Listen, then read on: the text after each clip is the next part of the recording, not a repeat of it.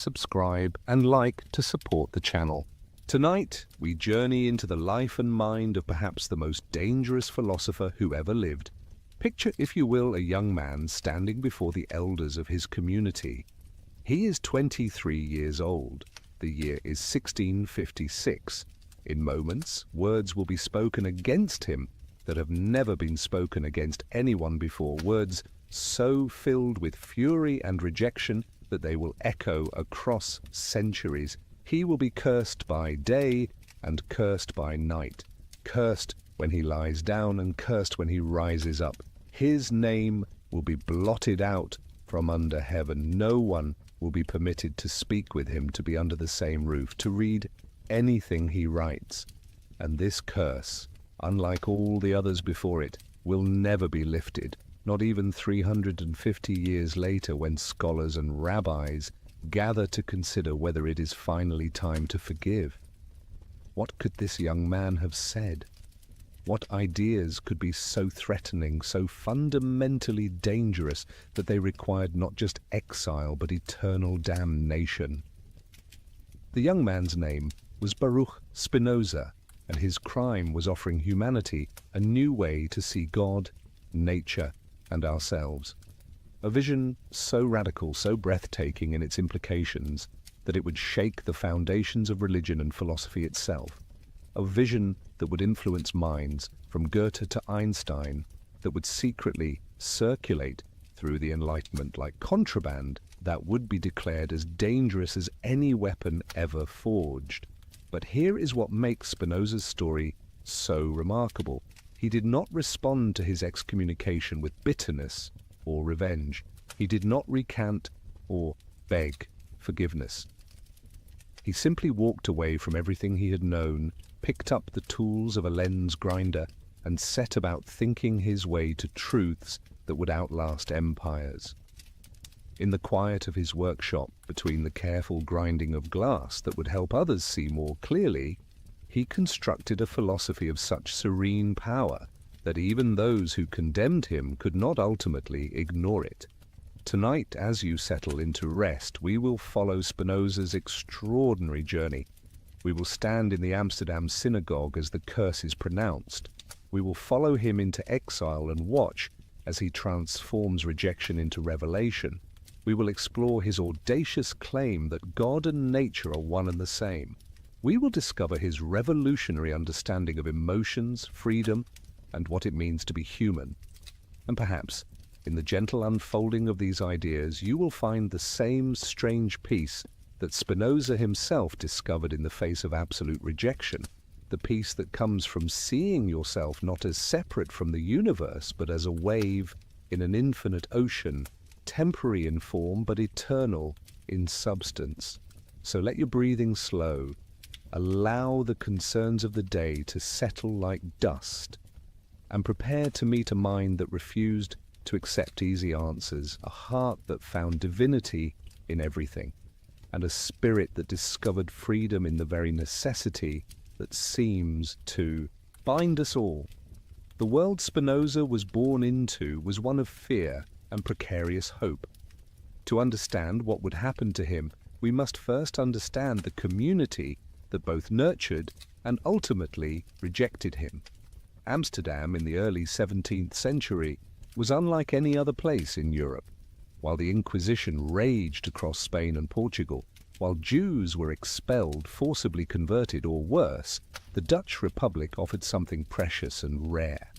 Not full acceptance, perhaps, but tolerance, room to breathe, permission to worship according to conscience, as long as one did not disturb the public peace.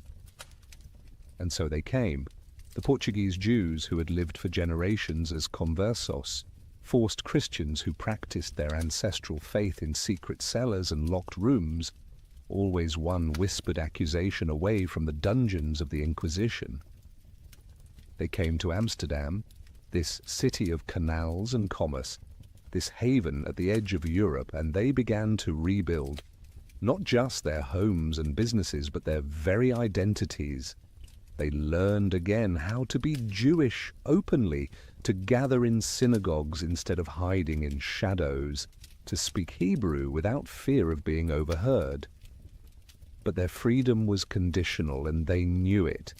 The Dutch were tolerant, yes, but tolerance had its limits. Disturb the social order, cause scandal, give the Christian authorities reason to question whether Jews could truly be trusted as citizens, and that precious tolerance might evaporate like morning mist. The Portuguese Jewish community of Amsterdam lived with this knowledge every day. They policed themselves rigorously, they watched one another for signs of deviation, not out of cruelty but out of survival. One person's heresy could endanger everyone. Into this world, on the 24th of November, 1632, a boy was born. His parents named him Baruch, which in Hebrew means blessed. The Portuguese form of the name was Bento. Later, he would adopt the Latin version, Benedict. 3 names, all meaning blessed, for a child who would grow up to challenge every traditional understanding of what blessing might mean. His father, Michael de Spinoza, was a merchant of moderate success, respected in the community, involved in the synagogue's affairs. His mother, Hannah Deborah, was a woman history has largely forgotten, leaving us only the bare facts of her existence. She died when Baruch was 5 years old, a loss that would haunt the boy in ways we can only imagine. To lose a mother at such an age is to lose the very ground beneath your feet. Perhaps it taught him early that nothing is permanent, that even the most fundamental relationships can dissolve without warning. Perhaps it planted the first seeds of the philosophy he would later develop, a philosophy that would insist we must find our peace not in the temporary, but in the eternal. The boy grew up in a household where books were valued, where Hebrew learning was taken seriously, where the great questions of theology and law were discussed around the table. He attended the Talmud Torah school, the community's center of learning, and from the beginning his brilliance was obvious. He absorbed Hebrew, he mastered the Torah and Talmud, he excelled at the intricate logical arguments that Talmudic study required. His teachers must have looked at him with pride, seeing perhaps a future rabbi, a scholar who would bring honor to the community that had suffered so much. But something was stirring in the boy's mind that his teachers did not see or chose not to see. Questions without easy answers, contradictions in the texts he was studying, claims about God that seemed to make God small, petty, almost human in weakness. If God was truly infinite, truly perfect, how could he be moved by prayers or sacrifices? How could he make mistakes, change his mind, feel jealousy or anger? These were the emotions of humans, not of anything that could be called divine. As he entered his late teens, Baruch began to seek learning beyond the synagogue. He found his way to Franciscus van den Enden, a former Jesuit who had become something quite different. An atheist, some whispered. A radical, certainly. A man who taught Latin and introduced his students to the new philosophy flowering across Europe. Descartes, who had dared to doubt everything until he found something certain. Hobbes, who had looked at human society with cold, clear eyes and seen not divine ordination, but natural force. These men were rebuilding philosophy from the ground up, sweeping away centuries of scholastic cobwebs, insisting that reason alone must be the guide. For Baruch, it must have felt like emerging from a dim room into sunlight. Here was a way of thinking that did not start with scripture and twist logic to fit predetermined conclusions. Here was a method that asked only, what is true? What can we know with certainty? What follows necessarily from clear principles? The young man who had memorized so much rabbinic commentary, who knew the Torah so thoroughly, began to see these texts differently, not as eternal revelation, but as human documents, shaped by their times, full of contradictions because humans are contradictory. And once you see text that way, once you begin to question whether these words truly came from God, everything else begins to unravel. If the Torah is not literally divine, then the laws it contains are not binding. If Moses did not receive the commandments on Sinai, then why observe them? If the soul is not immortal, then why worry about divine reward and punishment? If God does not intervene in human affairs, then why pray? These thoughts were dangerous beyond measure. In a community still traumatized by persecution, still desperate to maintain its fragile security, such ideas were not just wrong, they were threatening. They threatened the very cohesion that kept the community safe. If young people started thinking this way, what would become of the religion their parents had risked everything to preserve? Baruch's father died in 1654 when the young man was 21.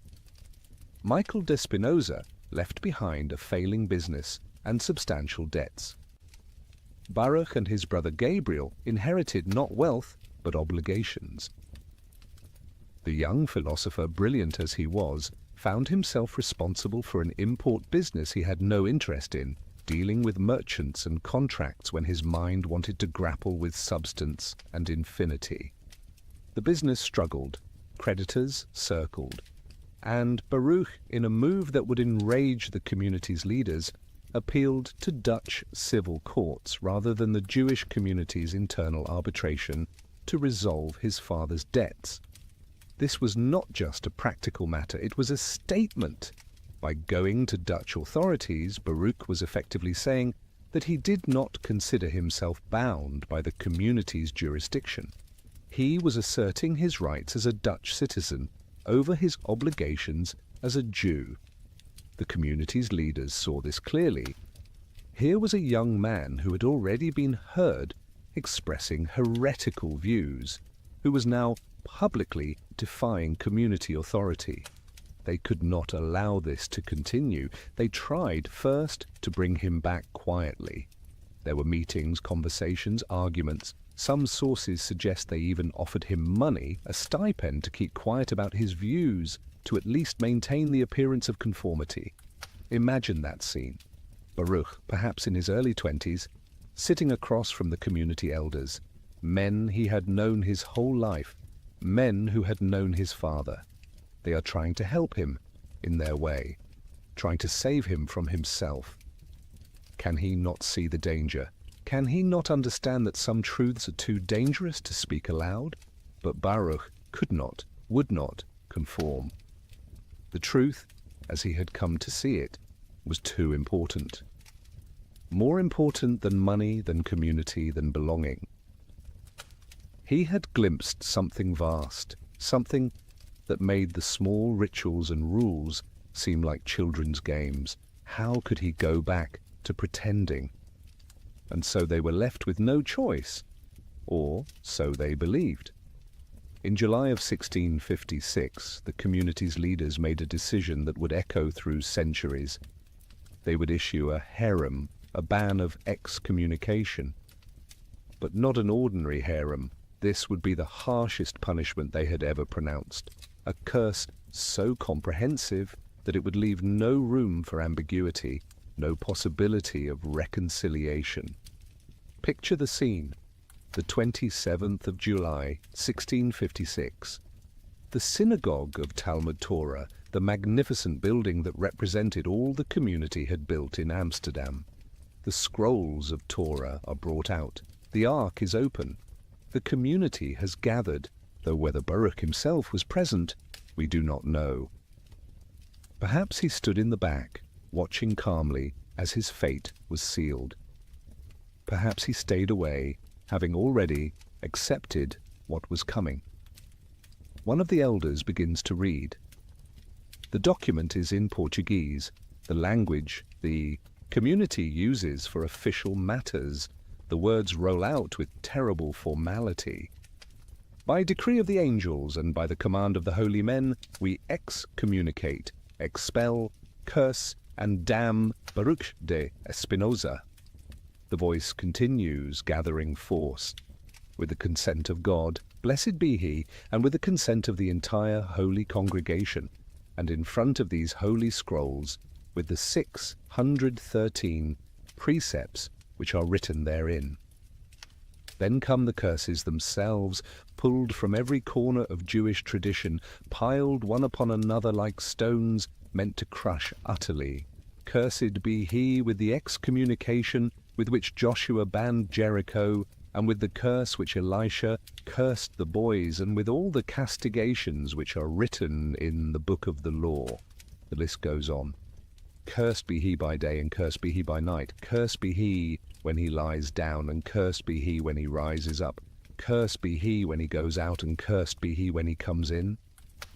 No aspect of existence is left uncursed. The ban extends to everything.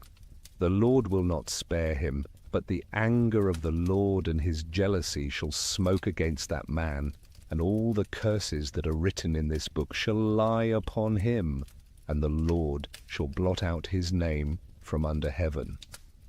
And finally, the practical implications. No one should communicate with him neither in writing, nor accord him any favor, nor stay with him under the same roof, nor come within 4 cubits in his vicinity, nor shall he read any treatise composed or written by him. It was comprehensive, total, final. The community that had nurtured him, that held his family history, that connected him to generations of ancestors, was cutting him off completely. He was to become as one dead. His name, which meant blessed, was to be erased from the book of life. He was to wander the world alone, without community, without the support system that had defined Jewish survival for millennia. How did Baruch receive this? We have no record of his immediate reaction. He left no letter describing his feelings in that moment. But we know what he did next. He left Amsterdam's Jewish quarter.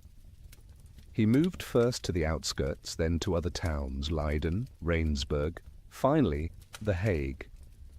He took up the trade of lens grinding, a skilled craft that required steady hands and precise measurements that would provide him enough income to live simply while giving him hours each day for the work he really cared about. The work of thinking. There is a story impossible to verify, but telling in what it reveals, that shortly after the excommunication, Baruch was leaving the synagogue when a young man approached him with a knife, perhaps a fanatic who thought he was defending God's honor, perhaps someone looking to prove his loyalty to the community. The attack failed. Baruch was not seriously injured, but he kept the cloak he had been wearing, slashed by the knife, and would later point to it as a reminder, not of bitterness, but of something else, perhaps of the cost of truth, perhaps of the violence that fear and dogma can inspire. And now, alone, rejected, cursed by day and by night, the young man who had been called blessed began the work that would make his name immortal. He began to write down the vision that had cost him everything, the vision of a universe so ordered, so necessary, so beautiful in its iron laws that it would transform how humans understood their place in existence.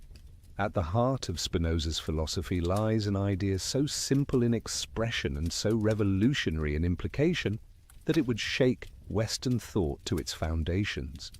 3 Latin words that would be whispered in philosophical circles like a secret too dangerous to speak aloud: Deus sive natura, God or nature. God or nature, as if they were interchangeable, as if there were no difference between the divine being who supposedly created the universe and the natural world itself. To understand how radical this was, you must understand what people believed about God in the 17th century. God was understood as a being separate from creation, existing before the universe began, choosing to create it through an act of will, then remaining apart from it, intervening occasionally through miracles, judging humans, rewarding the righteous, and punishing the wicked. God was like a king on a throne, infinitely powerful, but also separate, distant, other. You prayed to this God, you pleased or displeased him through your actions. You hoped for his mercy because his justice was terrifying. Spinoza looked at this picture of God and saw nothing but projection. Humans imagining the divine as a magnified version of themselves. A cosmic father figure, a supernatural emperor. And what Spinoza proposed instead was not quite atheism, though many called it that, but something stranger and in some ways more profound. He proposed that we drop the distinction entirely, that we stop imagining God as separate from the universe and recognize that God is the universe, that the universe is God, that there is nothing but this one infinite reality expressing itself in endless modes. In his magnum opus, The Ethics, which he spent years writing, and which would only be published after his death, Spinoza laid this out with geometric precision. He began with definitions, as Euclid had done with geometry. What do we mean by substance, by attribute, by mode? And then, step by step, proposition by proposition, he built his argument. There can be only one substance, infinite and eternal. This substance is what we call God. This substance is what we call nature. They are not two things, but one thing seen from different perspectives. Think of it this way. When you look at the ocean, you see waves. Each wave seems distinct, separate, with its own identity, its own moment of rising and falling. But no wave is truly separate from the ocean. Each is a temporary form that the ocean takes. The wave is not something other than the ocean. It is the ocean, expressing itself in that particular way at that particular moment. And so Spinoza would say, with all of existence, you are not separate from God. You are a mode of God, a temporary form that the infinite substance takes. Everything you see around you, every tree and stone, every person and animal, every thought and feeling, all of it is God expressing itself, nature in its infinite creativity. Now this might sound beautiful and perhaps mystical, and indeed many later thinkers, particularly the Romantics, would embrace Spinoza for this apparent unity with nature. But Spinoza meant something more rigorous and more challenging than mystical union. He meant that everything that happens follows from the nature of God with the same necessity that the properties of a triangle follow from its definition. There is no room for chance, no room for divine whim, no room for miracles that violate natural law, because natural law is divine law, is simply how God necessarily acts. This means that when terrible things happen, when children die and earthquakes destroy cities, these events are not punishments from an angry deity. They are not even mysterious workings of divine providence that we cannot understand. They are simply the necessary unfolding of natural causes and effects. God does not intervene because God is not separate enough from the universe to intervene. God is the system of natural law itself. You can perhaps see why this philosophy terrified religious authorities. If there are no miracles, then the foundation stories of every religion become suspect. If God does not judge and reward and punish, then what is the point of religious law? If everything happens by natural necessity, then what becomes of sin and salvation? Spinoza's philosophy seemed to drain away all the meaning that traditional religion provided, but Spinoza himself did not see it this way. He saw his philosophy as liberating us from fear of divine punishment, from the need to appease an angry God, from superstition and ritual that claimed to manipulate supernatural forces. Instead, we could study nature, understand its laws, work with them rather than against them. We could find our peace, not in begging favors from a cosmic tyrant, but in understanding our place in the eternal order of things. And yes, there was still room for something he called the intellectual love of God, but this was not the fearful love of a servant for a master. It was the joyful understanding of how we fit into the infinite whole. It was the pleasure of seeing clearly, of knowing things as they truly are. When you understand that you are not a lonely, isolated ego, but a wave in an infinite ocean, when you grasp that your existence is necessary and eternal in its essence, even if temporary in its current form, then you can rest in a peace that religious anxiety never provided. The great physicist Albert Einstein, centuries later, would declare that he believed in Spinoza's God. Einstein understood, as Spinoza had, that the natural laws themselves were so elegant, so beautiful in their mathematical precision, that they inspired something like religious awe. Not awe at a being separate from nature, but awe at the magnificent order that nature itself displays. The fact that we can understand these laws, that our minds can grasp the structure of reality, this itself is a kind of miracle, though not the kind that violates natural law. Spinoza's God does not love you back. This was one of his most shocking propositions. The God of tradition loves humans, cares about their suffering, responds to their prayers. Spinoza's God cannot do any of these things because God, being infinite and eternal, cannot be affected by anything finite and temporary. To expect God to care about your particular troubles would be like expecting the ocean to have feelings about one particular wave. The ocean does not hate the wave, but neither does it love it. It simply is, and the wave is a temporary expression of what it is.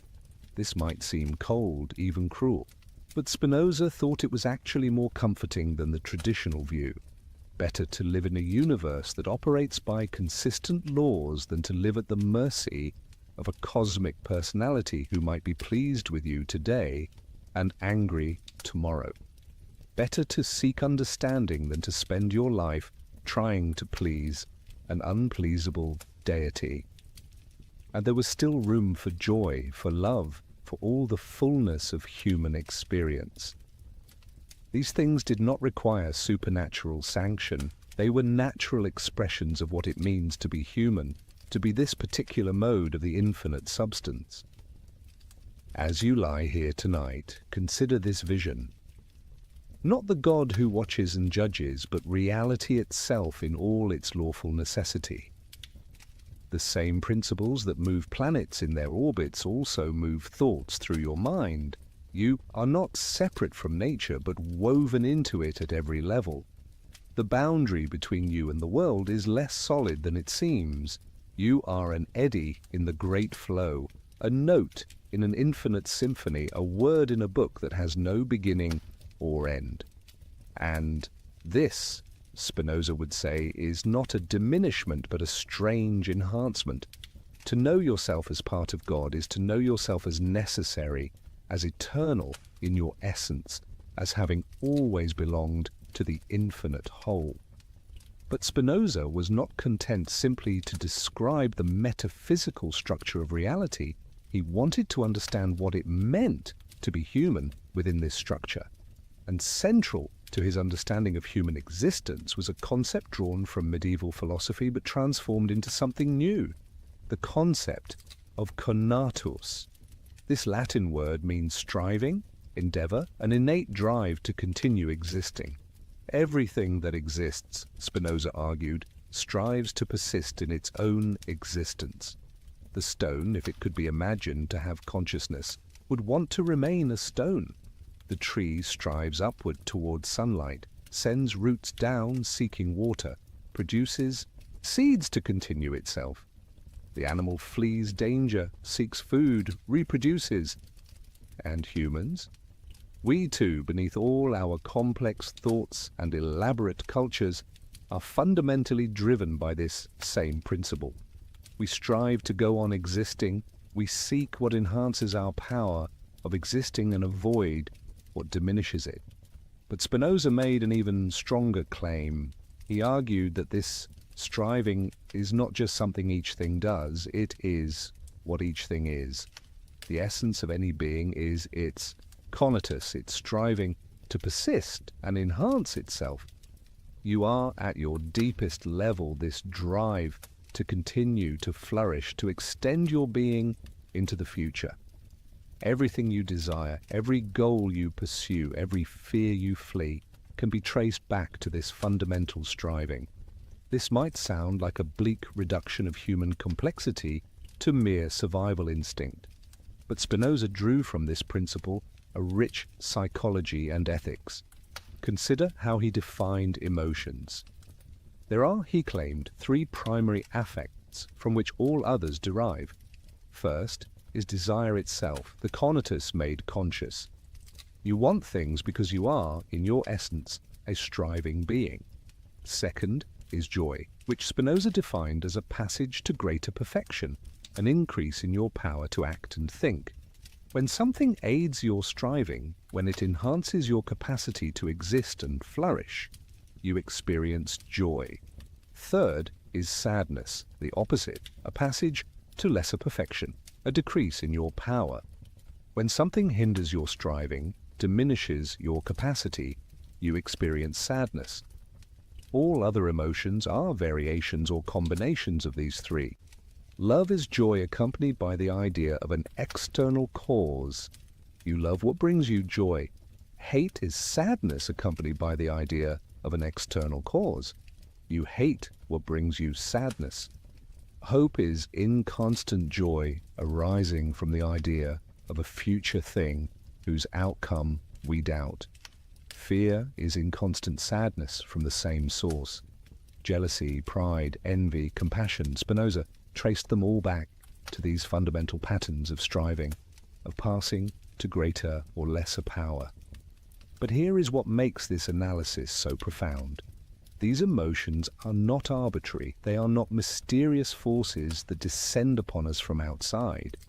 They are natural expressions of our conatus encountering a world that sometimes aids and sometimes hinders our striving.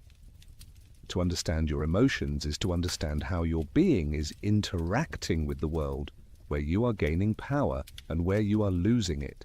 And this understanding, Spinoza argued, is the key to freedom.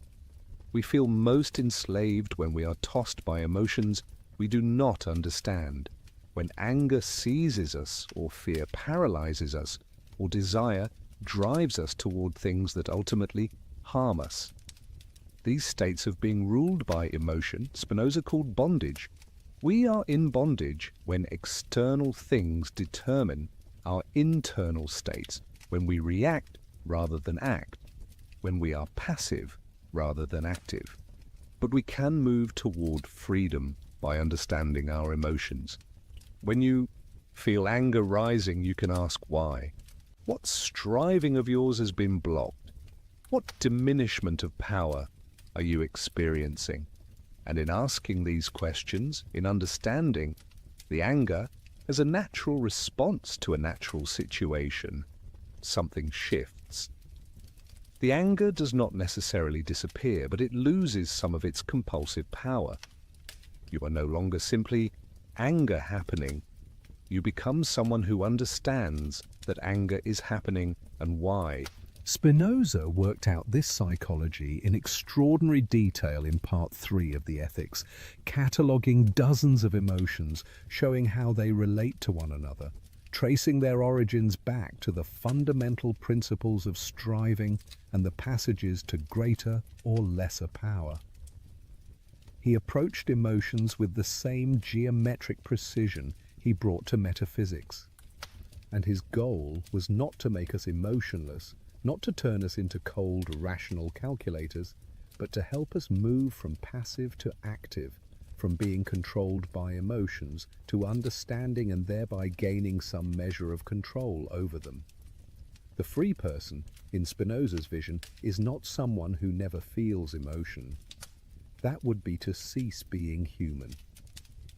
The free person is someone who feels emotions clearly, understands their origins, and acts from adequate ideas rather than confused ones. Joy is still possible, indeed more purely possible, when you understand what truly brings you joy and what is merely a temporary pleasure that will ultimately decrease your power. Love is still possible, indeed more deeply possible, when you love from understanding rather than from need or fear. Here, as you settle deeper into rest, you might consider your own striving. What is it that your being most deeply seeks? Not the surface wants that change from day to day, but the fundamental orientation of your existence. To flourish, yes, but what does flourishing mean for you? To understand more, to create, to connect with others. And what emotions have you felt today that pointed toward either enhancement or diminishment of this fundamental striving? Can you see them clearly, without judgment, simply as information about how your being is navigating the world? Spinoza would say that the very act of asking these questions, of turning the light of understanding on your own internal states, is an act of freedom. Not freedom in the sense of being uncaused, for nothing is uncaused, but freedom in the sense of being self-caused, of acting from your own nature, rather than merely reacting to external pressures. This is the freedom available to finite beings in an infinite, deterministic universe. The freedom that comes from understanding necessity rather than fighting against it. And this brings us to one of Spinoza's most paradoxical and powerful insights. In a universe where everything is determined by prior causes, where nothing could be other than it is, where even our choices are the necessary result of our nature and circumstances, what room is there for ethics? If you could not have acted differently than you did, how can you be called good or evil? Spinoza's answer revolutionized ethics. He argued that good and evil are not absolute properties that things possess. They are not judgments handed down by a deity. They are simply shorthand for what aids or hinders our striving. Good is what increases our power to act and think. Evil is what decreases it. And since different things have different natures, what is good? For one might be evil for another. What helps a plant flourish might kill an animal. What enhances one person's power might diminish another's. But for rational beings, for humans who can think clearly and understand their own nature, there is a convergence. Because we all share the same fundamental nature, because we are all instances of the same human essence, what is truly good for me is, in large measure, good for you as well. Spinoza was not advocating a crude selfishness. He was advocating rational self-interest, which turns out to require cooperation, community, mutual support. Why? Because humans are not self-sufficient. We need each other to flourish. A person alone, even a person of great talent, can accomplish far less than people working together. And more subtly, we are social creatures by nature. Our striving is not just for physical survival, but for understanding, for connection, for the joy that comes from shared existence. The person who harms others, who takes pleasure in cruelty, who sees other people as mere obstacles or tools, has not understood their own nature. They have not grasped that their deepest good requires the good of others. This led Spinoza to a remarkable conclusion about virtue. Virtue is not obedience to divine commands. It is not the suppression of natural desires. Virtue is power. To be virtuous is to be fully yourself, to act from adequate understanding of your own nature, to enhance rather than diminish your conatus. The virtuous person is not the one who grimly restrains themselves from pleasure, but the one who has learned to find joy in what truly enhances their being. And the highest virtue, the summit of human existence, is understanding. To know things as they truly are, to grasp the necessary connections between causes and effects, to see yourself and the world clearly, This is the greatest power a human can achieve. This is what Spinoza meant by the intellectual love of God. It is the joy that comes from understanding your place in the infinite whole, from seeing the world sub specie aeternitatis, from the perspective of eternity. This eternal perspective does not mean escaping time or denying the reality of change. It means seeing the necessary pattern within change, understanding how each moment follows from what came before according to eternal laws. It means recognizing that while your individual existence is temporary, what you are in your essence participates in the eternal. Your body will die, yes, but the principles that organize your being, the patterns of thinking and striving that make you who you are, these are eternal truths about the infinite substance expressing itself through you. Spinoza was clear about death. The individual perishes. There is no personal immortality in the sense of your ego continuing forever. But neither is death the absolute end some fear it to be. What you are most deeply, the essence of your being, the patterns of understanding you have achieved, these remain as eternal modifications of the infinite substance. You return to the ocean, but the wave you were has left its mark on the whole. This might seem like cold comfort if what you want is to continue as this specific person forever. But Spinoza thought it was the only honest comfort available, and there was something in it that could bring genuine peace. To know that you are not an accident, that your existence is necessary, that you are an eternal part of an eternal whole, even if your current form is temporary, this can ease the anxiety that comes from feeling isolated and contingent. As sleep approaches, bringing its own small rehearsal of death, you might find some rest in this perspective. Your conscious mind will fade, thoughts will become dreams, then nothing you can remember. But you will wake, and the you that wakes will be continuous with the you that sleeps. The pattern persists through the discontinuity, and so perhaps with the greater sleep.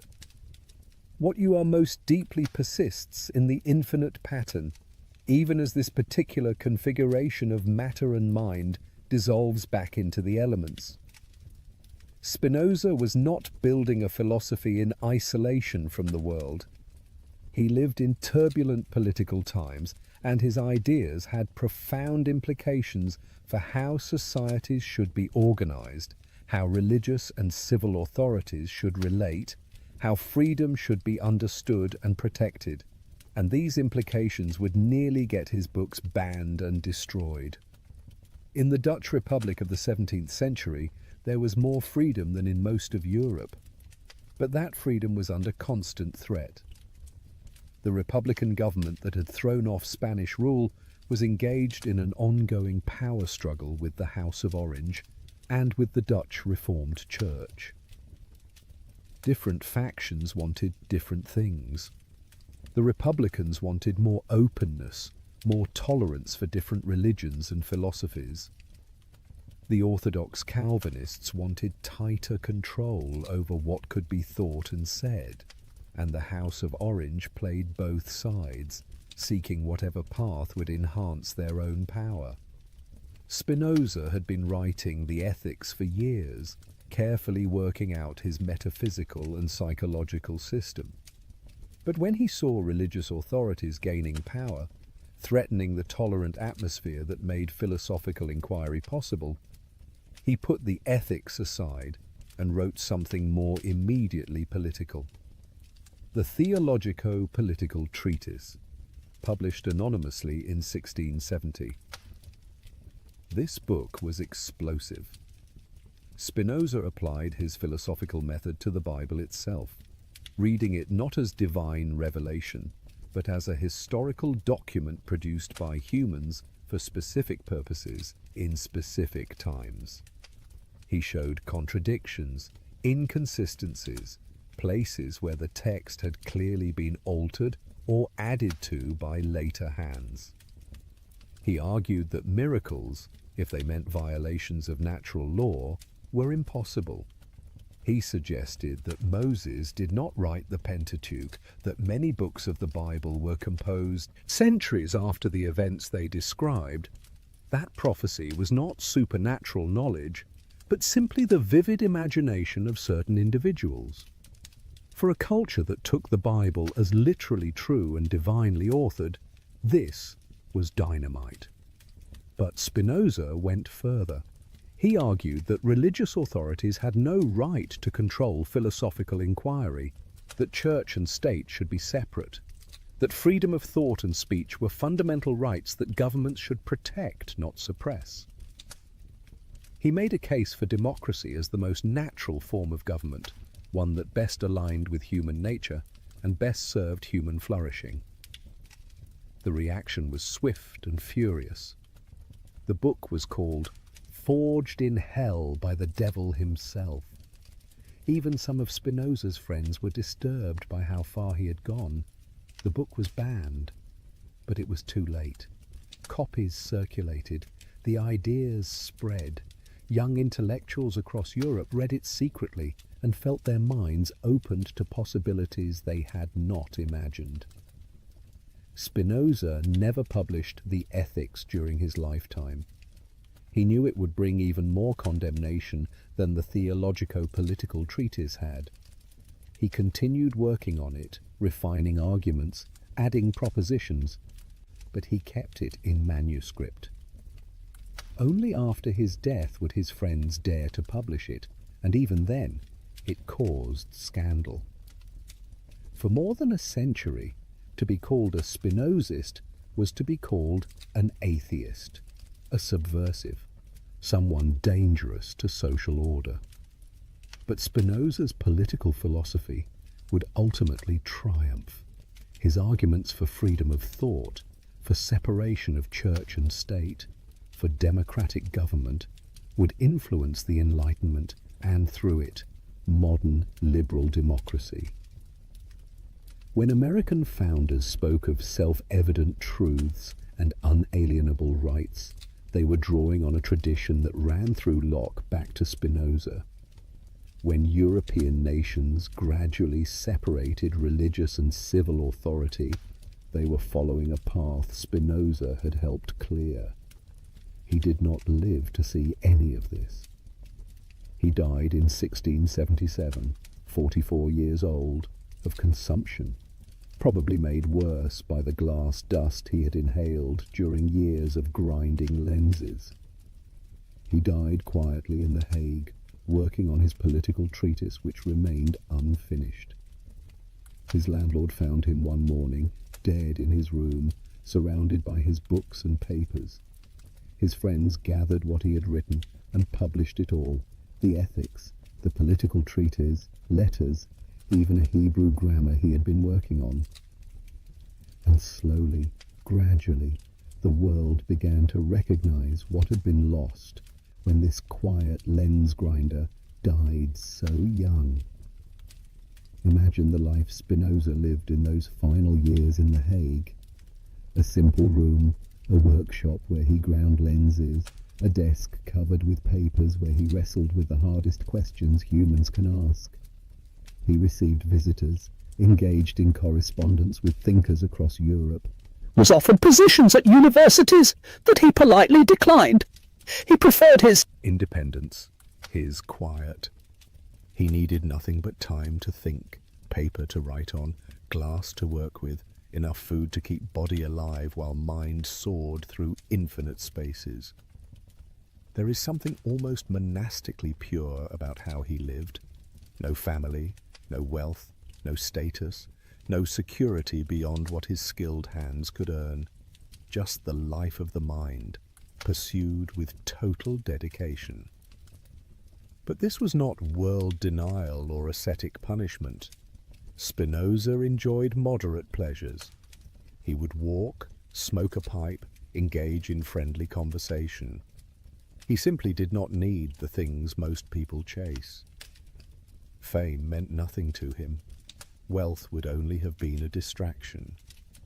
He had found what he wanted, which was to understand, and everything else was secondary. His friends remembered him as gentle, good-humoured, patient, not the grim determinist you might expect from someone who denied free will, not the cold rationalist who cared nothing for emotion. He felt things deeply but was not ruled by them. He had achieved something of the freedom he described in the Ethics, the freedom that comes from adequate understanding. And he was not bitter about his excommunication, not still nursing wounds from his rejection by the community that had raised him. He had moved beyond that. He bore no grudge against the rabbis who had cursed him. They had acted from their nature and circumstances as all things do. To resent them would be like resenting a stone for falling. They could not have done otherwise, given what they were and what they believed. And in any case, their curse had freed him to become who he needed to become. There is a story about Spinoza and death. As his illness worsened, friends urged him to prepare himself, to think about his soul's salvation, to make his peace with God in whatever way he could. And Spinoza would smile and shake his head. He was already at peace. He understood that what he was would continue in the infinite substance, that his individual existence ending was no more tragic than a wave returning to the ocean. He had seen things from the perspective of eternity, and from that perspective there was nothing to fear. When he died, he left behind almost nothing. Some clothes, some books, a few guilders, his philosophical manuscripts. No children to carry on his name, no wealth to endow institutions, just ideas. Ideas that had been too dangerous to publish during his life, that would remain dangerous for generations after his death, but that would ultimately change how humanity thinks about God, nature, freedom, and what it means to be human. The immediate aftermath of Spinoza's death was chaotic. His books were condemned, banned, burned. To own the Ethics was dangerous. To be known as a Spinozist was social and professional suicide. The word itself became an accusation. Spinozist, atheist, subversive, materialist. All these terms were thrown around as epithets meant to mark someone as beyond the pale of acceptable thought. And yet, the ideas spread. They spread precisely because they had been banned, because they were forbidden. Young intellectuals across Europe read Spinoza in secret, met in private to discuss his propositions, felt the foundations of their inherited worldviews cracking open. Here was a way of thinking that made sense of so much that traditional philosophy left mysterious. Here was a rigor, a clarity, a willingness to follow arguments wherever they led, regardless of whether the conclusions were comforting. The Enlightenment, that great flowering of rational inquiry and political reform, owed more to Spinoza than many of its proponents wanted to admit. Voltaire read him. Diderot was influenced by him. The great encyclopedia of human knowledge that Enlightenment thinkers compiled drew on his principles even when it did not cite his name.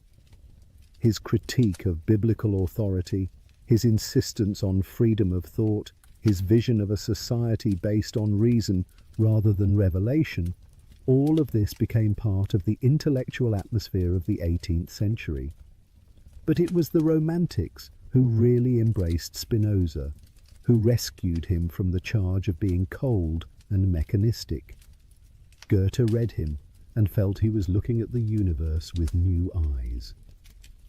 Here was not a dead machine, but a living whole, God and nature one and the same, divinity flowing through everything. Wordsworth and Coleridge, though they never mentioned Spinoza by name, were breathing Spinozistic air when they celebrated nature as the dwelling place of the divine. And in Germany, the philosophers who rebuilt metaphysics in the wake of Kant's critical philosophy, thinkers like Hegel and Schelling, they saw in Spinoza a precursor, someone who had glimpsed the absolute, even if he had not quite grasped it correctly. They argued with him, revised him, claimed to move beyond him, but they could not ignore him. He had become part of the bedrock of European philosophy. In the 19th century, Spinoza's reputation began to shift from dangerous heretic to honored philosophical ancestor. Universities included him in their curricula. Scholars wrote learned commentaries on the ethics. His metaphysics might be rejected, yes, but he was respected for his rigor, for the purity of his commitment to reason, for his personal integrity in standing by his convictions at such cost. And then, in the 20th century, something remarkable happened. Scientists began to see that Spinoza had been, in some ways, ahead of his time. His determinism, which had seemed so bleak to earlier generations, started to look less like fatalism and more like a recognition of natural law. Einstein's universe, ordered by mathematical principles where everything followed necessarily from the laws of physics, this was Spinozistic. Einstein himself said he believed in Spinoza's God, the God that reveals itself in the orderly harmony of everything that exists. More recently, philosophers of mind and cognitive scientists have found in Spinoza's theory of emotions and his understanding of the mind-body relationship insights that anticipate modern thinking. His idea that mind and body are not two separate substances, but two aspects of one reality. This parallels what neuroscience tells us about the inseparability of mental and physical processes. His analysis of how emotions arise from our evaluation of whether things aid or hinder our striving, this has been revived in theories of affect and motivation. Even his ethical theory has found new defenders. In a world that has largely abandoned belief in divine commands or absolute moral laws, Spinoza's naturalistic ethics, grounded in what actually contributes to human flourishing, seems less radical and more sensible. If there is no God above to tell us what is good, then perhaps good is indeed what enhances our power to live well, and evil what diminishes it. And his excommunication? In 2015, more than 350 years after that terrible curse was pronounced, scholars and rabbis gathered in Amsterdam to debate whether it should finally be lifted. The Portuguese Jewish community, still existing in the same city though vastly changed, considered whether the time had come to acknowledge that they had been wrong, that Spinoza's ideas, however challenging, did not deserve eternal condemnation.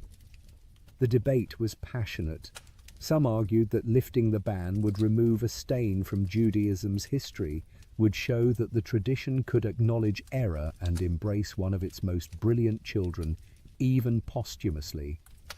Others, including the chief rabbi, argued that Spinoza's ideas remained incompatible with basic Jewish principles, that to lift the ban would be to suggest the community accepted his pantheism, his rejection of traditional doctrine. In the end, the ban was not lifted. It remains in force, the only harem in the community's history that has never been rescinded. Perhaps that is fitting. Spinoza did not need their forgiveness. He had not asked for it in life, and his ideas do not require it in death. He stands as a figure who chose truth over belonging, understanding over comfort, the infinite perspective over the security of community. His excommunication, far from diminishing him, has become part of what makes his story powerful. Here is someone who paid the full price for his convictions and yet found peace, who was utterly alone and yet connected to everything who was cursed and yet blessed with insight few humans have achieved. Tonight, as consciousness begins its nightly fading, as the thoughts that seemed so important scatter like dreams, you might hold lightly to something of Spinoza's vision. You are not separate from the universe, but woven into it at every level. Your striving is the universe striving through this particular form. Your consciousness is the infinite substance becoming aware of itself through you.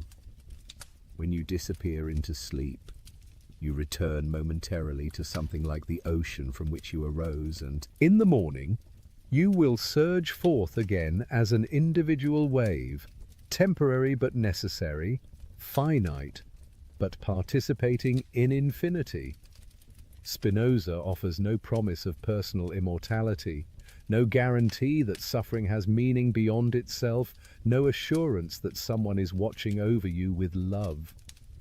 What he offers instead is perhaps more valuable, the knowledge that you belong, that you are not an accident or an alien in the universe, but an essential expression of what is. That understanding itself is a kind of salvation, not from the world, but within it. That freedom is possible even in a determined universe, the freedom of acting from your own nature rather than being blown about by confused ideas and unexamined emotions. As your breathing slows and deepens, as the boundary between waking and sleeping grows permeable, you are enacting something Spinoza understood well. The self is not as solid as it seems. It is a pattern maintained by continual effort, the conatus asserting itself moment by moment. In sleep, that effort relaxes, the pattern loosens, and you do not cease to exist, but exist differently, in a mode less bounded, less defended, more fluid. And then, in the morning, the pattern reasserts itself. You wake as yourself, memories intact, identity resumed, ready to strive another day.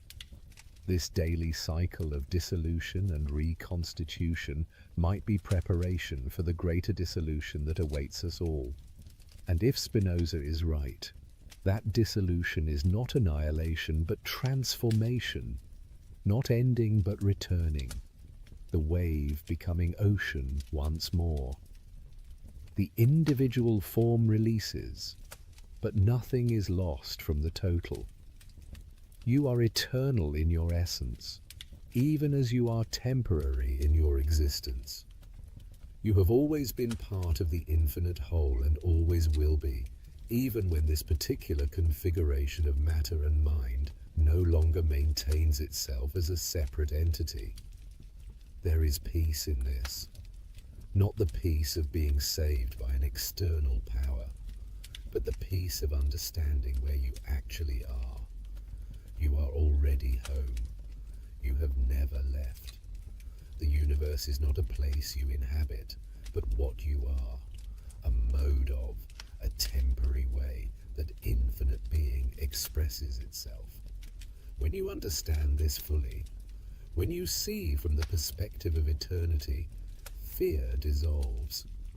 Not because nothing bad can happen to you, but because you recognize that what you are most deeply cannot be harmed, because it is not separate enough to be harmed, because it is the eternal substance itself looking out through these particular eyes for this particular span of time. This is what Spinoza called blessedness, and it is available in life, not just in death. Available to anyone willing to think clearly and honestly about what they are and what the universe is. Available through understanding, through the patient work of moving from confused to adequate ideas, from passive to active emotions, from being controlled by external things to acting from one's own nature. And now, dear friend, let these Ideas settle into the background of awareness. You do not need to hold them tightly or figure them all out. They are seeds that can germinate in their own time. For now, simply rest in the knowledge that you are part of something vast and ordered and beautiful, that the same intelligence that moves the stars moves through you, that you are, in your own small way, the universe becoming conscious of itself, that your life, however brief, is necessary and eternal in its essence. Let your eyes close fully now. Let the day's striving subside. You have done what you could with the power available to you, and that is all any finite being can do. Tomorrow will bring new opportunities for joy, for understanding, for the enhancement of your conatus. But for now, rest. Return to the ocean for a few hours. Be wave becoming water, becoming wave again. Participate in the eternal rhythm of assertion and relaxation, form and formlessness, particular and universal. The curse pronounced against Spinoza has not been lifted, but curses are just words, and words cannot touch what is eternal. The young man who walked out of the synagogue into a life of isolation found more in his solitude than most people find in the embrace of community. He found the key to understanding suffering without being destroyed by it, to accepting necessity without becoming passive, to being fully human without needing the approval of any authority but truth itself. And his ideas, banned and burned and condemned for centuries, have outlasted all their opponents. They are part now of how thoughtful people think about the universe, about consciousness, about freedom and ethics. They have been absorbed into the intellectual bloodstream of humanity. The lens grinder's workshop in The Hague became a kind of monastery where a new vision of existence was carefully polished into clarity. And that vision still shines, still guides, still offers the possibility of the intellectual love of God to anyone willing to think deeply enough. Sleep now. Sleep with the blessing that Spinoza's name promised and that his philosophy delivered. The blessing of understanding, the blessing of seeing clearly, the blessing of knowing that you are an eternal mode of the infinite substance, temporarily individuated as this particular person, destined to return to the ocean but never truly separate from it. The blessing of being exactly what you are, where you are, part of the necessary unfolding of everything that is. And may you wake tomorrow with something of the freedom Spinoza described, the freedom that comes not from being uncaused, but from acting according to your own nature, from understanding rather than being confused, from striving according to adequate ideas rather than being blown about by every external wind. May you know the joy that comes from increased power, from growing in understanding, from becoming more fully who you are meant to be. The infinite substance expresses itself through countless modes, And you are one of them. Rest in that knowledge. Rest in the eternal pattern of which you are a temporary but necessary expression. Rest as Spinoza rested, understanding that God and nature are one, that you are never separate from the divine, that understanding itself is the highest form of love, and that even death cannot touch what you are in your essence. Good night, blessed seeker. May the intellectual love of God bring you peace. May adequate ideas replace confused ones. May you pass tonight to greater perfection and wake to a morning full of the power to strive, to understand, and to joy. The universe continues its necessary unfolding, and you are part of that great pattern. Rest now, knowing that all is as it must be, that nothing is separate, that everything is within God, and God is everything. Blessed be the lens grinder who saw so clearly. Blessed be the excommunicated heretic who found his home in infinity. Blessed be the philosophy that transforms curses into understanding and solitude into union with everything that is. Sleep deeply, dream well, and know that you are eternal. The cell was silent, except for the faint echo of dripping water. Stone walls pressed inward, the air thick and cold, the kind that seeps into bone and thought alike. Somewhere beneath Paris, a young man named Francois-Marie Arut sat in the A. Darkness, waiting for the next sound. Perhaps the turning of a key, perhaps the beginning of another long night. He had been arrested for writing words. Not for wielding a weapon or leading a revolt, but for arranging sentences that mocked those who'd claimed absolute power. In the 18th century, that was enough to make you dangerous. And so the Bastille took him in, as it had taken so many. Before men whose only crime was daring to think out loud. Tonight we begin with him in that silence. The flicker of a candle barely touches the walls. He presses his palm against the rough stone, measuring time by the beating of his heart. What kind of person risks everything for the freedom to speak? What faith drives a human being to believe that a single sentence could shake a kingdom? This is the story of the man the world came to call Voltaire, a man whose pen frightened kings more than armies, whose laughter wounded tyrants, and whose wisdom still whispers in the quiet hours when the world feels heavy. But before he became Voltaire, before the salons and the fame and the thunder of applause, he was simply a young writer locked away for a few lines of satire. It is there, in the darkness of his imprisonment, that the seed of rebellion took root. He once wrote that to hold a pen is to be at war. The Bastille taught him what that war truly meant. The Paris of 1694, the year of his birth, was a city of contradiction brilliance, wrapped in decay. Candlelight spilled from palaces, while beggars froze outside their gates. The king was the sun, and all others revolved around his glory. Words were meant to praise, not to question. Yet even as a boy, Francois felt the weight of obedience and quietly tested its edges. His father wished him to be a lawyer. His teachers wished him to be devout. He wished only to be free. At the Jesuit college, he absorbed the classics, not as lessons in obedience, but as invitations to rebel. Cicero, Horace. The bold laughter of ancient satire, they stirred something restless within him.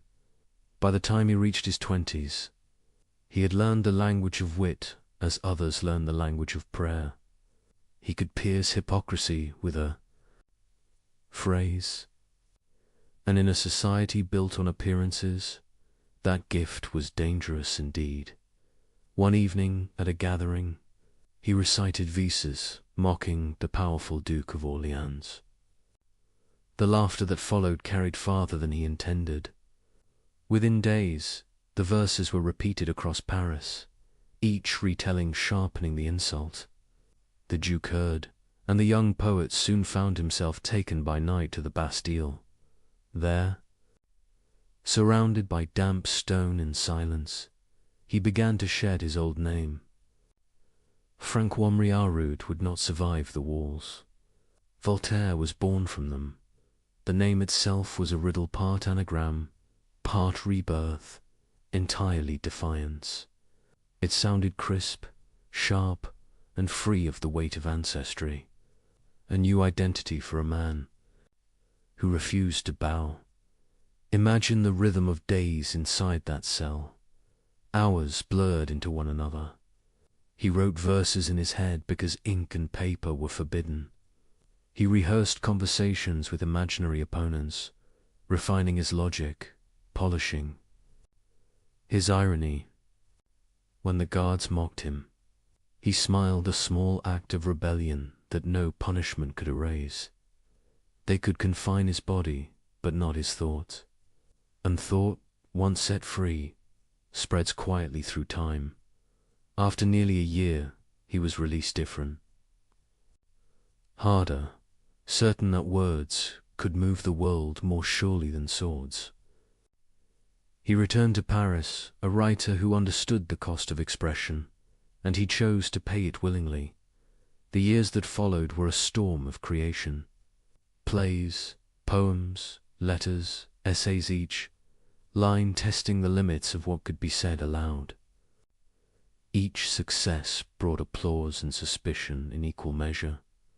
Yet Voltaire thrived on the tension. To live without danger, he believed, was to live without purpose. Tonight, as you drift deeper into thought, picture him at his desk in a small Paris apartment.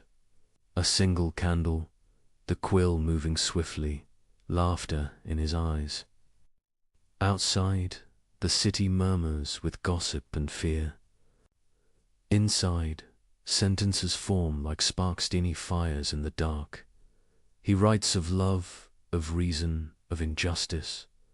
He mocks kings, disguised as gods, and priests, disguised as saints. He believes that humor is the sharpest blade, because it cuts without drawing.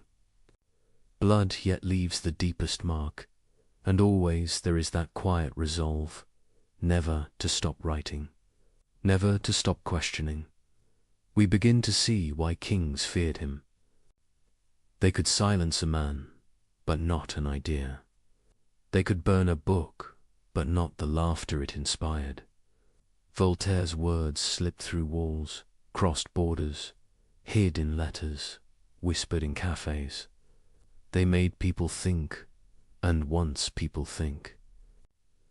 They are no longer so easily ruled.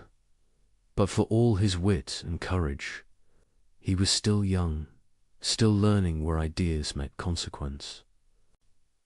When the pressure became too great, exile followed.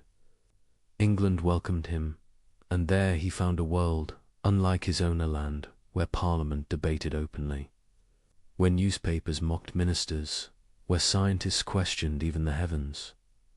To Voltaire, it was revelation. He attended plays that ridiculed authority, and no one was arrested. He met thinkers who spoke freely of God and nature without fear of the scaffold.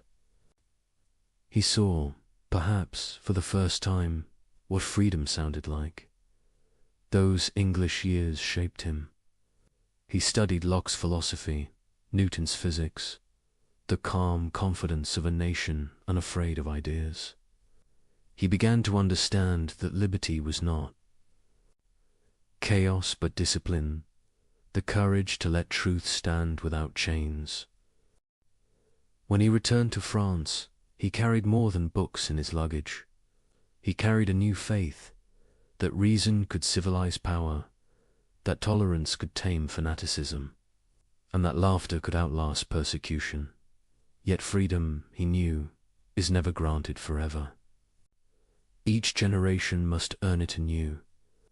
He would spend the rest of his life doing just that, testing the limits, defying decrees, and proving that the pen, when guided by conscience, can be the most dangerous weapon of all. As we settle into this long night of thought and rest, let his beginning stay with Euther, young rider alone in the Bastille, forming in darkness the light that would spread through Europe. From that silence came the voice of an age, and from that voice a challenge that still lingers. Will we think for ourselves, or let others think for us? The question drifts, gentle but unending.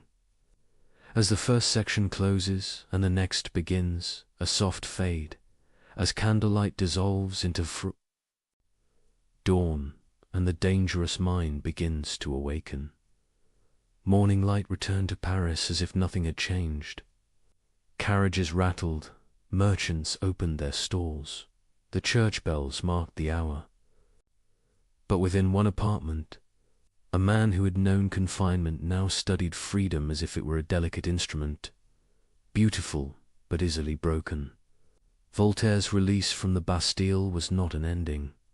It was a beginning, sharpened by memory. An ambition, he walked through the streets with the quiet confidence of someone who had seen power at its most fragile. Behind the grandeur of palaces and cathedrals, he recognized fear, fear of thought, fear of laughter, fear of the mindset. Loose. And he smiled. For he had learned that laughter, once born, cannot be imprisoned. Voltaire began again, writing with the energy of one who owed the world an answer. The salons of Paris, glittering with chandeliers and conversation, soon welcomed him. He observed the courtiers, the nobles, the poets, each trapped within the rules of elegance and obedience. He mastered those rules, only to twist them. His verses sparkled, his epigrams travelled, and behind every clever line lay a subtle defiance. He understood something few others did. Ridicule could reveal truth more clearly than sermons. It stripped away pretense, leaving only what was absurd and unjust. Where philosophers debated endlessly, Voltaire preferred a single sentence that would make a tyrant blush. The young poet's fame grew, but fame is never a stable ally. Every success attracted jealousy. Every joke risked punishment. He learned to balance on that thin wire between admiration and arrest. Each letter he sent, each play he staged, carried both praise and danger. He began to live in anticipation of the knock on the door, and soon it came again. This time the quarrel was personal. Noblemen insulted him, and Voltaire, unwilling to bow, answered with words so cutting that the man replied with violence. Voltaire demanded satisfaction. He requested a duel, believing in honor more than safety. But nobility in France was privilege, not virtue. The nobleman's servants beat him before dawn, and Voltaire, battered and humiliated, was again thrown into the Bastille. The irony was bitter but instructive. Once more he found himself in a cell, writing invisible sentences in his mind. He realized then that courage without prudence was waste. What mattered was not to die for freedom, but to live for it long enough to make a difference. After weeks of confinement, the authorities offered him a choice: silence in France or freedom in exile. He chose exile in England. The crossing of the Channel was rough, the wind cold and heavy with salt. Voltaire stood on the deck, shivering not from chill but from excitement. Behind him lay a country chained by hierarchy. Ahead a land that whispered possibilities. London astonished him. He saw newspapers arguing openly with ministers.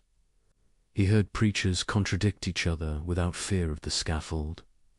He visited the Royal Society, where scientists demonstrated experiments before audiences that included common citizens. He read Locke's essays, Newton's Principia, and was struck by a revelation that would guide him forever. That knowledge grows only where questioning is allowed. The contrast between Paris and London could not have been greater. In Paris, truth belonged to authority. In England, authority trembled before truth. He began to write letters on England, a series of reflections that compared the two worlds. He praised English tolerance, admired its constitutional monarchy, and celebrated the free exchange of ideas. He was careful, witty, but unmistakably critical of his homeland's rigidity. When the letters eventually reached France, they were condemned and publicly burned. Voltaire, safely abroad, only smiled. Ideas, he knew, cannot be reduced to Ashdod. His English years refined him. He met thinkers who taught him moderation, and skeptics who taught him humility. He studied commerce and saw how prosperity grew not from decrees, but from cooperation. He admired Quakers who refused violence, yet lived by conscience. He attended Newton's funeral and wrote, "He was the greatest man who ever lived." He proved the universe obeys laws, not caprice. To Voltaire, this was revelation. If nature itself was governed by reason, then reason must also govern mankind. Superstition, fanaticism, cruelty were violations of the same harmony that move the stars.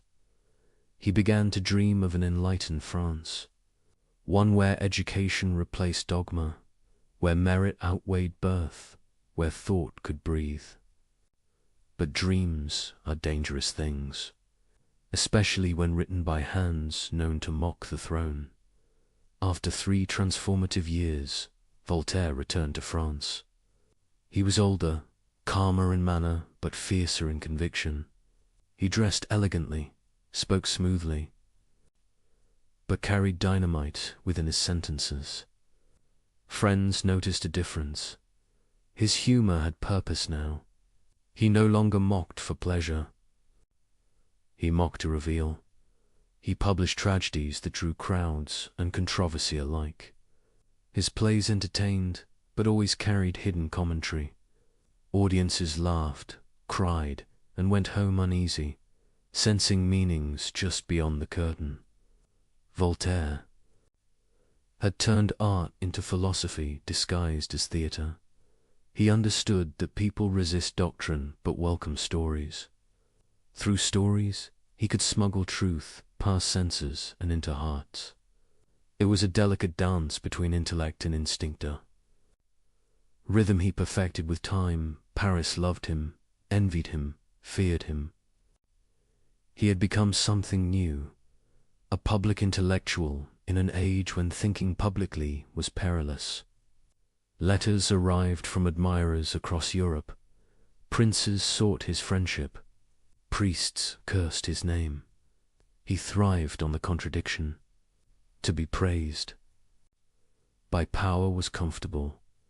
To be condemned by it was meaningful. He preferred meaning. Voltaire's correspondence grew into a network of thought. From Amsterdam to Geneva, from London to Berlin, ideas moved faster than armies. He believed this was how revolutions truly began, not with gunfire, but with conversation at night. He worked tirelessly, composing essays that challenged superstition, poems that ridiculed cruelty, and treatises defending tolerance. He wrote letters to ministers, to philosophers, to anyone who might listen or might one day remember. His wit became legend. When asked why he opposed certain powerful men, he answered, "Because they are wrong." When a censor demanded that he retract a line, he replied, "Very well, I shall retract it to 10 more editions." The more they tried to silence him, the more his words multiplied. And yet, for all his fire, Voltaire was not without doubt.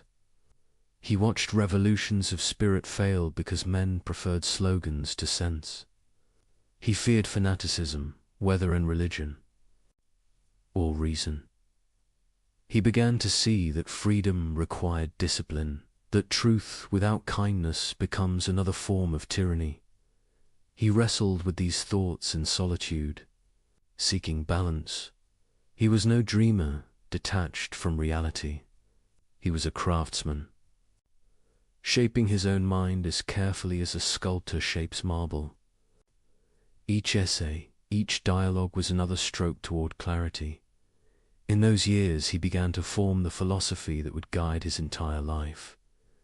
That tolerance is not weakness but strength, that happiness is found in usefulness, and that reason, though fragile, is the only true light. His private notebooks reveal a quiet aside reflections on mortality, friendship, and the absurd theatre of human ambition. He wrote, "We are all made of weakness and error. Let us forgive each other's woes. Follies, that is the first law of nature." It is in such lines that the revolutionary and the sage converge. The Paris he returned to was restless. The Enlightenment was dawning, but darkness still lingered in its corners. Censorship remained harsh. Faith and fear shared the same pulpit. Voltaire moved through it all with the grace of a survivor. He knew when to jest and when to hide, when to provoke and when to retreat. To wage war with words required patience. He often said, "The secret of being a bore is to tell everything." He learned instead to suggest to let readers draw the dangerous conclusion themselves. It was a form of intellectual aikido, turning censorship's weight back upon itself. Through this subtle rebellion, Voltaire matured into more than a writer. He became a mirror held up to his age. Those who looked into it saw either inspiration or insult, depending on their conscience. His reputation expanded beyond France. Across Europe, thinkers whispered his name with admiration. Governments whispered it with unease. He had become, in every sense, a revolutionary one who fought not with armies, but with enlightenment. By the time the 1730s arrived, Voltaire was no longer merely a provocateur. He was a symbol. People read his works secretly, discussed them. By candlelight, copied them by hand. Each reader found a different message. Skeptics found reason, believers found tolerance, reformers found courage. That multiplicity was his genius. He never imposed belief. He invited reflection, and yet fame carried danger. A single misstep could mean exile, or worse. He lived always half-packed, prepared to flee should a pamphlet offend the wrong bishop or minister. Still, he continued, convinced that comfort was the enemy of progress. When he looked back on his imprisonments, he saw them not as tragedies, but as education. The Bastille had taught him endurance. Exile had taught him perspective. England had taught him liberty. Together, they formed the crucible in which the revolutionary mind was forged. He emerged not as a saint or a martyr, but as something rarer. A man who chose intellect over impulse, irony over anger, and principle over safety. Thus ends the making of the revolutionary. The wit, once playful, had become purpose. The exile had become teacher. And the dangerous mind that once mocked kings was ready to challenge entire systems of thought. As we drift onward into the next chapter, imagine the candle burning lower on his desk, ink drying on the final lines of a letter that will soon be. Read in secret and discussed in whispers. The writer pauses, listening to the city breathe. He smiles softly, knowing that the revolution he began will move not through noise, but through thought. And so we fade again, from the restless energy of youth into the steadier flame of conviction, as Voltaire steps fully into the philosophy of freedom. Freedom. It is a word that glows brightly in the mind, yet feels fragile in the hands. In Voltaire's century, freedom was not a birthright, it was a suspicion. To question power was to endanger yourself, and yet he could not stop. He once said that thinking is disagreeing. To him, that disagreement was the highest form of respect for truth. The world around him, however, was built upon obedience. Kings ruled by divine right. Priests claimed heaven as their endorsement. Voltaire looked upon this structure of fear and saw an illusion, a system maintained by habit and silence. And he knew that silence, more than swords, kept people enslaved. He began to write with new precision. His essays became less ornamental and more direct. His purpose was clear, to awaken minds dulled by reverence. Reason, he argued, was the one authority that required no permission. It was not granted by kings, nor confined to scholars. It was the common property of every thinking being. He saw superstition as the oldest enemy of liberty. Superstition whispers that obedience is virtue, that ignorance is safety. But Voltaire had learned in prison that ignorance never protects, it merely delays punishment. He believed that to use one's reason was not rebellion, but duty. To think freely was the true act of gratitude toward existence itself. He expressed this belief through stories and dialogues, through the gentle art of seeming to entertain while teaching deeply. In philosophical letters, he praised the English for their tolerance of religion, not to flatter them, but to expose the narrowness of France. He compared nations like a physician compares fevers, noting which symptoms mark sickness, which mark recovery. The Church called him dangerous. They were right, though not for the reasons they claimed. He did not want to destroy belief. He wanted to strip it of cruelty. He respected faith that inspired kindness, but despised faith used to justify harm. When he wrote Acroces l'infâme crush, the infamy, he was not calling for violence, but for the end of oppression in sacred disguise. To him, fanaticism was the enemy of both God and man. He had seen too many wars fought in the name of salvation. He understood how easily faith can become a weapon once it ceases to question itself. So he preached tolerance not as a luxury, but as survival. If God did not exist, he once quipped, it would be necessary to invent him. He meant that humans crave meaning, but that meaning must never be imposed by force.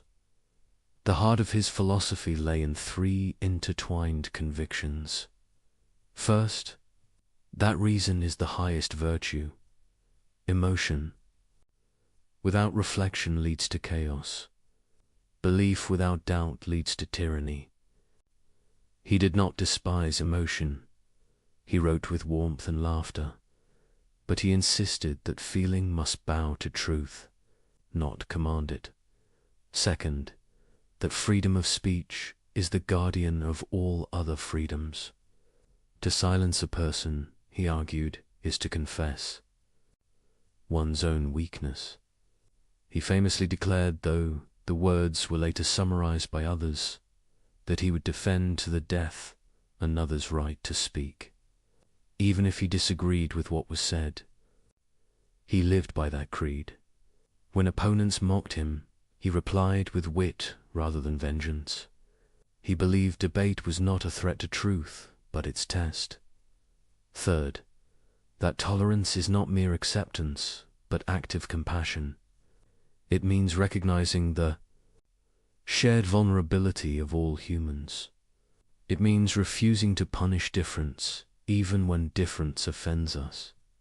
He urged rulers to govern as philosophers, not as priests.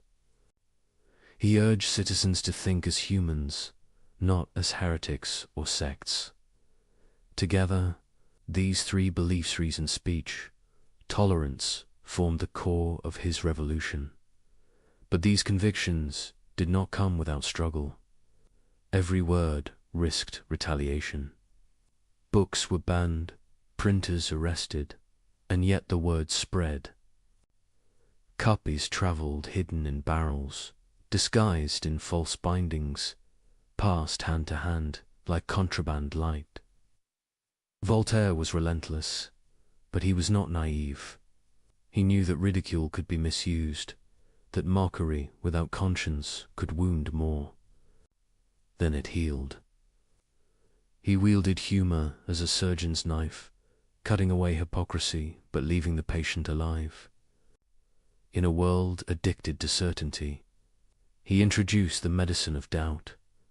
He wrote dialogues where priests and skeptics debated kindly, letters that began in courtesy and ended in revolution. His genius was not that he destroyed institutions, but that he revealed their absurdity so gently that they destroyed themselves.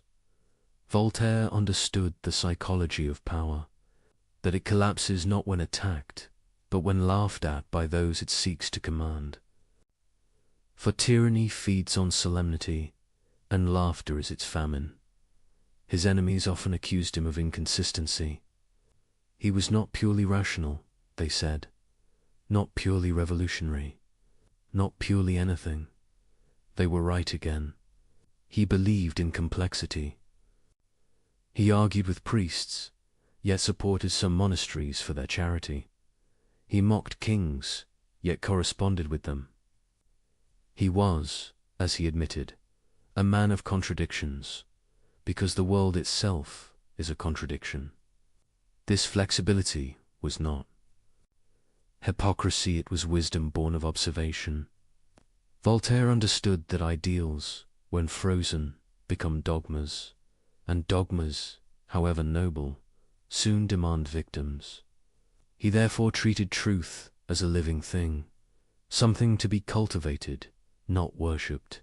He often compared philosophy to gardening. Ideas, he said, must be tended, pruned, tested. A garden left wild becomes a jungle, just as liberty without discipline becomes chaos. He saw the mind itself as soil and reason, the gardener's hand. Voltaire's battles were many, and not only with theologians. He clashed with fellow philosophers, most famously with Jean-Jacques Rousseau. Rousseau believed in nature's innocence, that civilization corrupts and emotion redeems. Voltaire, pragmatic and scarred by experience, disagreed. He had seen too much cruelty to trust nature, and too much ignorance to worship reason blindly. Their debate was not hatred, it was the Enlightenment arguing with itself. Rousseau dreamed of utopia. Voltaire sought improvement. Rousseau prayed for virtue. Voltaire demanded justice. Both loved humanity, but one through ideals, the other through evidence. When Rousseau sent him The Social Contract, Voltaire replied with a smile and a dagger of wit, "I have received your new book against the human race, and thank you for it." Behind the sarcasm lay admiration and warning both. He knew that even noble theories could lead to tyranny when they forget the limits of human frailty. By midlife, Voltaire had become both famous and exiled, both celebrated and condemned. He lived under pseudonyms, moving from city to city, writing in the shadows of censorship. His letters, multiplied thousands upon thousands, a one-man network of resistance and inquiry. He defended scientists accused of heresy. He wrote treatises against torture and slavery. He offered financial help to widows ruined by injustice. Each act, small by itself, formed part of a greater movement, the belief that reason without compassion is sterile, and compassion without reason is blind. Voltaire's philosophy was therefore not abstract. It was lived. It was practiced daily, in patience, humor, and work. He did not retreat into solitude or seek divine certainty. He stayed among people, arguing, laughing, writing, cultivating the imperfect garden of humanity itself. His life became proof of his doctrine. He suffered illness, betrayal, censorship, exile, and yet he wrote every day. believing that persistence is the most rational form of faith. He called himself a hard-working bee, making honey even while surrounded by wasps. This quiet endurance gave his words a depth the sermons lack. He taught not by preaching, but by example, by continuing. He once wrote, "The best is the enemy of the good." He meant that perfectionism paralyzes progress. To act imperfectly is better than to dream flawlessly. It was this modest realism that separated him from zealots. He never promised heaven, only improvement. An improvement, he said, begins with thought. The risk never ended. Authorities monitored his writings, but the more they suppressed him, the wider he spread. His letters were smuggled across borders, his ideas copied by candlelight, his name whispered as both warning and inspiration. To those in power, he was a nuisance. To those in darkness, he was dawn.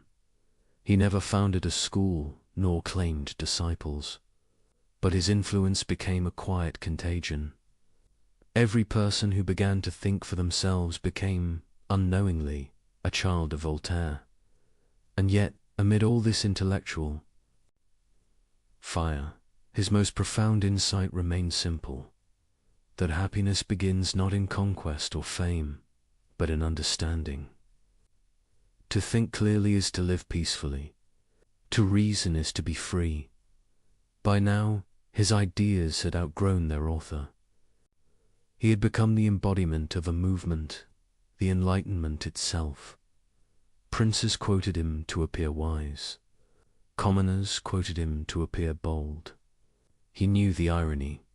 Once dangerous ideas become fashionable, their sharpness dulls. So he kept writing, kept refining, urging readers to question even him. He feared that dogma might one day wear his own name. So he insisted on humility. Doubt, he said, is not a pleasant condition, but certainty is absurd. He invited all who read him to doubt him, too. In that invitation lay the purest freedom of all, the freedom to disagree, even with the teacher. This was the essence of his philosophy of freedom. That liberty is not license, that thought is not rebellion, that doubt is not despair, and that laughter, when kind, is the truest prayer of the wise. As this section draws toward its quiet close, picture Voltaire at his desk again, older now, the candle shorter, the quill moving steadily in practiced rhythm. Each word another step away from ignorance, another seed for gardens he may never see bloom. He smiles, aware that his own freedom came at a price, but certain it was worth paying. The cell in the Bastille, the exile in England, the duels of wit, and the scars of battle, they were not burdens but tuition. Through them he learned what no book could teach, that true liberty is not given. It is cultivated, one thought, one act, one moment of courage at a time. And as he dips his pen again into the ink, he writes the words that would echo for centuries. Simple, steady, unflinching. Think for yourselves. The candlelight trembles, and with it begins the next chapter, where satire becomes prophecy, and a book called Candid will change everything. The year is 1759. Europe trembles under the noise of armies, sermons, and earthquakes littoral and moral. Empires are at war, philosophers argue about optimism, and the ground itself seems uncertain. Somewhere on that shifting continent, an aged Voltaire sits by candlelight and begins to write the book that will distill half a century of observation into a single work of laughter and sorrow. He calls it Candid, or optimism. The idea arrives after a disaster. On the morning of November 1st, 1755, Lisbon shakes. Churches collapse during Mass. Fires devour the city, and tens of thousands die. Priests call it divine punishment. Philosophers debate whether such suffering can coexist with a benevolent God. Voltaire, staring at the ruins from afar, feels the futility of those arguments. He writes a long poem of grief and rage.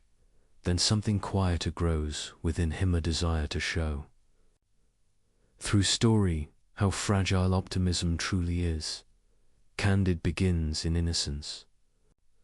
A young man lives in a beautiful castle in Westphalia, tutored by the cheerful Dr. Pangloss, who teaches that all is for the best in the best of all possible worlds. The phrase sounds harmless, even comforting, but Voltaire sharpens it like a blade. Through that single idea, he will expose the gulf between philosophy and reality. Candide is expelled from paradise for loving the Baron's daughter, Cunegonde. He is beaten, conscripted, shipwrecked, betrayed, flogged, and starved.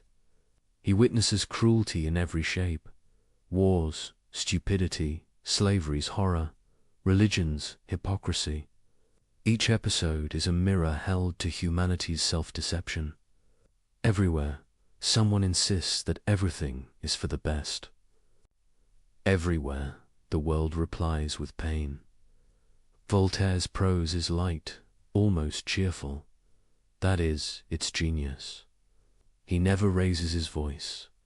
He simply describes, and the absurdity condemns itself. The laughter he evokes is uneasy. The laughter that trembles on the edge of recognition. When readers first opened Candide, they found themselves smiling and wincing at once. A battle described as a beautiful arrangement of butchery, a sermon interrupted by robbery, a philosopher defending optimism while sinking in mud. Voltaire's irony was merciless but never cruel. His sympathy remained with the victims, never the theories that explained them away. Pangloss, ever faithful to metaphysics, persists through disease and disaster, proclaiming that all is well. He becomes the emblem of philosophical blindness, reason detached from experience, logic unmoored from compassion. Through him, Voltaire mocks the comfort of abstract certainty. He teaches that when we use intellect to deny suffering, we lose both intellect and humanity. Yet Candide is more than satire. It is a journey from illusion toward responsibility. Candide begins as a believer, becomes a skeptic, and ends as something rarer, worker of his own small patch of earth. After all the adventures, he concludes with 9 simple words: Il faut cultiver notre jardin. We must cultivate our garden. Those words close the book like a sigh after a storm. They do not offer triumph, only peace earned through labor and humility. Voltaire's message is not withdrawal from the world, but engagement with what is real and within reach. The garden is both literal and metaphorical, a call to action scaled to human hands. To understand its depth, imagine the Europe that read those words. Philosophers promise systems explaining everything. Churches promise salvation for obedience. Kings promised order through conquest. Voltaire promised nothing, only a hoe, a seed, and a mind awake. He suggested that the search for meaning begins not in heaven or empire, but in the small, daily work of decency. It was radical advice disguised as modest wisdom. Instead of overthrowing the world, he proposed tending it. Instead of explaining evil, he proposed alleviating it. The effect was electric. Some readers laughed, Some were outraged, and many were frightened. Governments banned the book. Priests denounced it, but people copied it anyway. Within months, Candid spread across Europe, translated, smuggled, whispered. It became a mirror no one could put down. The church called it impious. Revolutionaries called it inspiring. Voltaire accepted both judgments with a smile. He had achieved what he desired most, to make people think without telling them what to think. Beneath its humor, Candid carries quiet compassion, each grotesque episode reveals not only folly but endurance. Even in ruin, the characters continue moving forward, searching for something better. Voltaire understood that survival itself can be a kind of wisdom. The novel's cruelty is always balanced by resilience. He never despairs completely, because despair would flatter the absurdity he mocks. Consider the old woman who tells. Candid, she has suffered everything, yet still loves life. Her tail loss, slavery, disfigurement, becomes a parody of tragedy. So extreme it circles back to tenderness. Voltaire invites readers to laugh, then to wonder why they are laughing, and finally to feel compassion. That oscillation between amusement and empathize, the pulse of Candid. Even Pangloss, ridiculous as he is, receives forgiveness. Voltaire allows him to survive, scarred but unrepentant, because he knows humanity rarely learns completely. We cling to illusions because they comfort us. Better, Voltaire implies, to recognize them and smile gently than to hate ourselves for needing them. The Lisbon earthquake, the executions, the betrayals, these are not random episodes. They are symbols of an age struggling with faith and doubt. Voltaire shows that suffering is not a test from heaven nor proof against God. It is simply part of the fabric of existence. Our task is not to justify it, but to respond humanely. In this sense, Candid becomes a spiritual text for the unbelieving.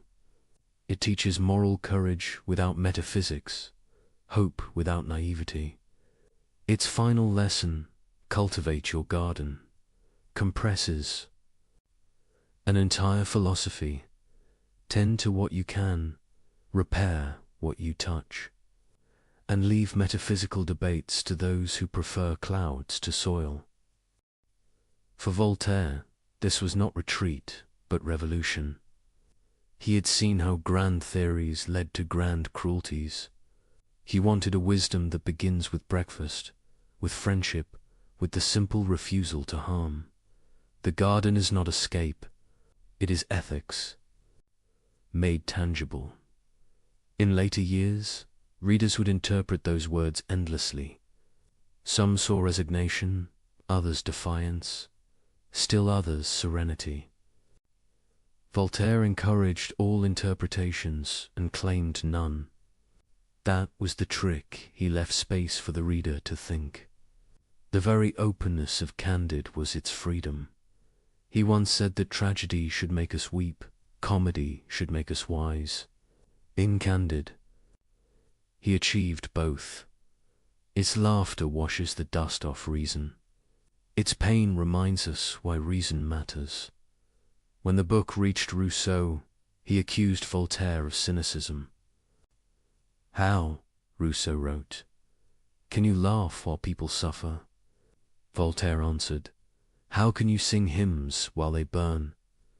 The difference between them was not morality, but method. Rousseau sought salvation in emotion, Voltaire in lucidity. Both longed for a better world. Voltaire merely refused to lie about the one that existed. The making of Candid also reveals Voltaire's mastery of craft. He wrote it in 3 months swiftly, secretly, moving between inns and borrowed studies. He disguised it as a translation. from the German to evade censors. Each sentence is polished, short, rhythmical, designed to sound effortless. Behind that simplicity lies perfect control. He chose the name Candid from the Latin candid sclera, shining, naive. The hero begins pure and ends wise, not by revelation, but by exhaustion. After seeing the world, he stops asking why, and begins asking what now. That shift from metaphysics to practice is the heart of Enlightenment thought. Voltaire himself lived that transition. He had chased theories in youth. In age, he cultivated gardens of justice, friendship, and knowledge. Candid is therefore autobiography, disguised as fable, the journey from cleverness to clarity. As success spread, danger returned. Authorities raided printers, confiscated copies, threatened imprisonment. Voltaire, living near the Swiss border, kept moving manuscripts between safe houses. He joked that his books travelled more than he did. In letters to friends, he called Candid a book that makes people laugh and priests nervous. Yet despite persecution, the world refused to unread it. Within decades, it became a cornerstone of modern thought, influencing everyone from revolutionary pamphleteers to quiet moralists. It taught that skepticism could coexist with kindness, that laughter could reform nations. Even the structure of the novel's short chapters, fast scenes, abrupt transitions, feels modern, almost cinematic. Each page a cut, each irony a fade. Perhaps that is why it endures. It moves like a mind awakening in the stillness of night. One can imagine Voltaire rereading the final line. He sets down his quill and looks toward the window, where dawn hints behind the hills. The world outside remains unjust, noisy, full of superstition, but his little estate will soon wake. Workers will tend the vines, letters will arrive, arguments will continue, and that, he realizes, is enough. He has replaced the perfection of heaven with the imperfection of labor. He has traded metaphysical comfort for moral clarity. In that exchange lies peace, the peace of a mind reconciled with limits. The lesson of Candid is not that the world is meaningless, but that meaning must be made daily. Not in proclamations, but in gardens. Not in temples, but in workshops. Not in eternity, but in time. When Voltaire wrote those final words, he was nearly 65. His health was fragile. His humor was not. He called himself half-blind, half-deaf, entirely amused. But within that amusement lay serenity earned through struggle. He had watched philosophers rise and fall. He had outlived kings and enemies alike. Now he wanted to leave something durable, not an empire of ideas, but a way of being. And so Candid endures, not because it resolves questions, but because it teaches how to live among them. It offers no salvation, only sanity. It does not end in revelation, but in rest. For listeners drifting through this story, picture the old philosopher standing among rows of vines at Fernie years later. The sun warm, the earth rich, a book in his pocket and laughter in his eyes. Around him, workers prune branches, children chase insects, and he, the once dangerous writer, hums softly to himself. He has cultivated his garden, literally, philosophically, spiritually, not because the world is good, but because it can be. Tended, that is the triumph of Candid, a victory without parade, a wisdom without pride. It is the story of humankind growing older, learning that perfection is a childish dream, and that peace belongs to those who keep working after they stop pretending. As night settles over our journey, the pages of Candid close quietly. No fanfare, no prophecy, only the calm of understanding. From the ruin of optimism, Voltaire built a sanctuary of reason. From the chaos of history, he drew one enduring sentence: we must cultivate our garden. The candlelight fades, leaving the reader, the listener, the dreamer with that single thought, blooming softly in the dark. That freedom begins not with rebellion alone, but with care. And as the ink dries, Voltaire sets aside his quill, ready to turn from ideas to action, from satire to service, from laughter to justice. The storm of Candid has passed. Now the air is still, the field soft beneath the sun. Voltaire, no longer the restless wanderer, begins to live the metaphor he once wrote. He tends a real garden rows of vines and fruit trees near the border. Village of Ferney. Each morning he walks the paths slowly, staff in hand, eyes thoughtful. He watches workers prune and harvest, watches life renew itself through simple effort. Here the philosopher becomes the farmer. Here the dangerous mind finds its peace. Yet what does it mean, this phrase the world now repeats? Il faut cultiver notre jardin. To cultivate, not to conquer. To care, not to command.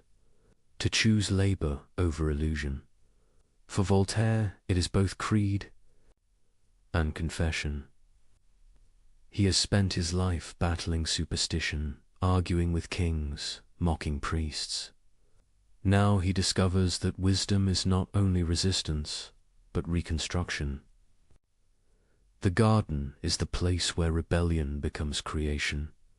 He writes to friends, explaining his routine. Mornings spent dictating letters, afternoons among trees, evenings at his desk. Visitors expect fiery debates. Instead, they find a calm host, offering fruit from his orchard. Philosophy, he tells them, is digestion. It must take its time.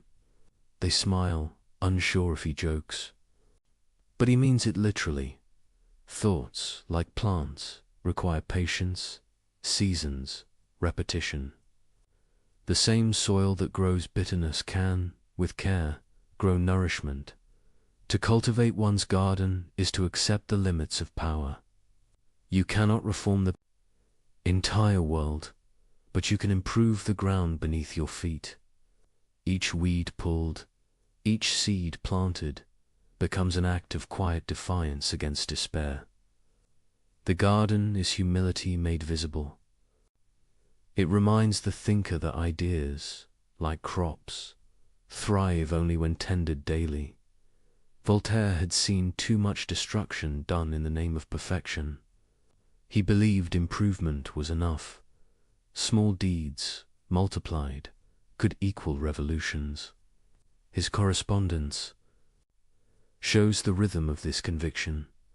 Letters to kings advising tolerance, donations to families ruined by injustice, pamphlets arguing for education and against cruelty. He no longer writes to wound, he writes to heal. He warns his readers not to trust grand theories that promise happiness to all. Beware, he writes, of those who seek to make you better by force. True virtue, he insists, begins in usefulness. Plant something, teach someone, relieve a neighbor's hunger. That is enlightenment more durable than any philosophy. The tone of his late work changes. Where once he laughed sharply, now he smiles gently. He keeps irony, but tempers it with gratitude. He speaks often of work, not ambition's work, but sustenance's work. He sees in labor the rhythm that reconciles body and mind. Work protects from idleness. Idleness breeds fantasy. Fantasy breeds fanaticism. To cultivate one's garden is therefore to cultivate one's sanity. In these years, he transforms Fernie into more than a home. It becomes a symbol. Travelers arrive from across Europe to glimpse the legendary philosopher in his sanctuary. They find him walking with villagers, settling disputes, funding schools. He builds workshops so the poor can earn wages. He pays teachers to educate girls as well as boys. He writes, half amused, that the village once known for ignorance now exports clocks and ideas. Voltaire calls himself the innkeeper of Europe. His house never empties.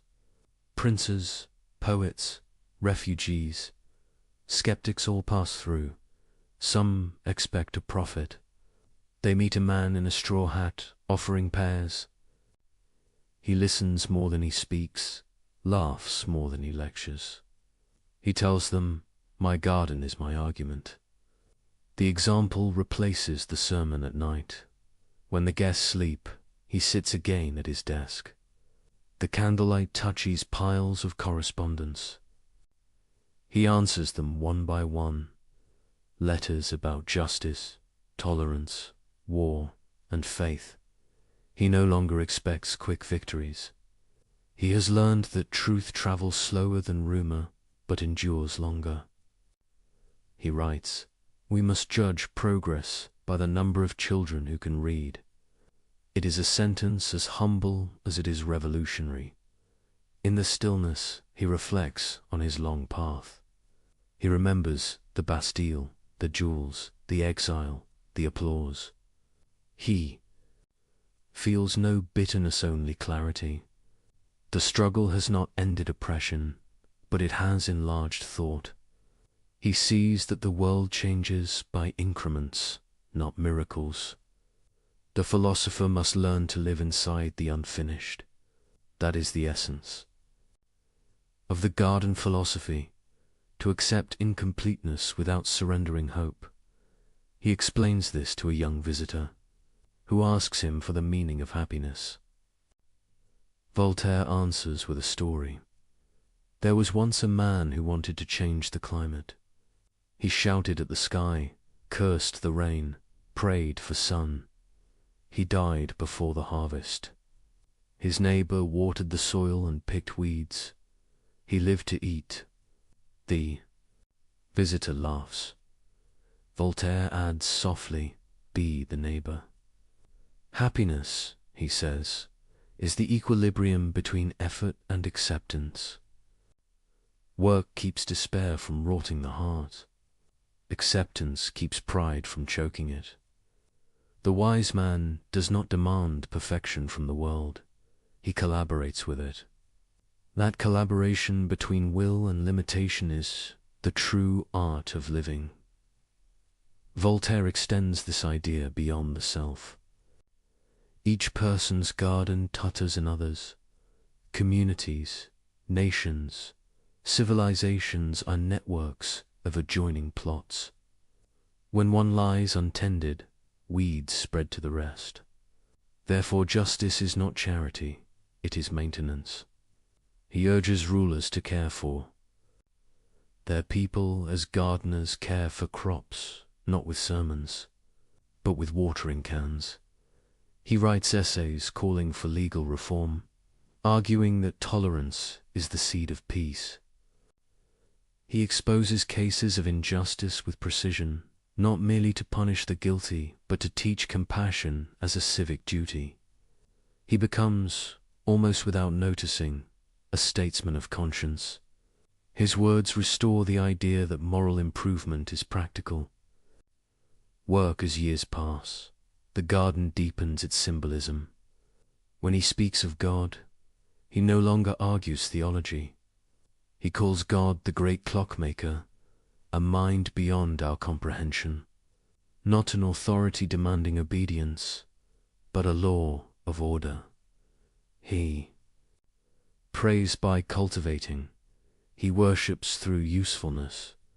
He writes, "Labor keeps us from three great evils: boredom, vice, and need." That sentence, like the garden, is plain, sturdy, enduring. Through it, Voltaire redefines enlightenment. It is not dazzling revelation. It is steady light sufficient to work by.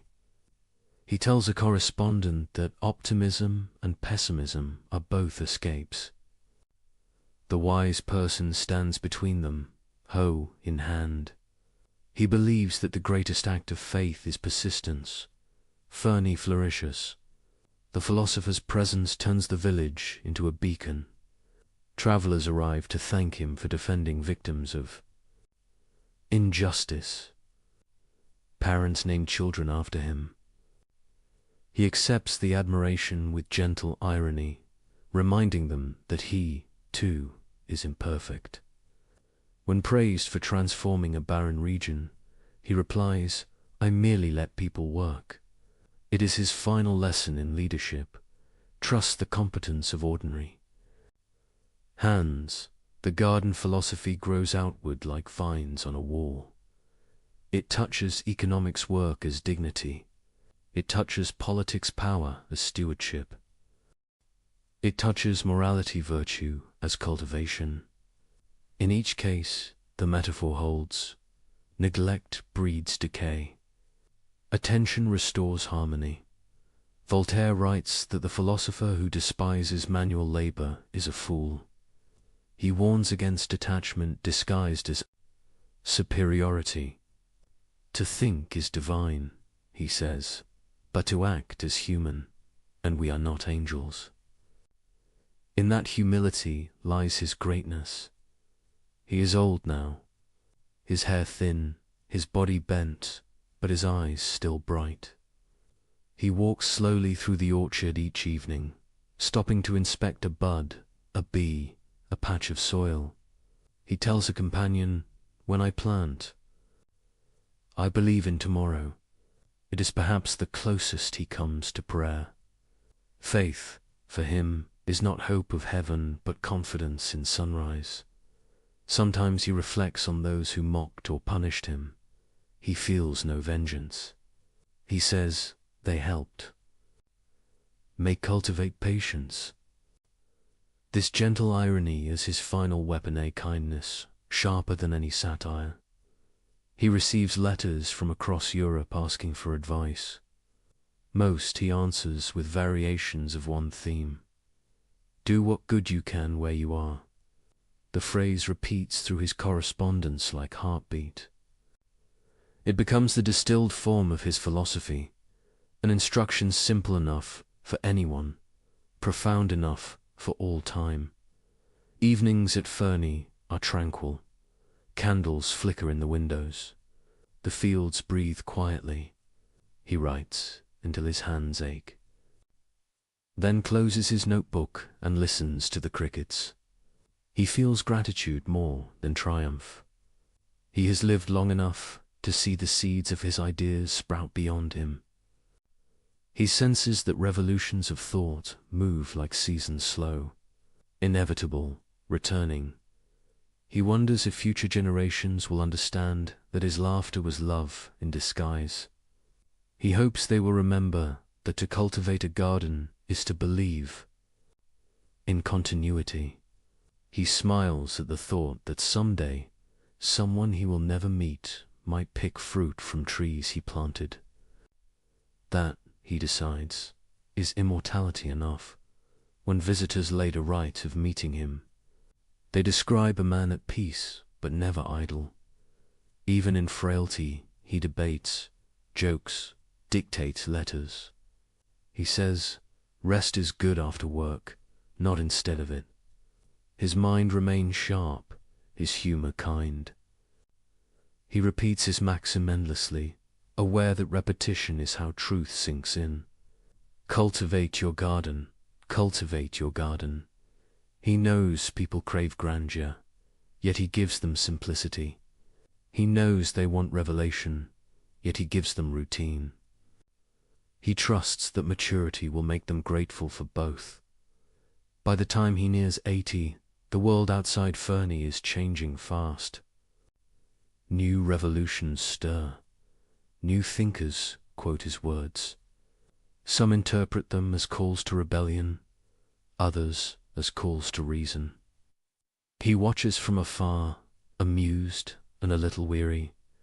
He tells a friend, "They will improve upon me, or they will not. Either way, the weeds will keep returning." There is no bitterness, only awareness that every age must weed its own soil. He does not live to see how widely his seeds will spread, how future nations will claim his ideas as their foundation, how his insistence on tolerance will shape laws, how his laughter will echo in the concept of human rights. But perhaps he would have shrugged. For him, the reward was always the work itself. As this section draws to its close, picture the old man in his chair at twilight. The sky turns gold, then grey, then deep blue. He looks toward the horizon and whispers a line half to himself. The earth is the only paradise we shall ever know if we learn to care for it. Then he smiles, sets his quill aside, and lets the silence of the garden complete the sentence. The candle fades. Another day ends in the philosophy of freedom transformed into the philosophy of tending. No monuments, no victories, only the simple miracle of things growing.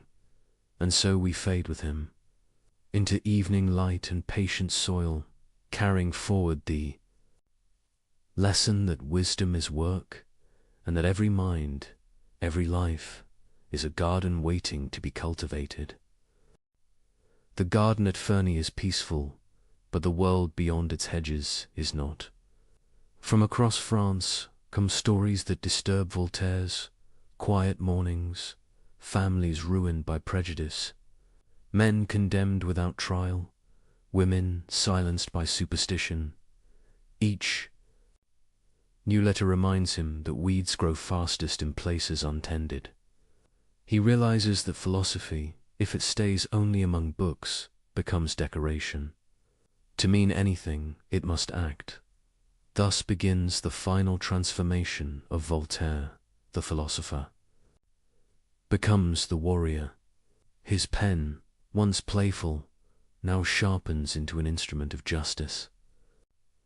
He will spend the last decades of his life not in contemplation, but in combat, fighting cruelty with words precise enough to cut and measured enough to heal. It begins with a tragedy that echoes through.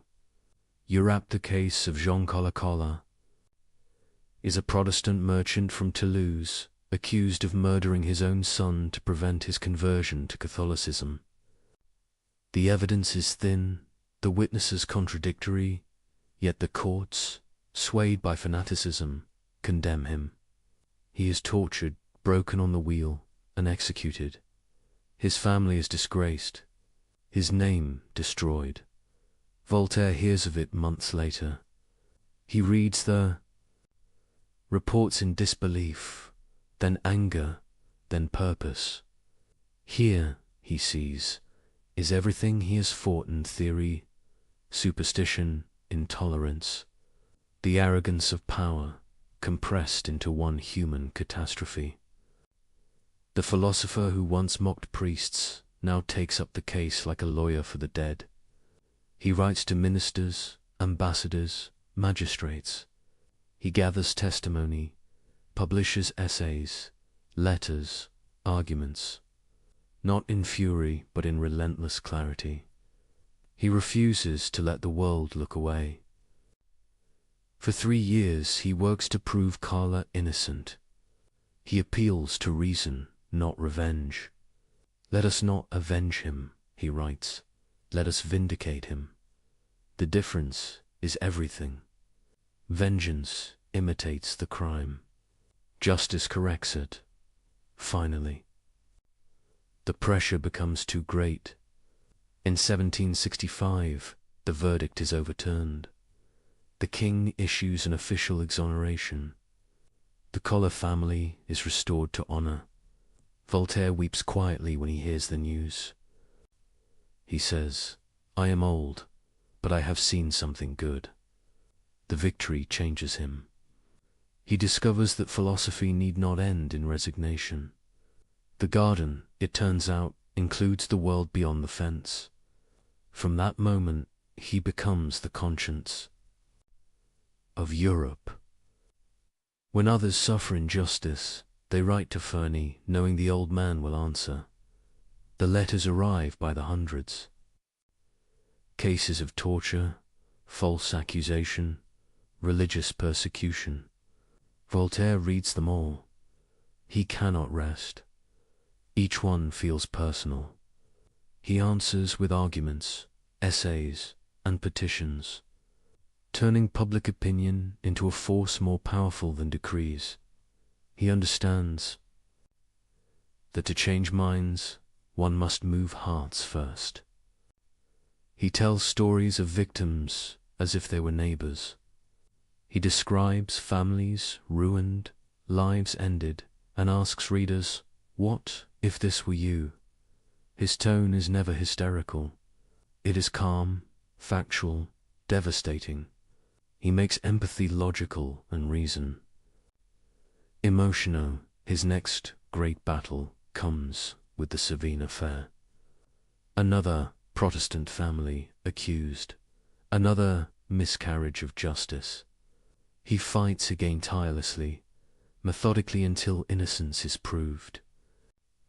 Then comes the case of the Chevalier de la Barre, a young man executed for failing to salute a religious procession. Voltaire's outrage burns through his letters. So they have cut off a boy's head for singing an irreverent song. He writes, "The true blasphemy is cruelty itself." Each campaign takes years, but he persists. He has become the Enlightenment in motion. His house turns into a court of appeal for all who have none. Farmers arrive at his gate carrying petitions. He feeds them, listens, and sends letters that travel faster than armies. People begin to say that Fernie is more than a villageate, is a tribunal. Some call him the patriarch. He laughs at the title, but fulfills the role. From his desk, he governs nothing and influences everything. The methods he uses are revolutionary. He wields publicity as weapon. He understands that scandal, once illuminated, loses its power. He exposes cruelty not by screaming but by describing it until denial becomes impossible. He turns reason into theatre, making the reading of injustice a moral awakening. In pamphlets, he dissects trials line by line, showing contradictions, mocking absurdities, always ending with a plea for tolerance. He never allows himself to hate. Hatred, he believes, is ignorance reborn. Instead, he uses ridicule to dismantle what others would burn. He writes, "Fanaticism is a monster that dares call itself God." He insists that every faith, every nation, must choose between cruelty and civilization. He calls for the abolition of torture, the protection of minorities, the separation of religion from law. Each idea seems radical, but all spring from one root, the conviction that reason and compassion are the same virtues seen from two sides. The burden of battle weighs on him. At 70, he should rest, but cannot. His body grows frail. His spirit does not. He writes through illness, dictating when he can no longer hold the quill. He jokes that death will find him mid-sentence. He is probably right. Visitors to Fernie describe a paradox, a man physically weak, yet morally immense. They find him surrounded by papers, letters piled like fortifications. Each morning he dictates with the calm of someone long past fear. When asked where he finds strength, he answers, from injustice. It keeps me alive. He no longer writes for fame or vengeance, but for what he calls the tenderness of reason. He believes the Enlightenment must learn to feel as well as think. Compassion, he says, is the logic of the heart. Through these campaigns, Voltaire reshapes Europe's moral landscape. He proves that public opinion, when informed, can correct courts and kings. He inspires others to write, petition, and protest. What begins as one man's outrage becomes a collective conscience. He calls it progress. Others call it revolution in slow motion. His enemies multiply, but so do his allies. Princes who once banned him now quote him. Young thinkers visit Ferney as if on pilgrimage. They find no mystic, no saint, only a human being who never stopped caring. That, perhaps, is why they trust him. He shows that morality need not require perfection. One can be flawed and still fight for what is right. He writes to a friend, "I am not a good man, only a man who prefers justice to injustice." It is both confession and creed. As the years pass, his campaigns blend together. He becomes less interested in victory than in persistence. He says, "Every time we prevent cruelty, we plant a seed of civilization." He knows some seeds will fail. Still, he plants them. The act itself is the meaning. He often repeats his favorite image. The truth is like a torch, cannot be touched without burning, but it lights the way. He has been burned many times, yet the light remains. In his late letters, fatigue seeps through the wit. He confides to a friend, "My only wish is to see reason have the last word before I have my last breath." It is a prayer disguised as irony. One afternoon, near the end of his life, a visitor asks whether all his battles were worth it. Voltaire looks out the window at his fields, pauses and answers softly, "Look around you. The wheat grows straighter when it is tended." The visitor nods, understanding. Justice, like agriculture, is never finished. It demands constant cultivation. He writes one final appeal on behalf of a prisoner he has never met. He seals it with unsteady hands, smiles, and says, "The garden must never be left alone." That is his final message to the world, that conscience is maintenance, that civilization is continuous care. By the time he is 80, he has become both legend and lesson. Children learn his maxims by heart. Rulers read his essays in secret. He has outlived persecution. The voice once forbidden now shapes law. Yet he remains humble, reminding admirers that truth is older than any author. "I did not invent justice," he says. "I only reminded people it exists."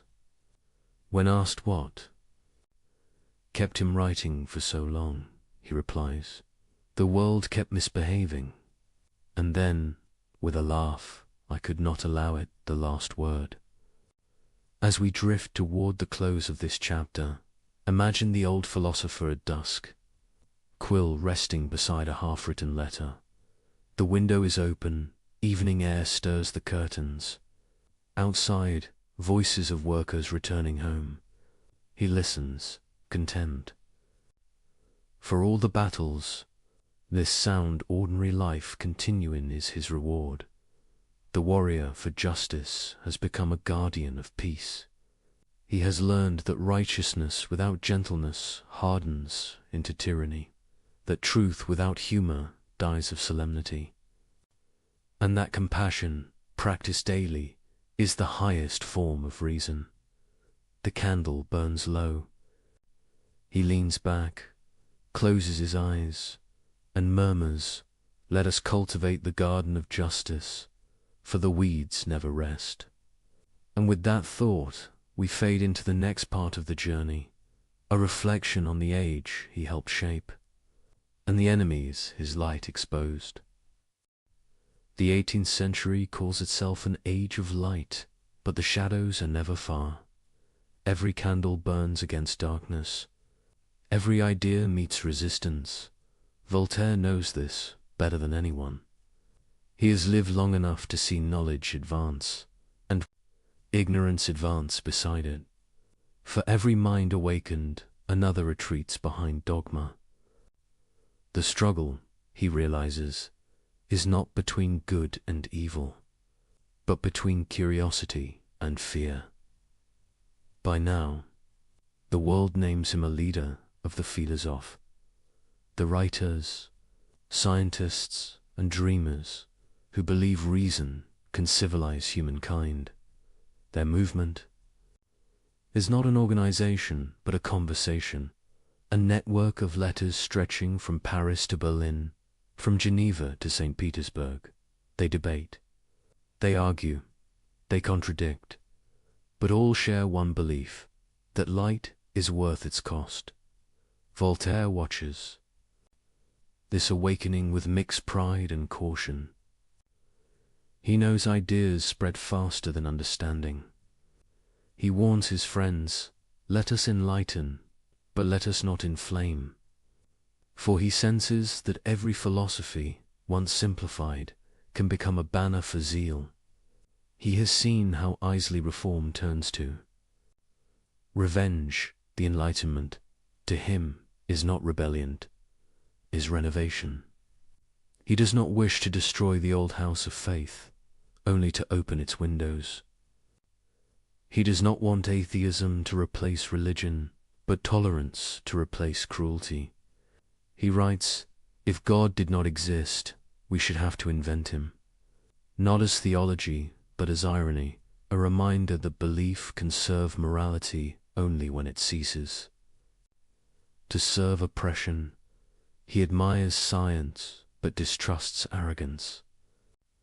He honors Newton as a saint of reason, but warns that even science, if worshipped, becomes superstition by another name. Reason must remain humble before mystery. That humility is what separates the sage from the fanatic. Voltaire's personal faith is quiet, almost agnostic. He calls himself a deist, believing in a creator who does not govern by miracle. The world, he says, runs on laws.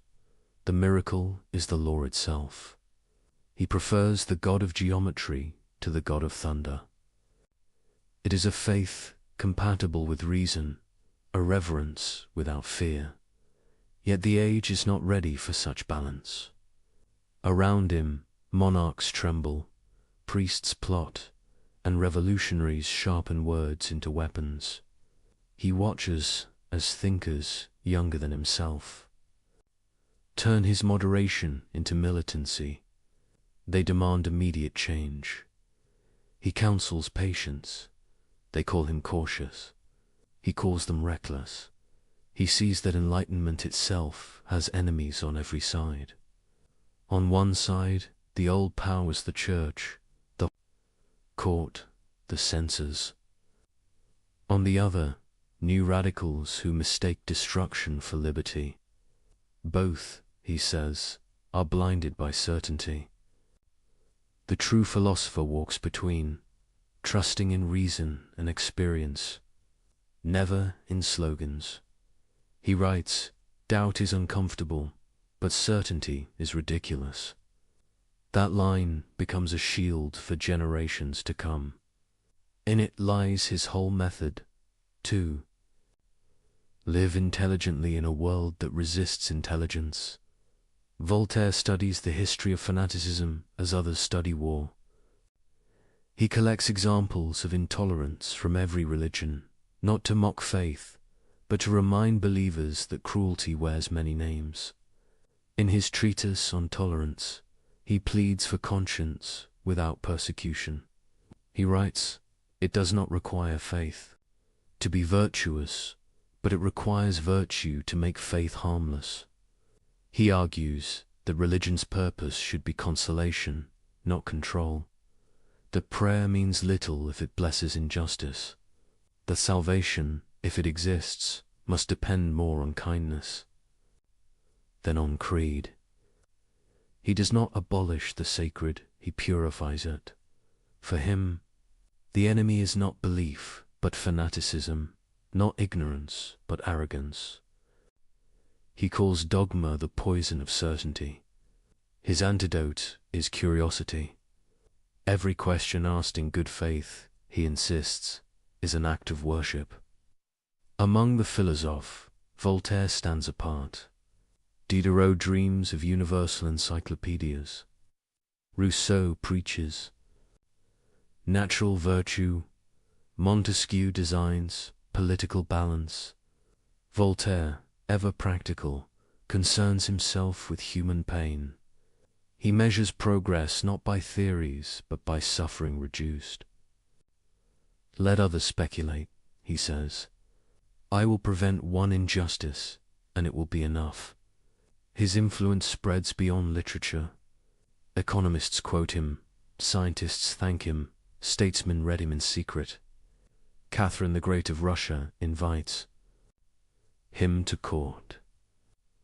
Frederick of Prussia calls him friend, then rival, then friend again. They correspond for decades, trading philosophy and sarcasm in equal measure. Voltaire enjoys their attention, but never forgets that power flatters to neutralize. He flatters back, but keeps his independence.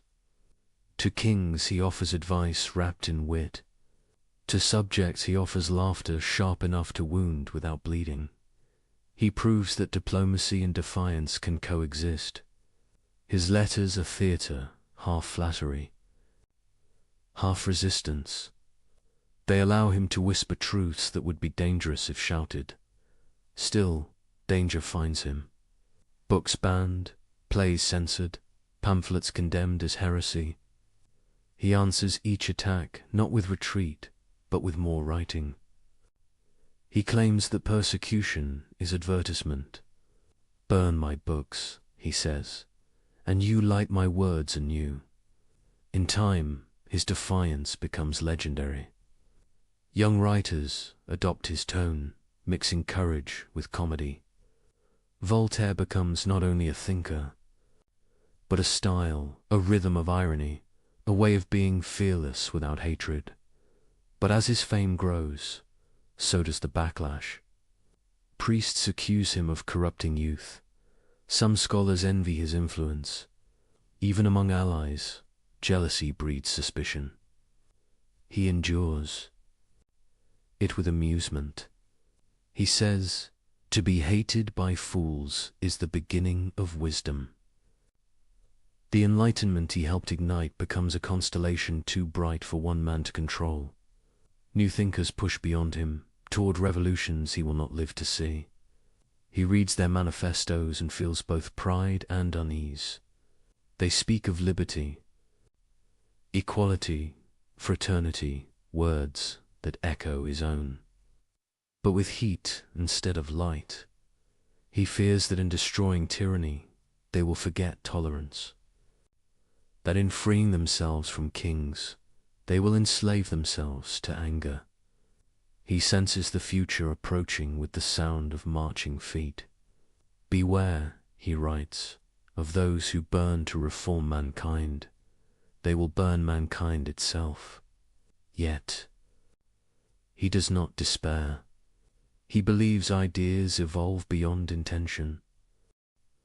The philosopher sows, history harvests. He will not live to see how the harvest turns, but he trusts the soil. In these twilight years, Voltaire writes less polemic and more reflection. He returns to themes of aging, forgiveness, and mortality. He asks what the Enlightenment has truly achieved. People think more freely, yes, but do they feel more kindly? Science has advanced, but has wisdom kept pace? He answers himself softly, perhaps progress is not speed, but direction. To move toward reason, however slowly, is already victory. He watches children playing in the streets of Fernie and imagines a world where laughter is safe. That, he decides, is civilization's test, not the splendor of cities, but the peace of ordinary joy. Through all these meditations, his humor never deserts him. He jokes about death, about God, about himself. He says, I am at the age when one must choose between dying of boredom or dying of something else. Friends call his levity blasphemous. He replies that only despair is sin. His laughter, even now, is service, it keeps fear at bay. He understands that laughter and light share the same property. Both reveal, both comfort, both vanish when forced. That is why he refuses fanaticism on every side. He loves reason too much to make it a religion. Visitors ask him to define enlightenment. He answers without hesitation. It is the habit of judging things by evidence and people by their humanity. That sentence could stand as his epitaph. He sees enlightenment not as knowledge acquired, but as prejudice discarded. It is not a destination, but a discipline, a way of looking without hatred. He warns that light creates shadows. Every new truth exposes new errors. The work of thought, therefore, never ends. He imagines the future continuing this work, generation after generation, each one correcting the last. That image comforts him more than any creed. Late in life, he visits Paris again after decades in exile. The journey is both triumph and temptation. Crowds fill the streets to see him. Theaters perform his plays. Academies welcome him as a hero. He rides through the city as through a living book. Students shout his name. Women throw flowers. Priests mutter prayers he does not need. He bows from his carriage window, smiling faintly. He knows that fame, like faith, is a form of illusion. But he accepts it as one accepts sunlight, brief, warm, undeserved, and gone by evening. That night, in his hotel room, he writes the last words he will ever publish. May all men remember that they are brothers. It is both blessing and warning. It is the enlightenment reduced to a whisper. As this chapter of his life closes, the enemies of light remain, but so do its keepers. The movement he helped shape will survive him and divide without him.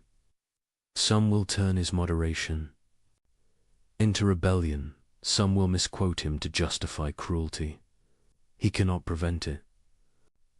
Ideas, once born, belong to history. Yet he leaves behind a pattern, a method of thought that resists corruption, doubt, humor, patience, and courage. Together, they form an invisible armor, stronger than dogma, lighter than pride. And so, as night settles on the Enlightenment's greatest witness, Voltaire sits once more at his desk. The candle flickers. The pen rests between aging fingers. He writes one last note to a friend. The truth is slow, but it walks. He seals the letter, sets it aside, and listens to the quiet world he helped to free. Outside, the wind stirs his garden. The same garden he once made metaphor now rustles like applause. The philosopher smiles, knowing that the light he tended will wander on without him, fragile, flickering, but alive. And as we fade toward the next part of this journey, the final letters, the final home, the final peace, His words linger softly behind.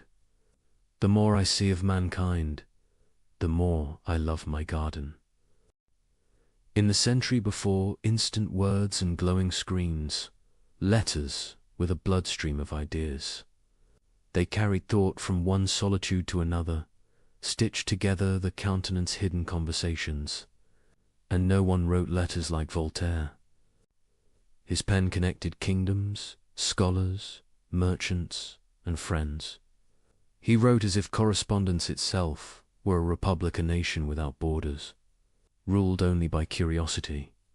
His letters were many things at once: confession, argument, performance, and disguise. Each one revealed a part of him and concealed another. They were the mirror through which Europe saw its conscience. He called them little ambassadors of truth. They carried humor where sermons could not, reason where pamphlets were banned, and compassion where the law was deaf. By the end of his life, he had written more than 20,000. A lifetime of sentences sent across mountains and seas, each one a spark of intellect searching for its match. Through them, Voltaire built the most powerful weapon of the Enlightenment: communication. He understood that wit could cross borders, that armies could not. While census-inspected books and sermons thundered from pulpits, his letters slipped quietly from desk to desk, turning into echoes that could not be contained. He addressed kings as equals, priests as students, friends as partners in the grand experiment of reason. He wrote with grace and danger balanced so delicately that even his enemies could not resist reading him. To Catherine the Great, he offered counsel disguised as flattery. To Frederick the Great, he offered flattery disguised as counsel. Their exchanges reveal a man who could disagree without provoking wrath, a master of tone who never confused humility with submission. He knew that a gentle truth, well-timed, was more revolutionary than any shout. The art of wit, to Voltaire, was not mockery for its own sake. It was the discipline of clarity. To write wittily was to think clearly enough that even the dull would listen. He said, "A witty phrase is a truth smiling." And he smiled often. Among his most dangerous letters were the letters Philosophites, the philosophical letters written after his stay in England. They compared English liberty with French absolutism, English science with French dogma. Each essay was a mirror angled just enough to reflect discomfort. He praised the English Parliament not to glorify Britain, but to embarrass France into thinking. When the book appeared, it exploded like quiet dynamite. Readers laughed first, then realized what they were laughing at. The clergy denounced it. The government banned it. Copies were burned in public squares. Voltaire, from exile, watched the smoke rise and murmured, "Fire purifies my ideas, will be sterilized and reborn." Those letters marked the birth of modern journalism. Fact and opinion fused into art, argument disguised as conversation. Voltaire had discovered that information, when made elegant, could move faster than authority could suppress it. What made him truly dangerous was accessibility. He wrote not for academies, but for anyone who could read.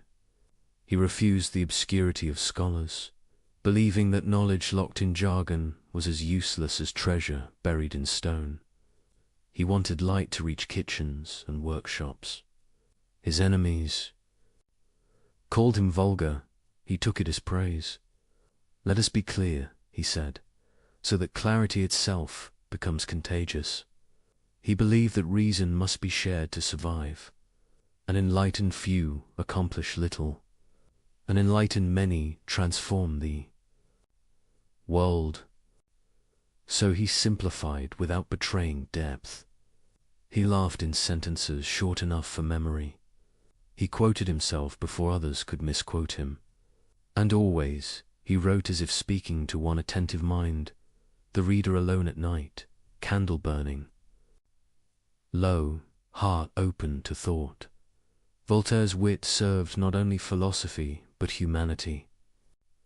He used humour to comfort the afflicted, to reassure them that laughter need not vanish in suffering. In letters to grieving friends he writes not of theology but of endurance. He tells one widow, "Your tears are proof of love, and love is proof of life. Therefore you honour the dead by living kindly." To another he writes, "We cannot choose our tragedies, but we can refuse to be their accomplices." His compassion is always practical, never sentimental. He treats sorrow as he treats tyranny, something to resist through clarity. He once advised a friend tormented by doubt, "Do not be ashamed of uncertainty. It is the first step of reason, and the last of pride." These lines, written for one person, would later circulate through Europe as anonymous wisdom. Every letter he sent risked interception. So he developed a style of subtlety. Jokes within jokes, meanings within meanings. Censors could not punish what they failed to understand. His metaphors became armor, his laughter camouflage. He sometimes used pseudonyms or fictional editors. One pamphlet would quote another that did not exist. One character would contradict another, so that blame dissolved in ambiguity. It was a chess game of intellect and survival. He loved it, not for deceit's sake, but for the elegance of evasion. Yet he never hid completely. He wanted his opponents to know that behind the masks was always the same smile. He wrote, "They will never catch me, for I run faster than their anger." And he did through wit, through mobility, through sheer endurance, the charm of his letters lay not only in ideas but in tone. He wrote as if speaking softly across a table, never as a lecturer above a podium. He replaced dogma with dialogue. Even when he corrected, he invited. Even when he mocked, he included.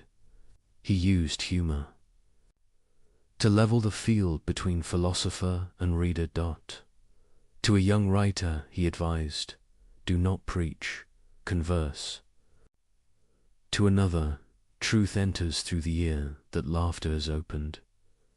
He believed that reform achieved through conversation endures longer than reform achieved through coercion. Because conversation, unlike conquest, preserves dignity on both sides. This is why his letters outlasted his polemics. While essays grow dated, letters preserve tone, the texture of living thought. They reveal a mind in motion rather than a monument. Some of his finest insights hide in casual sentences. To a mathematician he writes, "Precision is the politeness of thinkers." To a soldier, courage without reason is a wild dog. To a poet, the rhythm of a verse is the rhythm of breathing. If it stops, so does the reader. He could be teacher, friend, and provocateur in the same paragraph. He turned correspondence into mentorship on a continental scale. Many of his recipients never met him, yet felt they knew him intimately. He belonged to them, not as idol, but as companion in the art of questioning. He gave them permission to think aloud. And that permission, granted quietly through envelopes, became one of the most subversive acts of his century. The tone of his letters also reveals a paradox. For all his attacks on hypocrisy, Voltaire loved the theatre of life. He enjoyed playing roles: courtier, rebel, sage, comedian. He believed irony was not deceit but perspective. It allowed him to see both sides of truth at once. Seriousness, he said, is the refuge of the mediocre. Yet his laughter always served. Sincerity. He joked, only to expose what people took too seriously. In his later years, the letters mellow. He no longer fights with everyone. He chooses his battles with care. He praises young thinkers, encourages women, writers, and debates priests who have learned, finally, to answer with civility. The age has changed, partly because he forced it to. But not all his correspondence is gentle. Sometimes the old fire returns. When he reads of injustice, the sentences sharpen instantly. He writes to a bishop defending intolerance. If you wish to serve God, begin by making men less miserable. He writes to a minister who excuses censorship. Do you fear words? Then you have already lost. Even at 80, his pen still carries the precision of outrage. He signs each letter not as philosopher or noble, but simply Voltaire, cultivator of Ferney. That title, half humorous, becomes his signature philosophy. Cultivator, one who tends the soil, the mind, the human conscience. It replaces all other honors. Through these letters, Europe learns to think aloud. They form the nervous system of the Enlightenment, carrying shock, sympathy, and stimulation across distance. Voltaire teaches that conversation itself is civilization. That where people exchange words, they are less likely to exchange blows. His wit softens disagreement into curiosity. He makes the act of correspondence a moral duty. He writes, "To answer is to exist." He means that silence is complicity, and that every reply, even in disagreement, keeps reason alive. He anticipates the future without knowing it, a world connected by voices instead of chains, a world where words travel faster than armies. In his letters lie the first architecture of modern dialogue, toward the end. As his strength fades, he writes fewer lines, but with more tenderness. He thanks his correspondents for keeping him alive in spirit. He writes, "When I can no longer travel, my words walk for me." He feels the limits of his body, but not of his reach. Every sealed envelope carries another fragment of his immortality. In one of his last letters, he muses, "I have spent my life fighting foolishness, and I see that it is immortal. But perhaps, if it never dies, neither will laughter." That single line could stand as the motto of his age. He does not expect victory. He expects continuity. And that expectation, humble and steadfast, is the true essence of enlightenment. When he dies, his letters remain in drawers, trunks, pockets. They circulate slowly, outliving censorship, outliving even the revolutions they inspired. Future generations will piece them together and find not a hero, but a human voice, curious, weary, amused, alive. They will see that his greatest creation was not a book or a theory, but the habit of correspondence itself, the ongoing dialogue. Between minds seeking clarity, Voltaire's wit was dangerous because it proved that truth need not be solemn to be powerful. A joke, sincerely meant, could loosen the grip of tyranny. A letter, honestly written, could change a world one reader at a time. As this section fades to its quiet close, imagine him once more at his desk, the quill moving slowly across parchment. He signs his name, folds the sheet, and presses wax upon it. The candlelight flickers on his face. He smiles, not triumphant, but content. He has learned that words, like seeds, find their soil in distant minds.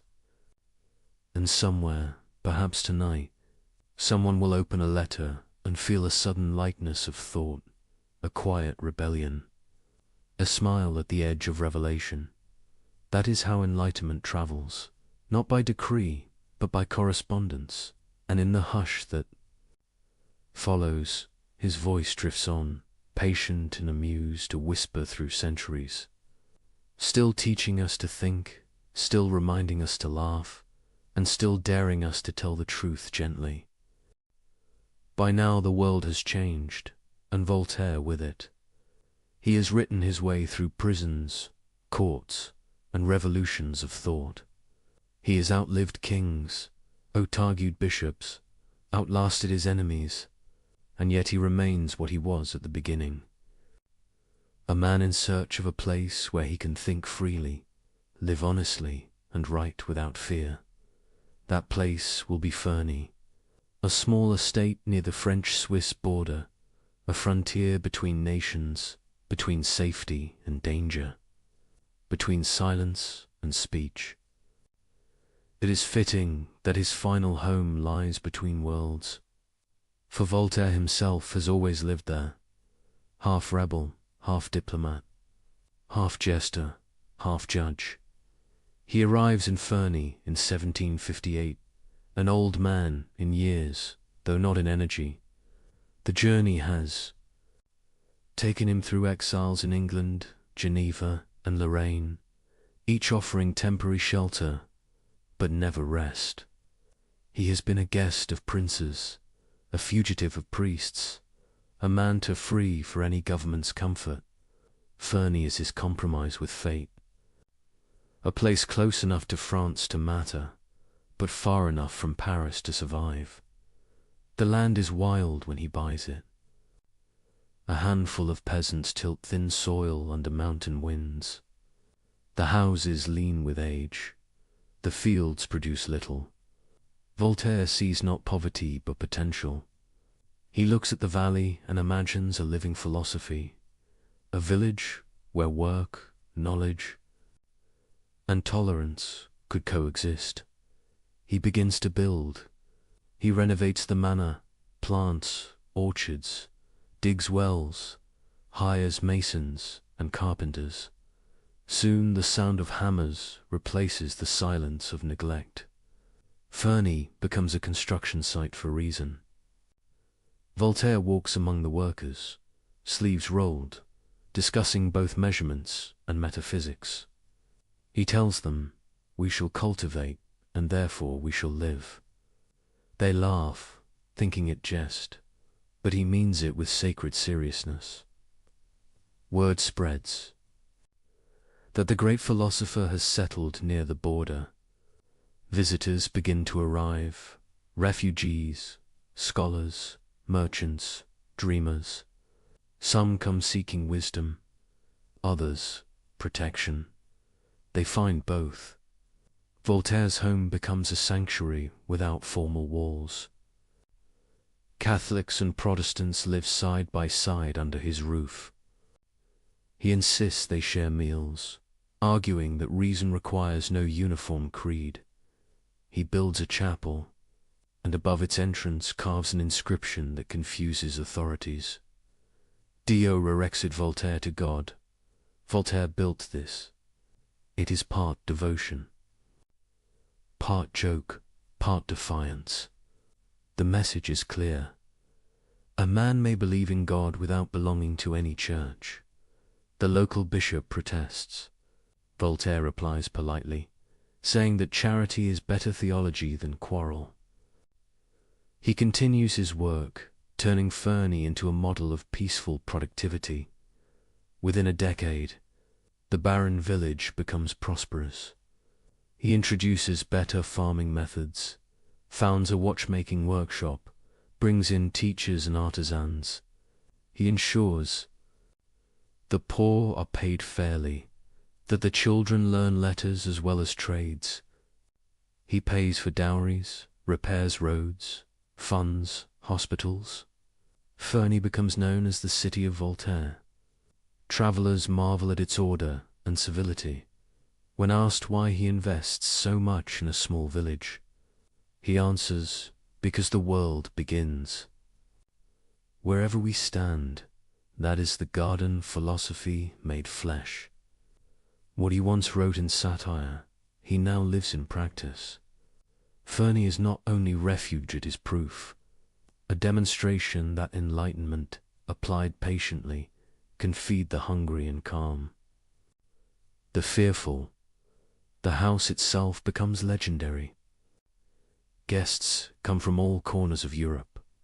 They find a host both humble and theatrical, a man who can quote Latin one moment and gossip about local harvests the next. He delights in conversation more than ceremony.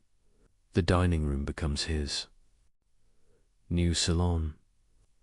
Each meal a symposium, each guest both student and teacher. He listens intently to stories, asks questions that turn anecdotes into parables. He laughs easily, yet beneath the humor lies purpose. He tests ideas the way farmers test soil, by seeing what grows. He writes less now, but what he writes carries the weight of distillation. Each letter, each essay, feels like a seed packed with seasons of experience. Despite the peace of Fernie, controversy finds him still. The church denounces him anew for his epitaph to reason. Critics call him a hypocrite for his wealth, as if comfort disqualified conscience. He answers with the same composure as always. Let them shout. The more noise they make, the less harm they do. Even kings tread carefully around him now. They need his approval as much as they once feared his scorn. Frederick of Prussia still writes, sometimes flatteringly, sometimes bitterly. Their friendship has cooled, but not died. Voltaire answers courteously, always returning to the same theme, that wisdom is better than power, because wisdom needs no guards. He corresponds with Catherine the Great, sending advice on law, education, and tolerance. She admires him enough to call him the teacher of Europe. He replies, half amused, I am but a student who never stops asking questions. Fernie becomes both fortress and lighthouse. From its quiet hills, Voltaire watches the world evolve. He sees revolutions stirring in America, reforms rising in France. He senses the tremor of an era ending. He is too old to travel, yet his words move faster than any courier. Visitors describe him as radiant in his frailty, thin, pale, but glowing with vitality of mind. He speaks of the past with affection, of the future with curiosity, of himself with irony. He refuses to be solemn, saying, one must die as one has lived amused. In those twilight years, he becomes philosopher, mayor, and father to his villagers. When disputes arise, they come to him. He listens, decides, and often pays from his own purse to settle matters. He prefers peace to principle, because peace feeds more people. He writes that governments could learn from gardeners, remove weeds, but never the roots of life. It is both agricultural and political advice. When winter settles on Fernie, he spends evenings near the fire reading letters. He comments aloud to himself, sometimes laughing, sometimes sighing. He keeps one letter from an old friend pinned above his desk as simple line, "You have made thought humane." He reads it often, as if reminding himself that enlightenment is not about brightness, but warmth. In these moments, he feels gratitude rather than pride.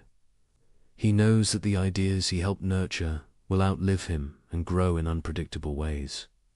He no longer worries about credit, only continuity. He says, truth does not need heirs, only witnesses. The seasons turn gently. He watches snow cover the garden, then melt into new green. The rhythm comforts him. Life, he realizes, repeats itself, not as punishment, but as promise. Every return of spring is proof that labor was not wasted. Friends who visit in those final years describe the same scene. Voltaire sitting by a window, a quill in one hand, a basket of fruit beside him. He offers pears, stories, and questions. Always questions. Are we better? He asks one evening. Not perfect, just better. The visitor hesitates. Voltaire smiles. That hesitation, he says, is honesty. Keep it. Fernie becomes his metaphor for the human condition in imperfect paradise maintained by imperfect hands. He writes that civilization is a garden under siege by weeds. Weeds will always return. The task is to keep them manageable. He has no illusions of final victory, only faith in the daily act of care. He reminds his villagers that thinking is also cultivation. He funds a small school, teaches arithmetic and reading, believing ignorance is the root weed of them all. When someone thanks him, he replies, "Do not thank me. Thank the idea of progress, it belongs to everyone." He continues to write letters late into the night, his sentences shorter now, but no less clear. He ends one with, "My body sleeps, my mind keeps gardening." It is both metaphor and fact. As he grows weaker, Paris calls to him once more. Friends urge him to return, to receive the adoration he has long been denied. For years he refuses. Then, one spring morning in 1778, he decides to go. "I shall see my children once more," he says, meaning his readers. The journey is slow, but when he enters the city, it feels like history itself coming home. Crowds gather, shouting his name. The theater dedicates a performance to him. The streets bloom with applause. He bows, weary but smiling. After decades of exile, Paris has become the world he imagined a city daring to think aloud. He stays only a few weeks. The excitement exhausts him. One night he whispers to a friend, "I die loving God, cherishing my friends, not hating my enemies, and detesting superstition." Then he sleeps. They bury him in secret, for the church still fears his presence even in death. But fear cannot silence affection.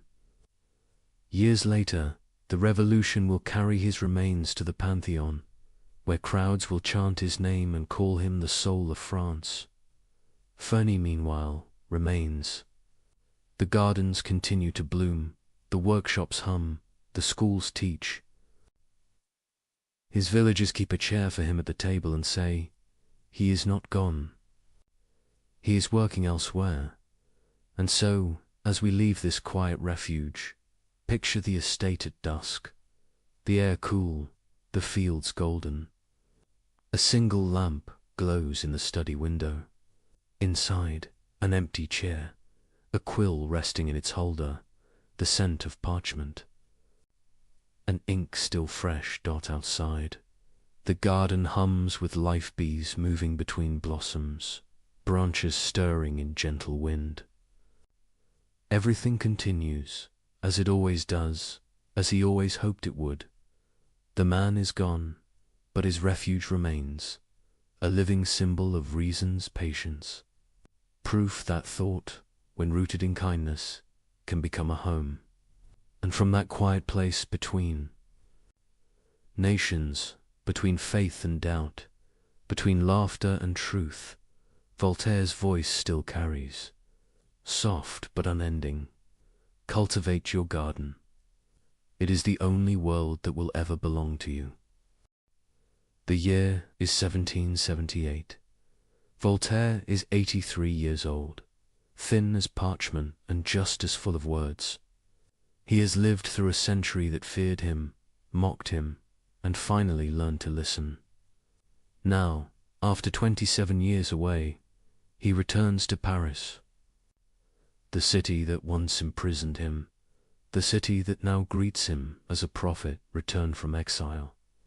He travels slowly, stopping in villages along the road. Everywhere, crowds gather. Farmers, students, merchants, people who had never read a line of his work, lined the streets to see the face that had argued with kings.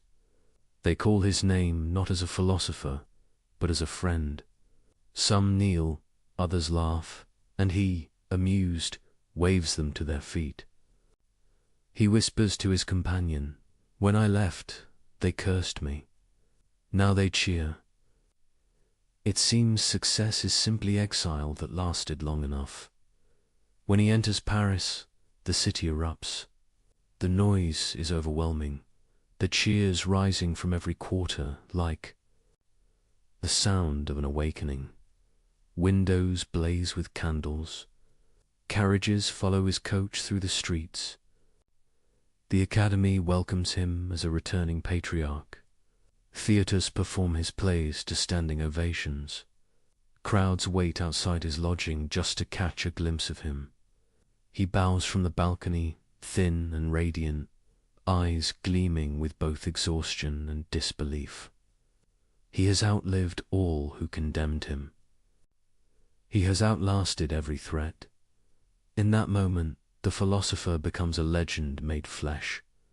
The applause seems endless, but beneath it he hears something deeper, the murmur of a century closing behind him. He senses that he has become the bridge between worlds, the old of kings and creeds, and the new of liberty and reason. He knows bridges do not last forever, but while they stand, they carry everything across. During those weeks in Paris, he lives as if the years have rolled away. Visitors crowd his rooms from dawn to nightfall. He speaks, jokes, argues, blesses. Students ask for guidance. Nobles beg for wit. Painters sketch him, poets quote him, and children recite his aphorisms like prayers. He laughs softly at the irony that after a lifetime of being too dangerous to print, he has become the safest symbol of intellect the world can offer. Yet even as he enjoys the adoration, he feels its fragility. He tells a friend they applaud ideas they have not yet understood. When they begin to understand them, they will tremble again. He knows popularity is not proof of progress. Still, he accepts it with grace. To deny joy, even temporary, would be ungrateful. He spends his last nights attending the theatre. The audience rises when he enters. Actors stop mid-performance too. Bow. He bows back, smiling faintly. A physician warns him that the excitement will kill him. Voltaire replies, "Then let me die," applauded. The exhaustion does come. After so many years of surviving persecution, his body cannot withstand celebration. He grows weak, though his mind remains clear. Friends gather around his bed. Priests send polite invitations for confession. He declines gently. "I have nothing to confess except curiosity," he says. He insists on reason, even in farewell. He murmurs, "I am tired of hearing people ask for miracles. It is miracle enough that we are alive." One night, sensing the end near, he dictates his final statement. "I die loving God, cherishing my friends, not hating my enemies, and detesting superstition." Then he adds, smiling, "Now leave me to die in peace. Do not make a ceremony." Of it, a few hours later, in quiet sleep, he does Paris mourns and celebrates at once. The church refuses him burial in consecrated ground. The people ignore the refusal. Friends smuggle his body by night to a monastery near Troyes, where he is laid to rest secretly, as if even death feared his voice might rise again. But silence will not hold him. 11 years later, after the storm of revolution, France reclaims him publicly. The revolution's leaders, believing themselves heirs to his pen, order his remains carried to the Pantheon, the temple of the nations great. The procession is immense. Tens of thousands follow the coffin through streets lined with banners. Inscribed on the side, he gave mankind the spirit of liberty. Some weep, some sing, some carry candles, and above them all, the bells ring not for religion, but for reason. His body, once smuggled in secret, now rests beneath marble open to the sky. The irony would have delighted him. His legacy, however, is not stone but atmosphere. It lives in the habits of thought he made possible. Before him, people asked, "What must I believe?" After him, they began to ask, "What can I know?" Their change subtle, immense reshaped civilization. He did not invent the Enlightenment. He embodied its temperament, curiosity without cruelty, courage without hatred, and the refusal to take oneself too seriously. He left behind no disciples, only readers, millions of them. His influence moved through institutions he never trusted. Through revolutions he never joined, through laws he never wrote. It became invisible, as air becomes invisible once everyone breathes it. Philosophers debated his theology. Politicians quoted his wit. Common people remembered his laughter. He became a presence rather than a person, a whisper reminding each generation that reason is not cold, that truth need not shout, and that progress begins with a question. The paradox of his life endures. He mocked power yet advised rulers. He doubted God yet prayed in labor. He lived for peace yet fought endlessly. Through contradiction, he remained coherent, because his loyalty was never to systems but to conscience. He believed that the mind, like the world, must be cultivated daily. His garden was never perfect, but it was alive. In every age since, his name reappears whenever freedom trembles. Whenever censorship returns, someone quotes him. Whenever fanaticism spreads, someone reads him again. He becomes the eternal companion of rebellion tempered by thought. His laughter echoes in courtrooms, classrooms, and cafes. It is the laughter of a man who has seen folly and forgiven it. The laughter that clears the air before dawn. Centuries later, the philosopher remains modern. His ideas anticipate the rhythm of the digital age, fast, witty, skeptical, global. He would have loved this world of endless conversation and feared it equally. He would have warned us that speed without reflection turns communication into noise, that enlightenment must keep pace with invention. He would have told us, as he told his own century, to be skeptical not of truth, but of those who claim to own it. His garden survives now as metaphor. We cultivate it each time we choose understanding over outrage, dialogue over dogma, kindness over pride. Every act of patience continues his work. Every question asked in good faith extends his light another generation. That is his real immortality, not a statue, not a book, but the rhythm of thinking that refuses to stop. If you walk today through the Pantheon in Paris, past marble heroes and carved prayers, you may see his tomb bathed in quiet light. Visitors stand in silence, reading the inscription. Poet, historian, philosopher, he prepared us to be free. Some smile, some nod, some simply linger. They may not realize it, but in that silence, they are participating in his last request to think for themselves. And somewhere beyond stone and centuries, one can almost hear the faintest echo of his voice, still curious, still amused, still whispering to all who would listen, cultivate your garden. Speak gently, but speak. And if you must fight, fight only with reason. The applause of his final return never truly ended. It continues quietly each time a person questions fear, each time laughter survives injustice, each time a mind opens.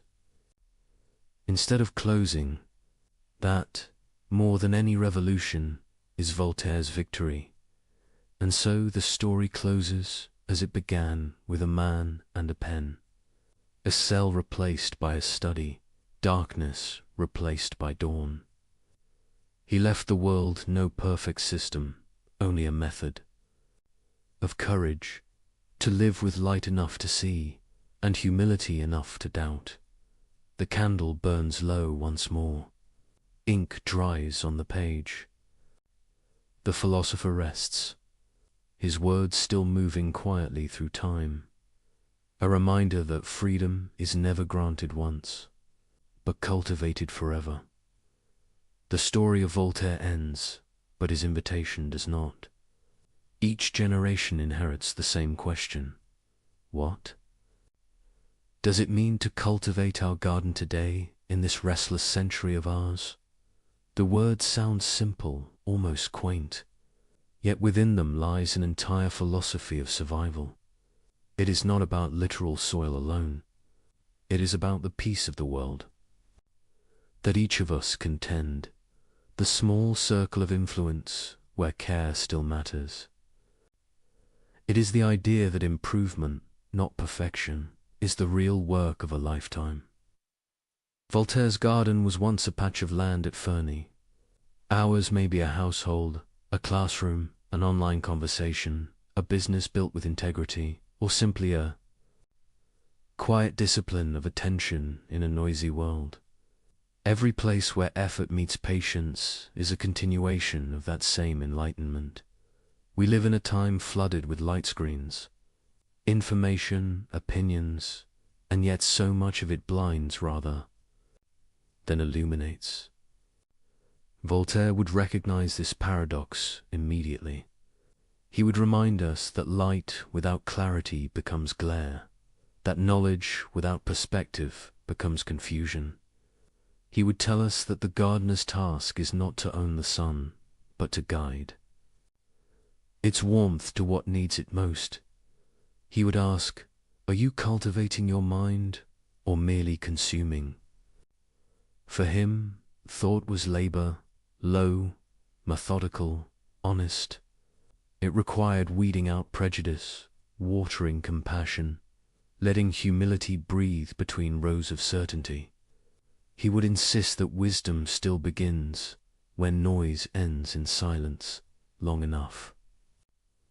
To hear one's own reason, to cultivate our gardens today is to resist despair. Every age believes itself in crisis, but perhaps what changes is only the form of distraction. In Voltaire's time, tyranny wore robes and crowns. In ours, it often wears exhaustion. We hurry from task to task, forgetting that the gardener's greatest strength is patience. He would tell us, slow down. Do not wait for utopia or collapse. Attend to the ground beneath your feet. The weeds of ignorance, cruelty, and apathy are easier to pull when they are small. Neglect them, and they become forests. He would smile at our technology, marvel at our tools, and then ask the same question he asked of kings. To what end? For him, progress was never a matter of invention alone, but of intention. A machine is neutral, only its use has morality. To cultivate is to choose purpose over power.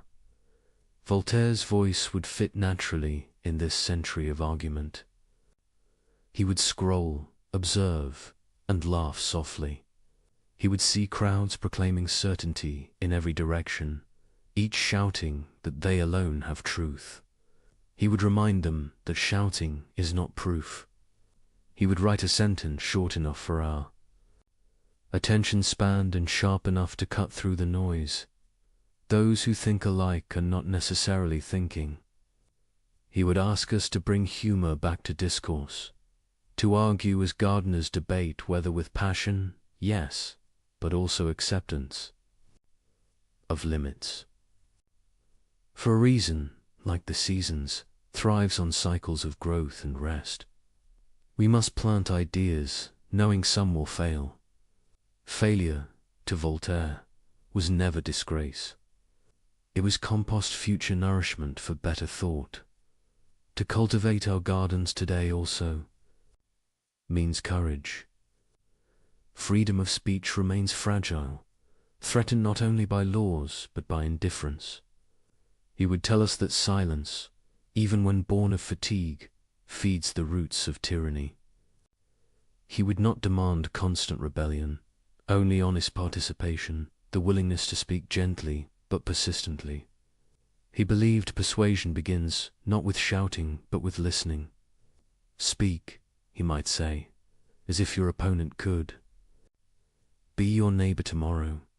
He would urge us to defend reason without cruelty. The enemy is not the believer or the skeptic, but the arrogance that refuses to learn.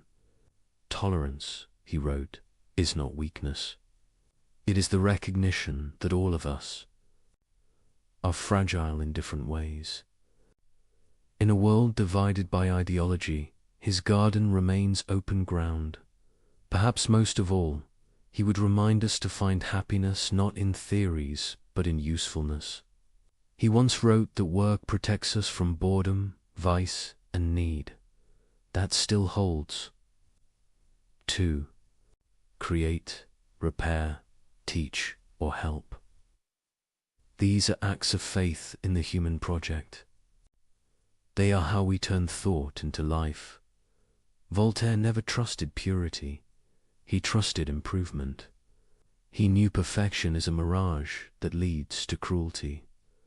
Better, he said, to do small good daily than to dream of grand goodness deferred forever. The gardener's joy lies in tending, not in finishing. When we look around at the scale of modern problems, climate, injustice, confusion, his philosophy may seem too small. What can a garden do against a storm? But he would answer, the storm does not last forever, the garden does. He believed in endurance over spectacle. Every era that forgets moderation, he warned, must relearn it through pain. The cultivation of one plot, one mind, creates ripples across generations. The person who teaches a child to think plants trees that will shade strangers. The worker who insists on fairness waters roots that feed unseen futures. Such acts are not dramatic, but they are the foundation of civilization. Voltaire would also remind us of humor's sacred place. He knew laughter is not escapism, but oxygen. To laugh at folly is to deny its authority. To laugh at oneself is to remain free from vanity. He would tell us that solemnity has ruined as many nations as sin, when we can still smile at absurdity. We prove that reason is alive. He would not ask us to be saints, only to be awake. He would forgive our contradictions as he forgave his own. He would say that doubt, properly tended, bears the fruit of humility. And humility is the soil in which wisdom grows, as the night deepens. Imagine sitting in that old garden of Fernie, the air cool, the leaves whispering. You can almost hear the faint scratch of a quill, the sound of a chair creaking, the voice of an old man smiling as he writes, "Let us cultivate our gardens." He meant it literally, and he meant it for eternity. It is not instruction, but reassurance, that goodness is still possible, that effort still matters, that the world, for all its noise, is still capable of being tended. We cultivate our gardens. When we study instead of scroll, when we build instead of complain, when we forgive instead of argue for sport, we cultivate them. When we plant trees we will never see mature, when we mend a friendship instead of winning an argument, when we leave a space more peaceful than we found it.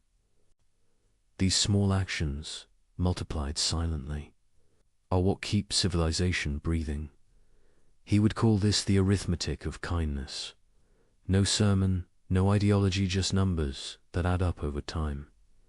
1,000 tiny efforts outweigh a single grand declaration. Every thoughtful person becomes a gardener of their own era. In the end, cultivating our gardens today is nothing more and nothing less than remembering that freedom is a form of responsibility. To think clearly, to speak honestly, to act usefully, to rest without surrendering curiosity. These are the tools of the gardener's trade. Voltaire's life taught that the battle for reason is not fought once. It is maintained every sunrise. He gave us not conclusions, but habits. He did not ask us to worship his name, but to continue his work. As this journey draws to its quiet close, imagine returning from the vastness of history to your own small garden. It may be literal or invisible, a piece of mind or earth or duty. Look at it the way he would, without cynicism, without illusion, but with care. The weeds will always be there. So will the light. He would wish you not perfection, but persistence. He would remind you that every moment of clear thought, every act of kindness, every refusal to hate is another stroke of cultivation. He would leave you with a final whisper, gentle, practical, eternal. Do not wait for the world to be wise. Begin with your garden.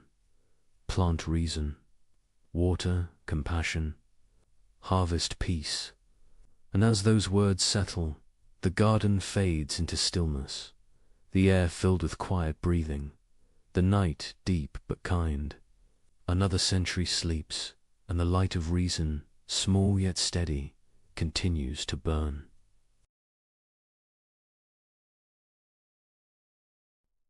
Greetings, friends.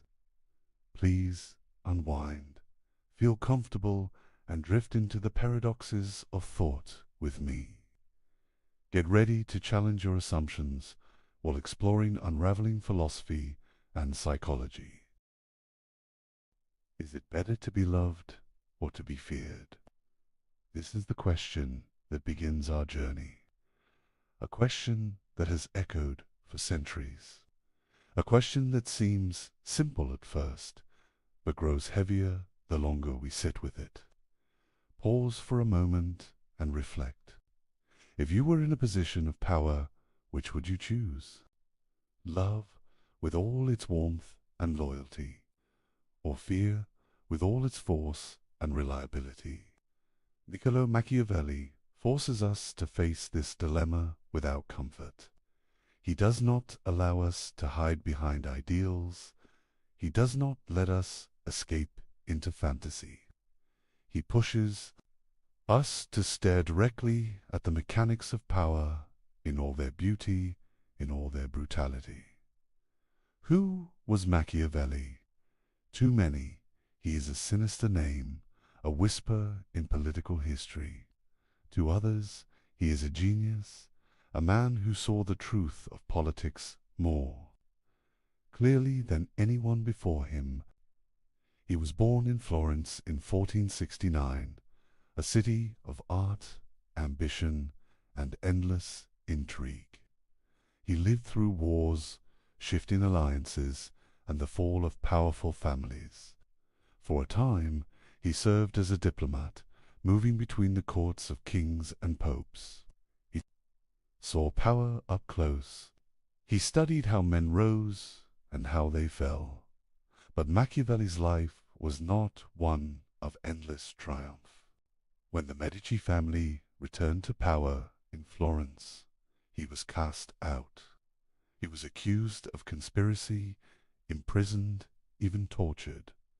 When he was finally released, he was forced into exile. His career seemed broken, his influence gone. Yet it was in that exile, stripped of privilege and honor, that he wrote his most famous work, The Prince. Many read The Prince as a manual for tyranny, a book that teaches rulers how to deceive, manipulate, and control. Others see it as satire, perhaps a veiled attack on the very leaders it appears to praise. Some read it as a desperate plea from a man trying to win back his position. Whatever the case, it remains one of the most controversial books ever written. It is both admired and despised. It is quoted and condemned, and it is still alive in political thought today. But tonight, we are not here to simply read The Prince as a historical artifact. We are here to open Machiavelli's entire playbook, to move through his writings, his ideas, his warnings, to understand not only what he wrote, but why his words still matter. Machiavelli does not give us a clean theory of government. He does not build grand systems like Plato. He does not argue for natural law like Aristotle. Instead, he studies the battlefield of politics as it really is. He watches men seize power, and he asks why some succeed while others fail. He pulls apart the myths that rulers tell, and he exposes the machinery beneath. This is why he unsettles us.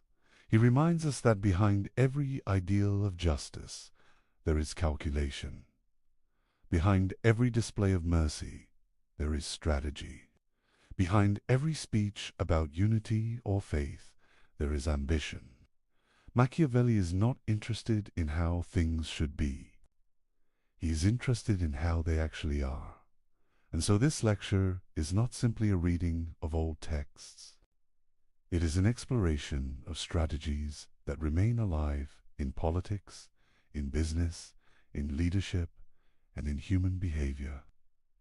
Each section we will examine reveals another tool in Machiavelli's power playbook. Some tools are violent. Some are subtle. Some seem obvious, while others shock us with their coldness. Together, they form a portrait of power that is as fascinating as it is unsettling. We begin with questions, and we will not always end with answers. Because Machiavelli does not comfort us with certainty.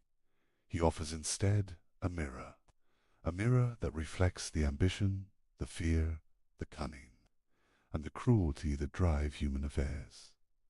Over the course of this exploration, we will see how Machiavelli redefined ideas like virtue, fortune, loyalty, and cruelty.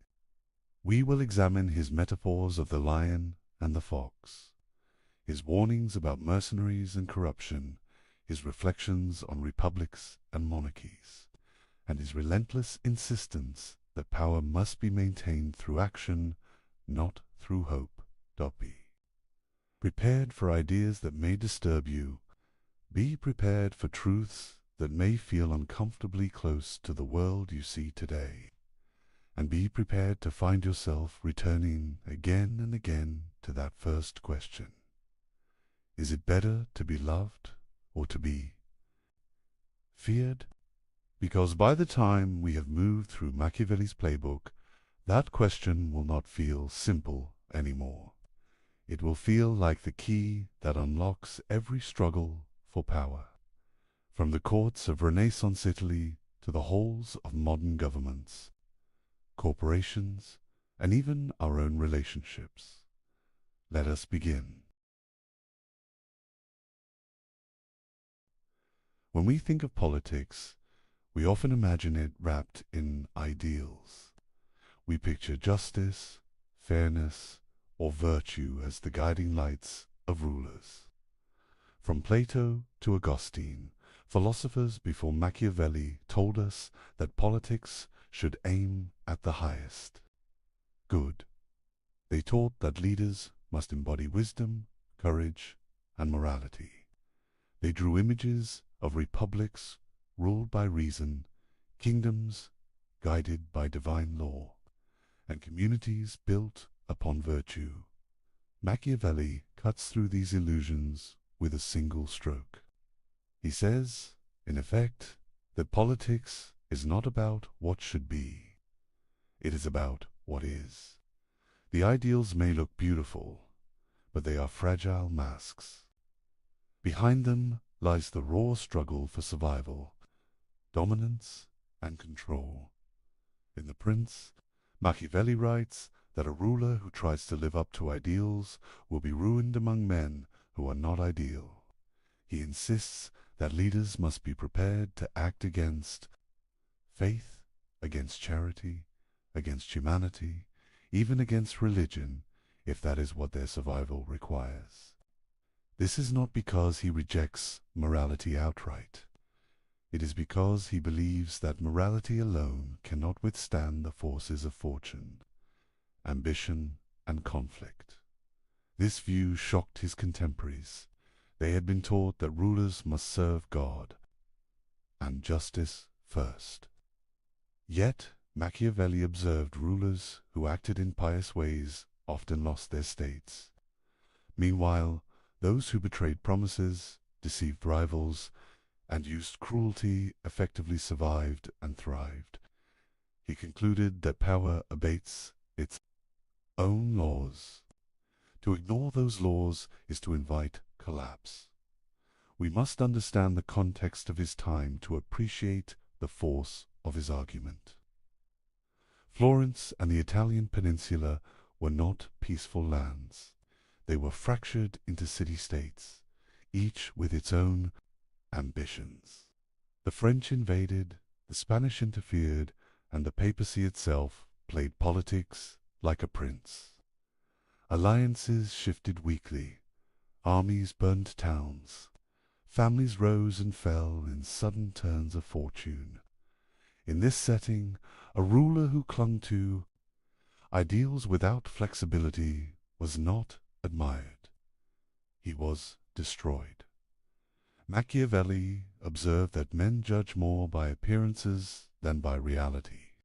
People will believe a ruler is good if he appears to act morally, even if he is ruthless behind the scenes.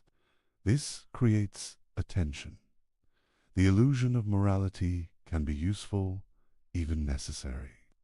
But the pursuit of morality itself, without calculation, can be fatal.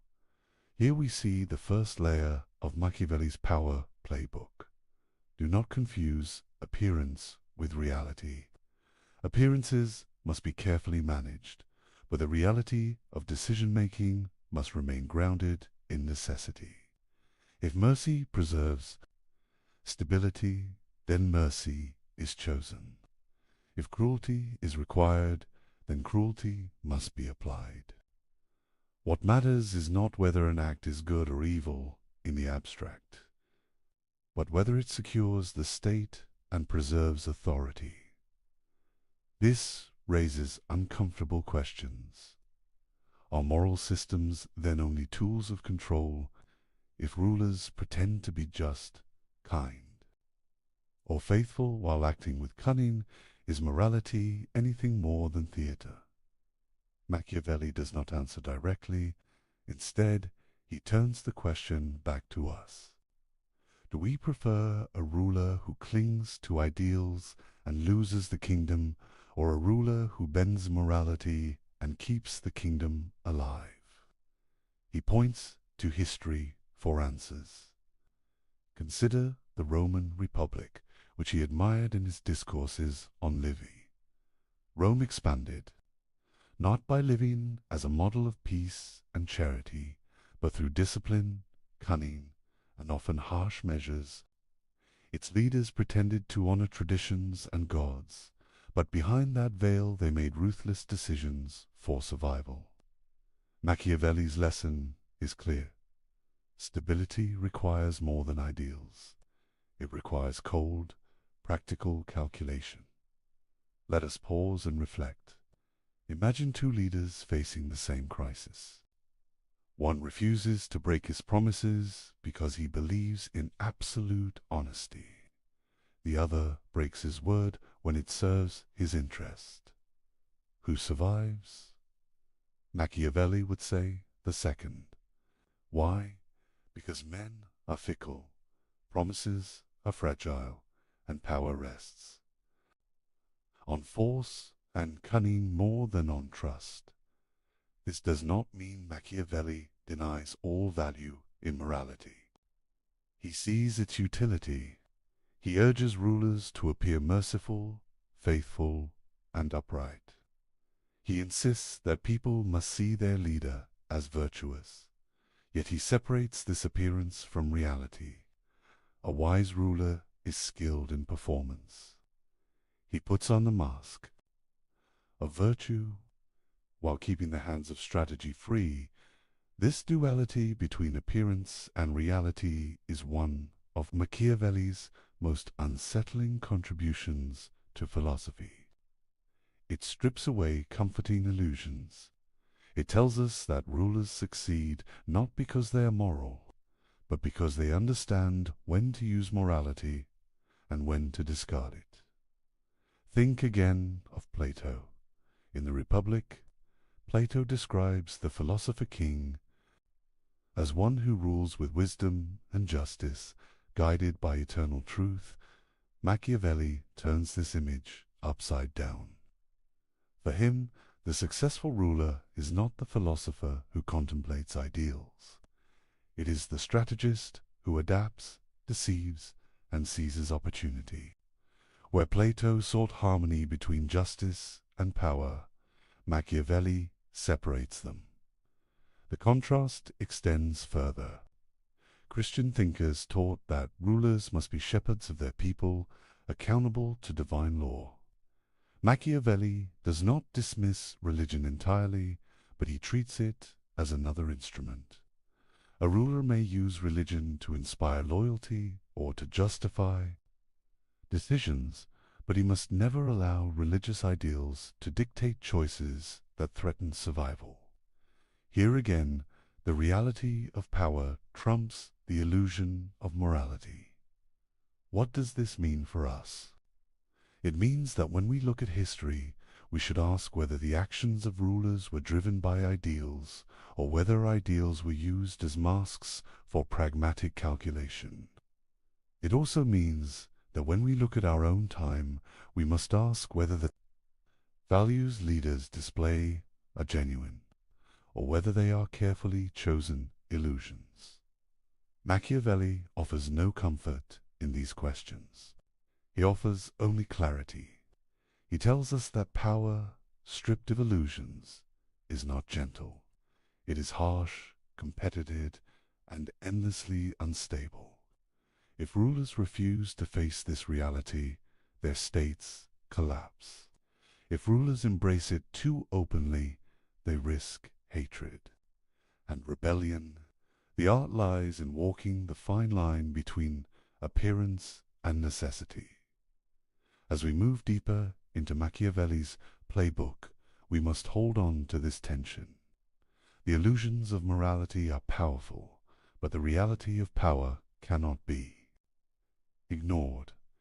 In his writings, Machiavelli shows us again and again how rulers who fail to balance these forces are destroyed. Some cling too tightly to virtue and fall to cunning enemies. Others display cruelty without restraint and provoke hatred. The survivors are those who master the balance, who act without hesitation, yet who know how to clothe their actions in the garments of morality. This is why Machiavelli's work endures. It is not a celebration of evil, but a study of necessity. He strips away the comforting myths of political philosophy and forces us to confront the engine that drives human affairs. And once we see it, the illusions of morality can never fully shield us again. In Machiavelli's writings, two concepts dominate the landscape of power. These are fortuna and virtue. To understand his playbook, we must first understand them. Fortuna is often translated as fortune or luck. It represents the unpredictable elements of life. It is the flood that can sweep away kingdoms. It is the sudden death of a prince. It is the betrayal of allies, the revolt of citizens, the invasion of foreign armies. Fortuna is chaos made tangible virtue. On the other hand, is not morality. It is not virtue in the sense of goodness or justice. It is a kind of strength, skill, and decisiveness. It is the ability to shape circumstances. It is a capacity to act boldly, to plan wisely, and to respond quickly. Virtue allows a ruler to confront fortune and, when possible, to bend it to his will. Machiavelli presents these two forces as intertwined. Fortune is like a river that rises and falls without warning. Virtue is the dam, the levee, or the engineer who redirects the waters. Without virtue, fortuna will destroy even the strongest ruler. Without fortuna, virtue has no challenges to overcome, but its presence is constant. It tests leaders, punishes hesitation, and rewards audacity. Consider his famous river metaphor. Machiavelli describes fortune as a river that floods suddenly. The flood destroys villages, drowns cattle, and scatters crops. Those who prepare levees, who build channels, who anticipate the rising waters, survive. Those who do not are swept away. In human affairs, fortune functions in the same way. Wars, betrayals, deaths, and revolutions can overwhelm a state in an instant. Virtue is the preparation, the adaptability, and the courage to confront these forces. This does not mean that fortune can be fully controlled. Machiavelli is clear. Fortune is unpredictable and often cruel, but it can be mitigated. A prince who acts boldly, decisively, and with cunning can reduce the power of fortune. He can turn its unpredictability into opportunity. History is full of examples. Leaders who hesitated in crises perished. Leaders who seized the moment thrived. Machiavelli observes that fortune favors the bold virtue also requires knowledge and action. It is not enough to be courageous. A ruler must understand the world in which he lives. He must study the patterns of human behavior, the weaknesses of rivals, and the strengths of allies. Virtue is intelligence applied to power. It is flexibility combined with decisiveness. It is the ability to act swiftly when opportunity appears and to recover quickly when disaster strikes. Machiavelli repeatedly emphasizes that virtue must be practicable. A prince cannot rely on ideals alone. He must take risks, sometimes calculated, sometimes bold, to secure his position. He must not wait for luck or hope for fortune to protect him. Fortune may knock on the door, but only virtue can open it. The interplay of fortune and virtue appears in Machiavelli's historical examples. Consider Cesare Borgia. He inherited a position of power and expanded it through audacity and strategy. He knew when to use force, when to deceive, and when to negotiate. He acted decisively against enemies, and fortune, in some measure, favored him. Yet Borgia's success was not guaranteed. When his father, Pope Alexander VI, died, fortune turned. Borgia's enemies struck, and his state collapsed. This demonstrates the limits of vertec when fortune is overwhelming. Machiavelli also examines the role of timing in vertec. Acting too soon can provoke resistance before power is secure. Acting too late can allow enemies to consolidate their strength. A wise ruler observes carefully, prepares meticulously, and strikes with precision. Vertec is the skill of timing. It is the combination of preparation, courage, and intelligence. We must also consider the human dimension. Vertec is not only strategic, it is psychological. A ruler must inspire confidence, command respect, and manage fear. Virtue allows a leader to read the hearts of men, to discern who will betray, who will follow, and who will hesitate. It is the skill of understanding not just events, but people. Fortune tests the world. Vertec tests human nature. There is a deeper lesson here. Machiavelli does not glorify luck. He does not suggest that fortune alone creates great leaders. He insists that a ruler's success depends on his ability to seize opportunity, adapt to changing circumstances, and act decisively. Vertec is the engine that drives mastery over fortune. Without it, chaos reigns.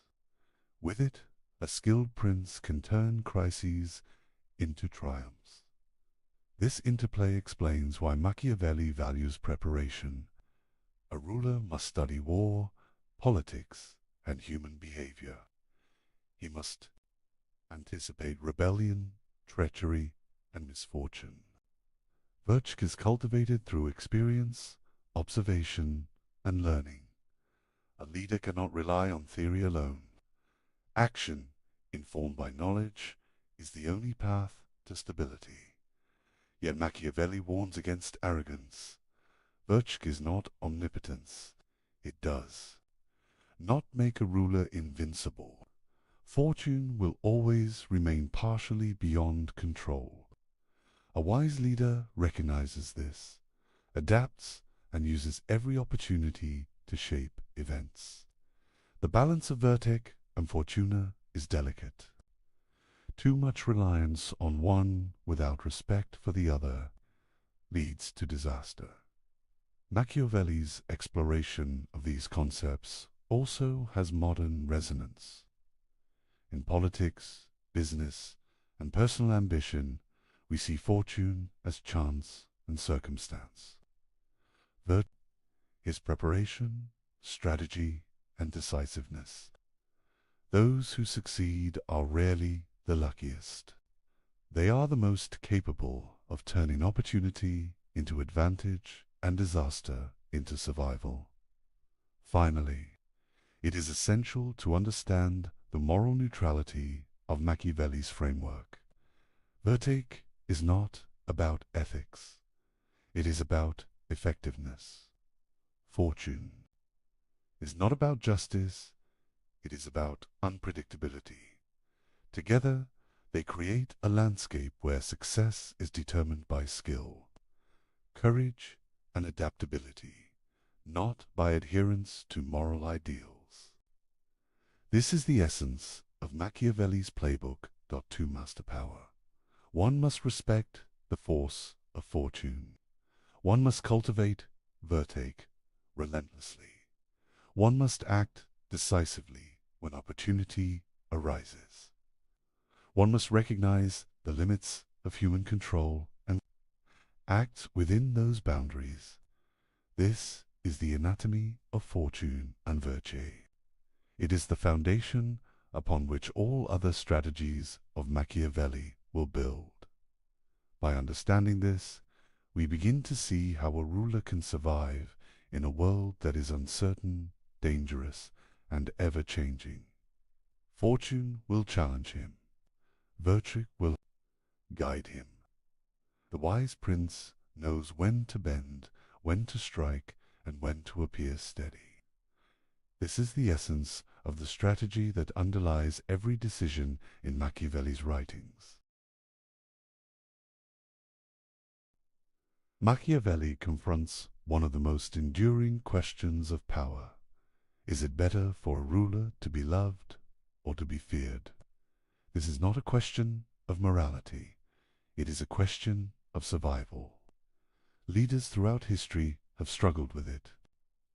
The answer, according to Machiavelli, is complex, but it carries a clear warning. He begins by observing human nature. Men are generally self-interested. They will break promises, betray allies, and abandon leaders if it suits their advantage. They are fickle and changeable. Their loyalty is often dependent on circumstances rather than conviction. A ruler who relies solely on love risks being abandoned when it is inconvenient. Fear, in contrast, is more reliable. When men fear the consequences of disloyalty, they are less likely to act against a ruler. Fear can be controlled, punishments can be applied consistently. Laws and consequences create order. In Machiavelli's view, fear provides stability in a way that love cannot always guarantee. Yet Machiavelli does not advocate cruelty for its own sake. He warns against excessive cruelty that provokes hatred. Hatred is dangerous. It can unite enemies, inspire rebellion, and destroy a ruler. The wise leader uses fear strategically. He applies it decisively and at the right time.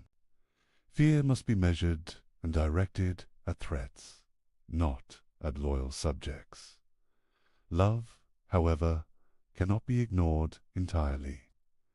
People prefer to follow a leader who is respected and admired. Popular support reduces the need for harsh enforcement. A ruler who is loved can govern with less constant pressure. The ideal balance, according to Machiavelli, is to be feared without being hated. This requires skill, judgment, and careful management of perception. He illustrates this with historical examples. Consider Cesare Borgia. He was feared by his enemies and respected by his allies. He applied cruelty swiftly and decisively, eliminating threats before they could grow.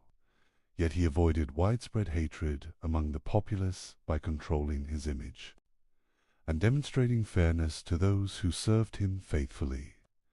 Borgia's ability to combine fear with calculated generosity allowed him to maintain power effectively. Machiavelli also emphasizes the role of appearance in managing loyalty. A ruler must cultivate the perception of virtue, kindness, and justice. People must believe in his good intentions, even if they know he acts with calculation. This combination of fear and the appearance of love creates a form of control that is both effective and sustainable. He cautions against relying solely on love. History is full of rulers who were adored, but who fell because their followers placed personal interest above loyalty. Affection alone cannot ensure obedience. Love is fragile, easily broken by greed, ambition, or external pressure. Fear, however, can endure because it is grounded in consequences. The management of fear and love also requires understanding of human psychology. Machiavelli notes that men forgive injury quickly if they benefit from the ruler. They remember cruelty longer. If it threatens them personally, a wise leader uses this knowledge to act decisively against enemies while reassuring allies. This creates a hierarchy of loyalty based on both respect and self-interest. Timing is essential. Fear applied too early can provoke resistance. Fear applied too late may allow threats to grow unchecked. Love applied indiscriminately may encourage complacency. Machiavelli teaches that the ruler must act like a conductor, orchestrating both fear and affection to maintain harmony in the state. He also addresses the relationship between fear, love, and reputation. A ruler's name is powerful. If people believe he is just, merciful, and strong, his authority is reinforced. Reputation amplifies both fear and love. A clever ruler manages his image with care, demonstrating strength when necessary and benevolence when advantageous. Machiavelli warns that extremes are dangerous. Excessive cruelty provokes hatred. Excessive leniency invites disobedience. Excessive reliance on affection leaves the ruler vulnerable to betrayal. The key is moderation and calculation. The ruler must constantly assess the loyalty of subjects and the stability of his power. Another important point is the unpredictability of human nature. People's emotions cannot be controlled completely. Leaders must accept that loyalty will fluctuate. Virtue, the skill and decisiveness we explored earlier, allows a ruler to respond to these fluctuations by applying fear strategically and cultivating respect. He can shape loyalty in his favor. Machiavelli's insights extend beyond rulers. The principles of fear, love, and loyalty apply to leaders in all forms of organization. In business, politics, and social structures, those who understand human nature can maintain influence and control. Those who rely on idealized notions of affection or loyalty risk failure. He also highlights the symbolic dimension of fear and love. Public punishments, ceremonies, and displays of power communicate strength. Generosity, rewards, and recognition communicate benevolence. The combination of these signals reinforces loyalty while minimizing resentment. The careful use of symbols is part of the art of leadership. Finally, Machiavelli presents a stark choice. Leaders must decide where to place their reliance. They can seek love, risk in vulnerability. They can seek fear, risk in hatred. The wise ruler achieves a balance that maximizes loyalty while minimizing threats. This balance is not fixed. It changes with circumstances, enemies, and the temperament of the populace. Constant attention and adaptation are required. Through these lessons, Machiavelli demonstrates that power is not granted. It is constructed. It is maintained through understanding, skill, and strategy.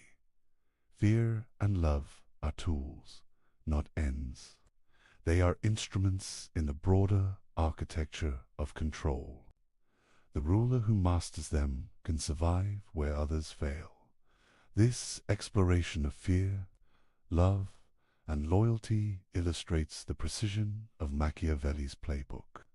It shows his deep understanding of human behavior and the mechanics of authority. By studying these principles, we see why he remains one of the most influential thinkers in the history of political thought. The question we opened with returns now with greater weight. Is it better to be loved or to be feared? Machiavelli does not give a simple answer. He shows us that the wise ruler must navigate between these forces, mastering both when possible, balancing them against the unpredictable currents of fortune, and always remaining aware of the human tendencies that shape every political act. Machiavelli introduces one of his most memorable metaphors. He tells us that a successful ruler must be both a lion and a fox. This is not a simple comparison. It is a lesson in the duality required to maintain power. Strength alone is insufficient. Cunning alone is inadequate. Both must coexist within the leader. The lion represents strength and force. A lion attacks, overpowers, and defends territory with raw power. It inspires respect and fear. In human affairs, this symbolizes the use of direct action, military might, and authority to overcome obstacles. A ruler must know when to strike. Decisively, strength is necessary to confront enemies, suppress rebellion, and establish control. Without it, the state is vulnerable to internal and external threats. The fox, in contrast, represents cunning, intelligence, and deception. A fox senses traps and avoids danger. It uses strategy rather than brute force. In leadership, the fox symbolizes subtlety, manipulation, and foresight. A ruler must be able to recognize hidden threats, negotiate effectively, and manipulate appearances. Without cunning, even the strongest leader can be outmaneuvered. Machiavelli emphasizes that one quality without the other leads to failure. A ruler who relies only on strength may crush enemies, but he will be blind to subtler dangers. He may be betrayed by those he trusted or undermined by those he underestimated. A ruler who relies only on cunning may deceive allies and opponents. But he may lack the force to defend his power when open conflict arises. Survival requires a combination of both. He illustrates this through historical examples. Consider Cesare Borgia once again. Borgia combined military skill with political cunning. He knew when to fight directly and when to manipulate alliances. His ability to assess both open threats and hidden dangers allowed him to expand his influence. Quickly, when one element failed, his dual approach often compensated, demonstrating the importance of flexibility. The metaphor also highlights the adaptability required of a leader. The world is unpredictable. Enemies change tactics. Allies shift loyalties. Fortune intervenes. A ruler who is rigid, relying solely on force or solely on deception, risks destruction. The lion and the fox symbolize the capacity to switch strategies depending on circumstances. This adaptability is a cornerstone of Machiavelli's philosophy. Machiavelli warns that deception is often necessary. The fox allows the ruler to recognize traps, to anticipate betrayal, and to use appearances to maintain stability. A ruler may need to present mercy while acting ruthlessly, or appear weak while preparing to strike. The cunning use of perception enables a leader to shape events before they become crises. Strength, however, cannot be neglected. The lion ensures that the ruler can enforce decisions, command armies, and eliminate threats decisively. Without strength, cunning alone cannot secure power. A deceptive strategy without the capacity to enforce it fails.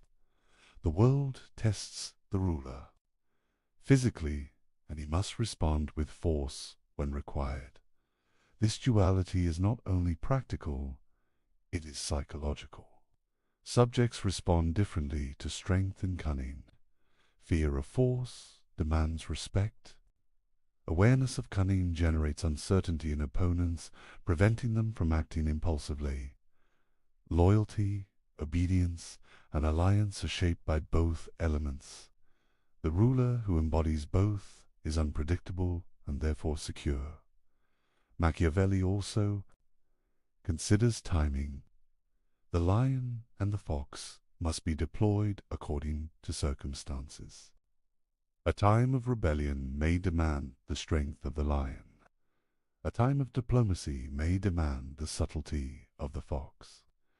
A ruler who cannot read the situation or who applies the wrong method invites disaster.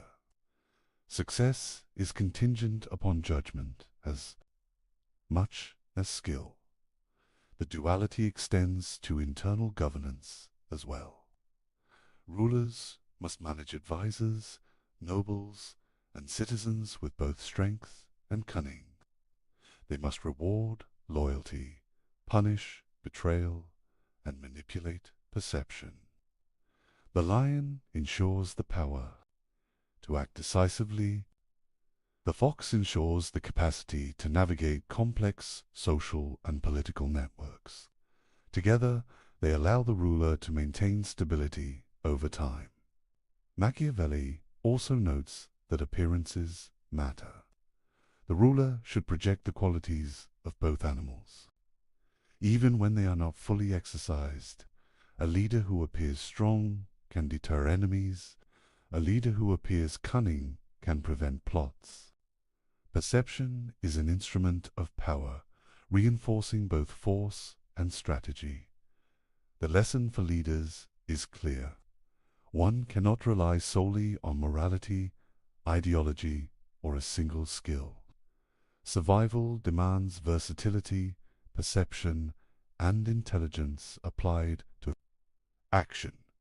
The lion and the fox are not symbols of good or evil. They are tools for navigating the realities of human behavior. Leaders who master both can withstand fortune, outmaneuver enemies, and maintain control. Machiavelli's metaphor also has a modern application.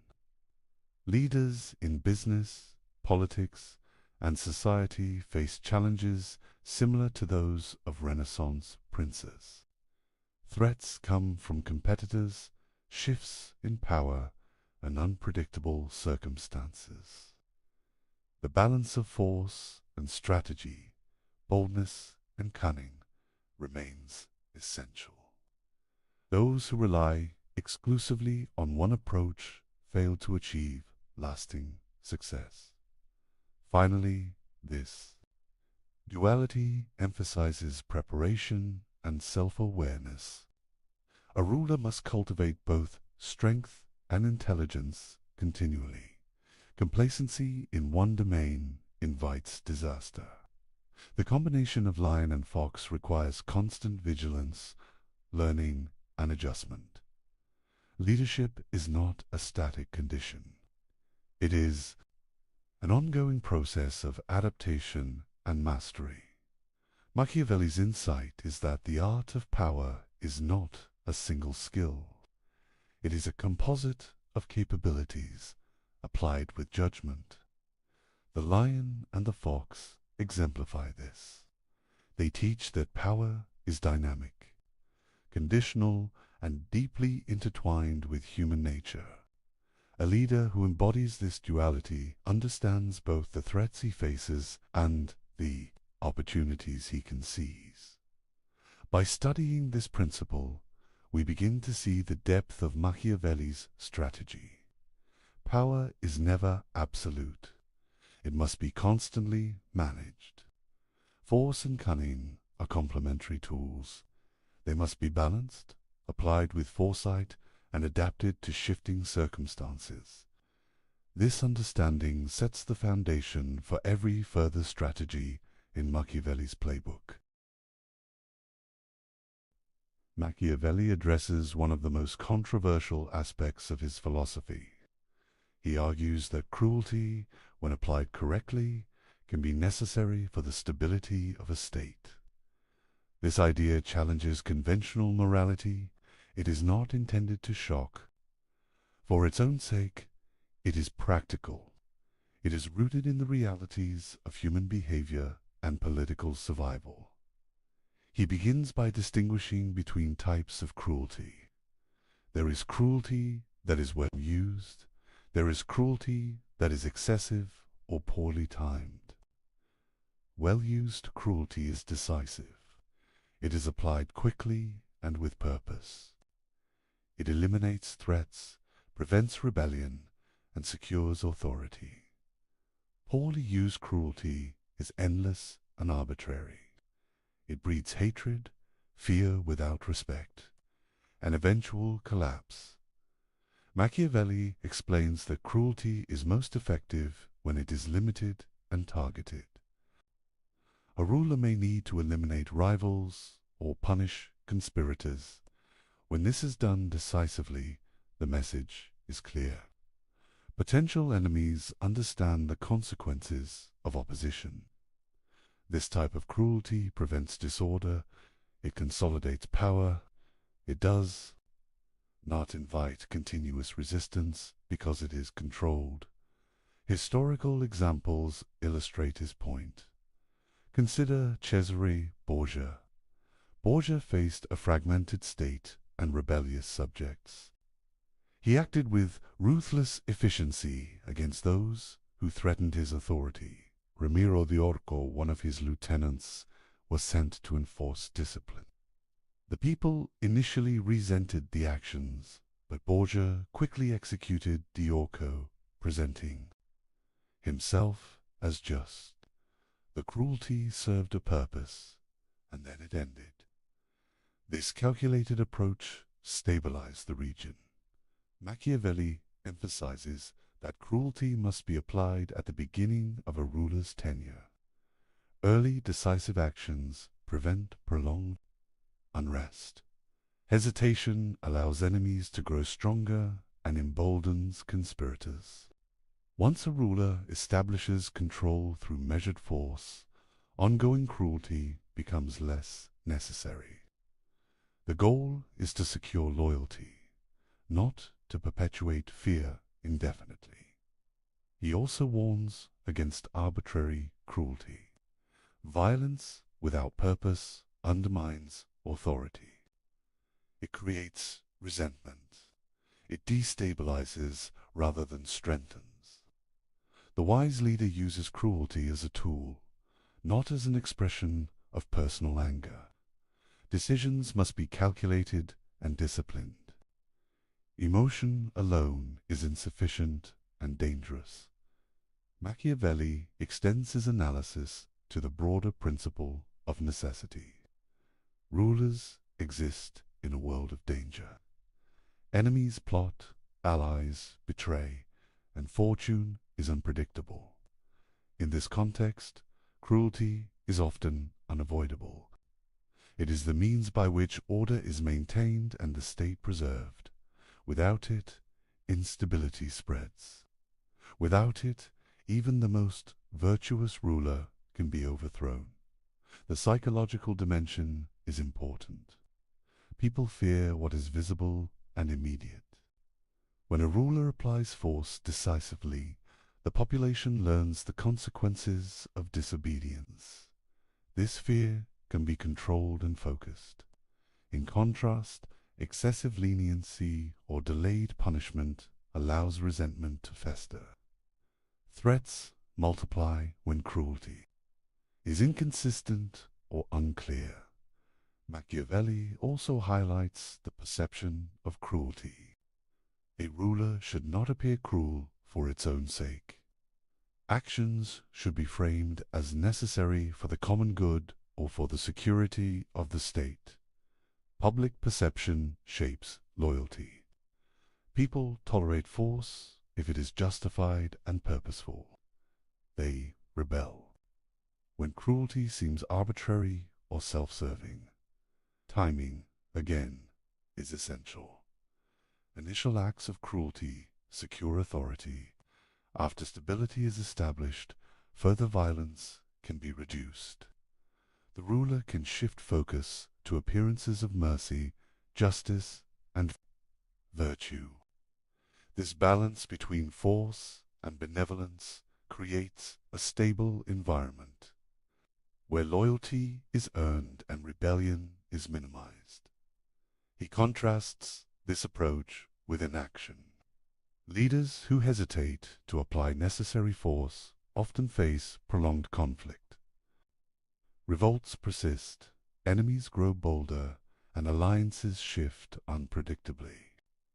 The failure to act decisively in critical moments leads to greater suffering and eventual downfall. Cruelty, when properly applied, prevents this escalation. Machiavelli also warns against cruelty motivated by personal desire.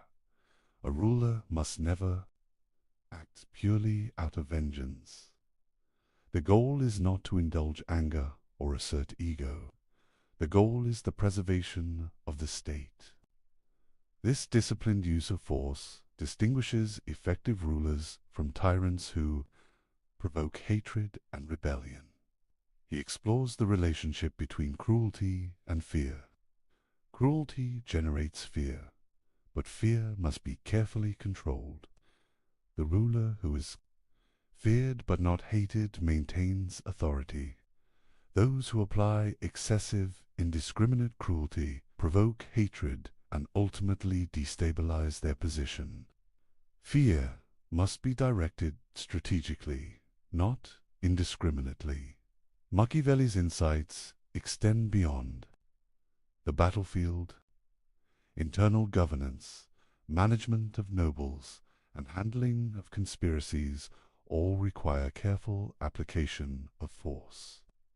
The principles of decisive action, targeted punishment, and public perception apply in political, social, and administrative contexts. Modern examples illustrate these principles. Leaders who act decisively to confront threats often maintain stability, while leaders who hesitate or act inconsistently invite chaos. Strategic force, applied with purpose, is not cruelty for cruelties. Sake, it is a calculated method of maintaining order. Finally, Machiavelli emphasizes the moral neutrality of these actions. Cruelty is neither inherently good nor evil. Its value is measured by results. The wise ruler considers the long-term stability of the state. He acts decisively when necessary, restrains force when possible, and manages perception carefully. Through this lens, cruelty becomes a tool, a necessary instrument for survival. It is not arbitrary, it is not personal, it is part of the disciplined exercise of power. To ignore this principle is to misunderstand the realities of governance. To apply it without judgment is to invite destruction. The balance, timing, and purpose of cruelty determine the ruler's success. By understanding the necessity of cruelty, we begin to see how Machiavelli redefines power. He strips away comforting illusions. He shows that stability requires action, decisiveness, and control.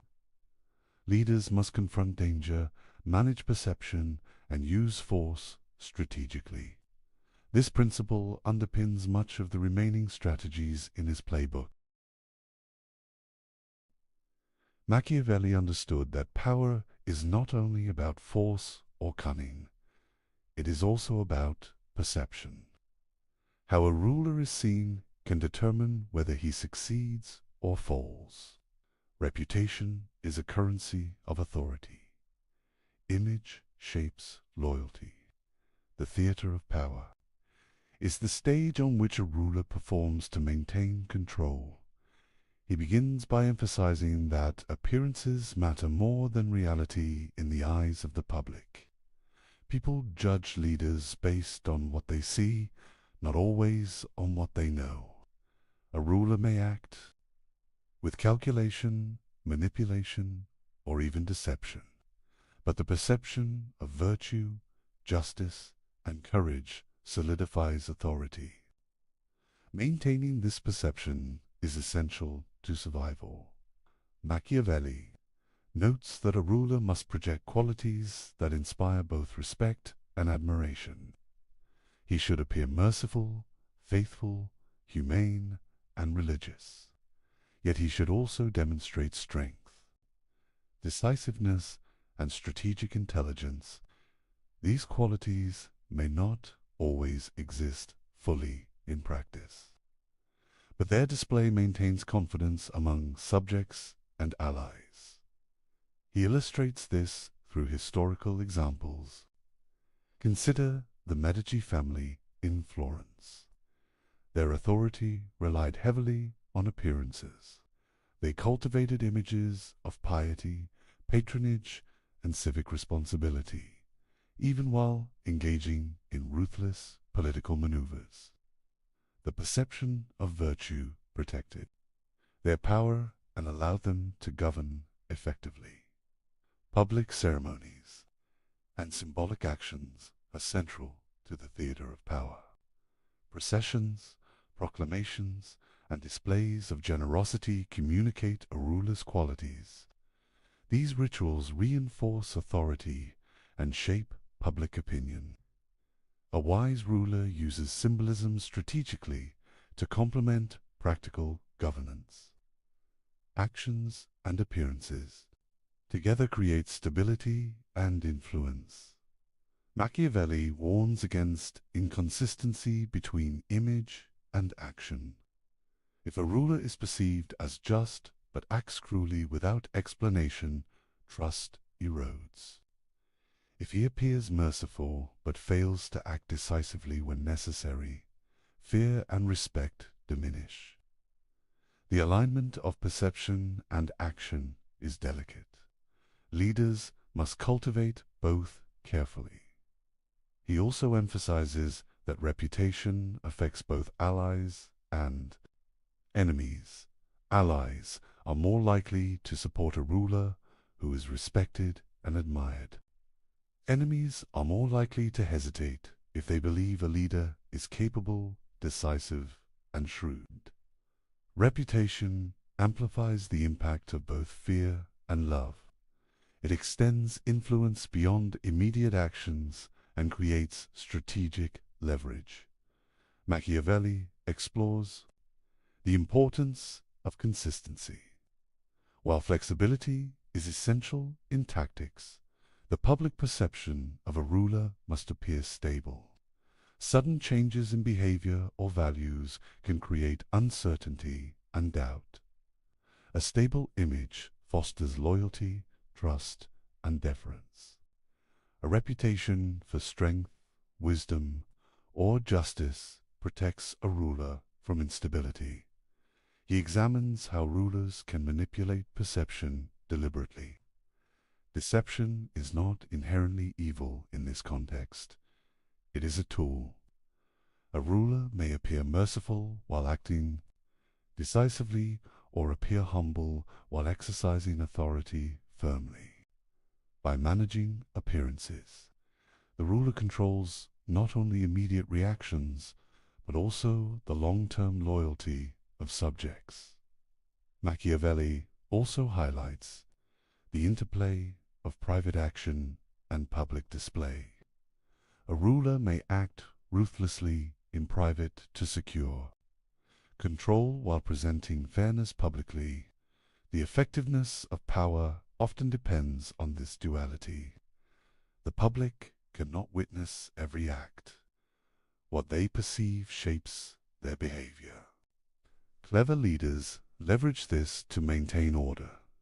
Historical examples extend to military leaders as well. A general who appears disciplined, courageous, and strategic inspires confidence among troops. Soldiers follow not only because of orders, but also because of belief in competence.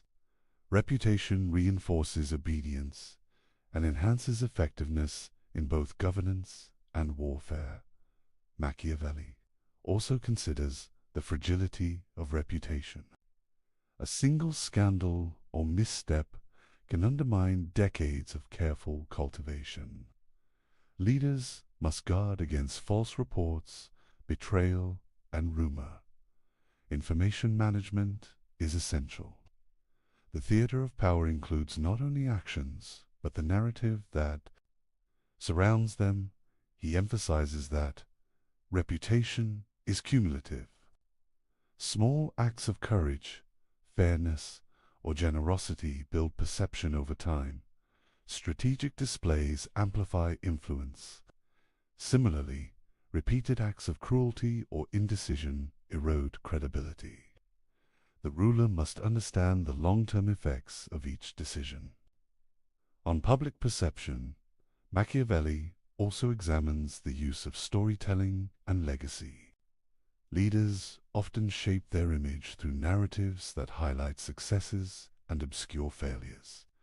Propaganda, public records, and controlled accounts of events all contribute to the theater of power. The ruler who controls the story controls the memory of his rule. He warns that relying solely on appearances without substance is dangerous. A ruler may deceive temporarily, but if underlying weaknesses exist, fortune will expose them. Strength, cunning, and decisiveness must underpin image. Reputation amplifies power, but cannot replace competence. Modern parallels are clear. In politics, business, and society, leaders manage public perception constantly. Media, communication, and symbolic actions influence loyalty, respect, and obedience. The principles Machiavelli outlined centuries ago remain relevant. Reputation shapes decisions, alliances, and opportunities. Finally, Machiavelli emphasizes the integration of all elements of power: reputation, force, cunning, cruelty, and appearance are not separate. They interact. A wise ruler balances them to maintain authority. Perception enhances action. Action reinforces perception. Together, they create a resilient, adaptive, and effective system of governance. Through understanding the theater of power, we see that leadership is both practical and performative. A ruler must master not only the mechanics of control, but also the art of influence. Every gesture, decision, and public appearance contributes to the stability of the state. Reputation is the stage upon which all other strategies unfold. By studying these lessons, we begin to see Machiavelli not as a promoter of immorality, but as an analyst of survival and influence. Leaders who understand perception and cultivate their image can navigate challenges, inspire loyalty, and maintain power in ways that are both strategic and enduring. Machiavelli understood that power does not exist in isolation. A ruler is surrounded by allies, adversaries, and opportunists. Success depends on the careful management of relationships. Friendships, loyalties, and enmities are tools to be understood and used wisely. He begins by emphasizing the impermanence of alliances. People are motivated by self-interest. Allies today may become enemies tomorrow. Shared goals are often temporary. The wise ruler anticipates these shifts. He maintains awareness of the intentions and ambitions of those around him. Trust, Machiavelli argues, must be strategic. Blind faith in allies is dangerous. A ruler cannot assume loyalty based solely on past favors or friendship. Those who seem most devoted may betray at the moment of greatest opportunity. Conversely, apparent rivals may be managed or even converted into useful allies if their ambitions align temporarily with the ruler's objectives. He provides historical examples to illustrate these points. Florence, Venice, and other Italian city-states were constantly shifting in alliances. Leaders who relied too heavily on external support often found themselves abandoned when foreign powers pursued their own interests. Survival required vigilance and flexibility. Alliances must be nurtured, tested, and sometimes replaced. Machiavelli emphasizes the importance of understanding human motivation. People act primarily out of self-interest, fear, or ambition. A ruler who misreads the desires and incentives of allies risks being manipulated. He must study the character and behavior of those around him carefully. Observing actions is often more revealing than listening to words. He also addresses betrayal. It is inevitable in human affairs. Rulers must plan for it. Defensive measures such as dividing potential adversaries, rewarding loyalty, and punishing treachery decisively reduce the likelihood of surprise attacks. Machiavelli stresses that swift and calculated responses to betrayal send clear signals, reinforcing both fear and respect. Another principle is the selective cultivation of friends and enemies. Not all alliances are equally valuable. The ruler must identify those who can contribute to stability, military strength, or economic advantage. Some rivals can be left unchecked if their ambitions are contained. Others must be neutralized through diplomacy, coercion, or strategic force. Proper management ensures that threats are minimized while benefits are maximized. Machiavelli also highlights the importance of adaptability. Relationships are not static. Circumstances change. A once trusted ally may become dangerous. A previously hostile neighbor may become an opportunity for alliance. The successful ruler continually reassesses the political landscape. Decisions must be based on the current balance of power, not past assumptions or sentiments. He examines the role of deception in managing allies and enemies. Transparency can be exploited. The ruler must sometimes conceal intentions, provide misleading signals, or present false security to maintain advantage. Deception is a tool, not a moral failing. When used to preserve the state and protect power, historical examples reinforce these lessons. The Papal States frequently negotiated alliances with city-states and foreign powers. Those who overestimated loyalty or underestimated ambition often lost territory or influence. Leaders who balanced diplomacy with readiness for conflict maintained authority more effectively. Machiavelli's observations emphasized pragmatism over idealism. He also considers the psychological impact of power.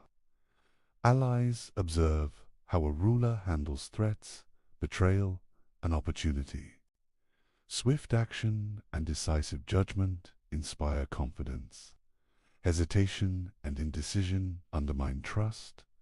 Reputation, decisively linked to behavior, shapes future relationships. Allies and enemies alike adjust their strategies based on perceived strength and intelligence. Machiavelli warns against over-reliance on any single ally.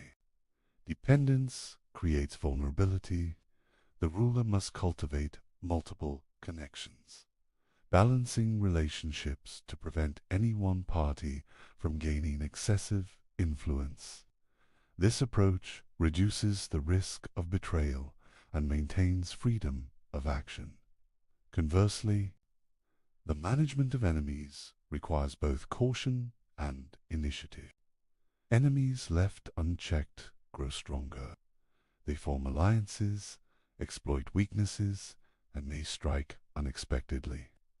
A prudent ruler observes potential adversaries, predicts their moves, and acts preemptively when necessary. Timing and decisiveness are essential. He further distinguishes between permanent and temporary alliances.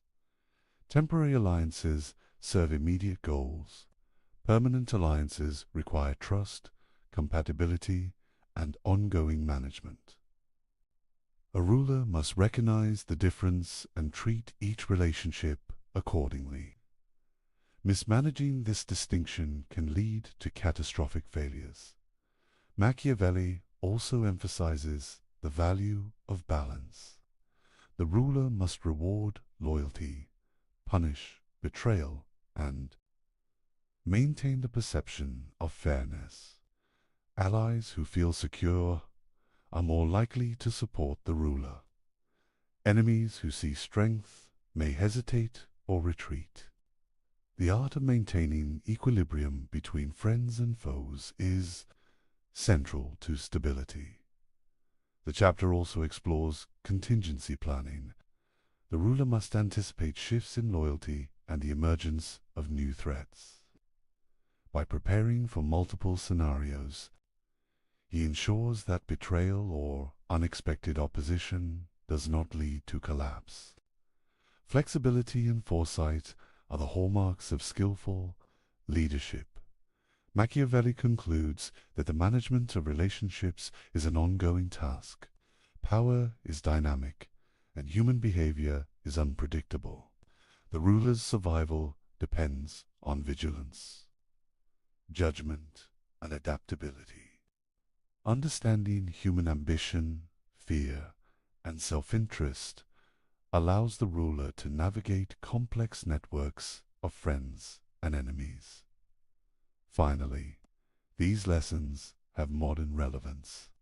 Corporate leaders, politicians, and social strategists face analogous challenges. Alliances form and dissolve. Rivals emerge unpredictably. Understanding motivations, maintaining reputation, and managing perception remain critical. Machiavelli's analysis of friends and enemies provides insight into human behavior and the dynamics of influence.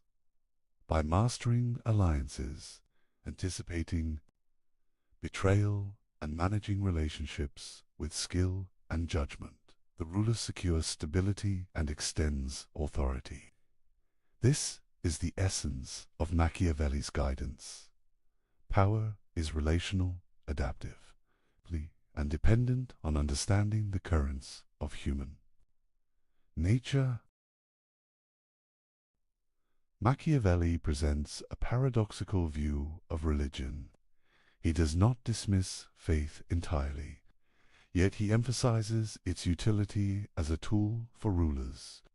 Religion, in his eyes, is a mechanism for shaping human behavior. It unifies, motivates, and controls populations. He admires its practical effects rather than its spiritual truths. He begins by examining the role of religion in society. Religion establishes rules and moral codes. It encourages obedience to laws. It provides a shared framework of values. Citizens are guided by fear of divine punishment as well as social expectation. This shared belief system strengthens social cohesion. A ruler who harnesses this can govern more effectively. Machiavelli admires Roman religion for its practical virtues. The ancient Romans used rituals, festivals, and public devotion to unify the state. Religion reinforced loyalty to the republic. Citizens internalized the values necessary for civic duty.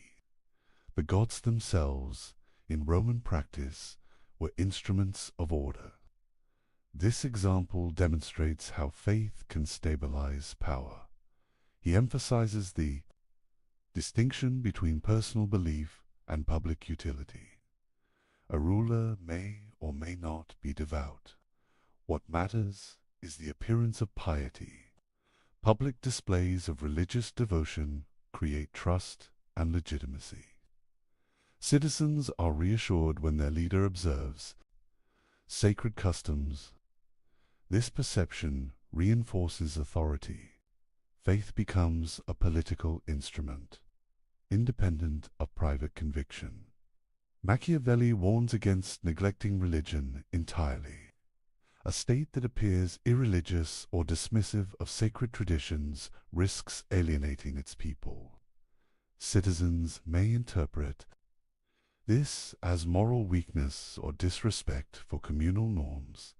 Revolts, disobedience, and factionalism become more likely. Leaders must manage perception as carefully as they manage armies. He explores the paradox of morality in leadership. Ethical behavior is valuable when it supports stability. Rulers should maintain the appearance of virtue, honesty, and justice.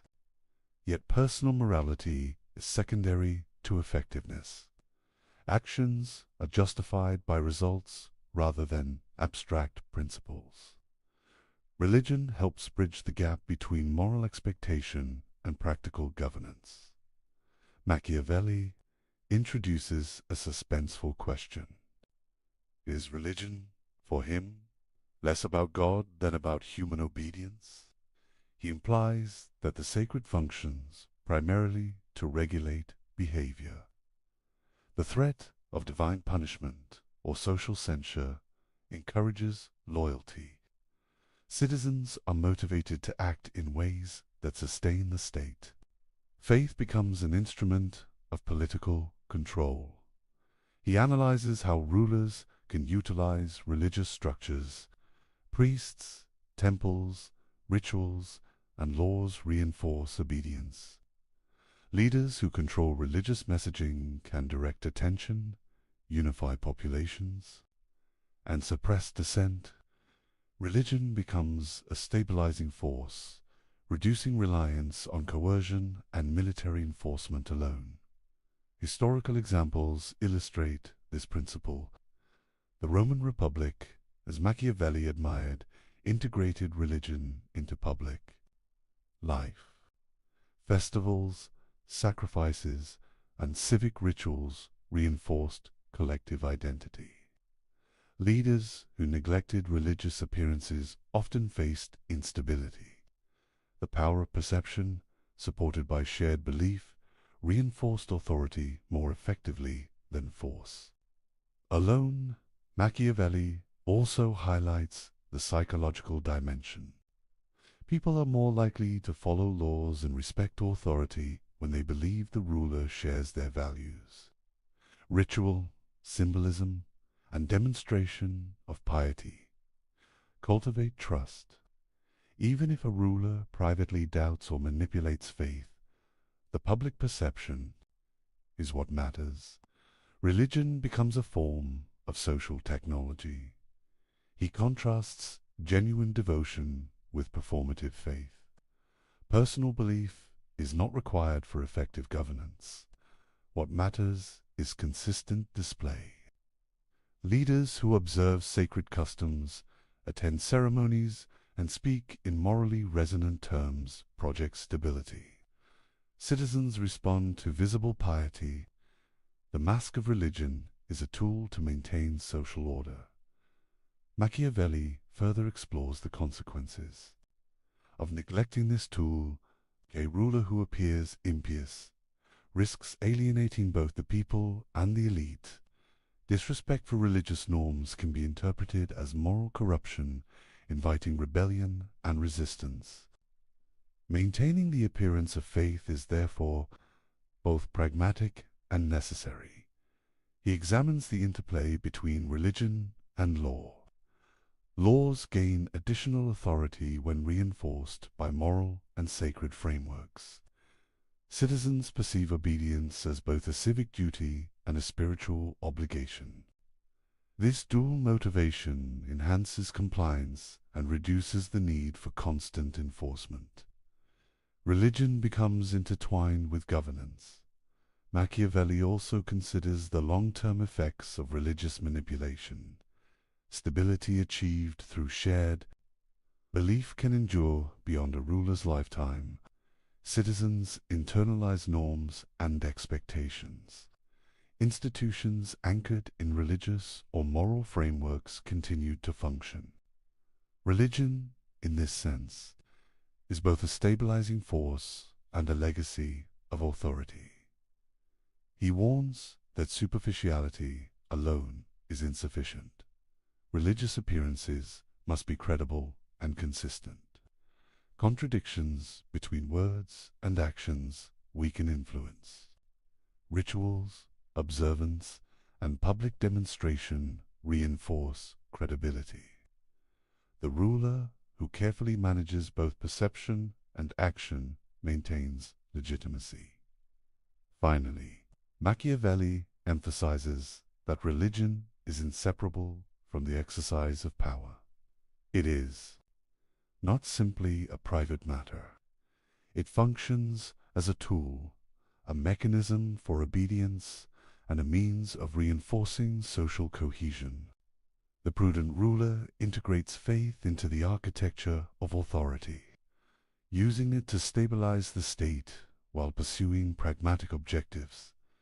By studying Machiavelli's approach, we see a ruler who understands human behavior deeply. Religion is valued not for spiritual enlightenment, but for its capacity to unify, motivate, and control. This principle demonstrates the sophisticated pragmatism at the core of Machiavelli's philosophy of power. Machiavelli places audacity at the center of political success. He asserts that fortune favors the bold. Leaders who act decisively seize opportunities, shape events, and maintain control. Hesitation, by contrast, invites misfortune and collapse. Boldness is not reckless. It is calculated, informed, and timely. He introduces the concept of fortune as a force that can be influenced. Fortune is unpredictable. It presents opportunities and challenges. Machiavelli famously writes that fortune must be beaten down like a woman. This brutal metaphor reflects his view that fortune yields to strength, courage, and action. It does not act on its own. Leaders must impose their will upon it. Bold action is closely linked to ambition.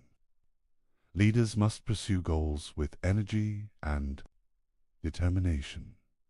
Passive rulers wait for events to unfold. They react rather than shape outcome. Machiavelli argues that ambition combined with audacity allows a ruler to convert opportunity into lasting power. Hesitation, even in favorable circumstances, often leads to failure. He contrasts decisive leaders with hesitant ones. Hesitant rulers analyze endlessly, delay action, and overvalue caution. They often miss fleeting opportunities. Bold leaders, by contrast, take calculated risks. They act swiftly, exploit weaknesses in rivals, and adapt as circumstances change. History demonstrates that fortune rewards initiative. Cesare Borgia serves as a prime example.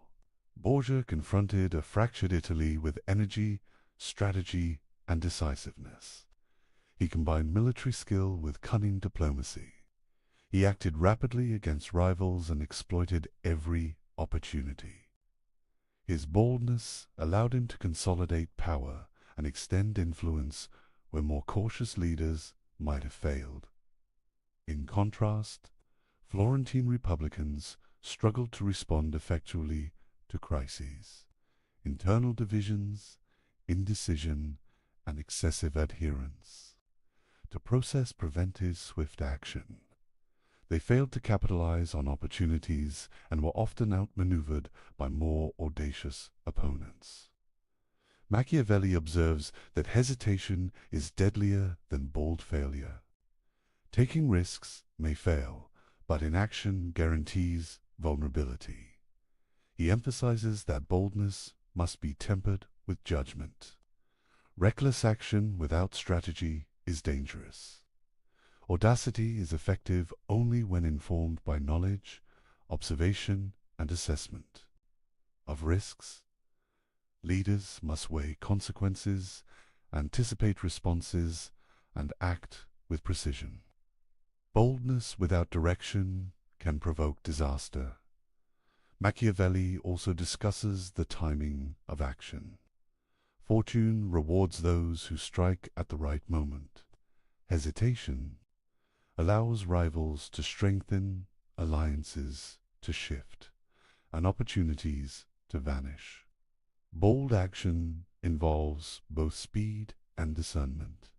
The capacity to recognize the decisive moment separates effective leaders from indecisive ones. He explores the psychological dimension of audacity. Bold leaders inspire confidence and fear. Subjects respect decisiveness. Rivals hesitate in the face of initiative. Ambition, when demonstrated through action, conveys authority. In contrast, hesitation signals weakness and invites challenges. Boldness is both practical and symbolic. Historical examples reinforce these principles. Leaders who seize power during crises often achieve lasting authority. Those who delay, even with superior resources, risk being overtaken by rivals. Machiavelli repeatedly emphasizes that fortune favors those willing to act decisively and courageously. He also examines the interplay of risk and reward. Bold decisions carry potential for failure, but the consequences of hesitation are often greater. Leaders who fail while acting decisively can recover. Leaders who hesitate frequently lose control entirely. Risk, when calculated and embraced, becomes a tool for power. Machiavelli stresses that audacity affects both internal and external politics. Domestically, decisive action quells dissent and inspires loyalty. Externally, it deters aggression and exploits weaknesses in rivals. Boldness establishes initiative. Hesitation surrenders it. Maintaining momentum is central to sustaining authority. The metaphor of fortune as a woman underscores the active role leaders must play. Fortune does not yield passively. It responds to courage, energy, and assertive effort. Leaders shape their destiny by imposing their will upon circumstances. This principle highlights the dynamic relationship between human action and unpredictable events. He further explores the cumulative effect of boldness. A leader who consistently acts decisively builds reputation and credibility. Subjects and allies observe audacity as competence. Rivals perceive a pattern of strength and initiative. Over time, bold action creates a self-reinforcing cycle of authority and influence. Machiavelli also examines failures of audacity. Leaders who act boldly without preparation, intelligence, or strategy invite disaster. Success requires both courage and competence. Boldness is a necessary condition for power, but it is not sufficient alone. Knowledge, skill, and foresight are equally essential. He concludes with the central lesson: hesitation is deadlier than bold failure. Inaction allows rivals to advance, fortune to shift, and opportunities to disappear. Bold, calculated action may encounter setbacks, but it preserves initiative and maximizes the possibility of success. Hesitation guarantees loss. Through this analysis, Machiavelli emphasizes a core principle of his philosophy. Ambition, courage, and decisive action define effective leadership. Fortune favors those who confront uncertainty actively, shape events strategically, and refuse to be paralyzed by risk. Boldness is both a weapon and a shield in the machinery of power. Machiavelli admired the Roman Republic. He saw in it a model of political strength, resilience, and adaptability. Unlike principalities ruled by a single prince, republics distributed power. Authority was shared among institutions, citizens, and elites. This structure created stability, accountability, and long-term endurance. He begins by contrasting republics with monarchies. Principalities concentrate power in one individual. Decision-making is rapid but highly dependent on the ruler's abilities. The state is vulnerable if the prince is weak, indecisive, or corrupt. Republics, by contrast, distribute authority across councils, assemblies, and magistrates.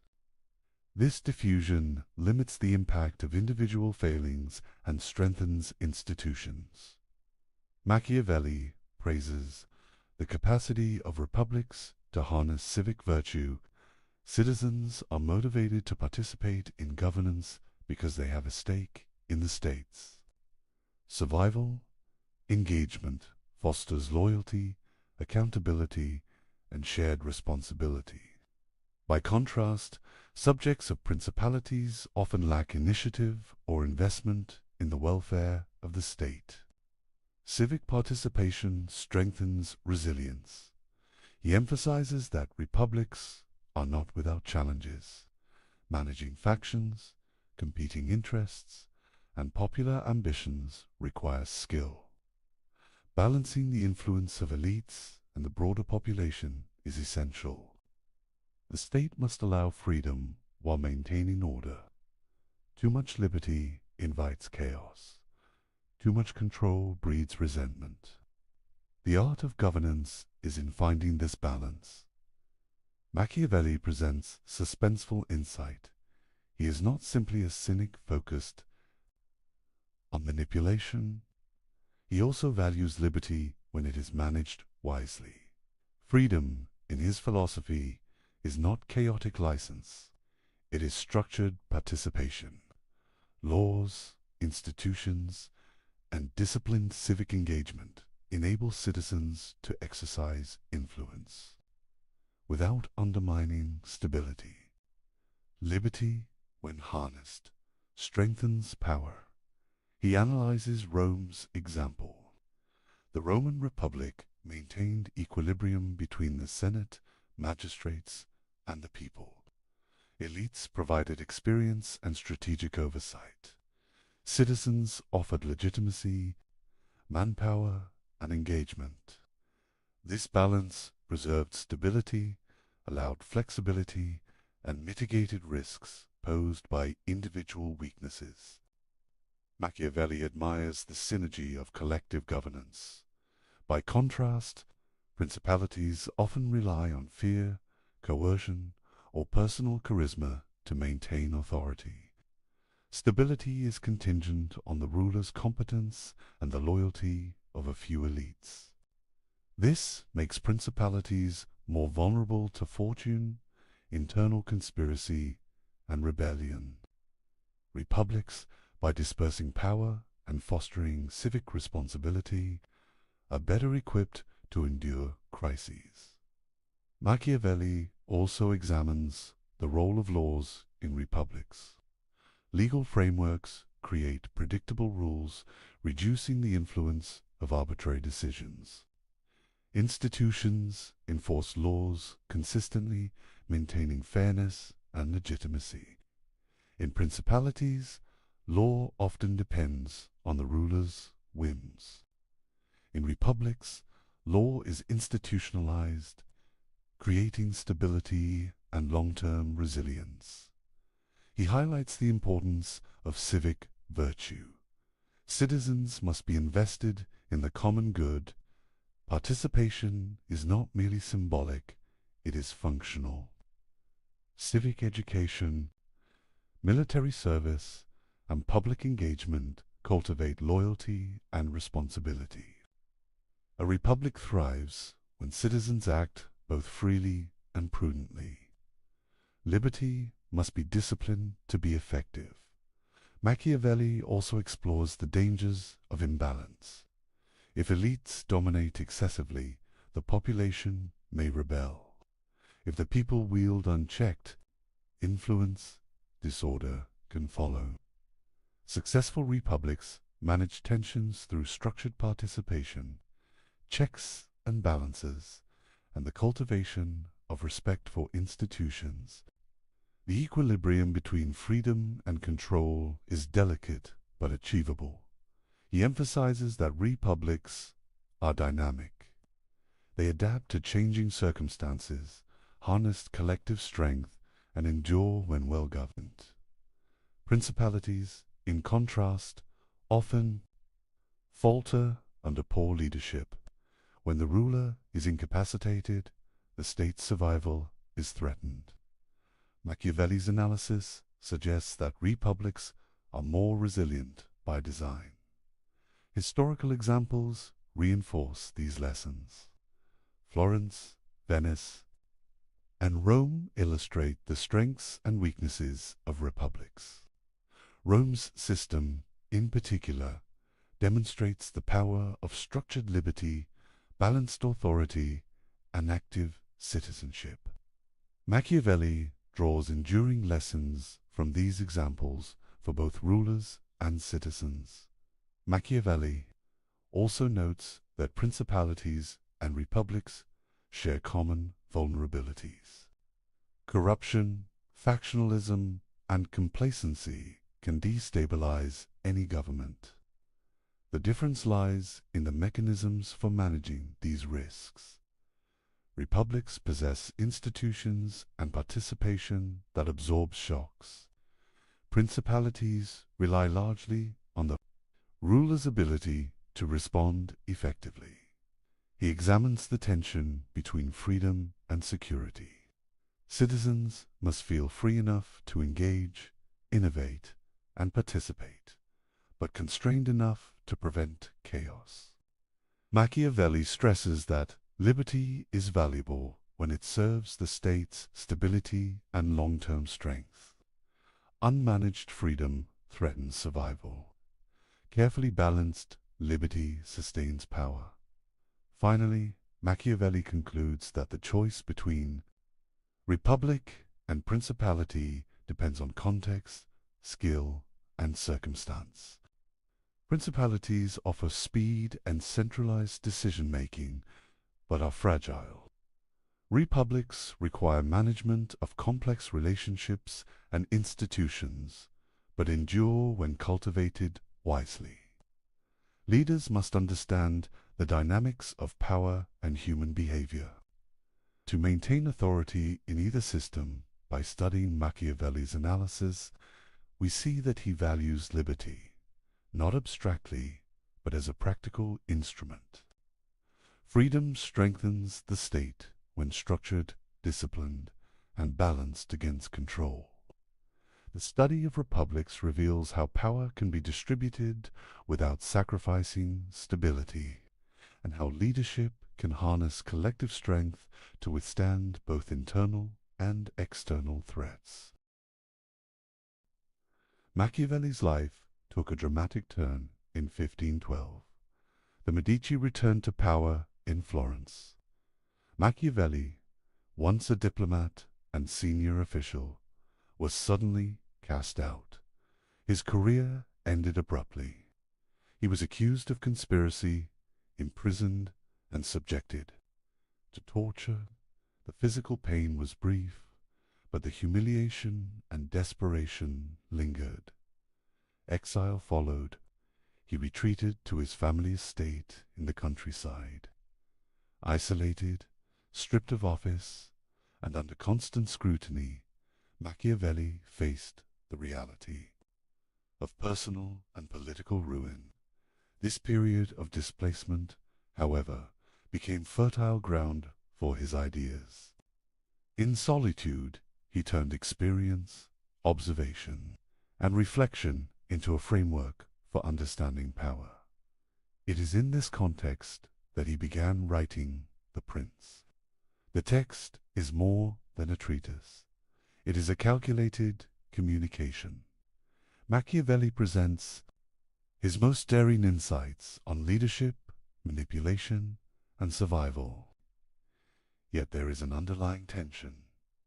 Is this guidance sincere, ironic, or a survival strategy? The uncertainty itself adds to the drama of the work. The Prince can also be seen as a job application to the Medici.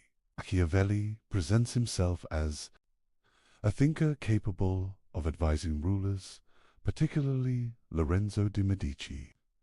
Every paragraph balances demonstration of knowledge with subtle flattery. It is strategic, persuasive, and highly personal. He seeks to regain influence and relevance through the written word. Suspense is central to understanding this moment. Imagine Machiavelli seated at his desk, quill in hand, contemplating the boldest ideas he has ever conceived. He writes of cruelty, deception, and manipulation, fully aware of the dangers these thoughts carry if misinterpreted. Every sentence is calculated, every example carefully chosen. He is both fearless and cunning. Machiavelli's writing reflects a mind sharpened by adversity. Exile forced him to analyze politics with clarity and detachment. Personal experience, observation of leaders, and historical case studies converge in his analyses. The Prince emerges as a concentrated playbook of power distilled from the turbulence of Italian politics. He also reflects on the morality of rulers. In exile, he confronts the paradox of ethics in governance. Leaders must act decisively and sometimes ruthlessly. Yet the survival of the state often demands choices that defy conventional morality. Machiavelli writes not as a moralist, but as a realist. The Prince is a mirror reflecting the world as it is, not as it should be. Historical examples animate the text. Cesare Borgia, notorious for cunning and decisiveness, embodies the lessons. Machiavelli admired. The strategies he describes are drawn from observation, not imagination. Each case illustrates the consequences of action or inaction, courage or hesitation, loyalty or betrayal.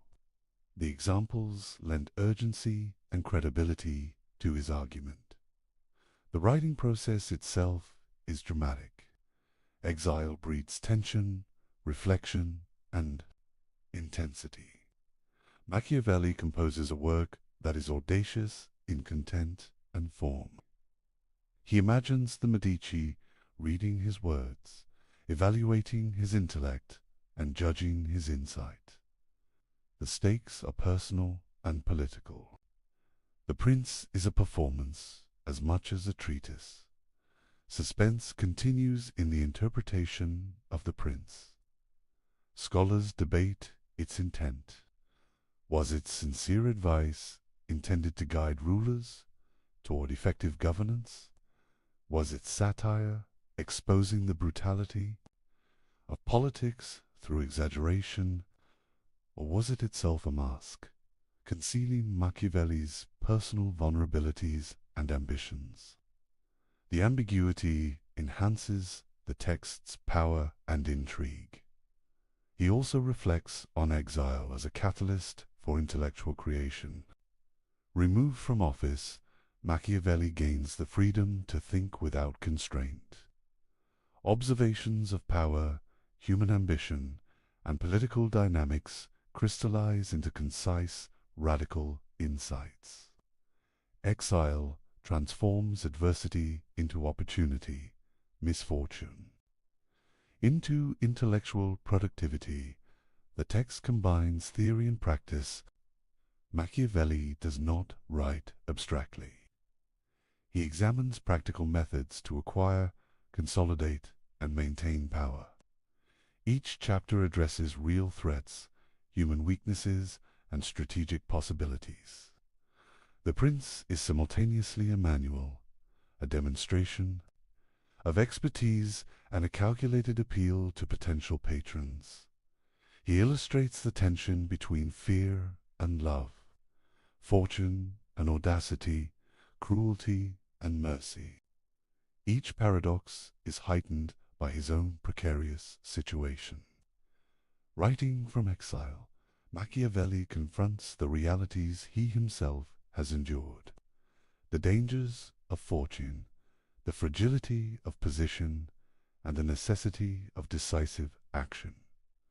Finally, he confronts his own legacy within the Prince. By distilling his observations into a coherent guide, Machiavelli ensures that his ideas endure beyond personal misfortune. Exile, pain, and political ruin become a backdrop for intellectual immortality. His analysis of power, paradoxical as it may be, survives as a testament to the synthesis of experience, reflection, and daring thought. Through this chapter, we understand The Prince not merely as a book, but as a dramatic act of survival, strategy, and insight. Machiavelli transforms personal catastrophe into a timeless exploration of power, human nature, and the enduring dynamics of politics. Machiavelli's influence extends far beyond his lifetime. His observations on power, human nature, and governance shaped political philosophy for centuries. From the Renaissance to the Enlightenment and into modern politics, his ideas continue to resonate. His work challenges leaders, theorists, and citizens to confront the realities of power without illusions. He begins by examining Machiavelli's immediate impact. During the Renaissance, rulers and thinkers studied his writings with keen interest. The Prince became a reference point for understanding strategy, diplomacy, and authority. Machiavelli's clarity in analyzing human behavior and political dynamics set him apart from moralistic or idealistic treatises of his time. Enlightenment thinkers engaged deeply with his ideas. Figures like Rousseau and Montesquieu read Machiavelli as both a caution and a guide. His emphasis on observation, pragmatism, and the mechanics of power influenced debates about liberty, the structure of government, and the role of laws. Machiavelli's work helped shift political philosophy from abstract ideals to practical analysis. He also examines the adoption of his concepts by modern leaders. Military commanders, diplomats, and statesmen study his principles to understand negotiation, strategy, and human behavior.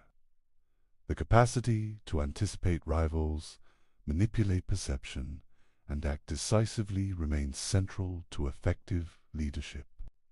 Machiavelli's insights are applied not as prescriptions of morality, but as tools for practical advantage. The term Machiavellian illustrates his enduring reputation. It evokes cunning, calculation, and sometimes ruthless manipulation. While often used pejoratively, the term also recognizes his penetrating understanding of political dynamics. Leaders and scholars alike associate his name with the ability to navigate complexity, manage ambition, and maintain authority. His ideas remain a benchmark for evaluating power. Machiavelli's writings challenge assumptions about morality in politics. He separates ethics from efficacy. Leaders cannot rely solely on virtue or sentiment. Success depends on understanding human nature, anticipating behavior, and taking decisive action. This stark realism transformed political thought and remains relevant in contemporary analyses. He traces the influence on Republican theory. Discourses on Livy inspired debates about civic virtue, balance of power, and the role of citizens. His analysis of Rome shaped modern conceptions of liberty, checks and balances, and institutional resilience. Machiavelli demonstrated how historical examples inform the design of governance. Machiavelli's influence extends to strategy and military theory. His insistence on preparedness, citizen militias, and decisive action informs modern military doctrine. The principle that fortune favors the bold continues to guide leaders in contexts ranging from warfare to diplomacy. Action, timing, and audacity remain critical. He also explores the cultural and intellectual dimension. Machiavelli's work provoked controversy precisely because it forced readers to confront uncomfortable truths. He challenged idealistic notions of leadership, morality, and human nature. By framing power as a dynamic, often ruthless interaction, he encouraged critical thinking and realistic assessment of political life. Suspense builds as he considers the duality of his legacy. Some interpret Machiavelli as a teacher of cynicism, revealing the darker side of politics. Others see him as a realist, exposing truths that leaders must understand to govern effectively. His writings provoke reflection on whether morality is subordinate to survival, strategy, and practical wisdom. He examines how his ideas endure in modern political analysis. Political scientists, historians, and strategists draw on Machiavelli to understand negotiation, influence, and institutional dynamics. Concepts such as manipulation of perception, the balance of fear and love, and the management of alliances remain central in the study of governance. Machiavelli also shaped debates about liberty and authority. His distinction between republics and principalities informs discussions about democracy, centralized power, and citizen participation.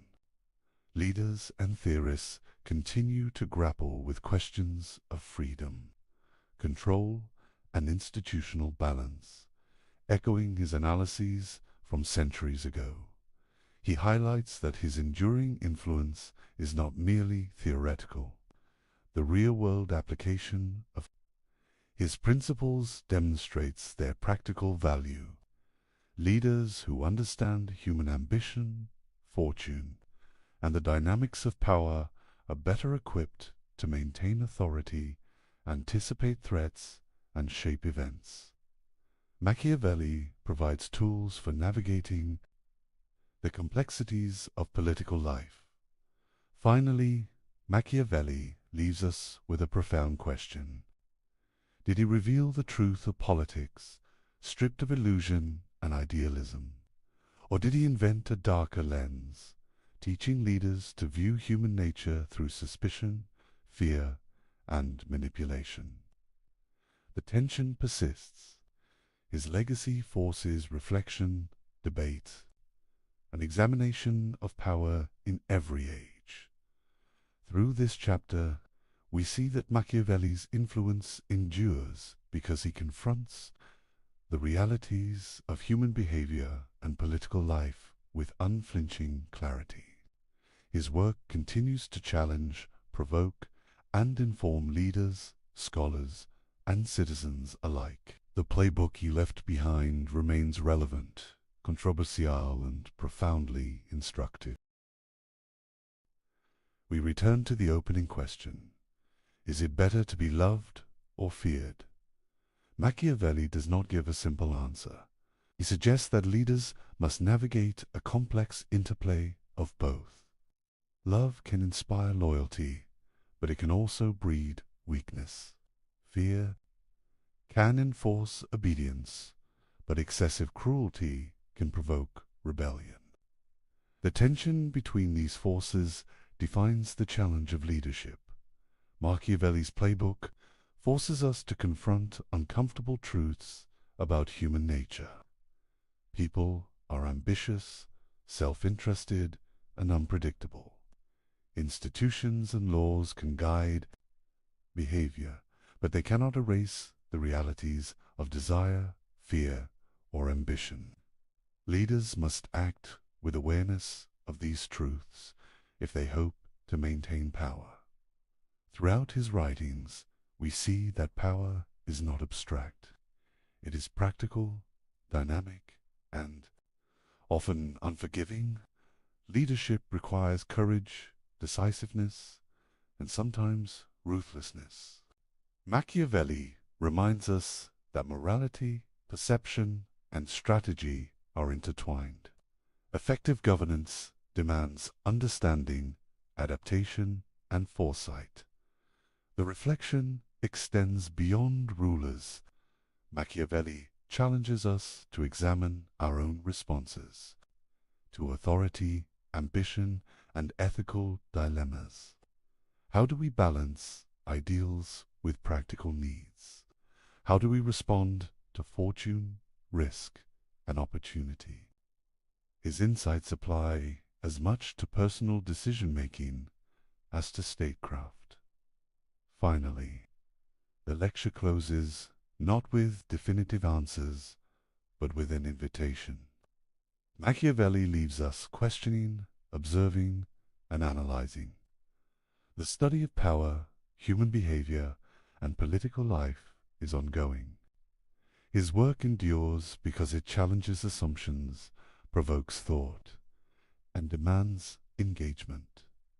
We are left with curiosity, reflection, and the awareness that leadership, morality, and human nature are complex and intertwined. The questions he raises are as relevant today as they were 5 centuries ago. The task is to keep questioning, keep observing, and keep learning from the playbook he left behind. Good evening and welcome back. Please unwind and drift into the paradoxes of thought with me. Get ready to challenge your assumptions as we delve into dark psychology that changed philosophy forever. December 22nd, 1849. The Semyonovsky Parade Ground. St. Petersburg.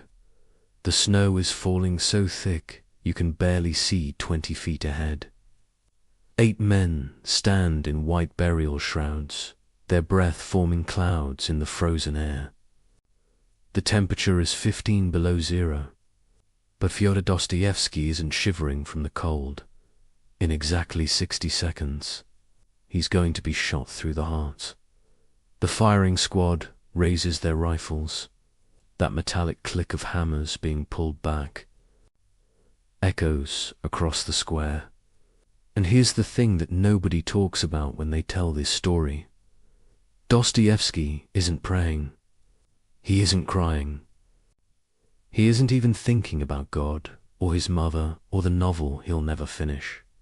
He's staring at the man next to him, studying his face with the intensity of a scientist observing a specimen under a microscope.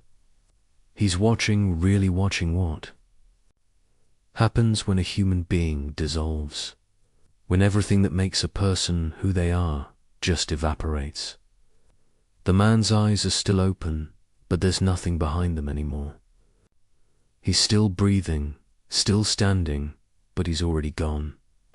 And in that moment, Dostoevsky sees something that will haunt him for the next 30 years. The drums suddenly thunder across the square. The rifles lower. It's a mock execution. The Tsar's idea of a psychological experiment, a lesson, a game. The other prisoners collapse.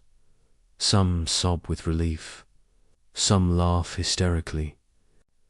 But Dostoevsky just stands there, because he understands something now that he didn't understand 3 minutes ago. Something in him died on that platform, eyed as surely as if those bullets had torn through his chest. But something else was born. Something that could see what the rest of us spend our entire lives trying not to see. For the next 3 decades. He'll write novel after novel, each one an attempt to explain what he discovered in those 60 seconds. He'll create characters that are so psychologically real they feel more alive than the people sitting next to you right now. He'll predict the horrors of the 20th century with such accuracy that reading him today feels like he's writing about tomorrow. But here's what's really unsettling. He wasn't writing about the future. He was writing about right now, about the thing that's happening in your mind at this very moment. That voice you hear beneath all the other voices, the one asking the question you don't want to answer. This is where our story really begins. Not with a man who escaped death, but with a man who discovered something about being alive that was so disturbing, so fundamental, that we're still not ready to hear it. But tonight, we're going to hear it anyway. Let me take you back to that morning, but this time, we're going to live through it minute by minute, thought by thought. Because what happened in Dostoevsky's mind during those moments would become the foundation for everything he wrote afterward. The condemned men had been waiting in the Petropavelskaya fortress since April, 8 months in solitary confinement. And now, December 22nd, they're told nothing except to put on their white execution shrouds. These aren't clothes, they're theater costumes, designed to make the men look like ghosts before they become ghosts. The Tsar, you see, was an artist of punishment. He understood that death was simple, but the anticipation of death, that was complex. That was interesting. Dostoevsky is led out with the others into the square. The snow is falling, and here's a detail he would obsess over for years. The way the snowflakes landed on his eyelashes and melted, how that felt like the world crying for him, but also how absurd it was to notice something so small when you're about to stop existing. The human mind doesn't become profound in its final moments, becomes chaotic, noticing everything and nothing simultaneously. They're arranged in groups of 3. Dostoevsky is in the second group, which means he has approximately 4 minutes to live while watching the first group die. And this is where the real torture begins, not in watching death approach like a mathematical certainty. 3 men, then 3 more, then you. It's death as an equation, and Dostoevsky, who loved to gamble, who understood probability, suddenly realizes that for the first time in his life, there's a game with absolutely no variables, no chance, no hope, just arithmetic. The first 3 men are tied to the posts, and now something happens that Dostoevsky will write about in 4 different novels, each time trying to capture it more precisely.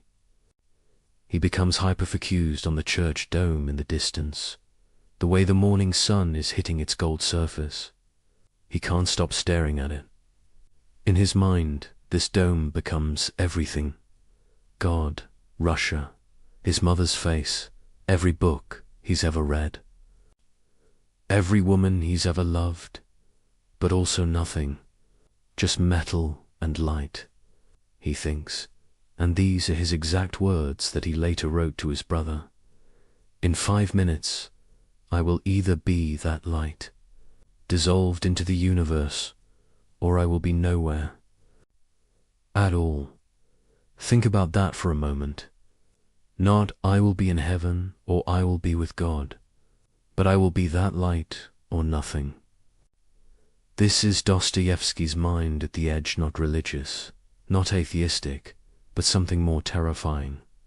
Complete uncertainty at the exact moment when you most need certainty. The squad raises their rifles at the first group. Dostoevsky is studying. The man next to him, now Nikolai Grigoriev, a fellow member of the Patrashevsky circle. Grigoriev's face is doing something Dostoevsky has never seen before. It's not fear, exactly. It's like watching someone solve an impossible equation in their head.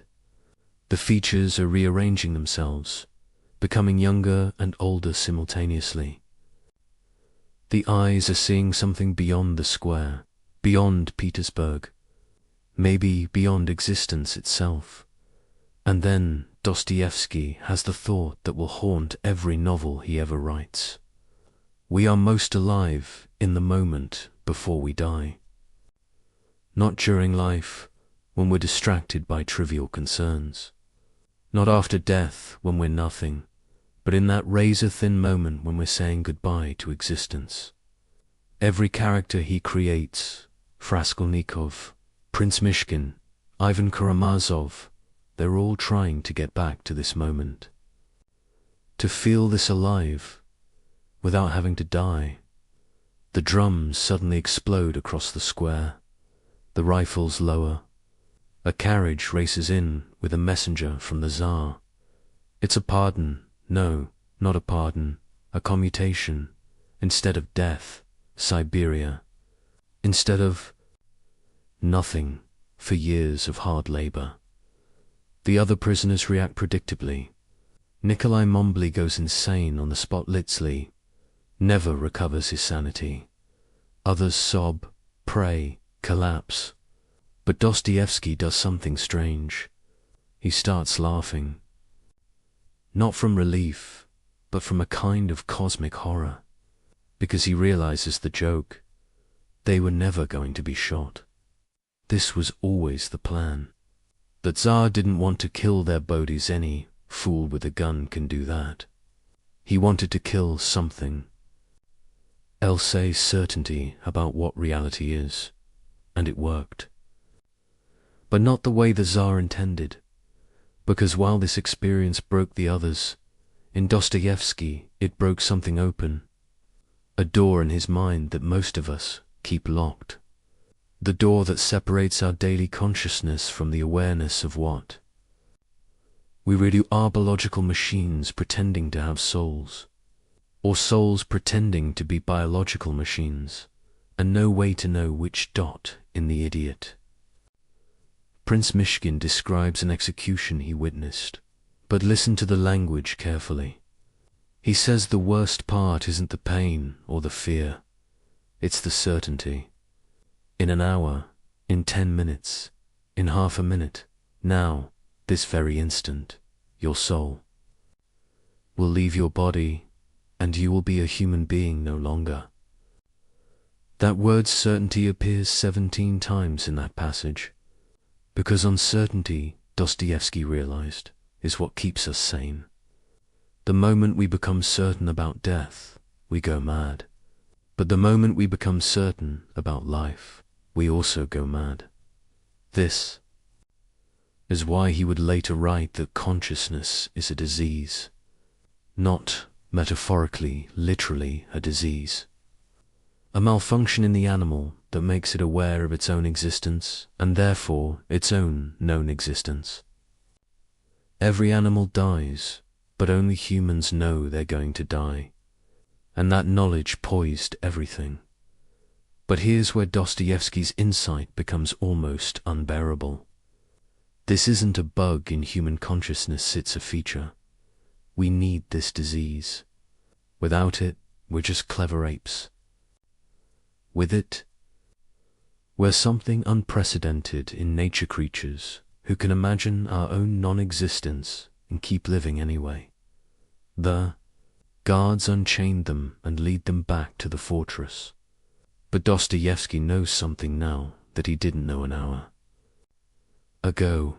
Everyone, the guards, the officials, the crowd that gathered to watch, they're all dead people who don't know they're dead.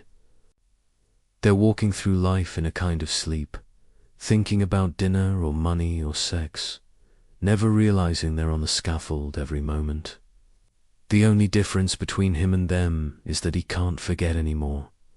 He's been kicked out of the dream. Years later, when he's famous, people will ask him if he forgives the Tsar for this cruelty. And he'll say something that nobody understands. It wasn't cruel. It was a gift. He showed me what we really are. But what are we, exactly? That's what the next 30 years of novels would try to answer. And the answer, when it finally comes, is more disturbing than the question. Because we're not the condemned man on the scaffold. We're not even the guard with the rifle. We're the moment between the trigger being pulled and the bullet arriving. We exist entirely in that space, between the certainty of death and the illusion of life. Between the animal and the angel, between the flesh and whatever we imagine is more than flesh.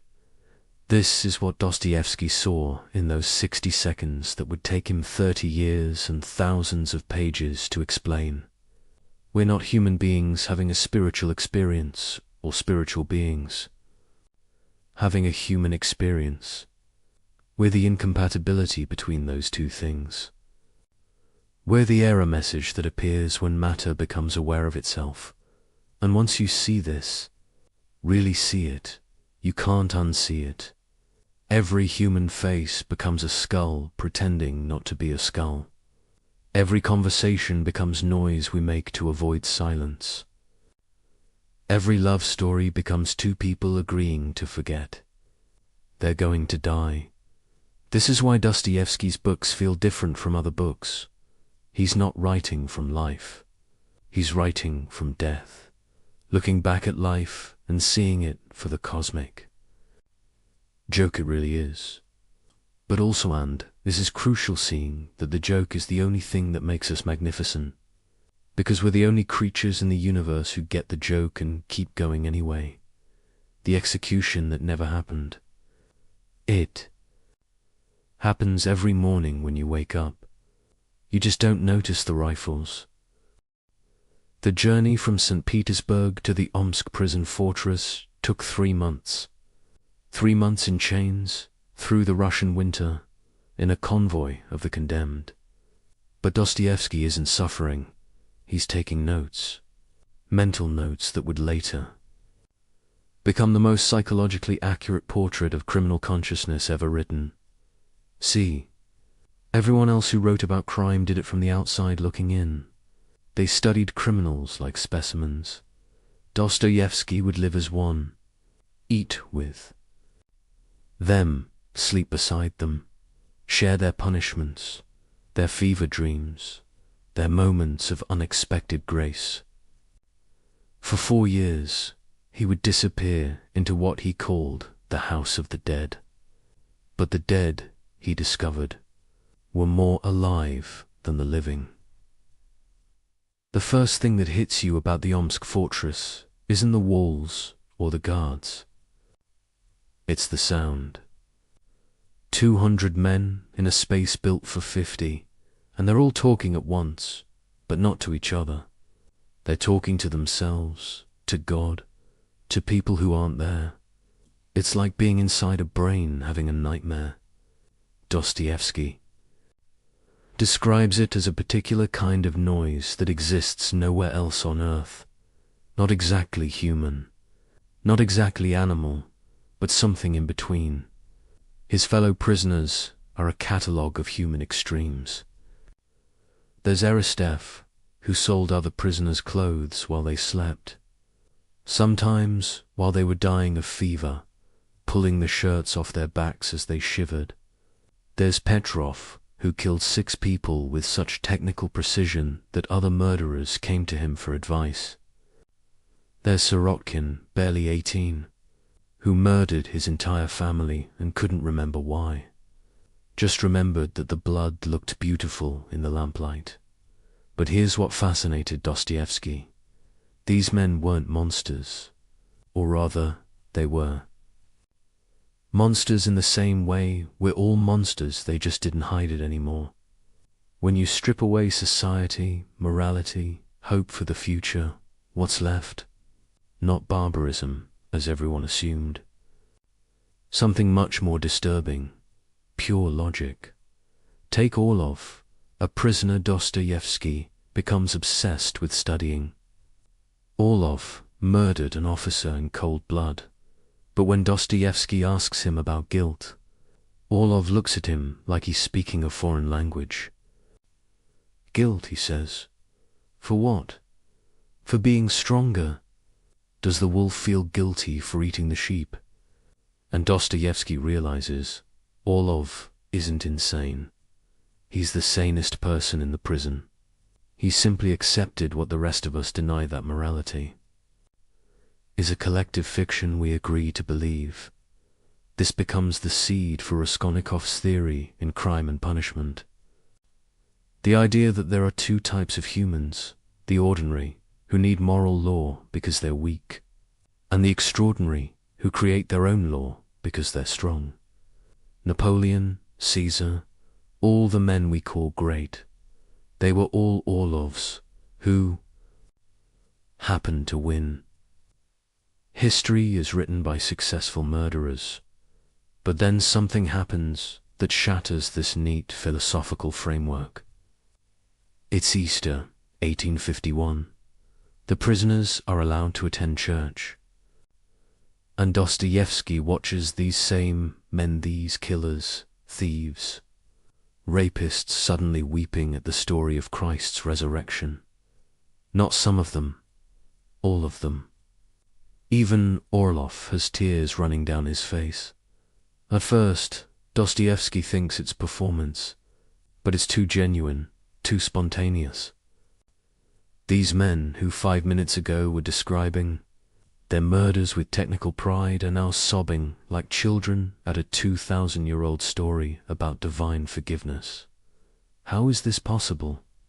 How can the same mind hold such complete evil and such desperate hunger for good?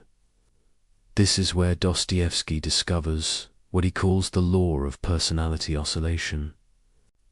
Humans don't exist at a fixed moral point. We oscillate moment to moment, thought to thought, between saint and demon. The same person who commits murder can genuinely repent, then murder again, then repent again, and both the murder and the repentance are absolutely real. We're not hypocrites. We're something much stranger. We're multiple people inhabiting the same body. The prison has a hospital, and Dostoevsky spends months there with various illnesses. The hospital is where the dying criminals make their confessions, and what he hears there changes his understanding of human psychology forever. They don't confess because they feel guilty. They confess because they need someone to know how completely they've violated everything sacred, and how that violation felt like freedom. One dying thief tells him, "You know the moment when you're committing the crime, and you know it's wrong, and you know you'll be punished, but you do it anyway. That moment is the only time I've ever felt like I really existed. The rest of my life was just waiting." This becomes the foundation for Dostoevsky's most disturbing insight. We don't commit crimes despite knowing they're wrong. We commit them because they're wrong. The wrongness is the point. It's how we prove to ourselves that we're not automatons, not slaves to programming, not just biological machines following chemical imperatives. Sin is our declaration of independence from nature and God simultaneously. But the prison taught him something else, something that would become central to the brothers Karamazov. Among these criminals were moments of inexplicable beauty. A prisoner named Ilya Zhestany, Muslim who'd killed a Russian officer, spends his free time teaching other prisoners to read. Why?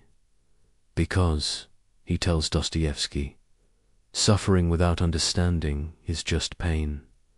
Suffering with understanding is something else. What is that something else?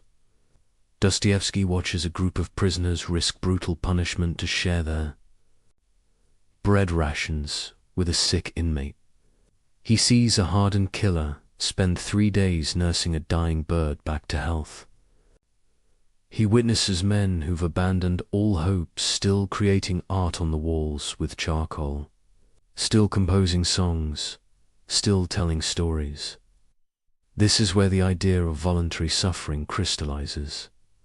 These men didn't just endure suffering, they sought it out. Some committed crimes specifically to be sent to prison. Not because they were insane, but because extreme suffering was the only thing that made them feel real in a world that increasingly felt like an illusion. Dostoevsky starts to understand. Modern life, with its comfort and predictability, is actually a kind of prison. We're all inmates, but our walls are invisible social conventions, moral rules, the tyranny of other people's opinions. The criminals in Omsk at least know they're in prison. We're in denial about our own imprisonment. There's a scene he witnesses that haunts him forever. A young prisoner, maybe 20, is about to receive a brutal flogging. The night before, he's completely calm. Dostoevsky asks him how he can be so peaceful. The young man says, "Tomorrow, for 10 minutes, I'll be completely honest. No pretending. No lies, no performance, just pure pain." Do you know how rare that is? To be completely honest for even 10 minutes. This becomes the underground man's philosophy. I am a sick man. I am a wicked man. But the sickness isn't what we think. It's the disease of consciousness itself, the curse of being aware that we're aware. The prisoners in Omsk have found a cure for this disease crime punishment, suffering anything that breaks through the numbness of normal existence. As his sentence ends, Dostoevsky realizes he's learned something in prison that no university could teach. He's seen the basement of human consciousness, the foundation everything else is built on. And that foundation isn't reason or morality or love. It's something much more primitive and much more sophisticated. The need to feel that we exist, even if that feeling comes through pain. The other prisoners are released and disappear back into their lives. But Dostoevsky can't leave, not really. He carries the prison with him. Every character he creates will be, in some sense, a prisoner. Every novel will be an escape attempt. And every reader will become, without realizing it, an inmate in Dostoevsky's psychological laboratory, because here's what those 4 years taught him. We're all in prison. The only difference is that some of us know it and some don't. And the ones who know it, the criminals, the underground men, the addicts, the madmen, they're not the sick ones. They're the diagnoses, the house of the dead. It's not a prison. In Siberia, it's the world we wake up to every morning, pretending we're alive while secretly knowing we're just rehearsing for our own funerals. The criminals Dostoevsky lived with for 4 years weren't different from us. They were us with the mask off. Picture this scene. It's 1867 in the German spa town of Wiesbaden. A man sits at a roulette table at 4 in the morning, his hands shaking not from fear, but from something closer to religious ecstasy. He's just lost everything again. His wife's wedding ring is in the pawn shop. The advance from his publisher, meant to last 3 months, survived exactly 3 days. This man wrote Crime and Punishment, one of the most psychologically complex novels ever created. He understands human nature better than almost anyone alive. And yet here he is, destroyed by a spinning wheel and a rolling ball. But wait before you judge him. Before you dismiss this as simple addiction, let me tell you what Dostoevsky discovered at that roulette table. He wasn't losing his money. He was conducting an experiment. The same experiment we all conduct every day, just without the honesty to admit it. See? Everyone who knew Dostoevsky tried to cure him of his gambling. His wife Anna, God bless her, she tried everything. She controlled his money, she reasoned with him, she cried, she threatened to leave. His friends staged interventions. His publishers refused to give him advances, but they all misunderstood what was happening. They thought he was trying to win money. He wasn't. He was trying to prove something much more important, that he existed. Let me explain through his own words. In a letter to Anna from Baden, after losing literally everything, including the money for his hotel room, he writes something extraordinary. You might think I'm in despair. I'm not. I'm more alive right now than I've been in months. Every nerve is firing. Every thought is crystal clear. I can feel my blood moving through my veins. This is what resurrection feels like. Now, any addiction counselor reading that would say it's the dopamine talking, the gambler's high. But Dostoevsky is describing something deeper. At the roulette table, all the comfortable lies we tell ourselves evaporate. You can't pretend you're a good person when you're gambling your families. Food, money. You can't maintain the fiction that you're rational when you're betting on red after it's come up. Black 17 times in a row. You're stripped down to what you really are. A collection of impulses and desires with no coherent center. And here's the terrifying part. Dostoevsky found this state liberating. Finally, for once, he didn't have to pretend to be Fyodor Dostoevsky, the great writer, the Orthodox Christian, the husband, the father.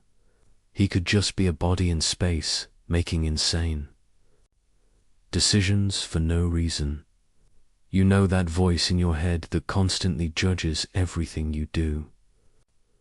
At the roulette table, it finally shuts up. This becomes the core of his novel, The Gambler. But the character Alexei isn't really addicted to gambling. He's addicted to the moment right before the ball drops into a slot. That suspended second, where anything is possible. Where he might win everything or lose everything, where he exists in pure potential. The actual result, win or lose, is always disappointing because it collapses possibility into actuality. Think about your own life for a moment. When do you feel most alive? It's not during the comfortable, predictable moments.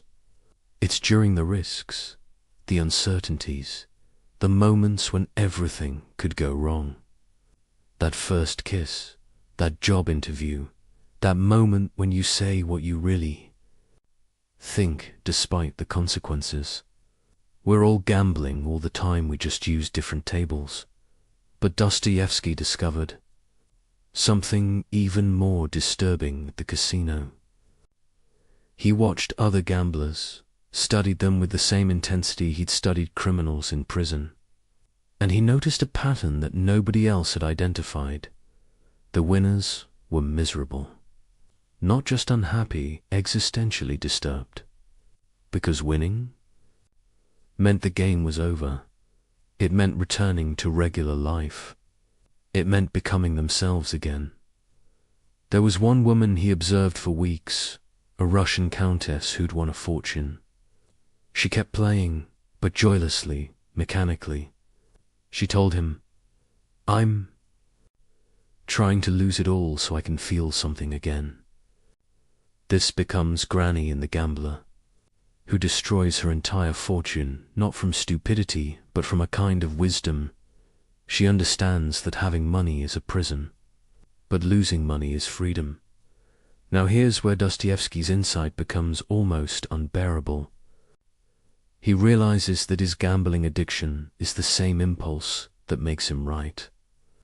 Both are attempts to escape the prison of the self. When he's writing, he becomes Raskolnikov, Prince Mishkin, Ivan Karamazov. When he's gambling, he becomes nobody pure. Consciousness without identity. Both states are ecstatic. Both are unsustainable. Both are more real than normal life. Consider this letter to his friend Strakov. They say, "I'm destroying myself at the tables." But where is this self they speak of? Show it to me. Is it my body that changes every 7 years? Is it my thoughts? They contradict each other hourly. Is it my soul? I don't even know if I have one. At the roulette table, at least, I know exactly what I am. A fool making foolish choices. There's something honest in that. This is the gambler's paradox. We destroy ourselves to prove we exist. It's not masochistic. It's the opposite. It's the most life-affirming thing possible. Every loss is proof that we're free. Every stupid bet is a declaration of independence. From cause and effect, from logic, from the tyranny of consequences. But here's what makes Dostoevsky different from other gambling addicts. He's conscious of what he's doing while he's doing it. He watches himself lose everything and takes notes. He's simultaneously the experimenter and the experiment. This is why his description of gambling psychology remains unmatched. He's not remembering it afterward. He's documenting it in real time. One night in Wiesbaden, he wins 10,000 francs enough to pay all debts, secure his family's future for years. He knows, absolutely knows, that he should leave. He writes in his notebook, "The rational thing is to cash out now." Then he writes, "But the rational thing is death." He loses everything in 3 hours. But here's what's remarkable. He's elated. He writes to Anna, "I have proved once again that I am not a machine. A machine would have kept the money." This connects to something deeper in all his work. Remember the underground man's formula. 2 + 2 = 4 is the beginning of death. If everything is predictable, if we always do what's rational, if we always act in our best interest, then we're not human, we're algorithms. The ability to consciously destroy ourselves is proof of free will. It's horrible, it's stupid, it's tragic, and it's the only thing that separates us from computers. Modern neuroscience has actually confirmed something Dostoevsky intuited. The brain's reward system responds more strongly to uncertain rewards than certain ones. A guaranteed win releases less dopamine than a possible win. We're literally wired to prefer gambling to guarantee. This isn't a bug in human consciousness, it's the feature that drove us to explore, to innovate, to evolve. The same instinct that puts us at the roulette table put us on the moon. But Dostoevsky saw the dark side of this wiring. In modern, comfortable society, where real risks are minimized, where everything is insured and predicted and controlled, the gambling instinct doesn't disappear. It finds new outlets. We gamble with relationships, with our health, with our sanity. We create drama because peace is unbearable. We sabotage success because success is a kind of death. It means the game is over. Listen to how he describes the moment of placing a bet. Time stops. The past ceases to exist, all those mistakes, all that guilt, gone.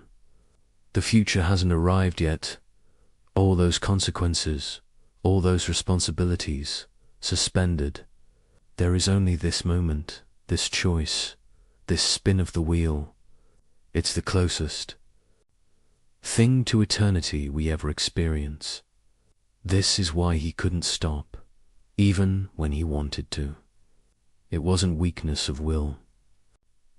It was strength of will directed towards something other than self-preservation. He was choosing transcendence over survival. He was choosing one moment of genuine existence over a lifetime of comfortable sleepwalking. The tragedy isn't that he gambled. The tragedy is that he needed to gamble to feel alive. But that's not his personal tragedy, it's the human tragedy. We all need our versions of the roulette table. Some people use extreme sports, some use love affairs, some use creative work, some use actual roulette tables. But we all need something that makes us forget we're going to die, while simultaneously reminding us we're going to die. When Dostoevsky finally stopped gambling, and he did stop, suddenly, completely, in 1871, it wasn't because he found willpower or God or therapy. It was because he found something else that gave him the same feeling. Writing the brothers Karamazov, a bigger gamble, a higher stakes table, betting not money but his soul on every page. The gambler's paradox isn't really a paradox at all. It's the human condition stripped of its disguises. We destroy what we love because destruction is the only creative act available to creatures who know they're temporary. Every loss is a little death, and every little death is practice for the big one. But also, and this is what Dostoevsky understood, every loss is a little birth. The person who walks away from the table with empty pockets is never the same person who sat down. That's why he thanked God for his gambling addiction, the same way he thanked God for his mock execution. Both showed him what we really are, not rational animals or spiritual beings, but something suspended between the two. Forever gambling on which one will become. Let me tell you something that will disturb you.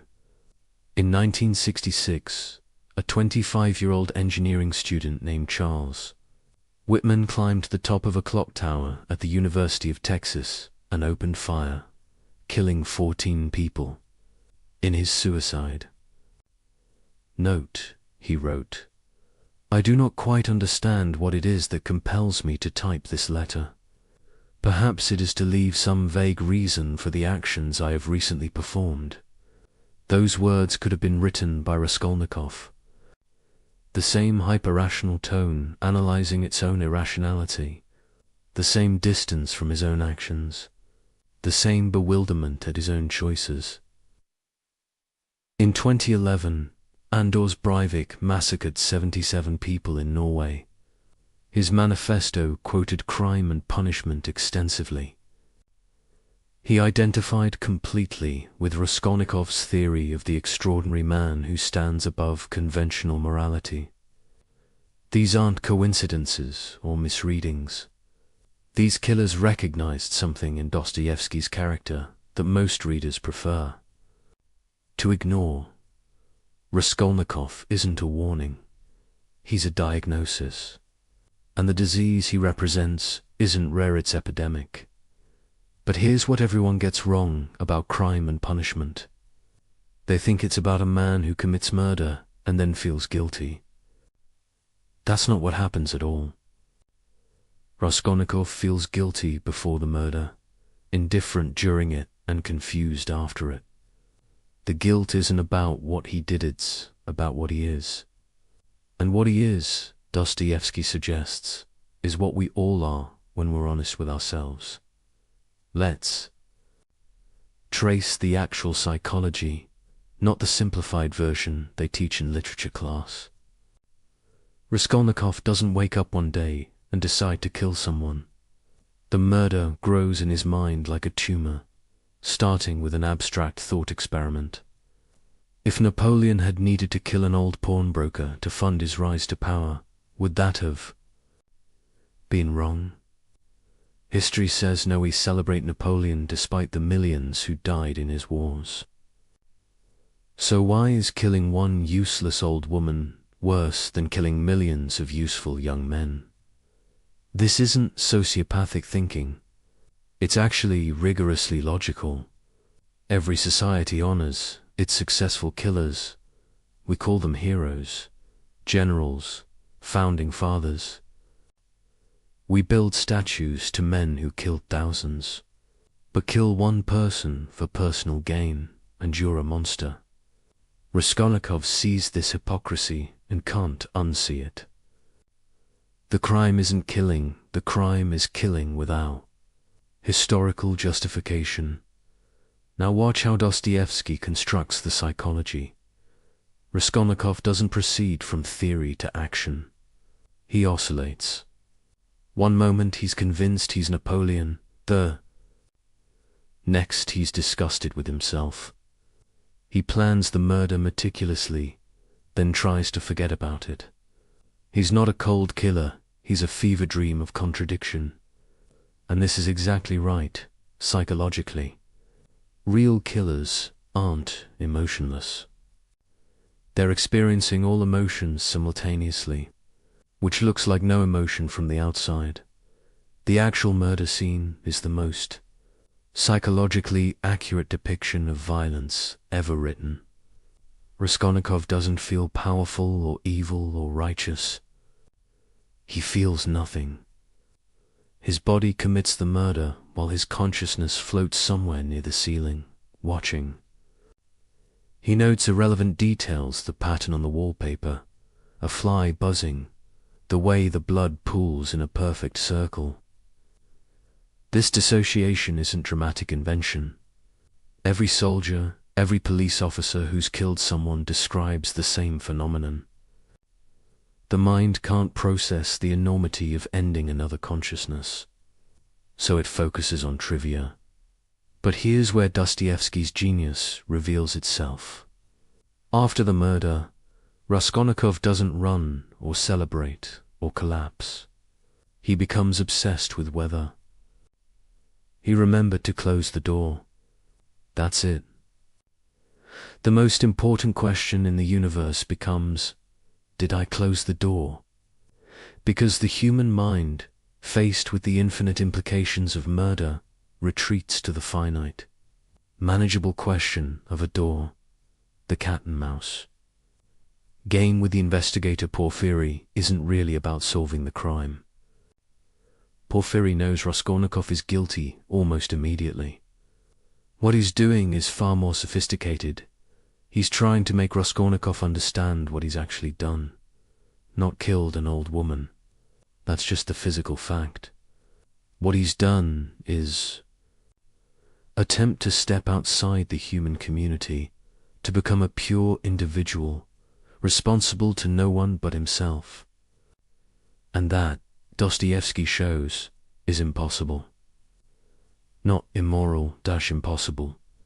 Asterisk, asterisk. Watch Raskolnikov's disintegration. He doesn't feel guilty about the murder. He feels guilty about not feeling guilty.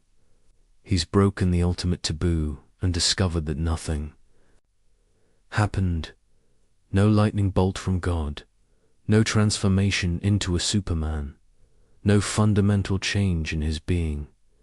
He's exactly the same person, except now he knows what he's capable of. And that knowledge is unbearable. This is the murder we all commit, metaphorically, every day. Every time we treat another person as an object, as a means to an end, as less than fully human, we're following Raskolnikov's logic, the businessman who destroys competitors, the politician, who sacrifices constituents for power, the lover who uses another's feelings for their own satisfaction. They're all committing little murders, killing the humanity of others to elevate themselves. But Dostoevsky goes deeper. The real crime isn't treating others as objects, it's treating yourself as a subject while everyone else is an object. This is the fundamental narcissism of consciousness. I know I have an inner life, thoughts, feelings, dreams, but you, I can only assume you do. I can never really know. So at some level, everyone else is theoretical while I'm real. This is why we can scroll past news of thousands dying while crying over a fictional character in a movie.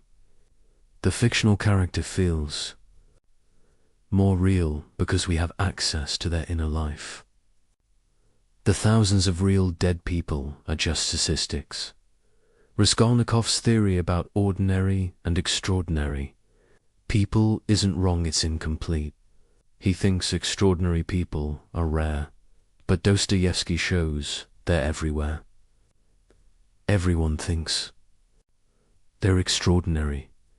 Everyone believes they're the exception to the rules they apply to others. The only difference is most of us don't act on it. We commit our murders in imagination, in small cruelties, in the thousand ways we deny the full humanity of others while insisting on our own.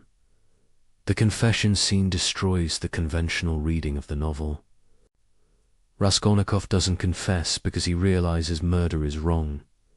He confesses because the weight of being separate from humanity becomes unbearable.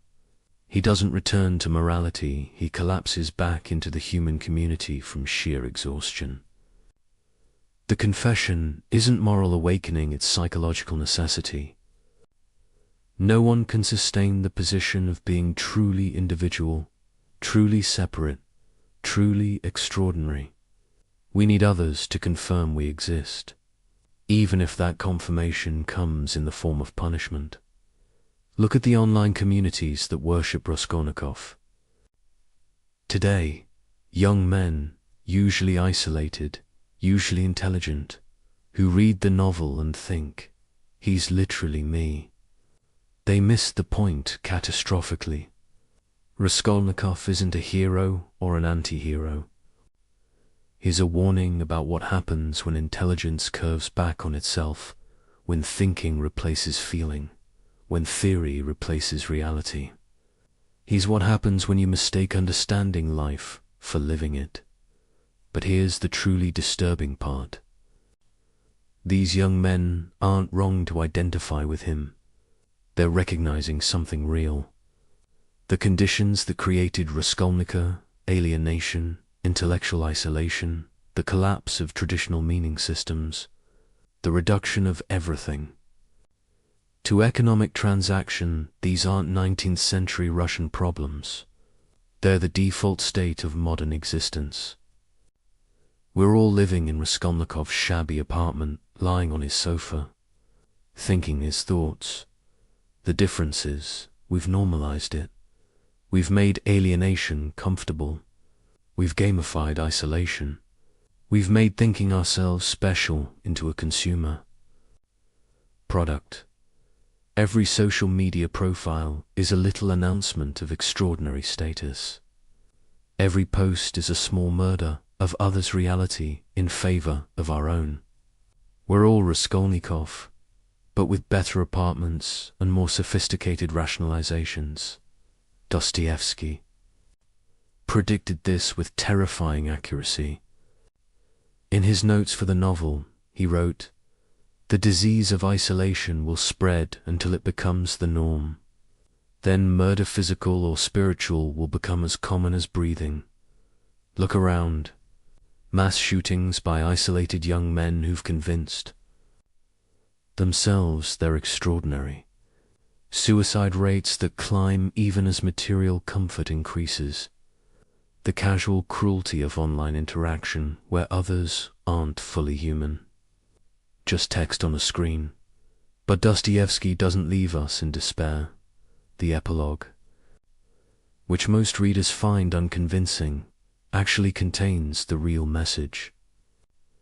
Raskolnikov's redemption doesn't come through understanding or accepting that murder is wrong.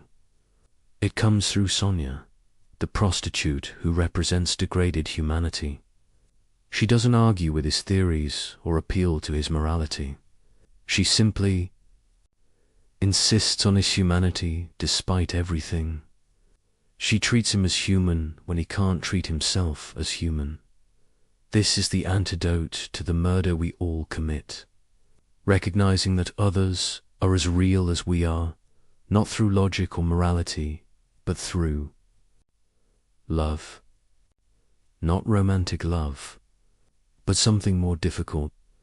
The decision to treat others as fully real, despite knowing we can never fully access their reality.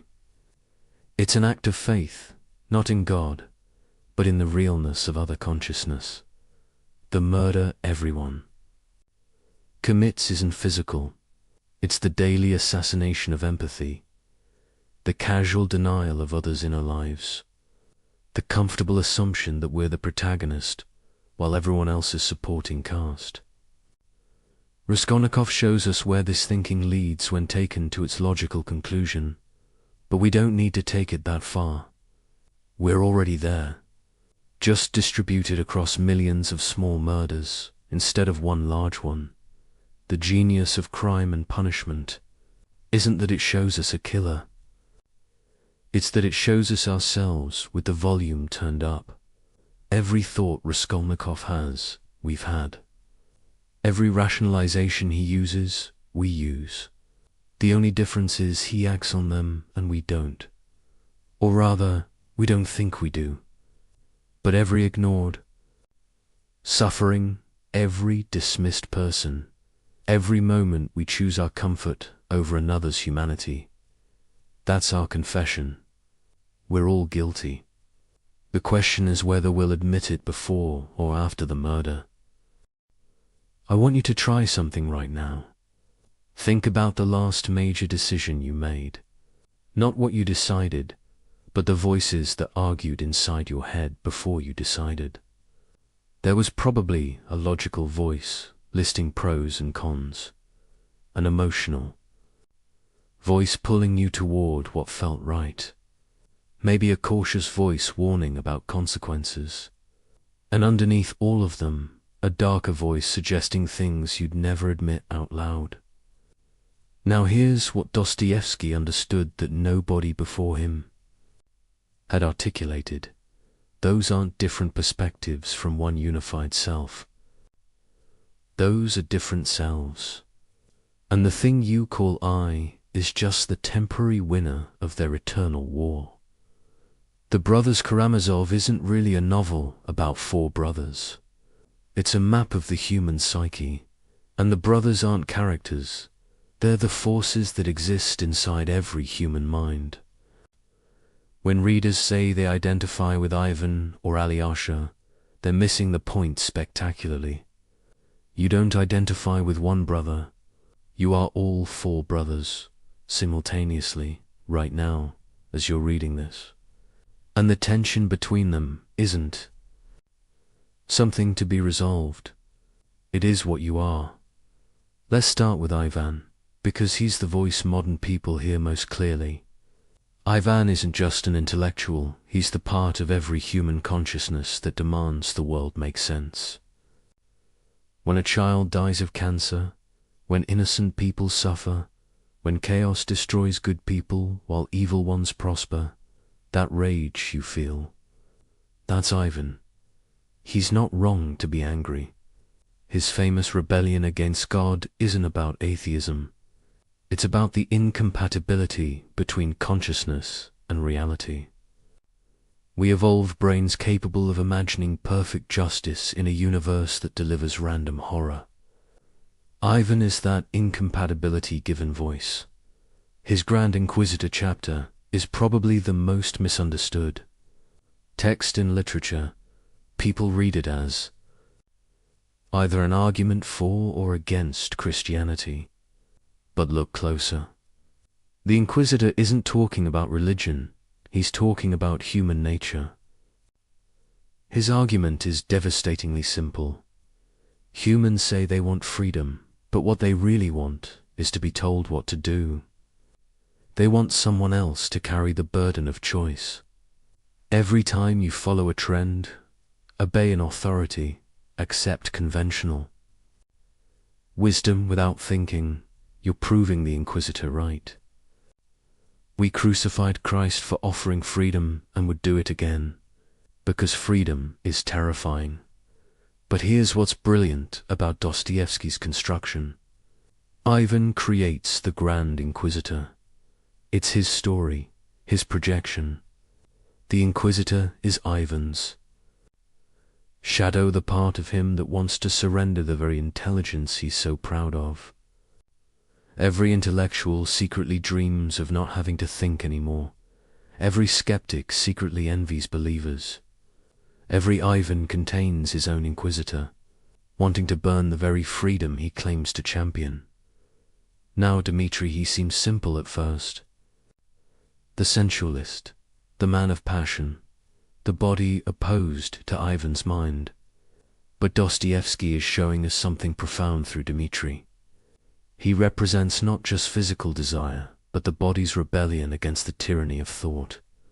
You know that moment when you do exactly what you told yourself not to do. Eat the food you're avoiding, text the person you should forget, buy the thing you can't afford. That's Dmitri asserting his sovereignty. He's not weak, he's refusing to be enslaved by Ivan's logic. Dmitri's relationship with his father and Grushenka isn't really about sex or money. It's about the war between what we think we should want and what we actually want. Every addiction, every compulsion, every moment of I don't know why I did that comes from Dmitri. But also every moment of spontaneous joy, every act of irrational generosity, every time we choose life over logic. When Dmitri says, beauty is a terrible and awful thing, he's recognizing that what draws us most powerfully often destroys us, and we choose it anyway. The trial of Dmitri is really the trial of the human body itself. Is he guilty of patricide? In fact, no. In essence, absolutely. He wanted his father dead, imagined it, would have done it if someone else hadn't. This is the guilty innocence we all carry condemned, not for what we've done, but for what we're capable of doing. Every human walking free is a Dmitri who simply hasn't encountered the right circumstances yet. Alyosha seems like the good brother, the spiritual one, the one we're supposed to emulate. But that's completely wrong. Alyosha is the most radical brother because he's chosen to believe, despite having heard all of Ivan's arguments. He can't refute Ivan, intellectually nobody can. Instead, he does something more profound. He kisses him, not as argument but as answer. Alyosha represents the will to meaning despite meaninglessness, the choice to love despite evidence that love is just chemistry, the decision to act as if life matters despite knowing it doesn't. When Alyosha has his crisis of faith after Father Zozima's body corrupts and stinks, proving he was just flesh. Not a saint, this isn't weakness, it's honesty. Even our Alyosha voice doubts itself. Faith isn't the absence of doubt, it's the presence of doubt and choosing faith anyway. Every time you hope despite evidence, trust despite betrayal, try again despite failure. That's Alyosha refusing to let Ivan win. But now we come to the hidden brother, the one nobody wants to claim, Smerdikov, the bastard. The servant, the epileptic. He's disgusting, fawning, resentful. Nobody identifies with Smerichikov. But he's the most important brother because he's the one who actually acts. Ivan provides the theory that everything is permitted. Dmitri provides the passion and motive. But Smerdikov commits the murder. He's not the shadow, he's. What happens when the shadow takes control? Here's what's terrifying about Smerdikov. He's the logical conclusion of Ivan's philosophy. If there's no God, no inherent meaning, no absolute morality, then why not kill the old man and take his money? Smerdikov is an evil, he's perfectly rational. He's Ivan's thoughts without Ivan's inhibitions. Every time we act on our worst impulses while telling ourselves we're justified, that's Smerdikov. He's not outside the family, he's the family. Secret, the truth, none of the legitimate brothers want to acknowledge. The father, Fyodor Pavlovich, is crucial to understanding the whole structure. He's not just a bad father, he's the absence that creates the brothers. His grotesque vitality, his shameless appetites, his mockery of everything sacred. This is what happens when all four brothers' voices are silenced.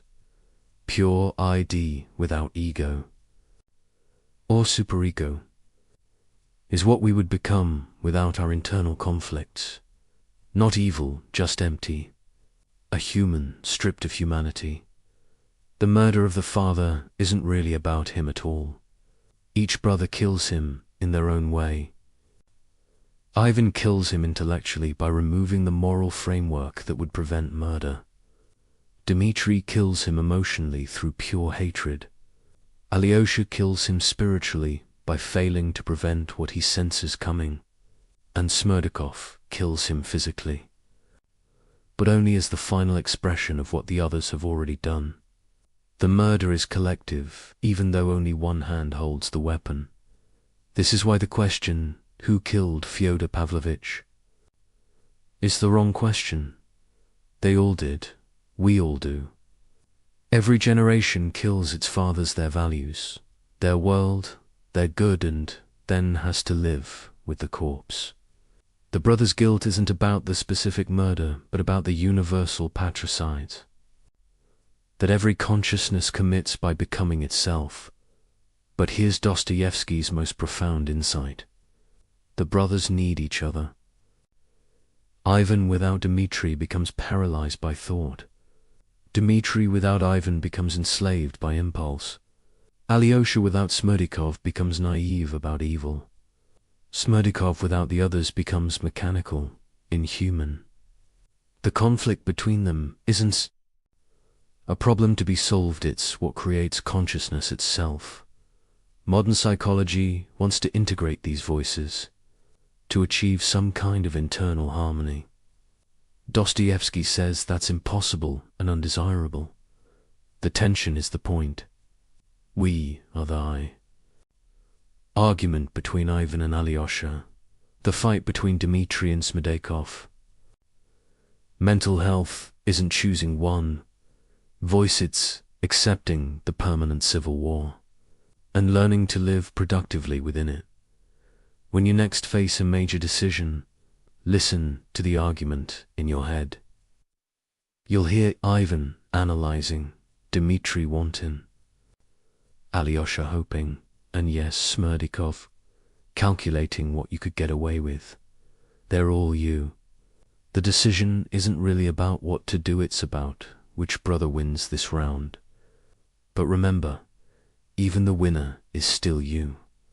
The brother who loses is also still you. You are the entire family, the entire argument, the entire impossibility of being human. This is why people who say they've found inner peace are either lying or dead inside. Peace would mean one brother has murdered the others. What we call maturity is just learning to manage the family dysfunction, to let each brother speak without letting any of them dominate completely. We are not individuals, we are individuals, divided within ourselves. And that division is what makes us human rather than machines. The brothers Karamazov isn't asking which brother you identify with or which one is right. It's showing you that you are the question itself, the eternal conflict between irreconcilable truths. You are Ivan's logic and Alyosha's faith, Dmitri's passion and Smerdyarkov's shadow. You are the murder and the investigation, the guilt and the innocence, the family and its destruction. We are all for Karamazovs, and we always will be. The only choice is whether we acknowledge it or spend our lives pretending we're only one. But the pretense is exhausting, and eventually, usually at 3 a.m, when all the masks are off, we hear all 4 voices clearly, and in that moment of terrible clarity, we understand what Dostoevsky understood. We are not troubled because we're divided. We're human because we're divided. In 1878, Dostoevsky stood before a crowd in St. Petersburg and said something that made people think he'd gone mad.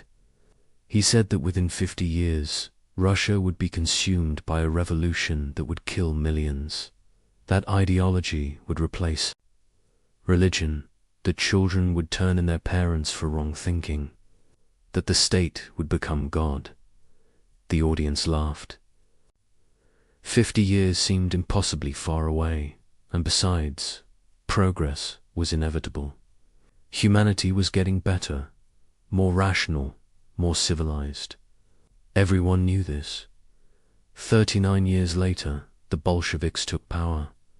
Everything Dostoevsky predicted came true with such specific accuracy that Soviet scholars spent decades trying to explain it away.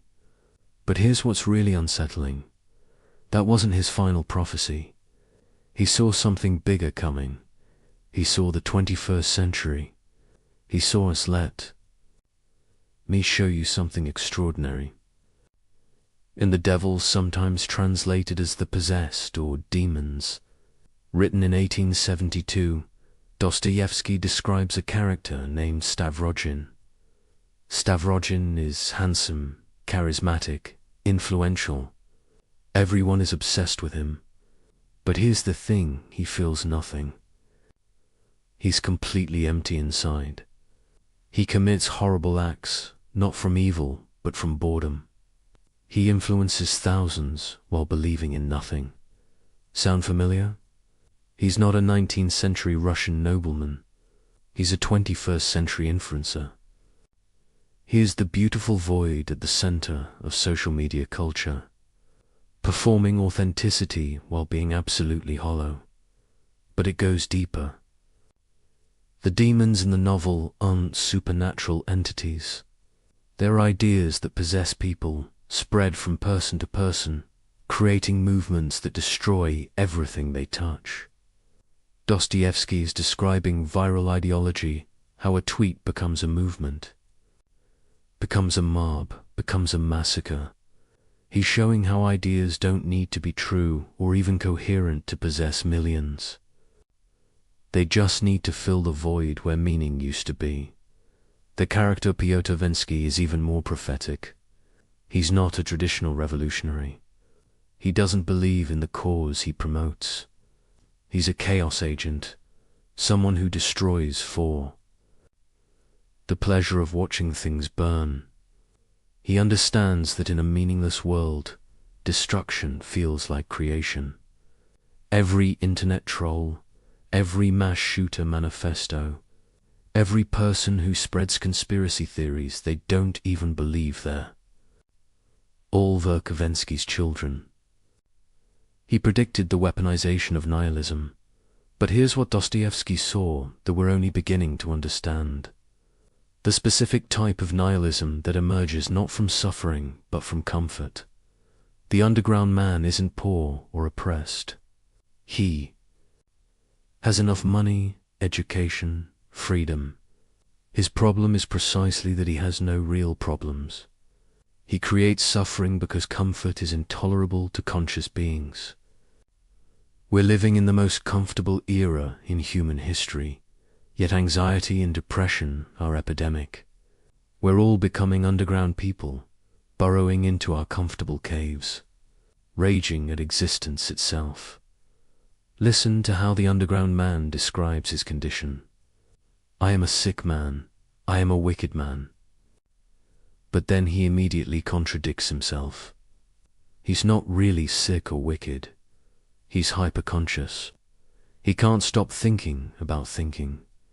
He can't just live. He has to analyze living while he's living it. This is the curse of modern existence. We're all simultaneously living and watching ourselves live, performing and critiquing our performance, being and observing our being. Social media didn't create this condition, it just made it visible, and Monet is able. The crystal palace that the underground man rails against Dostoevsky's symbol for utopias. Silicon Valley's promise realized. A world where all problems are solved by technology, where algorithms predict our needs before we know them, where efficiency and comfort reach perfection. But Dostoevsky saw the horror of this paradise.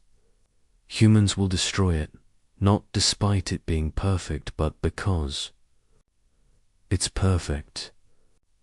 We'll choose suffering over comfort, chaos over order, meaning over happiness, simply to prove we're not machines. Look at what's happening right now. We have access to all human knowledge in our pockets, yet we choose to believe obvious lies. We can connect with anyone on earth, yet we're lonelier than ever. We've eliminated most physical dangers, yet we're paralyzed by anxiety about theoretical threats. We've created the crystal palace, and we're smashing it from the inside, just like Dostoevsky predicted we would. But the most terrifying prophecy is in his notes about the coming ant heap, a society where everyone's needs are met. Everything is organized rationally. All problems are solved, but nobody knows why they're alive. He writes, they will have everything except the one thing necessary a reason to exist. And in their desperation, they will create artificial problems, imaginary enemies, fictional catastrophes, anything to feel that life has stakes, that choices matter, that existence has weight. Isn't this exactly what we're doing? We've largely solved the problems of survival, so we've created new problems. We're outraged about things that would have seemed absurd to previous generations. We've turned politics into entertainment, identity into brand, trauma into currency. We're so desperate for meaning that we'll accept any narrative, however absurd. That makes us feel like protagonists in a story rather than extras in a simulation. Dostoevsky's solution isn't what anyone wants to hear. He doesn't say we should return to tradition or embrace progress or find balance. He says something much more difficult. Accept suffering as intrinsic to consciousness. Stop trying to eliminate it. Stop seeing it as a problem to solve.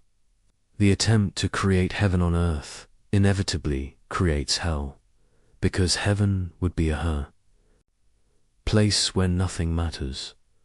And humans can't tolerate a world where nothing matters. This is why every utopian project becomes dystopian. The Soviet Union tried to create the perfect society and created the Gulag. Silicon Valley tried to connect humanity and created the attention economy. Every attempt to eliminate suffering multiplies it, because suffering isn't a bug in human consciousness, it's a feature. It's what makes us human rather than algorithms. In his final notebook, written while dying, Dostoevsky wrote, "They will organize everything so perfectly that there will be no more questions." And that is when the real questions will begin. We've reached that point.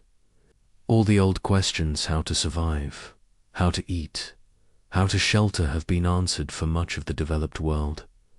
And now the real questions that were always there, underneath, have emerged. Why exist? What's the point? Who am I when I could be anything? These aren't questions that can be answered by technology or politics or even philosophy. They're questions that can only be lived, suffered through, endured. And the suffering isn't meaningless, it's the meaning. The struggle with the question is the answer. The disease of consciousness isn't something to be cured, but something to be experienced fully, consciously, without anesthesia. His deathbed words were, "Do not let the candle go out."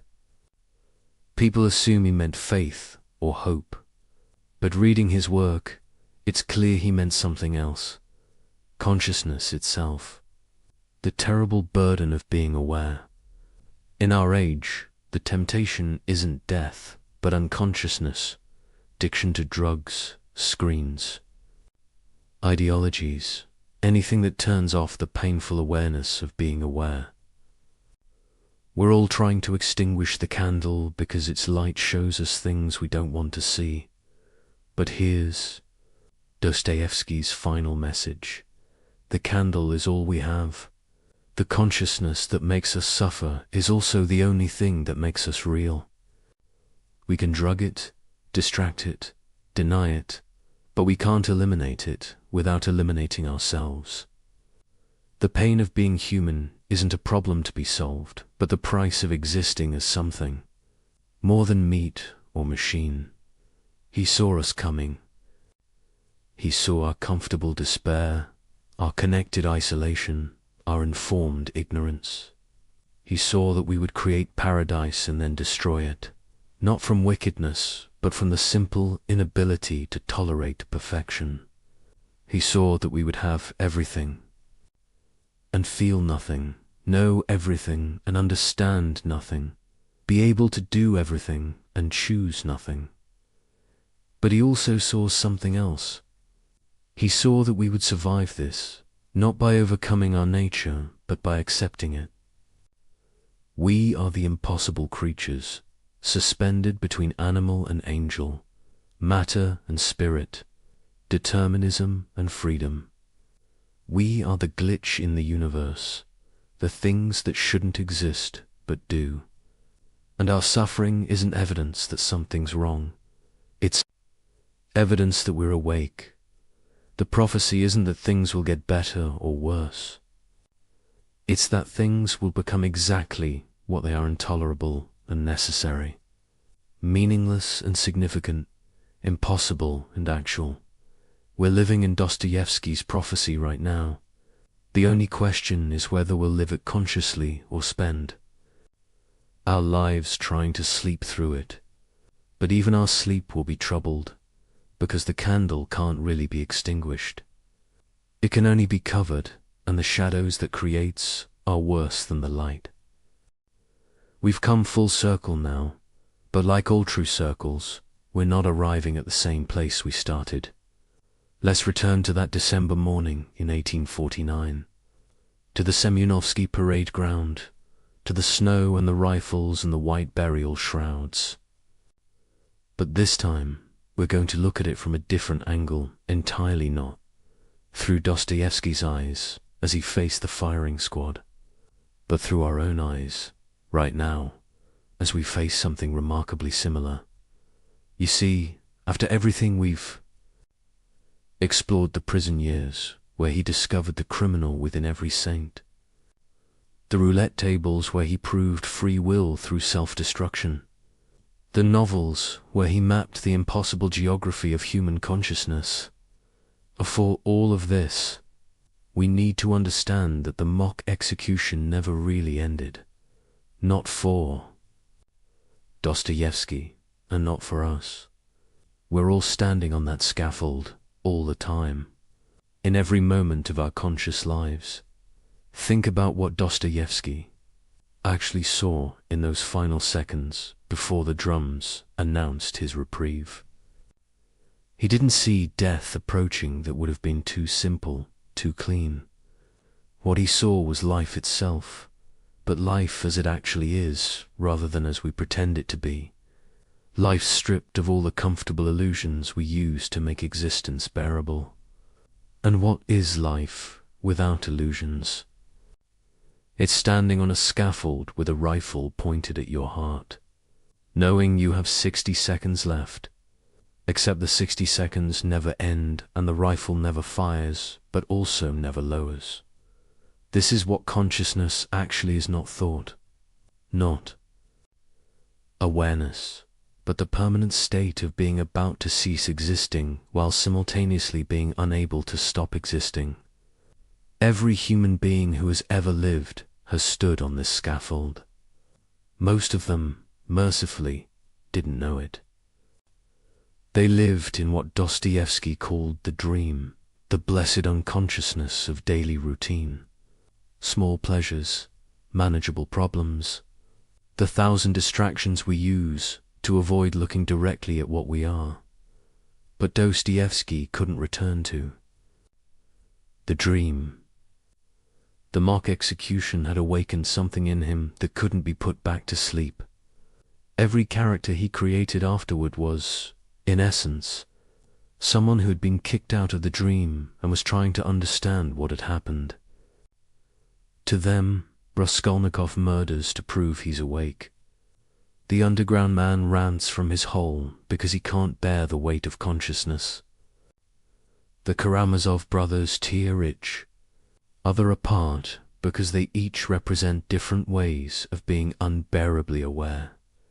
And here's what makes Dostoevsky's work feel so contemporary, so immediate, even though he's been dead for over a century. We're all being kicked out of the dream now.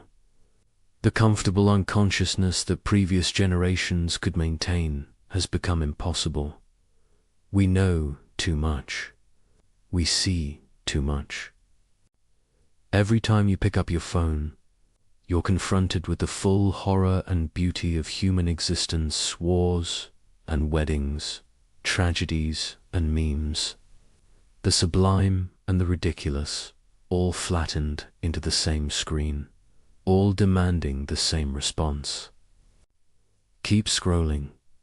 We're living in a state of permanent mock execution, where the rifles are always raised but never fire, where we're always about to die but never do, where every moment could be our last but probably isn't. And just like Dostoevsky on that scaffold, we're noting absurd details, the number of likes on a post about genocide, the advertisement that plays before a video of someone's last moments, the way we can order dinner while reading about famine. This isn't callousness, it's the kind of hypersanity that comes from seeing too much reality at once. But here's what Dostoevsky understood that we're still struggling to grasp. This terrible state of permanent consciousness, this inability to return to the dream, this standing forever on the scaffold, it's not a curse to be lifted. It's what makes us human rather than algorithms pretending to be human. The burden of awareness is the price of being real in a universe that doesn't require our reality. Every character Dostoevsky created was attempting to solve the problem of consciousness. Raskolnikov thought he could think his way out of it. Prince Mishkin tried to love his way out. Ivan Karamazov tried to argue his way out. Dmitri tried to feel his way out. The underground man tried to spite his way out. But none of them succeeded because the problem has no solution. The problem is there. Solution. The disease is the cure. The question is the answer. This is why reading Dostoevsky feels like looking in a mirror that shows not your face but your skull. Not who you pretend to be, but what you actually are. And what you are is impossible. Your matter that knows its matter, a temporary arrangement of atoms that can contemplate eternity. A biological machine that insists it has a soul, despite having no evidence for souls. You shouldn't exist, but you do. Your existence is an error in the code of the universe. And that error is the most magnificent thing that has ever happened. The question Dostoevsky leaves us with isn't whether God exists, whether morality is real, whether life has meaning. These are all variations of the same fundamental error. The belief that there's an answer that would make consciousness bearable. The real question, the one he spent 30 years after his mock execution trying to articulate, is this: knowing what you now know about human nature, about your own nature, about the impossible contradiction of being a conscious being in an unconscious universe, how will you live? And notice not, how should you live? That would imply there's a correct answer. But how will you live? Because you will live, despite everything, despite knowing what you know. You'll wake up tomorrow and pretend you're not on the scaffold. You'll make plans as if you're not about to die. You'll love people who are also about to die and pretend together that you're not. You'll create meaning in a meaningless universe. Not because meaning exists, but because creating it is what conscious beings do. Dostoevsky already knew how you'll live because he knew how he lived after his mock execution. You'll live exactly as you always have, but now with a terrible addition: consciousness of what you're doing. You'll see yourself living, watch yourself choosing, observe yourself pretending. You'll be simultaneously the performer and the audience, the experiment and the experimenter, the prisoner and the guard, and in rare moments, maybe at 3 in the morning when you can't sleep, maybe during a profound loss, maybe in inexplicable joy, you'll feel what Dostoevsky felt on that scaffold. The membrane between you and reality will dissolve. You'll see existence without filters, without narratives, without the comfort of meaning, and it will be unbearable, and it will be the most real moment of your life. This is Dostoevsky's final gift to us, though gift seems like the wrong word. For something so terrible, he showed us that we're all standing at the threshold between animal and angel, between matter and spirit, between meaning and meaninglessness. We can't cross the threshold because there's nothing on the other side. We can't step back because consciousness only moves forward. So we stand there, forever at the threshold, forever about to become something we'll never become, forever almost arriving at a destination that doesn't exist. The screen fades not to black, but to grey, that uncertain color between all absolutes, where human life actually happens. Not in the pure white of perfect goodness, or the pure black of total evil, but in the grey zone where every choice is compromised. Every truth is partial. Every love is tainted with selfishness. Every sacrifice is mixed with pride. This is where we live, have always lived, will always live in Dostoevsky's underground, which isn't below the earth but inside consciousness itself. His message isn't hope or despair. It's something more difficult: acceptance without resignation, struggle without victory, question without answer. We are the impossible beings, and our impossibility is not a problem to be solved, but a reality to be lived. The candle, he told us not to let go out. It's not faith or hope or love. It's the terrible, beautiful burden of knowing that we know that we know. It's consciousness itself, the disease that makes us human, the gift that feels like a curse, the curse that might be a gift. We're all standing where Dostoevsky stood in 1849, waiting for the rifles to fire, knowing they never will, knowing will. Stand here forever, noting the way the snow falls, the way the light hits the church dome, the way our heart beats its futile rhythm against the approaching silence that never quite arrives. This is what it means to be human in the shadow of Dostoevsky's vision.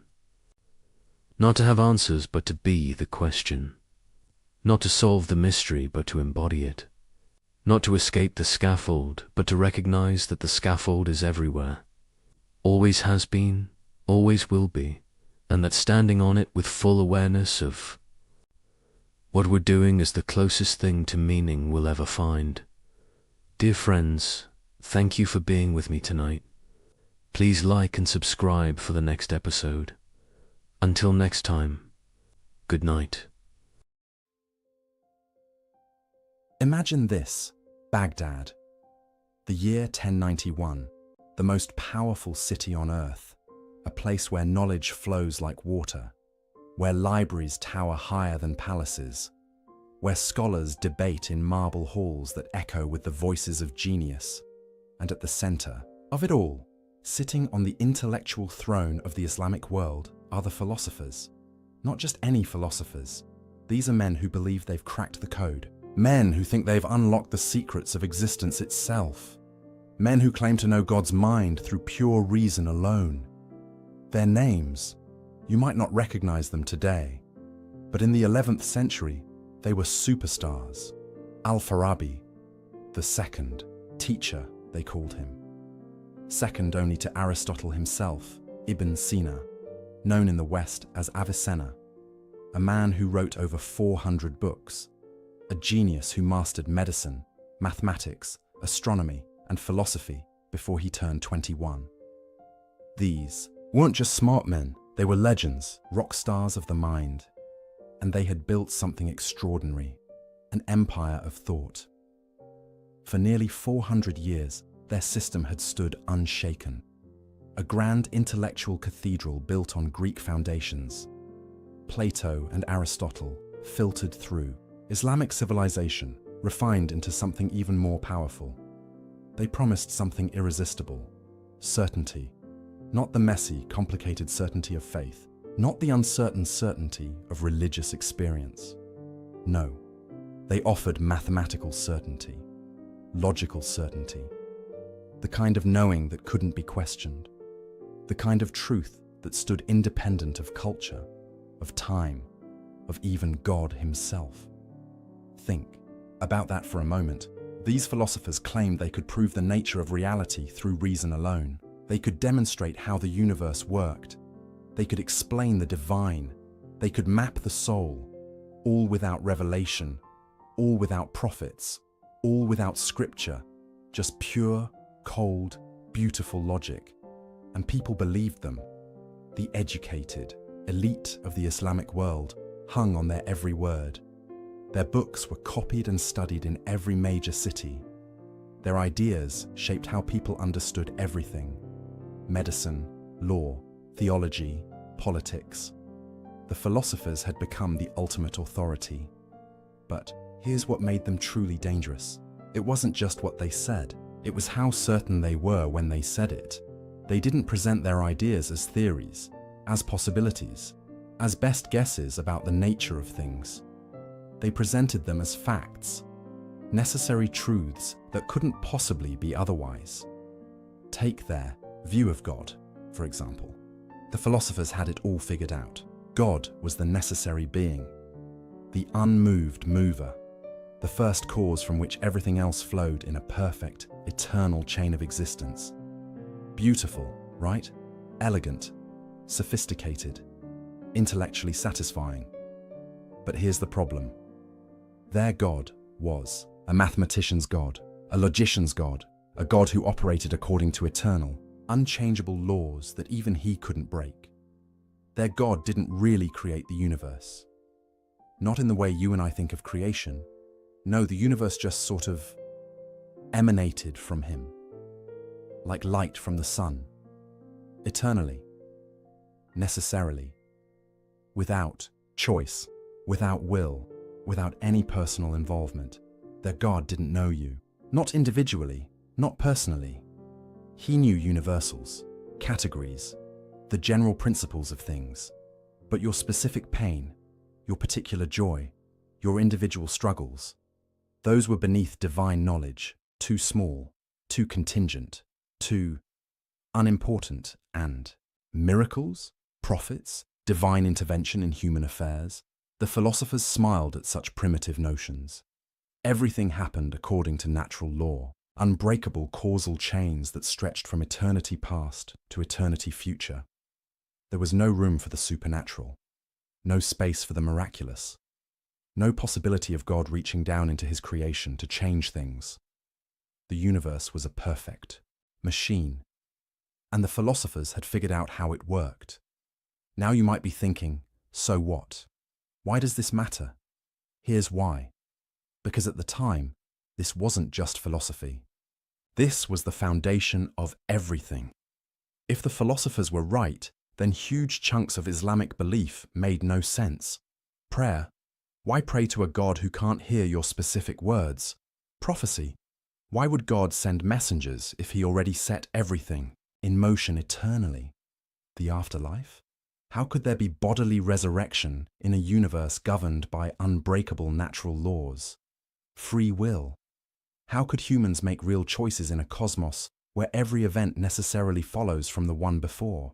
The philosophers had built a system so tight, so logically coherent, so seemingly unassailable, that it threatened to swallow religion whole.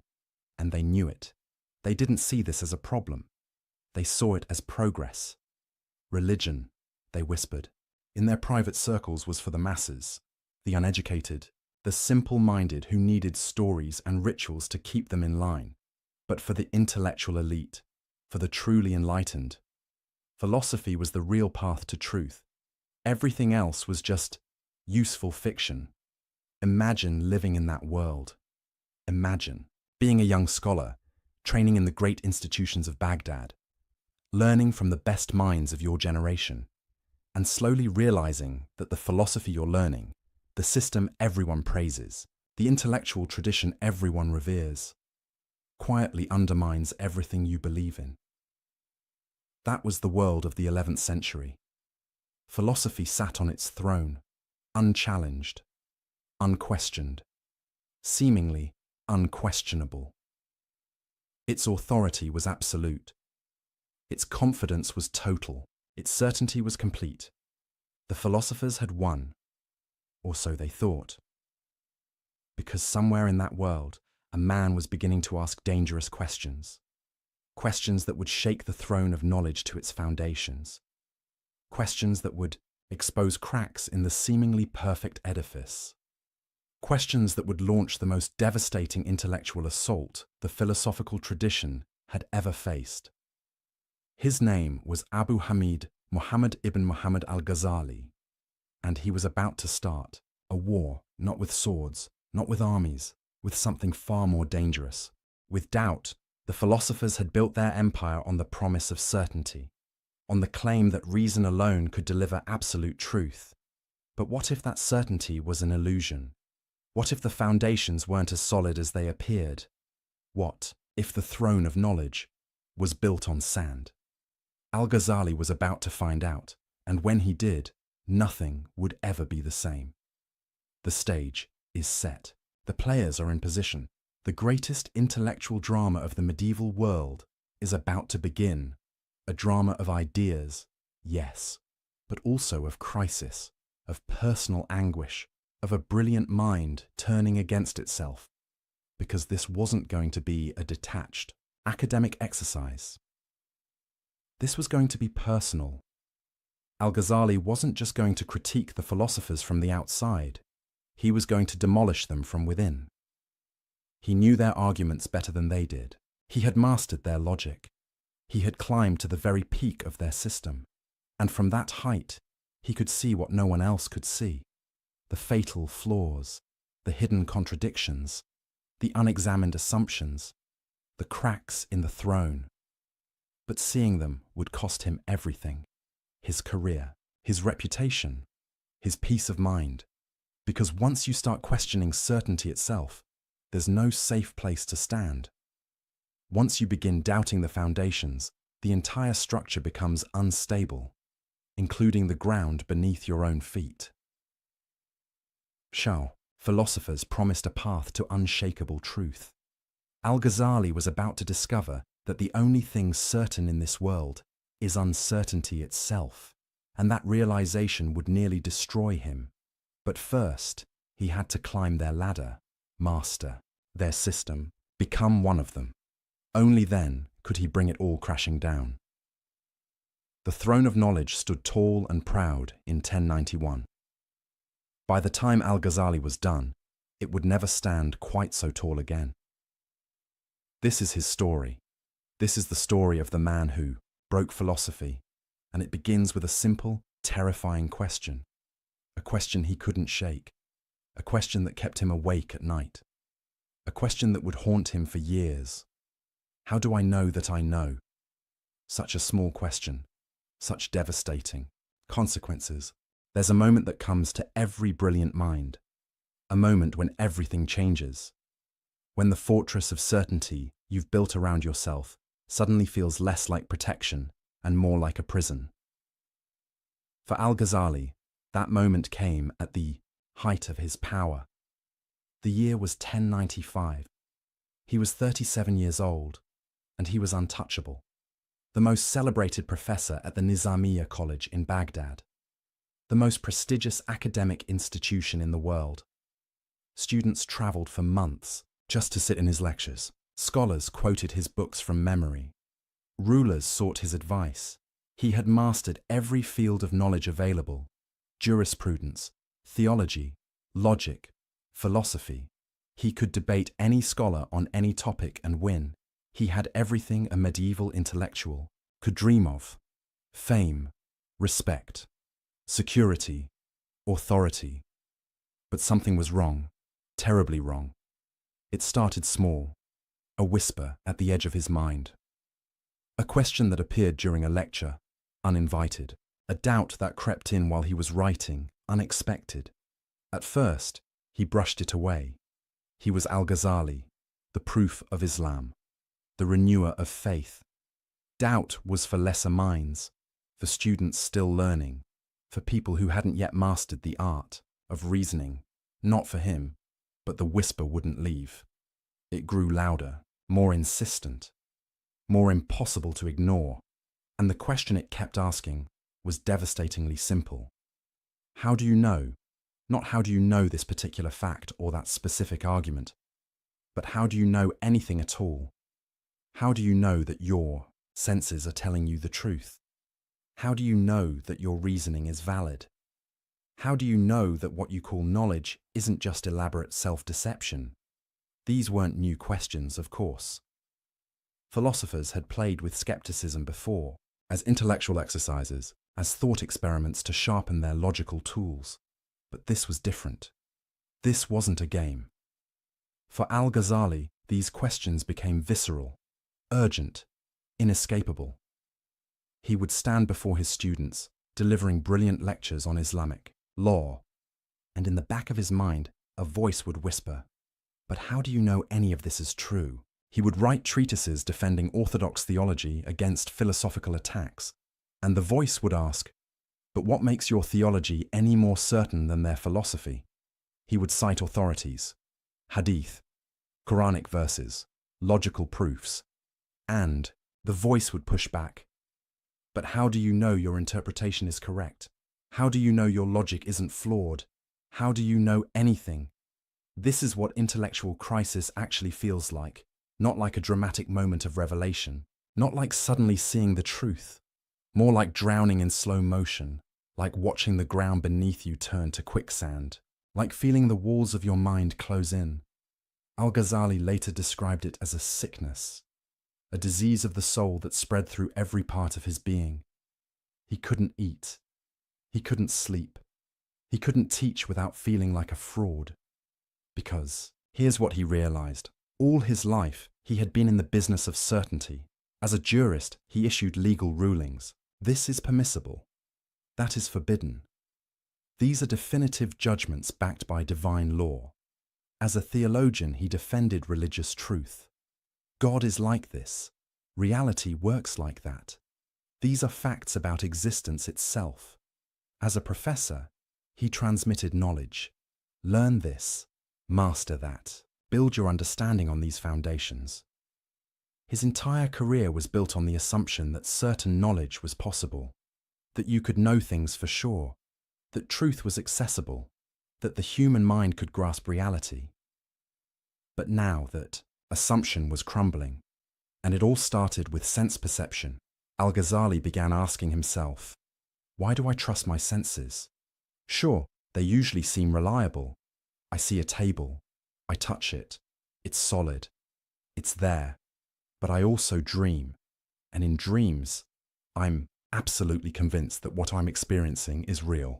I see dream tables, I touch dream walls, I have dream conversations, and in the dream, it all feels completely certain. It's only when I wake up that I realize none of that was real. So here's the terrifying question. How do I know I'm not dreaming right now? How do I know that everything I call waking life isn't just another dream, a longer dream, a more consistent dream, but still a dream? You might say, but when you wake up, you can distinguish dream from reality. Can you though? Or do you just have another experience, another set of sensations that you've learned to call waking up? Maybe there's another level of consciousness beyond this one, a higher waking state. And when you reach it, you'll look back on everything you called real life the way you now look back on dreams, as illusions, as phantoms, as experiences that felt certain but weren't. Al-Ghazali sat with this possibility, and it shook him. But it got worse. Because even if you accept your senses as basically reliable, there's still reason. Logic. Rational thought, the tool philosophers swore by. The instrument that supposedly gave absolute certainty. Al-Ghazali had spent decades mastering logic. He knew every rule, every form of valid inference, every technique of reasoning. He was a master logician, and now he was asking, but why should I trust logic? Think about it.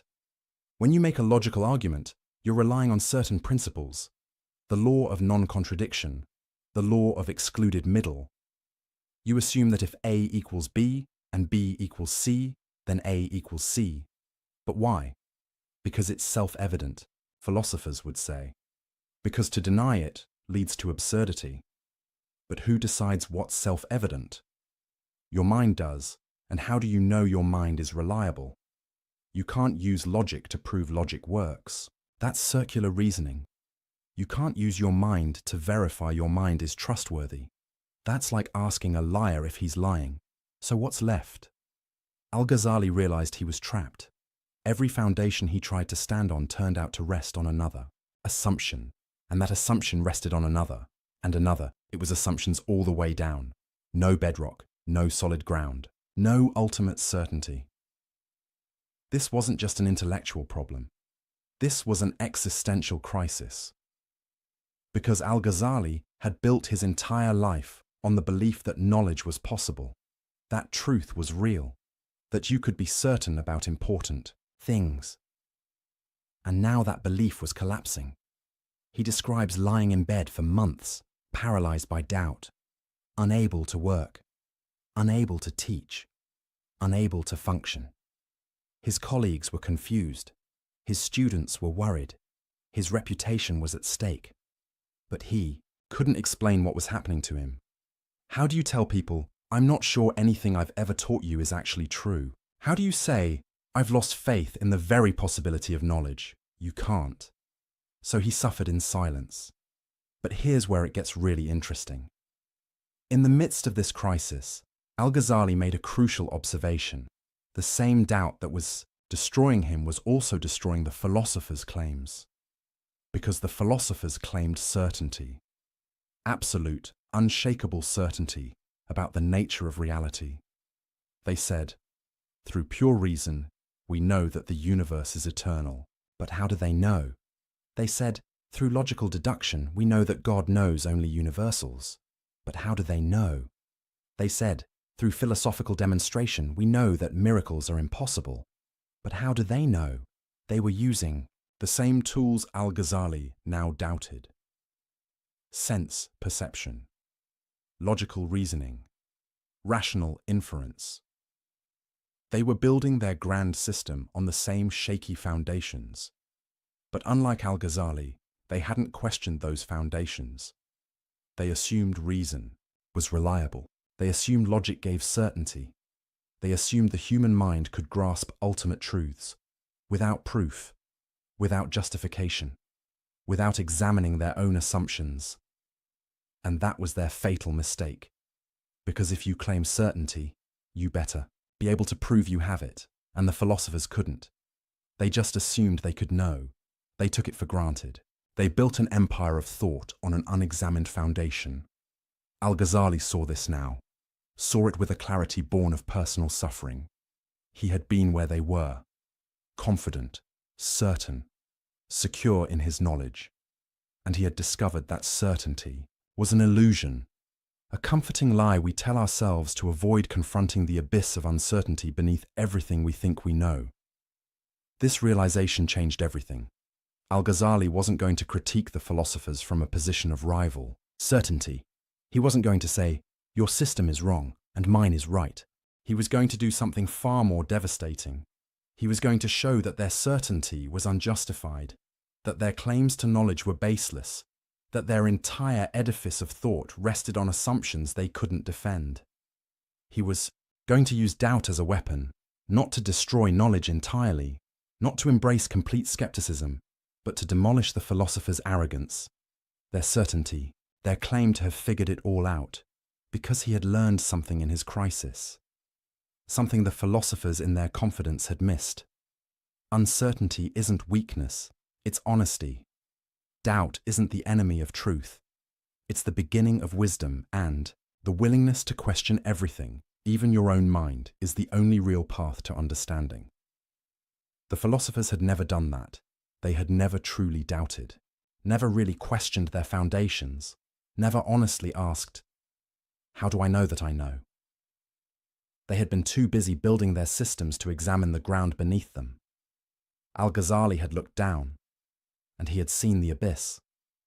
And from that abyss, he was going to launch his attack, not as a rival philosopher offering a competing system of certainty, but as someone who had been to the edge and back, someone who knew what the philosophers didn't. That certainty itself is the problem, that the claim to absolute knowledge is the original sin of philosophy, that you can't build a tower to heaven when you're standing on quicksand. He began to write. Slowly, at first, testing his thoughts, working through his arguments. The title came to him clearly. Tahafut al-Falasifa, the incoherence of the philosophers. Not the errors of the philosophers, not against the philosophers. The incoherence, the internal contradictions, the logical breakdowns, the places where their system fell apart under its own weight. He wasn't going to refute them with a rival system. He was going to show that their system refuted itself. This was going to be surgical, precise, devastating. He would take their own tools, their own logic, their own methods of reasoning, and turn them against the philosophers themselves. He would show that on their own terms, using their own standards, their conclusions didn't follow, that their certainty was unjustified, that their claims were incoherent, that the throne of knowledge they sat on was a house of cards, and when he was done, philosophy would never be the same. But this wasn't going to be easy, because to dismantle the philosophers, he first had to master them completely. He had to understand their system better than they did, see its weaknesses from the inside. He had to become one of them before he could destroy them, and that journey would take him to the darkest corners of thought, to questions that had no comfortable answers, to ideas that threatened everything he believed.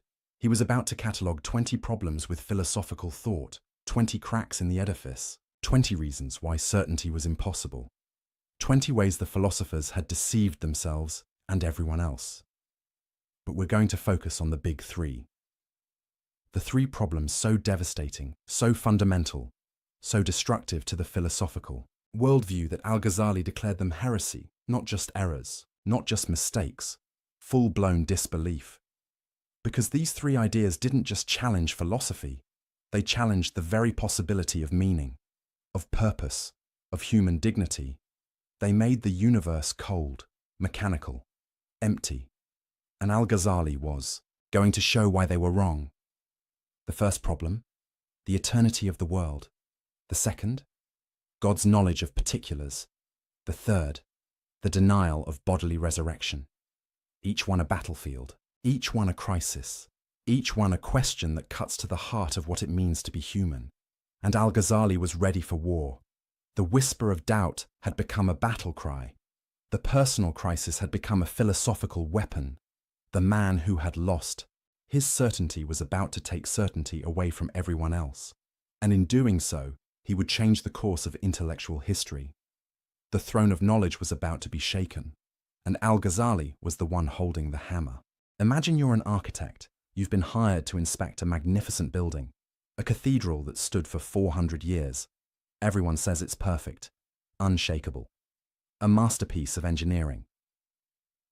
Your job: find the flaws, not cosmetic issues, not minor cracks in the paint, structural problems, fatal weaknesses, the kind of flaws that mean the whole thing could come down. That's what Al-Ghazali was about to do to philosophy, but he wasn't going to be random about it. He wasn't going to just throw criticisms at the wall and see what stuck. He was methodical, strategic, surgical. He identified exactly 20 problems with the philosopher's system, 20 points where their logic broke down, where their certainty crumbled, where the edifice showed cracks. Why 20? Because that's how many it took to cover every major claim the philosophers made. About God, about the universe, about the soul, about causation, about knowledge itself. Each problem was a targeted strike at a specific pillar of their thought, and together, they brought the whole structure into question. Now, we could go through all 20, one by one, methodically. But that would take hours, and honestly, some of them are technical, philosophical inside baseball that only specialists care about.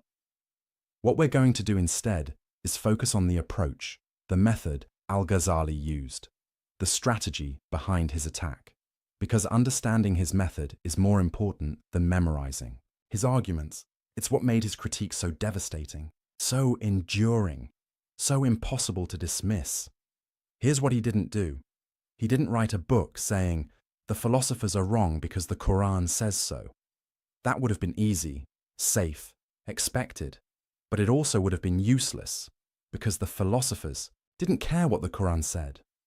Not really. Oh, they paid lip service to it. They claimed their philosophy was compatible with revelation.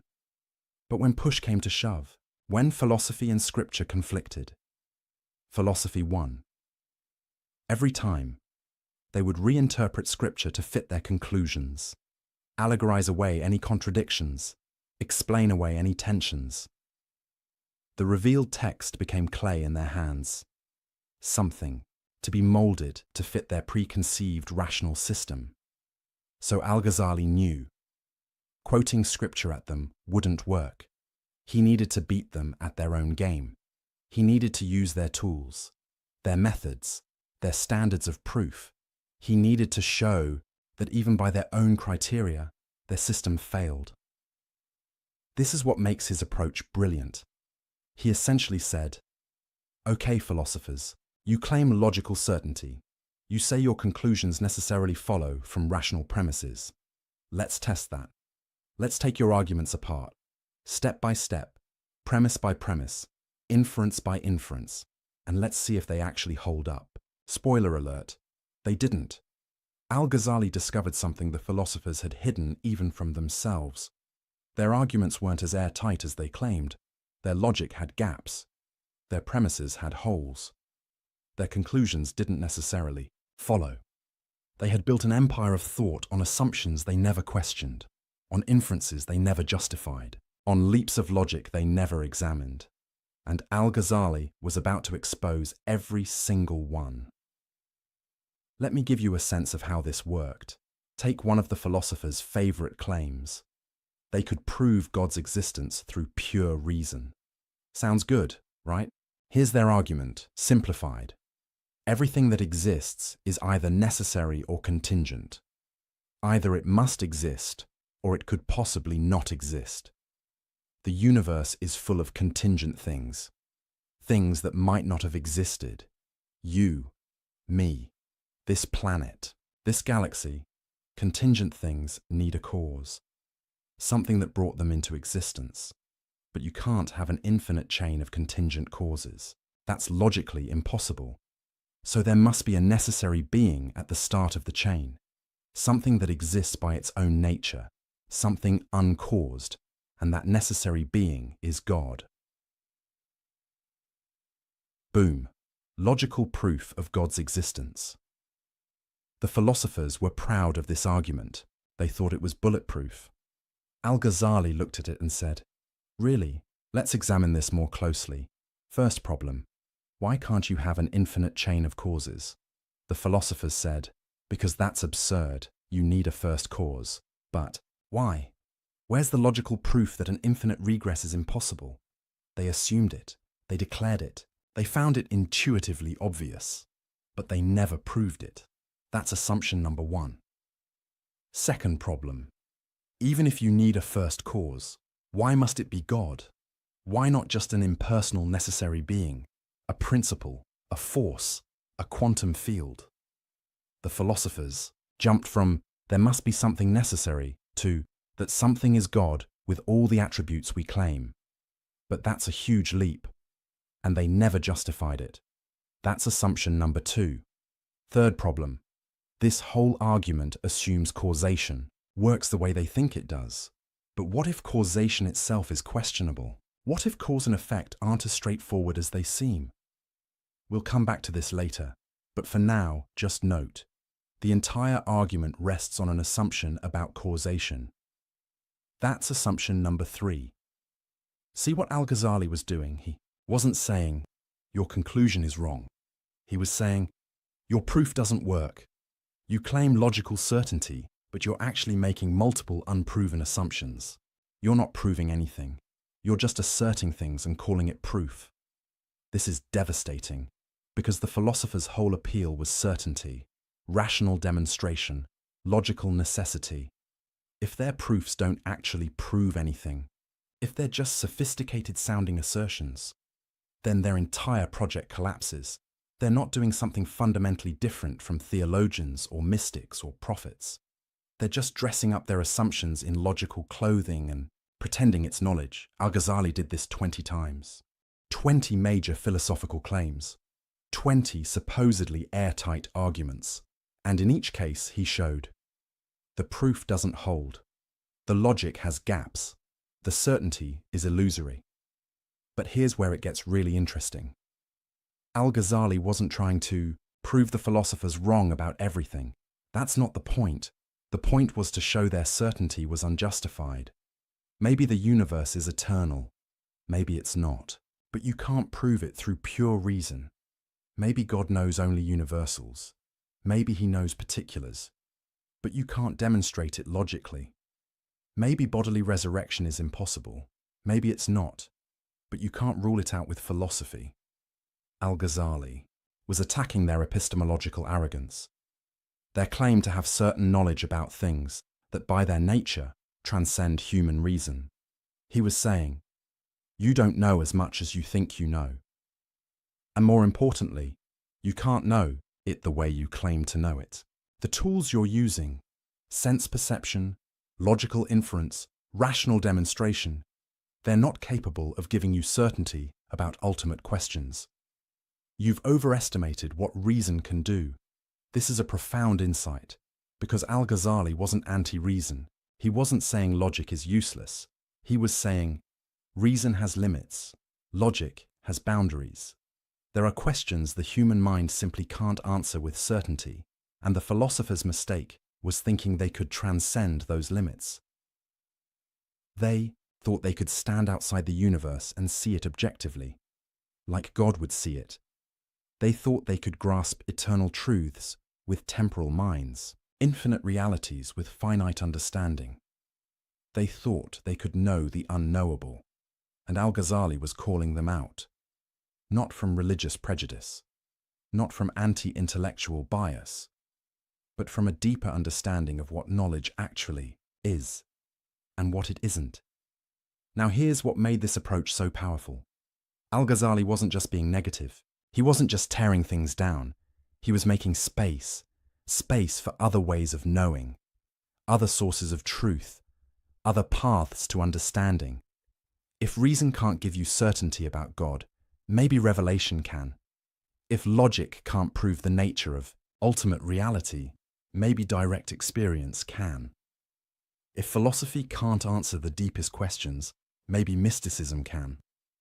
This is why his critique mattered so much. It wasn't just about winning a debate with the philosophers, it was about reopening questions they had closed, reintroducing possibilities they had ruled out, showing that the universe is bigger, stranger, more mysterious than any philosophical system can capture. The philosophers had tried to fit reality into their logical categories. Al-Ghazali was showing that reality wouldn't fit, that there are aspects of existence that slip through the nets of rational analysis. That mystery isn't just what we haven't figured out yet. It's fundamental to what we are and where we are. But Al-Ghazali wasn't done, because among his 20 problems, 3 stood out. 3 issues so serious, so fundamental, so destructive to religious belief, that he couldn't just say, the proof is questionable. He had to go further. He had to say, if you believe these 3 things, you've crossed a line. You're not just philosophically mistaken, you're religiously deviant.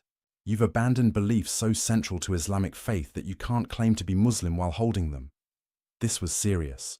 In Islamic intellectual history, calling someone's position heretical wasn't something you did lightly. It had legal consequences, social consequences. It could destroy careers and reputations. But Al-Ghazali felt he had no choice, because these 3 philosophical positions didn't just contradict scripture. They made religion meaningless. They made worship pointless. They made revelation unnecessary. If the philosophers were right about these 3 things, then Islam, as practiced by millions of believers, was built on a lie. Prayer became talking to yourself. Prophecy became delusion. The afterlife became fantasy. Al-Ghazali couldn't allow that to stand, so he drew a line in the sand. 20 problems with philosophy. Yes, the philosophers were wrong about many things, but 3 problems were in a different category. 3 positions were not just philosophical errors, they were religious disasters. The first, the eternity of the world. The philosophers claimed the universe has always existed. It didn't have a beginning. It won't have an end. It eternally emanates from God, the way light eternally emanates from the sun. Why did Al-Ghazali consider this heretical? Because if the world is eternal, then God didn't create it. Not in any meaningful sense. He didn't choose to bring it into being. He didn't will it to exist. He didn't make something from nothing. The universe just is, necessarily, eternally, without any real creative act on God's part. And if God didn't create, then what's his relationship to the universe?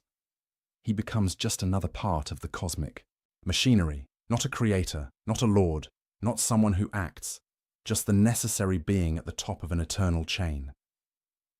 This empties religion of meaning, because the whole point of worship is acknowledging that God made you, that you owe your existence to his choice, his will, his creative power.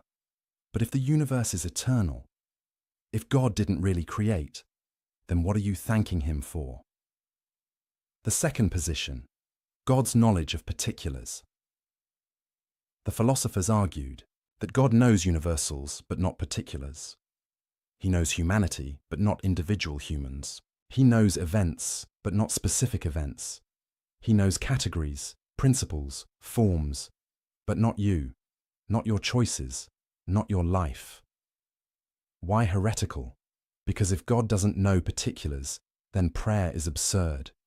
You're asking him for things he can't hear, confessing sins he can't perceive, seeking guidance he can't give.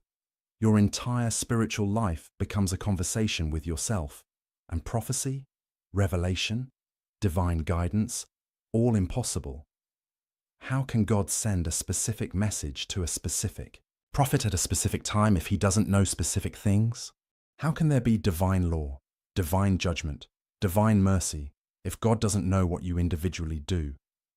The philosopher's position made God distant, abstract, irrelevant to human life. And Al-Ghazali said, that's not just wrong, that's a denial of what God is. The third position, the impossibility of bodily resurrection.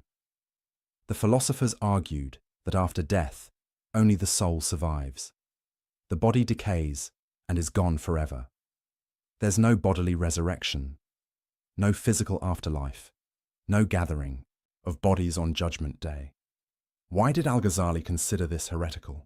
Because bodily resurrection is explicitly promised in the Quran, repeatedly, in clear language. And more than that, it's central to the concept of justice.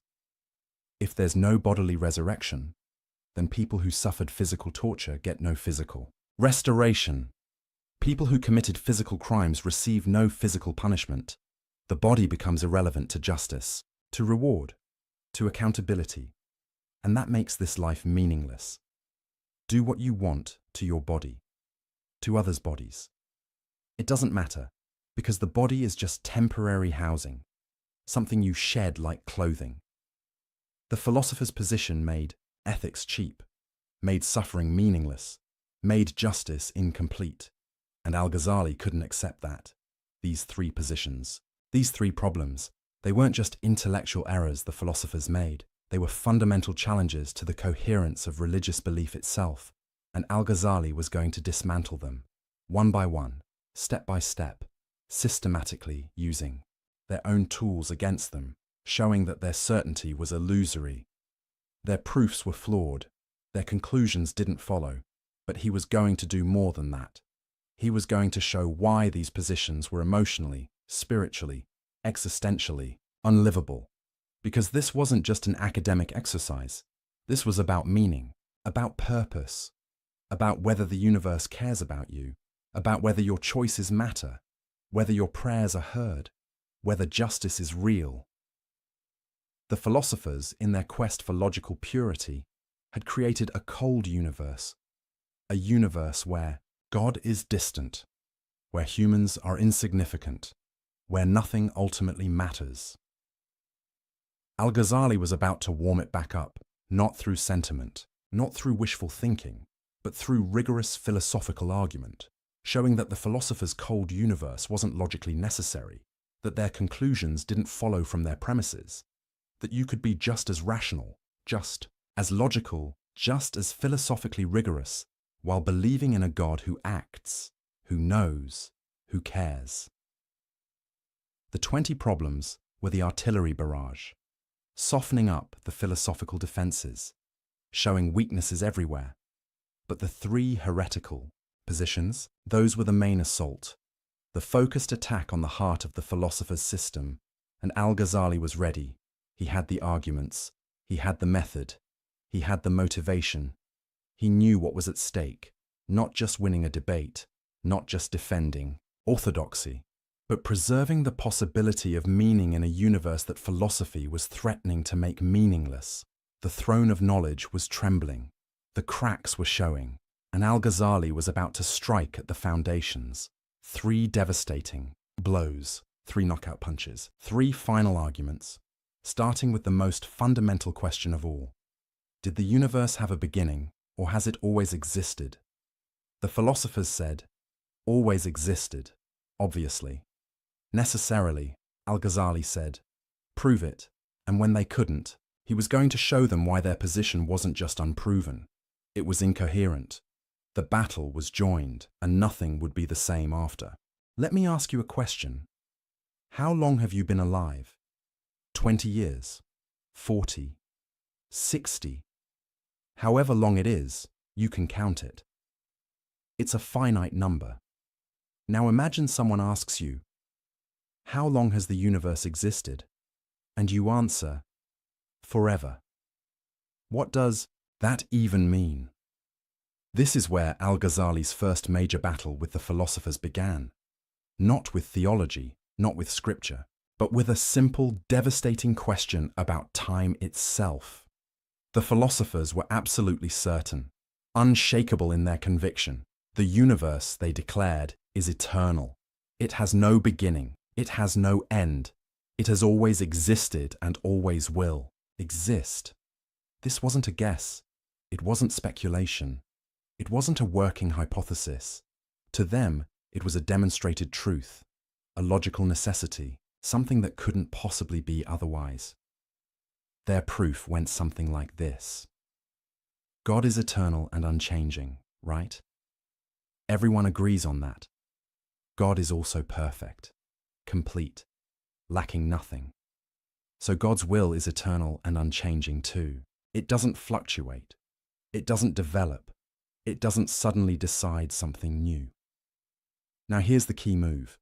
If God eternally wills the universe to exist, then the universe must eternally exist. Because if the universe came into being at some point, in time, that would mean God's will changed. There was a moment when God wasn't creating, then suddenly he was creating. But that's impossible, because God doesn't change. Therefore, the universe must be eternal. It must have always been emanating from God's eternal will, like rays from the sun. The sun doesn't decide to shine. It shines eternally. And its light exists eternally as a result. Same with God and the universe. Elegant, right? Logical, seemingly airtight. The philosophers thought they'd solved one of the biggest questions in existence. Al-Ghazali read this argument and saw something they didn't, a catastrophe waiting to happen. Because if the universe is eternal, then God didn't create it. Not really.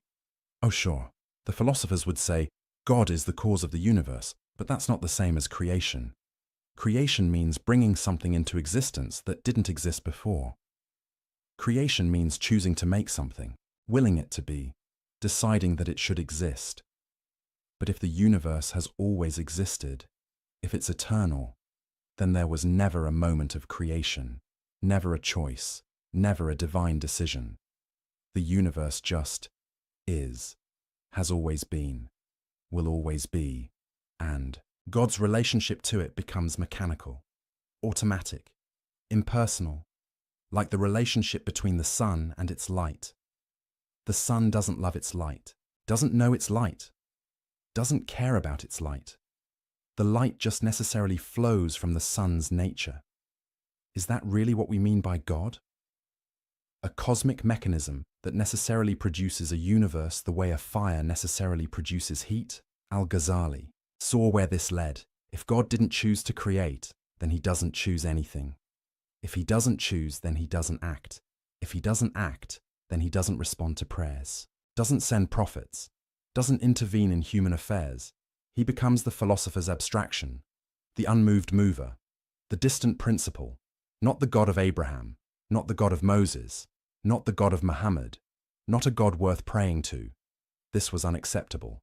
So, Al-Ghazali set out to demolish the philosopher's argument, and he started by asking the question they'd never properly considered. What does it actually mean for something to be eternal? The philosophers threw the word around like they understood it, eternal, infinite, without beginning or end. But Al-Ghazali pressed, do you really know what you're talking about? Can you actually conceive of an infinite past? Think about it carefully.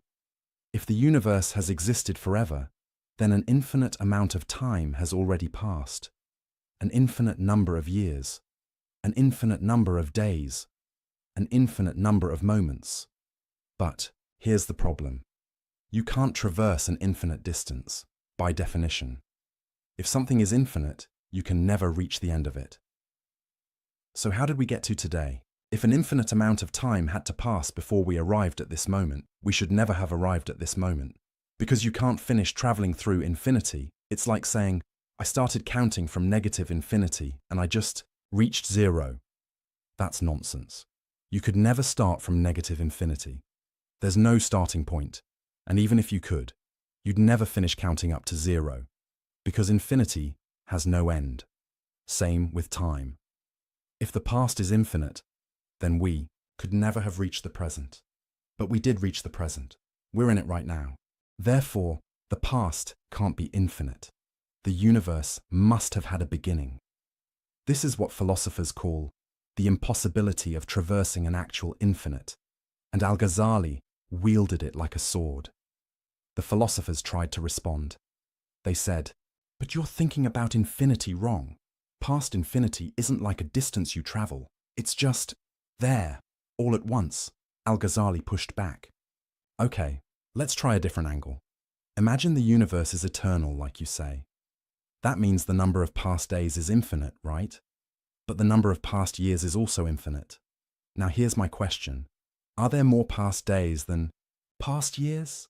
The philosophers hesitated. On one hand, obviously there are more days than years. 12 times more, roughly.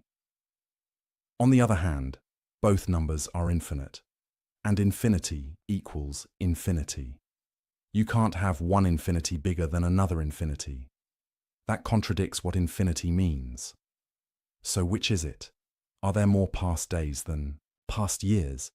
Or are they equal? If you say there are more days, you're admitting that one infinity can be bigger than another, which is absurd. If you say they're equal, you're admitting that 12 days equals 1 year, which is also absurd. Either way, you're trapped. This is the problem with treating infinity as if it's just a really big number. It's not. Infinity doesn't behave like numbers behave. You can't do arithmetic with it. You can't compare infinities. You can't traverse them. So when you say the past is infinite, you're not actually saying something coherent. You're using a word that sounds profound, but actually refers to nothing you can meaningfully conceive. The philosophers squirmed. They tried another defense. Okay, but here's the thing. God is outside of time. He's eternal in a different sense. So when God creates the universe, he's not doing it at a point in time. He's doing it eternally. The universe doesn't have a beginning in time because time itself is part of the universe. Al-Ghazali smiled at this. So you're admitting the universe has a beginning? That it's not eternal after all? Because if time is part of the universe, and the universe came from God, then the universe began to exist. You're just saying it began, to exist with time rather than in time. But either way, it began. It's not eternal. You've conceded my point while trying to argue against it. The philosophers realized they were in trouble. Every defense they mounted created new problems. But Al-Ghazali wasn't done. He had another angle of attack, an even more devastating one. He said, let's grant for a moment that the universe could be eternal. Just for argument's sake. Let's imagine an infinite past actually makes sense. Even so, I can show you that it's not necessary. That God could have created the universe at any point in time. And if it's not necessary for the universe to be eternal, then your whole argument collapses. Here's how this worked. The philosophers claimed God's eternal will necessitates an eternal universe. But Al-Ghazali asked, why? Why couldn't God eternally will to create the universe at a specific moment? Think about it. You can decide today to do something tomorrow. Your decision is made today, but the action happens tomorrow. Your will exists at one time. The effect of your will exists at another time. So why couldn't God's eternal will produce a temporally originated universe? God could eternally intend, let the universe begin at moment X. That intention is eternal, unchanging, always part of God's will. But the universe itself still has a beginning, still comes into existence at a specific point. The philosophers said, but that means God's will has to wait, and God doesn't wait. Al-Ghazali countered, "No, you're confusing God's will with God's action. God can will something eternally and actualize it temporally. Your problem is you've collapsed will and action into the same thing, but they're not the same, even for God." This was brilliant, because Al-Ghazali was using the philosopher's own distinction against them. They loved talking about God's essence versus God's attributes, God's knowledge versus God's action. Fine, apply that here. God's will can be eternal, but God's creative act can be temporal. No contradiction, no problem. No necessary eternal universe. The philosophers were backed into a corner, but they had one last card to play. They said, if the universe began, you have to explain why it began when it did and not earlier or later.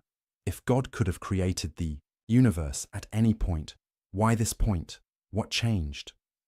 Without a reason for the specific timing, creation becomes arbitrary, random, which is unworthy of God. This was their trump card. The principle of sufficient reason. Everything needs a reason, a cause, an explanation for why it is the way it is.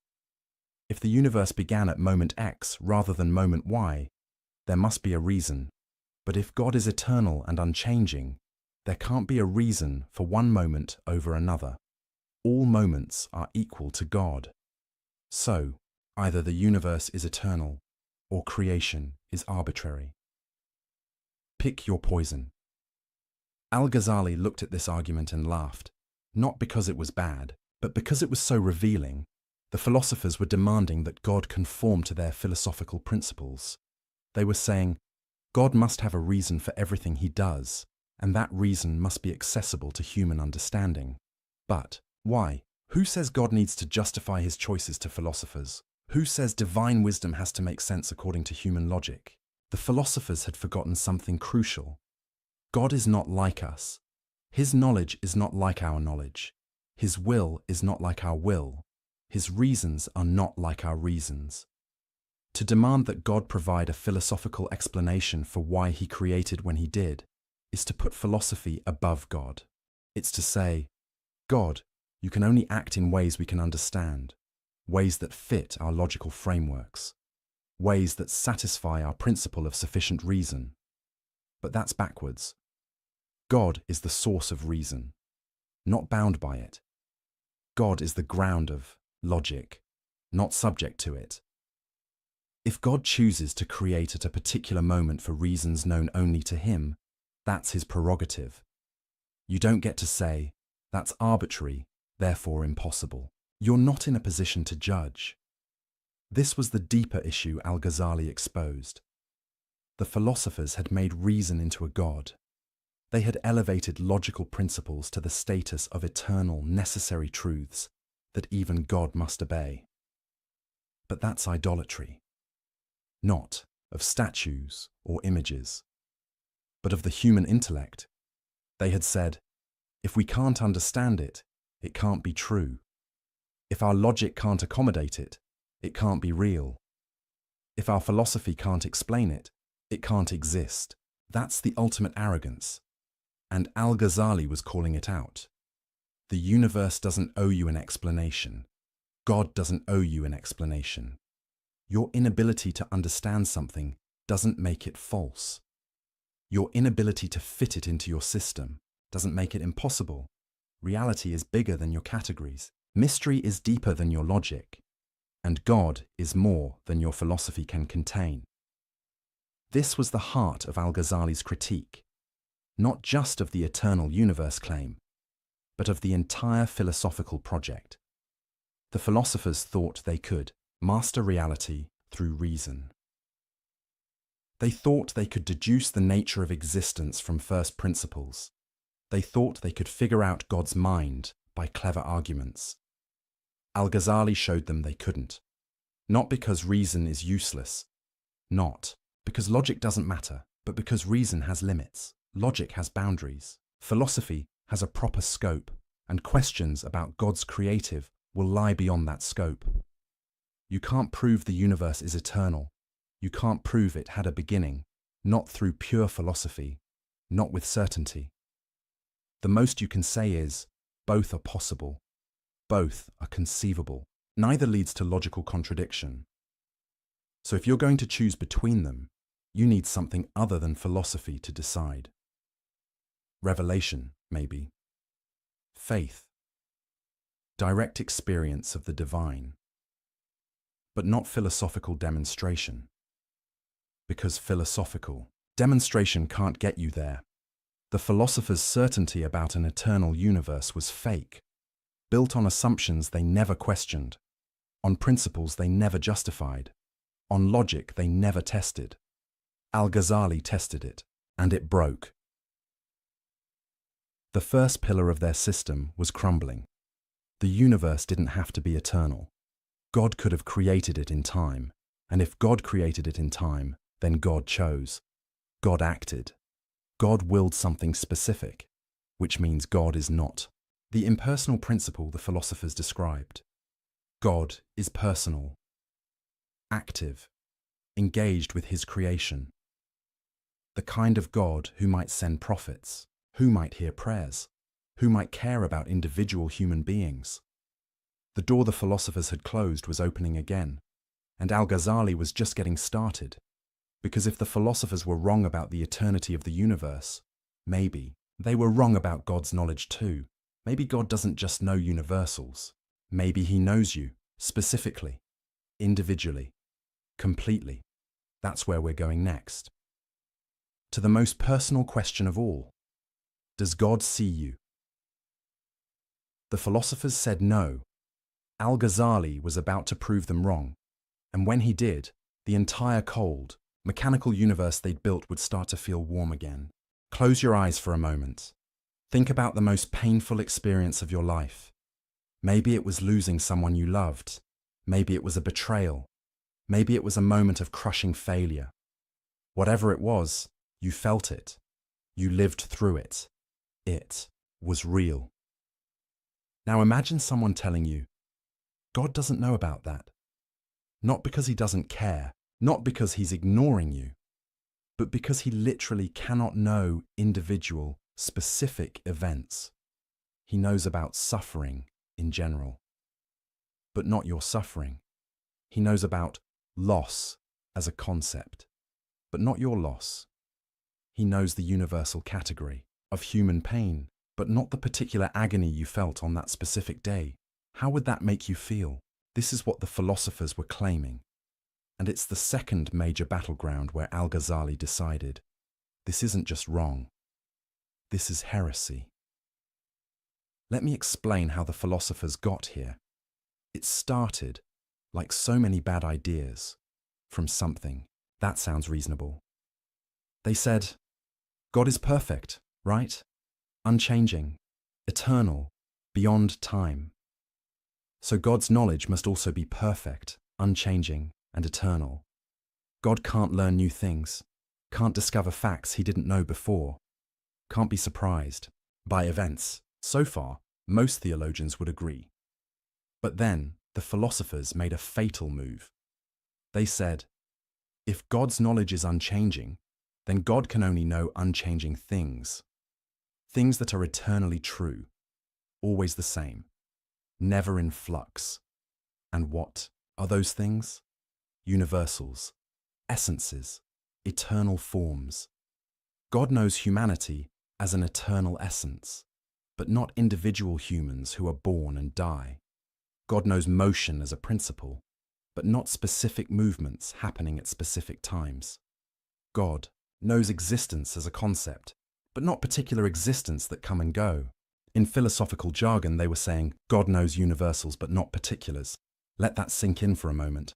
According to the philosophers, God doesn't know what you had for breakfast this morning, the specific words you spoke to your friend yesterday, the exact thought running through your mind right now, the particular choice you're about to make. Not because these things are hidden from him, but because they're beneath his type of knowledge. God's knowledge is too lofty, too eternal, too perfect to concern itself with the messy, changing, temporary details of individual existence. He knows the forms, the patterns, the eternal truths, but the specific instances, the individual cases, The particular moments, those are irrelevant to divine knowledge. The philosophers thought this made God more perfect, more transcendent, more sublime, more worthy of worship. They thought they were honoring God by elevating his knowledge above mundane particulars. Al-Ghazali saw it differently. He saw a God who was essentially blind, a God who couldn't see you, couldn't hear you, couldn't know you. A God who was, for all practical purposes, absent from your life. And he was horrified. Because if God doesn't know particulars, then everything falls apart. Everything that makes religion meaningful. Everything that makes worship possible. Everything that connects the divine to the human. Let's walk through the implications step by step. First, prayer becomes absurd. You bow down 5 times a day. You ask God for help. You confess your sins. You seek guidance. But according to the philosophers, God doesn't hear any of it, not because he's ignoring you, but because your specific prayer at that specific moment is a particular event. And God doesn't know particular events. He knows prayer as a universal concept, but not your prayer. He knows petitioning as a general phenomenon, but not your petition. So who are you talking to? Nobody. You're going through motions in a universe where the divine can't perceive your actions. Prayer becomes cosmic theatre, a ritual you perform for yourself because the audience you think you're addressing isn't watching.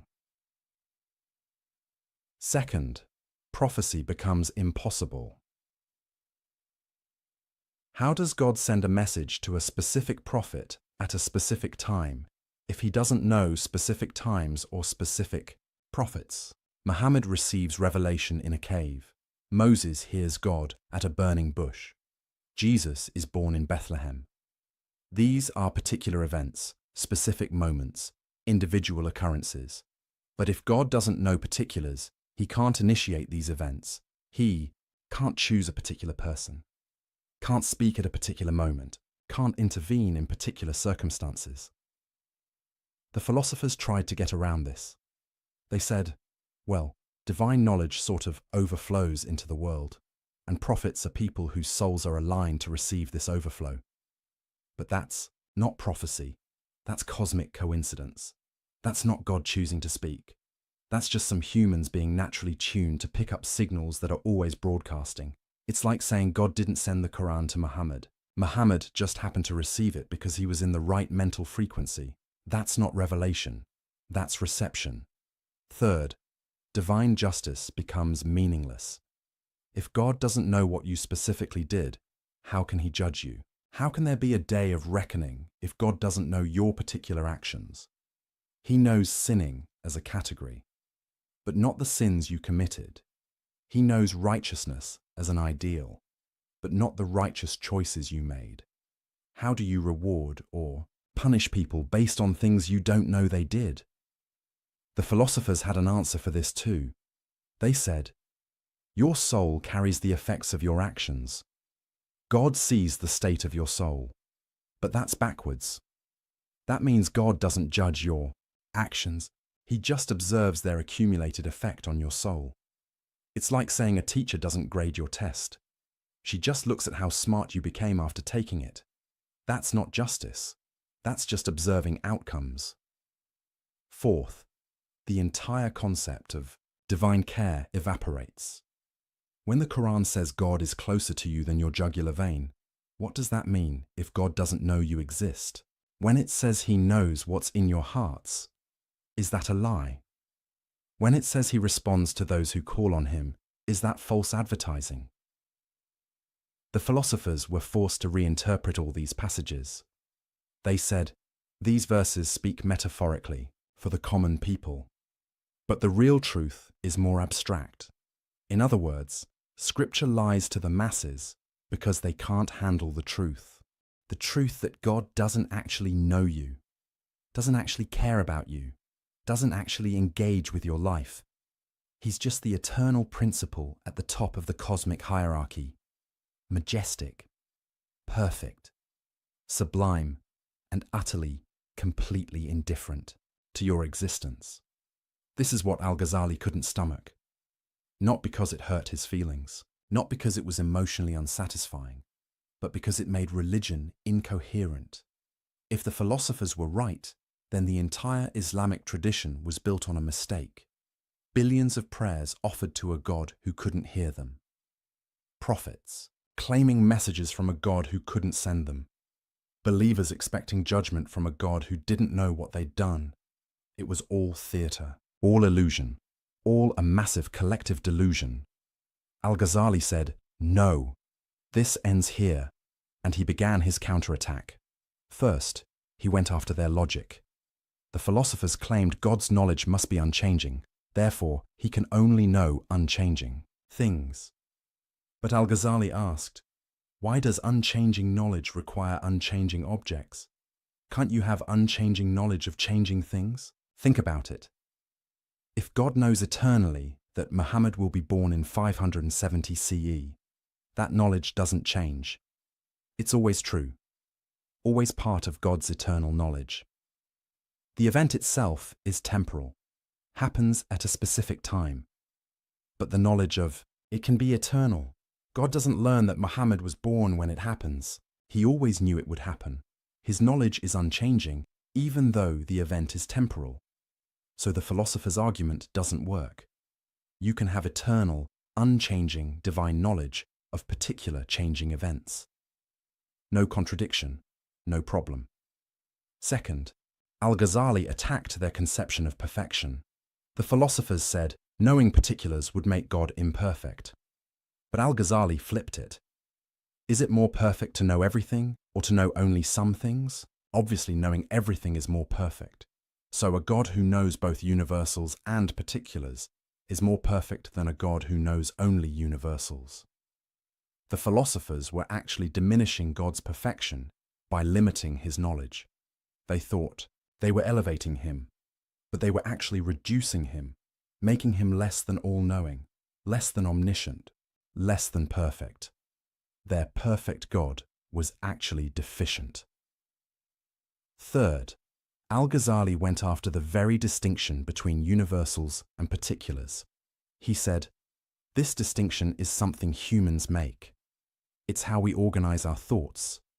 But why assume God thinks like we think?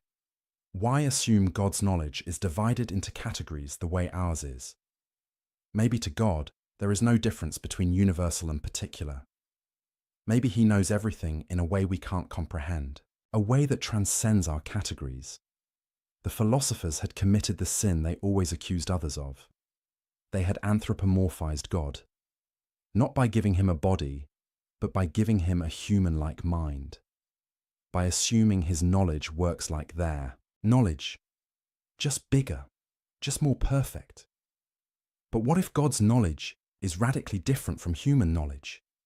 What if it's not just quantitatively greater, but qualitatively other? Then all their reasoning about what God must or must not know falls apart, because they're reasoning from false assumptions about the nature of divine knowledge. Fourth, Al-Ghazali pointed to the absurd consequences. If God doesn't know particulars, does he know himself? After all, God is a particular being, not a universal concept. There's only one God, one specific, unique, particular divine reality. So if God can only know universals, can he not know himself? The philosophers squirmed at this. Some said, God is an exception. He knows himself even, though he's particular. But Al-Ghazali pounced. So particulars can be known by God. You just admitted it. If God can know one particular, himself, why not other particulars?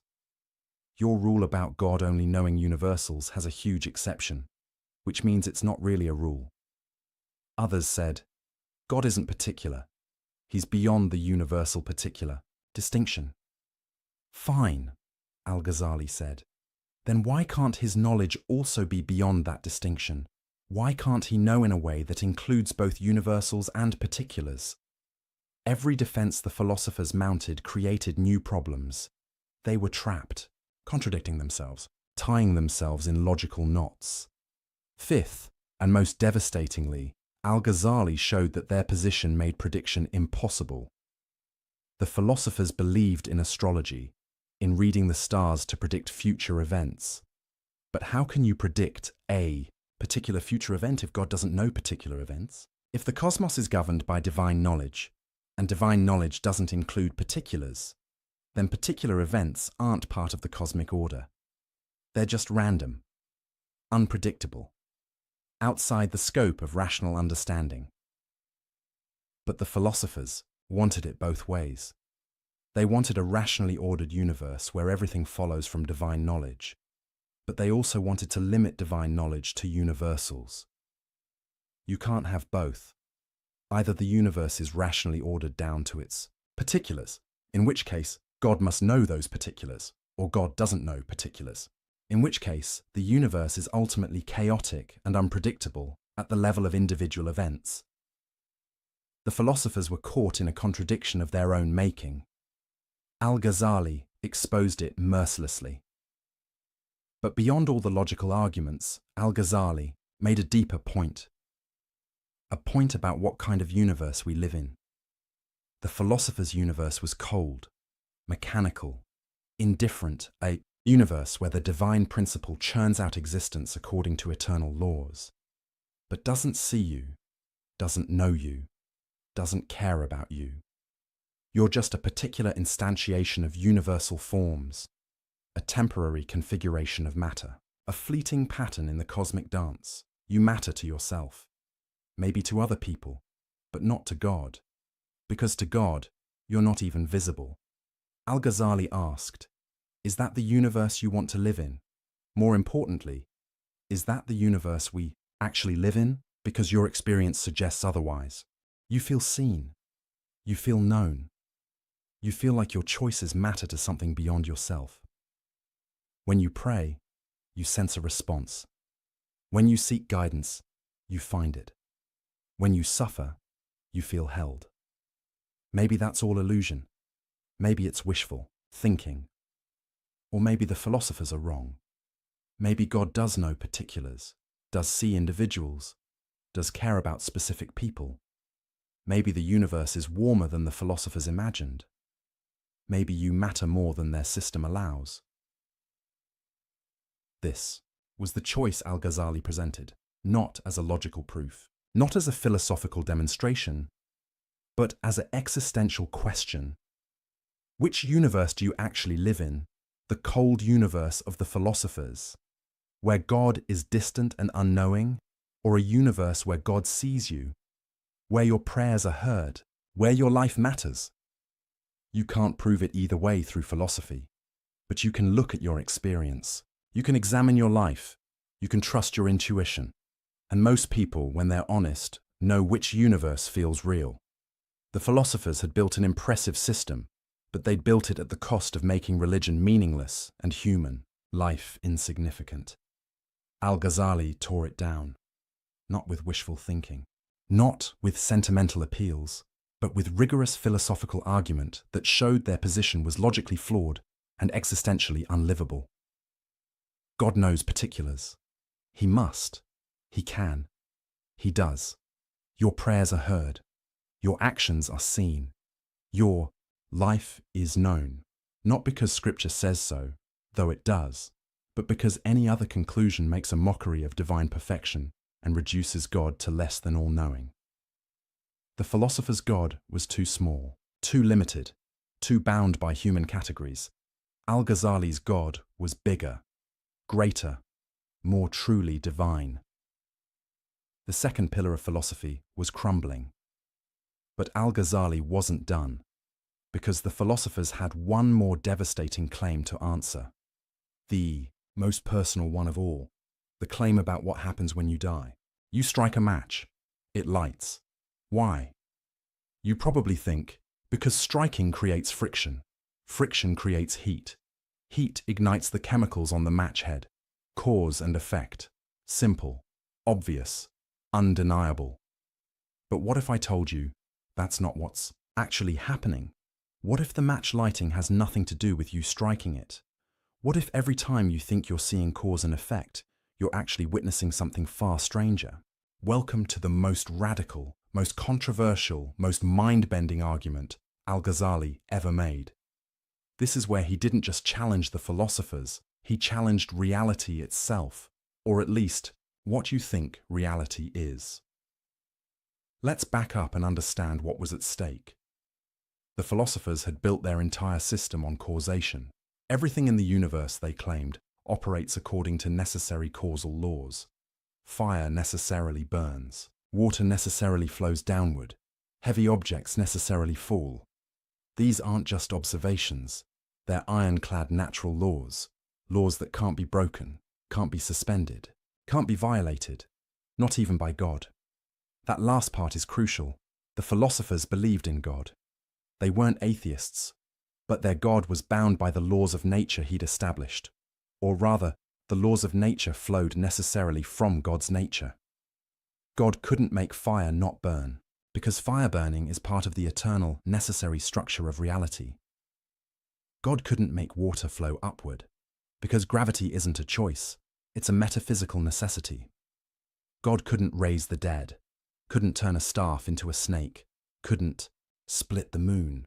Not because he's weak, but because these things violate causal laws, and causal laws are absolute. This is why the philosophers rejected miracles, not because they hadn't heard the stories, but because miracles are impossible. Logically impossible, metaphysically impossible, causally impossible. If you accept that causes necessarily produce their effects, then you have to reject any story where a cause fails to produce its effect. Moses throws down his staff. Does it become a snake? The philosophers said, no, impossible. Staves don't become snakes. Jesus speaks to a dead man. Does he rise? The philosophers said, no, impossible. Dead tissue doesn't reanimate. Muhammad points to the moon. Does it split? The philosophers said, no, impossible. Celestial bodies don't split from verbal commands.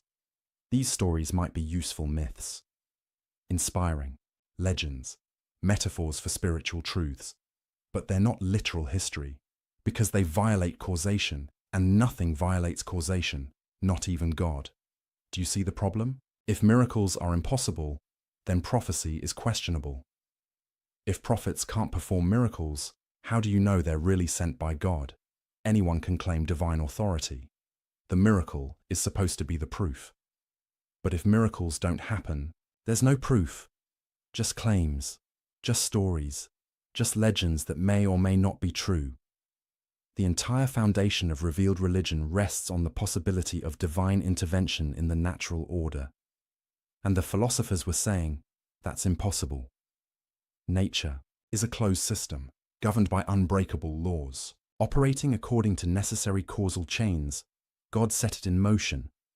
But he doesn't interfere, can't interfere, doesn't need to interfere. Everything unfolds according to the eternal plan encoded in natural law.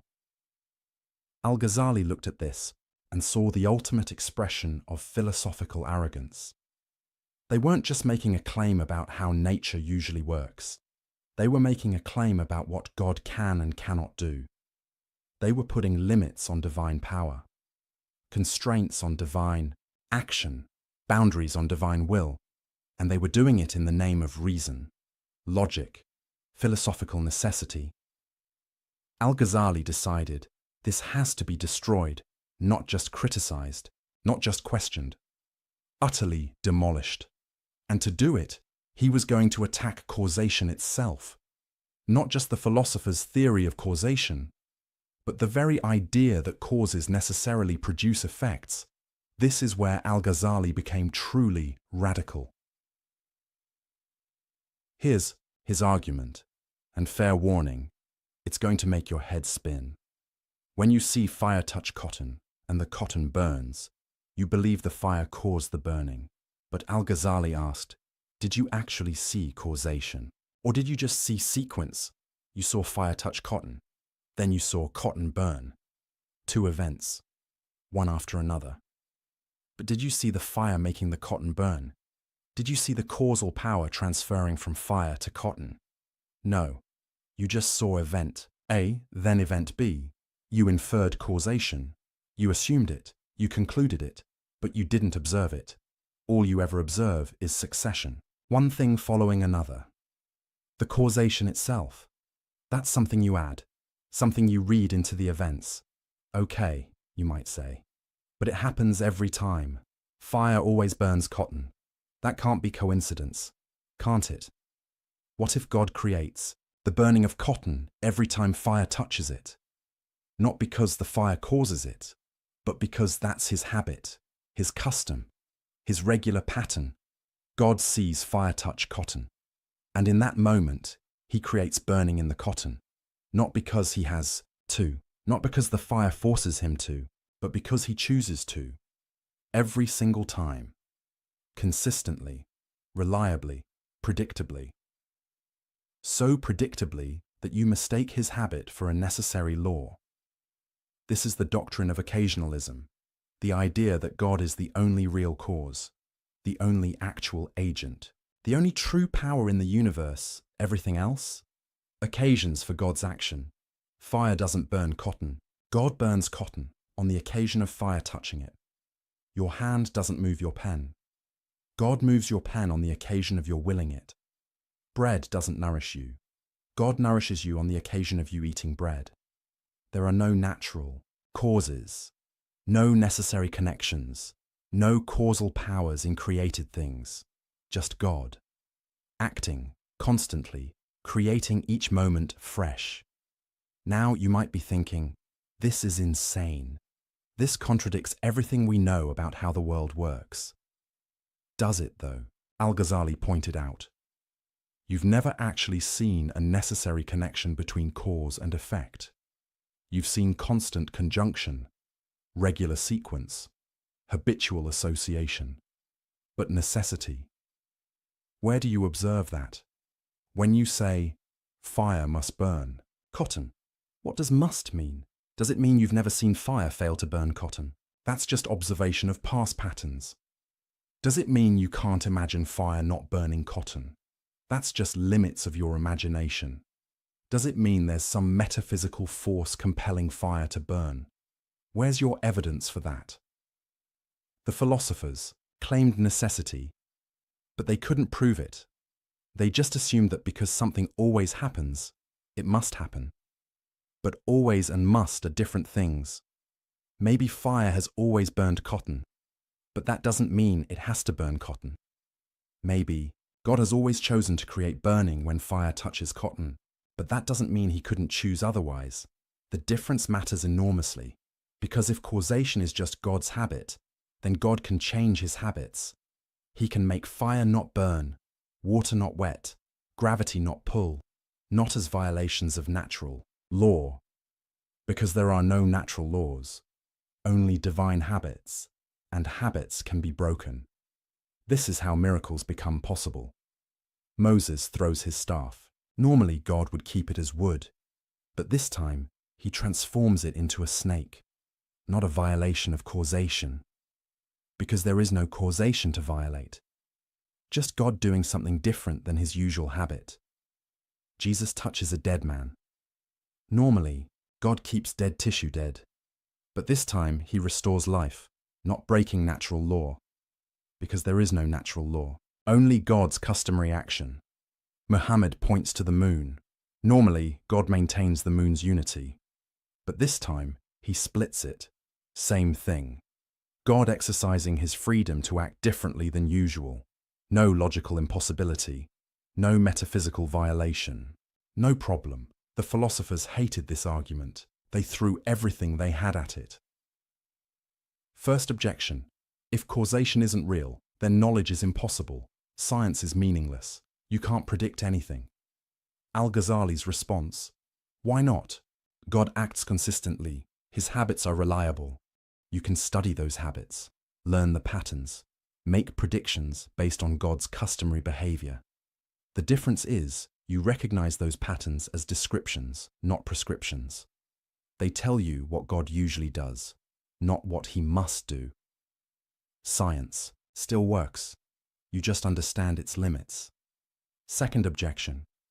If God creates everything directly, then humans have no causal power. We're not agents. We don't really act. Al-Ghazali bit the bullet. Correct. You don't have independent causal power. When you think you're moving your hand, God is moving your hand on the occasion of your willing it. Your will is also created by God.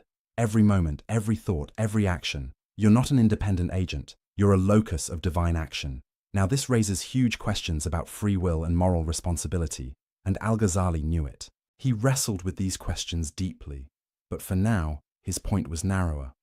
Humans don't have to have causal power for moral responsibility to make sense. God can still hold you accountable for actions he creates through you. That's his prerogative. Third, objection. This makes God the author of evil. If God creates everything, he creates sins, crimes, suffering. Al-Ghazali's response: God creates the acts, but he doesn't will them in the same way. There's a difference between God's creative will and his legislative will. He creates everything, but he commands only good. The fact that he creates an evil act doesn't mean he approves of it.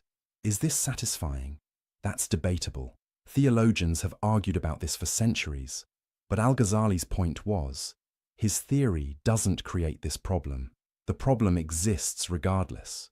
If God is all-powerful, he could prevent evil. If he doesn't prevent it, he's somehow involved with it existing. That's true, whether or not you believe in occasionalism. Fourth objection. This is just playing word games. Whether you say fire causes burning, or God causes burning on the occasion of fire, the practical result is the same. Al-Ghazali disagreed. The practical result is similar. The metaphysical implications are completely different. In your view, God is constrained by natural law. In my view, God is absolutely free. In your view, miracles are impossible. In my view, they're possible. In your view, nature is autonomous. In my view, nature is sustained moment by divine will. These aren't just semantic differences. They're radically different visions of reality. And he was right. Think about what occasionalism means experientially. Every breath you take, God creates it. Every heartbeat, God wills it. Every moment of existence, God sustains it. You're not a self-sufficient entity operating according to your own power. You're utterly, completely, absolutely dependent on God. Every instant. If God stopped willing you to exist for even a nanosecond, you would cease to be. Not die. Not collapse. Just cease. Reality is less stable than you think, more contingent, more miraculous.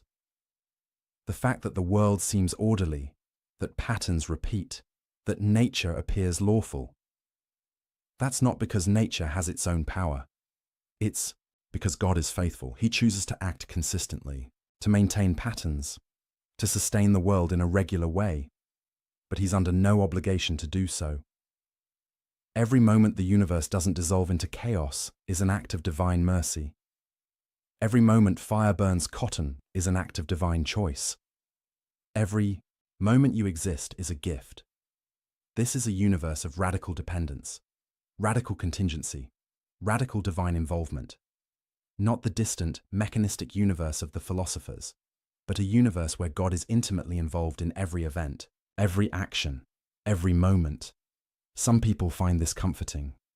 God is never absent, never distant, always acting. Others find it terrifying. There's no stability, no natural law, no independence. Al-Ghazali found it liberating because it meant God was free, truly free, not bound by anything, not by logic, not by necessity, not by natural law, only by his own wisdom and mercy. And that meant miracles were possible, revelation was possible, divine intervention was possible. The prophets weren't liars, the Quran wasn't myth-making, the miracles weren't legends, they were moments when God's hidden freedom became visible. When his customary action shifted to reveal what was always true, he's in control, always has been, always will be. Now here's what's brilliant about Al-Ghazali's strategy. He didn't claim he could prove occasionalism was true. He just claimed he could show that the philosopher's theory of causation couldn't be proven. That necessary causal connections are assumptions, not observations. that you can't demonstrate through reason alone that causes must produce their effects. And if you can't demonstrate it, then you can't rule out miracles on philosophical grounds. The philosophers' certainty about causation was just another example of unwarranted confidence. They claimed to know something they couldn't possibly know. They elevated their observation of patterns into metaphysical necessity.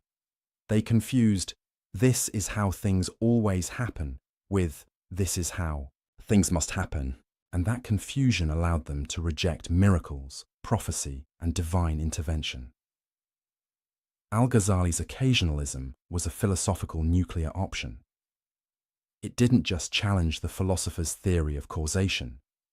It obliterated the very concept of natural causation. It said, there are no secondary causes, no created powers, no autonomous natural processes, just God, acting, always and everywhere. Was Al-Ghazali right? That's a question philosophers and theologians still debate.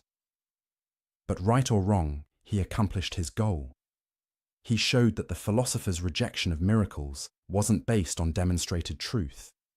It was based on assumptions, preferences, philosophical commitments. And those commitments couldn't be proven, which meant miracles couldn't be ruled out, which meant revelation couldn't be dismissed, which meant the prophets couldn't be rejected on philosophical grounds. The third major pillar of the philosopher's system was demolished. They claimed the universe operated according to necessary causal laws that even God couldn't violate, Al-Ghazali showed. That's not knowledge. That's assumption. You don't know that fire must burn. You just know it always has. You don't know that causes must produce effects. You just observe regular sequences. You don't know that miracles are impossible. You just prefer a world without them. But preference isn't proof. Observation isn't necessity. Habit isn't law. The philosophers had built their confident rejection of miracles on sand, and Al-Ghazali had washed it away. But he'd done something else too. Something perhaps more important. He'd shown that the universe is stranger, more mysterious, more dependent on the divine than the philosophers imagined. That what looks like ironclad natural law might be divine custom. That what seems like independent causation might be continuous creation. That what appears to be a mechanistic universe might be a stage for constant divine action. Whether you accept his occasionalism or not, he'd opened a door to wonder, to mystery, to possibilities beyond what reason can prove or disprove. The philosophers had closed that door. They'd said, we know how reality works. Necessarily, certainly, Al-Ghazali had pried it open again, and through that open door, the light of something beyond philosophy could shine through. Not irrationality, not anti-intellectualism, not blind faith, but an acknowledgement that reason has limits. That certainty is rare. That mystery is real. And in that acknowledgement, space for revelation, for prophecy, for divine action, for a God who isn't bound by philosophers' categories, for a universe that's bigger than logic can contain, for possibilities that reason can't rule out. The match still lights when you strike it, but now you know that's not inevitable, that's not necessary, that's not an iron law, that's God, choosing, acting, sustaining the pattern.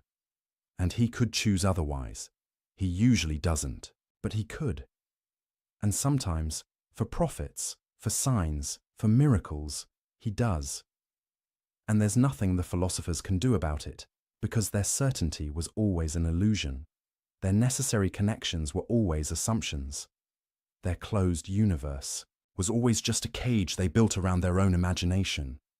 Al-Ghazali broke the cage, and the philosophers would never get it closed again. Let me tell you about a man who knew too much.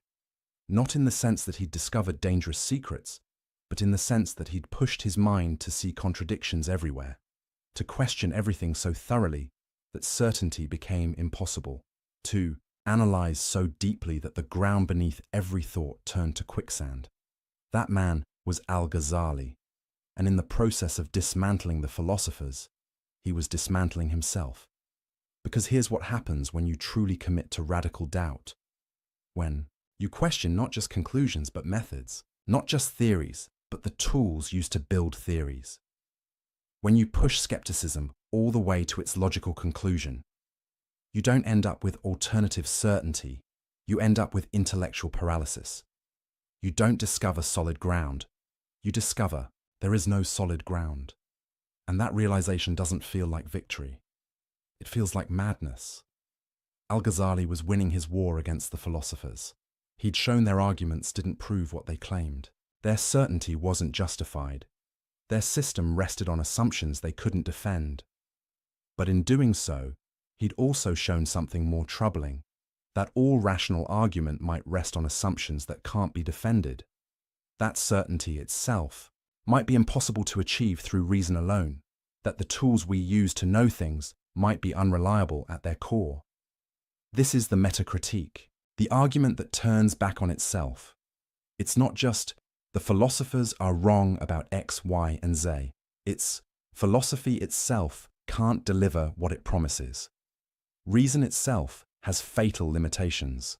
The entire project of knowing through rational demonstration might be fundamentally flawed. Let me show you how deep this goes. Remember how Al-Ghazali questioned sense perception, how he pointed out that dreams feel real while you're dreaming. That was effective against the philosophers, but it's also effective against anyone claiming knowledge, including Al-Ghazali himself.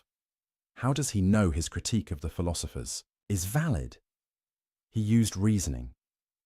But he'd also questioned whether reasoning is reliable. He observed contradictions in their arguments.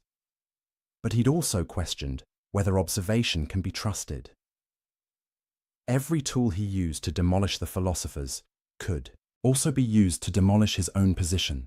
This is the problem with radical skepticism. It consumes everything, including itself. If you truly doubt the reliability of reason, then you must also doubt your reasons for doubting reason. If you truly question the validity of logic, then you must also question the logical arguments you use to question logic. You end up in a philosophical spiral, a vortex of doubt that has no bottom. And Al-Ghazali knew this, felt this, lived through this. He later wrote about a period of crisis so severe he couldn't function, couldn't teach, couldn't write, couldn't even speak with confidence about anything.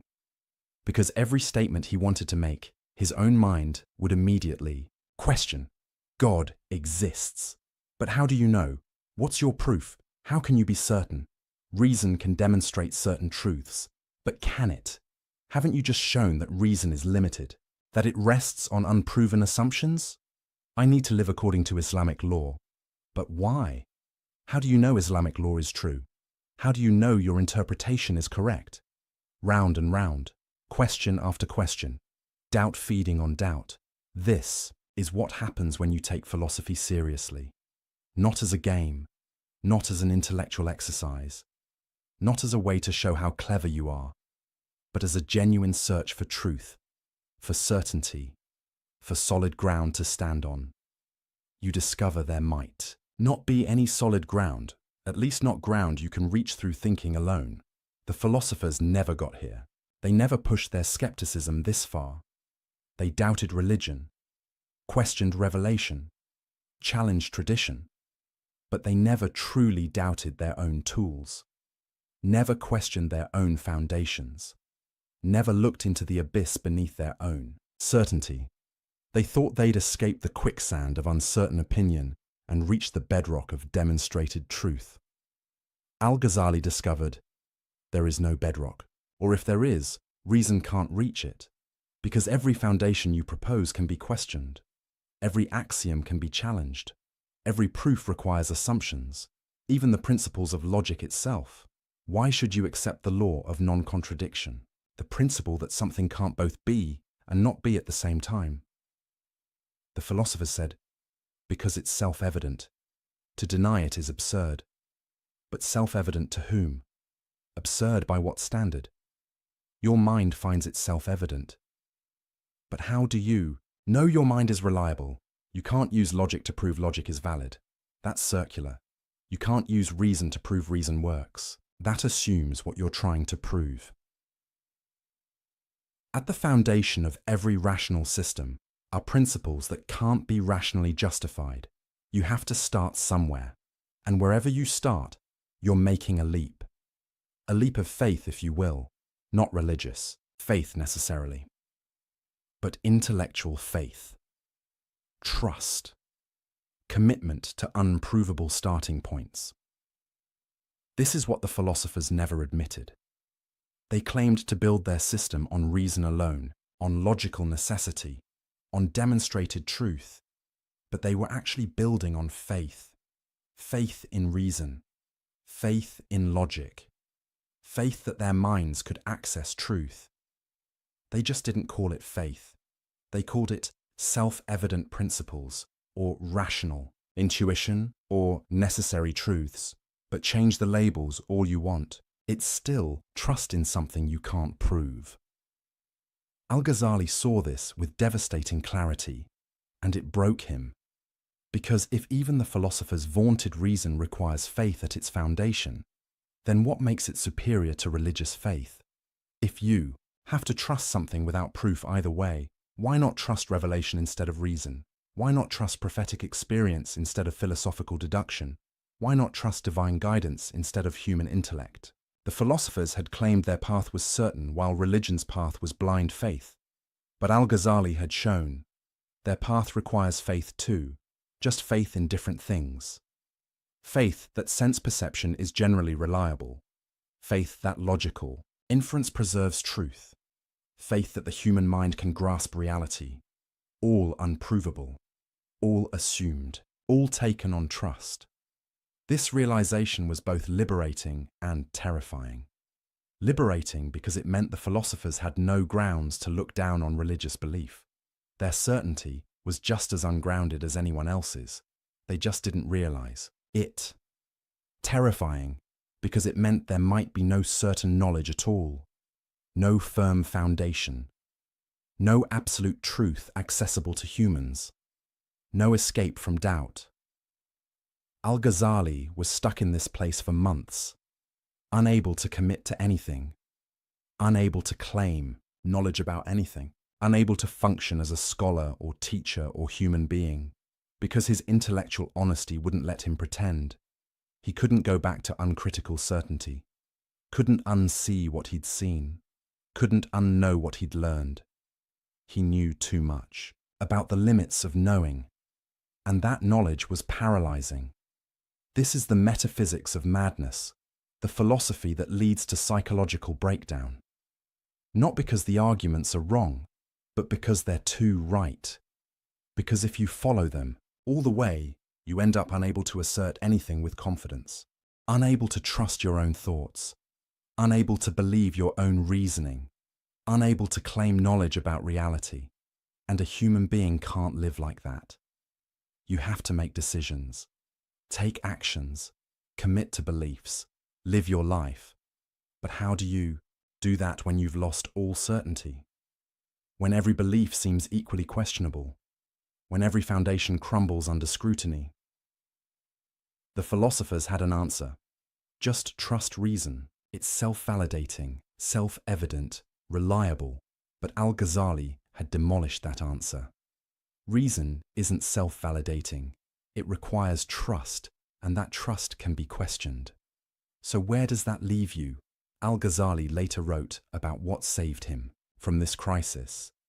And his answer is surprising, unexpected, not what you'd think from a rigorous philosopher. He said, God cured me, not through a better argument, not through a more sophisticated proof, not through discovering the one foundation that couldn't be questioned, but through direct experience, immediate certainty, knowledge that bypassed rational demonstration. He called it a light that God cast into my heart, not something he reasoned his way to, something that happened to him, a certainty that didn't come from building arguments, a knowledge that didn't depend on premises and conclusions, an assurance that he couldn't produce through thinking, but could only receive. This is where Al-Ghazali's critique of philosophy ultimately led. Not to another philosophical system, not to better arguments, not to more rigorous proofs, but to the acknowledgement that some knowledge transcends reason, that there are truths you can't think your way to, realities you can't deduce, certainties you can't construct. You can only encounter them, receive them, experience them directly. The philosophers would have scoffed at this. Mystical nonsense, they'd say. Emotional experiences aren't knowledge. Only rational demonstration gives real certainty. But Al-Ghazali could now ask, prove it. Prove that rational demonstration is the only path to knowledge. Prove that direct experience can't give certainty. Prove that mystical encounter isn't a valid way of knowing. You can't, not without assuming. What you're trying to prove, you're just privileging one type of knowing over another, based on your preferences, your assumptions, your intellectual commitments. But those are faith commitments, not demonstrated truths. So maybe the mystics are onto something. Maybe the prophets had access to knowledge philosophers can't reach. Maybe revelation conveys truths that reason can't grasp. Maybe the universe is bigger, stranger, more mysterious than philosophy can accommodate. And maybe that's okay. Maybe the proper response to the limits of reason isn't despair. It's humility. The recognition that we're not as smart as we think we are. That our minds are powerful but not omnipotent. That we can know some things but not everything. That certainty is rare. Mystery is common. And trust is unavoidable. You're going to trust something. The question is what? Will you trust reason, even though reason can't validate itself? Will you trust sense perception, even though perception can deceive? Will you trust revelation, even though revelation can't be proven to those who haven't experienced it? Will you trust mystical experience, even though experience is subjective and personal? There's no neutral standpoint, no view from nowhere, no way to escape making commitments you can't fully justify. The philosophers pretended they'd escaped this human condition. They claimed to stand on firm, rational ground that required no faith. Al-Ghazali showed them, you're standing on faith just like everyone else. You just won't admit it. And once you admit it, everything changes. Philosophy becomes humbler, less arrogant, less dismissive of other ways of knowing. It becomes a tool for clarifying thought and exposing bad arguments. Not a path to absolute certainty.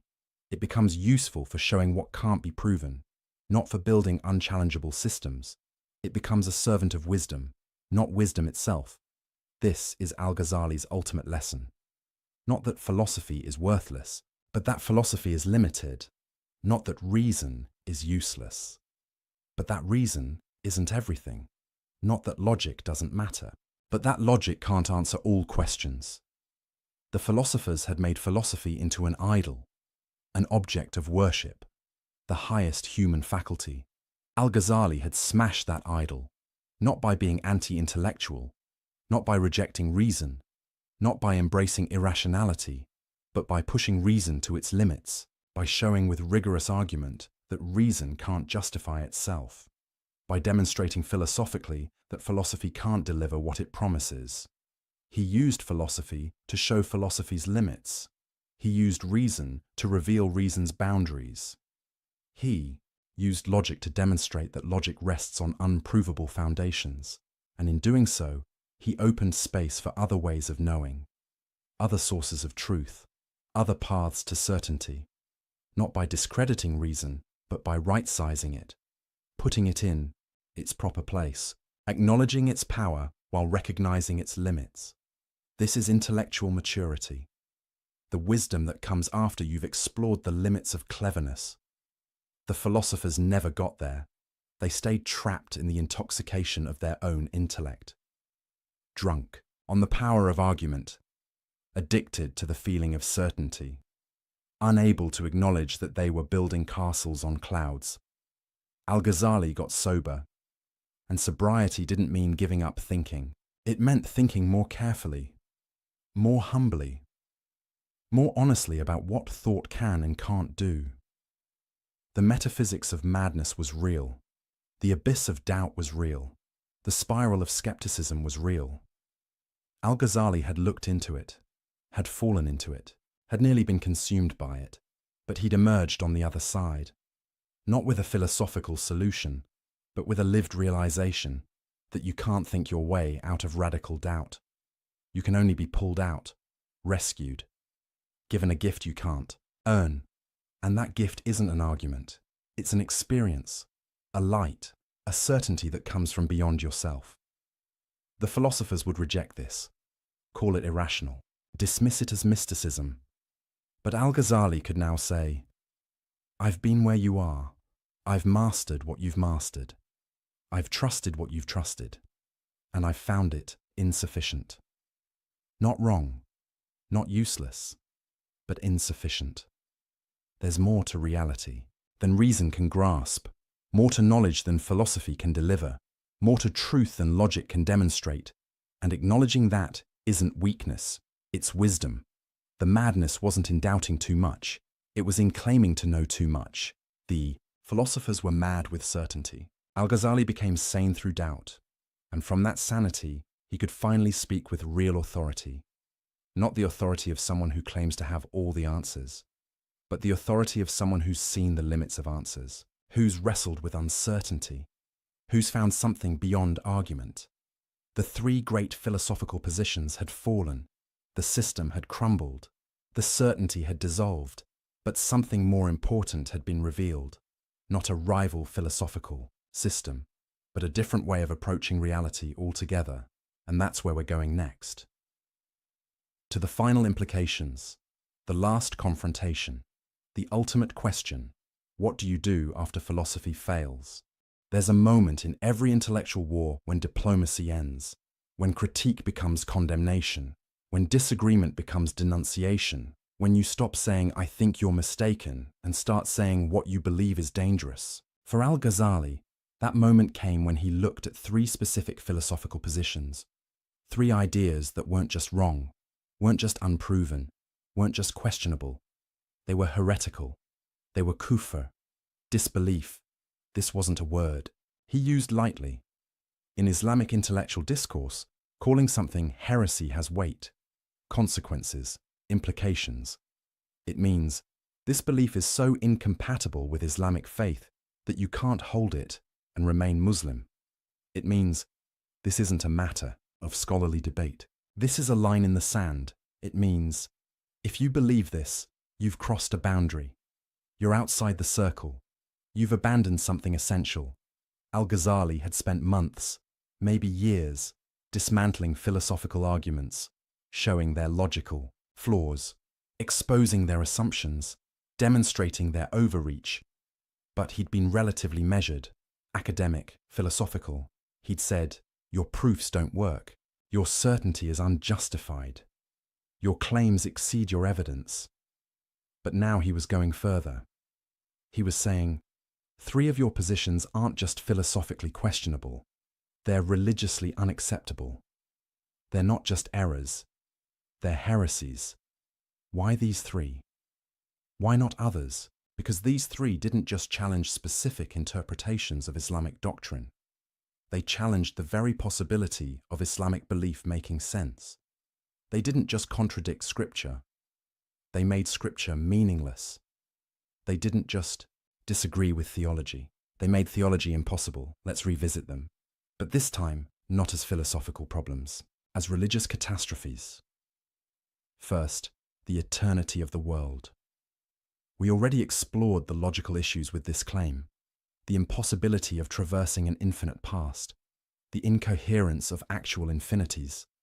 But Al-Ghazali's charge of heresy wasn't about logic. It was about what this belief does to the concept of God.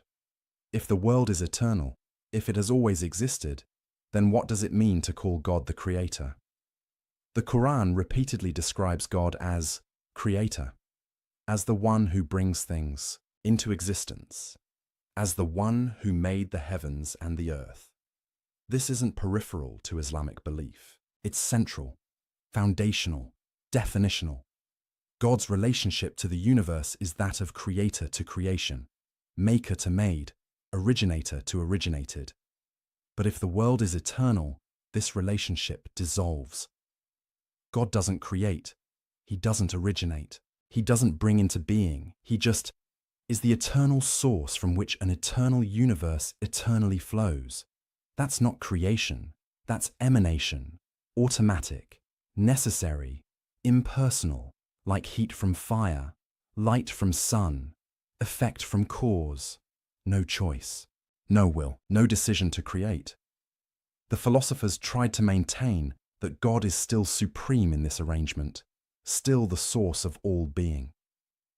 But Al-Ghazali saw through this, saw that they'd hollowed out the meaning of divine lordship, because a lord commands, chooses, acts according to will. But if the universe necessarily flows from God's nature, where's the choice? Where's the command? Where's the will? God becomes like a mathematical principle, the number one from which all other numbers derive. Sure, it's foundational, but it's not a lord, it's not a ruler, it's not someone you worship. You don't pray to the number one. You don't submit to a principle. You don't love an abstract source. The philosophers had preserved the word God while evacuating it of meaning. They kept the shell, discarded the substance, maintained the label while changing the reality it referred to. And Al-Ghazali said, no, this is unacceptable. If you deny that God created the universe in time, you're denying something so fundamental to Islamic belief that you've left Islam, not because the Quran explicitly says the universe began in time, in those exact words, but because the entire Quranic narrative assumes a God who acts, who creates, who brings things into existence by choice and will. Take that away, and what's left isn't Islam. It's a philosophical abstraction wearing Islamic vocabulary.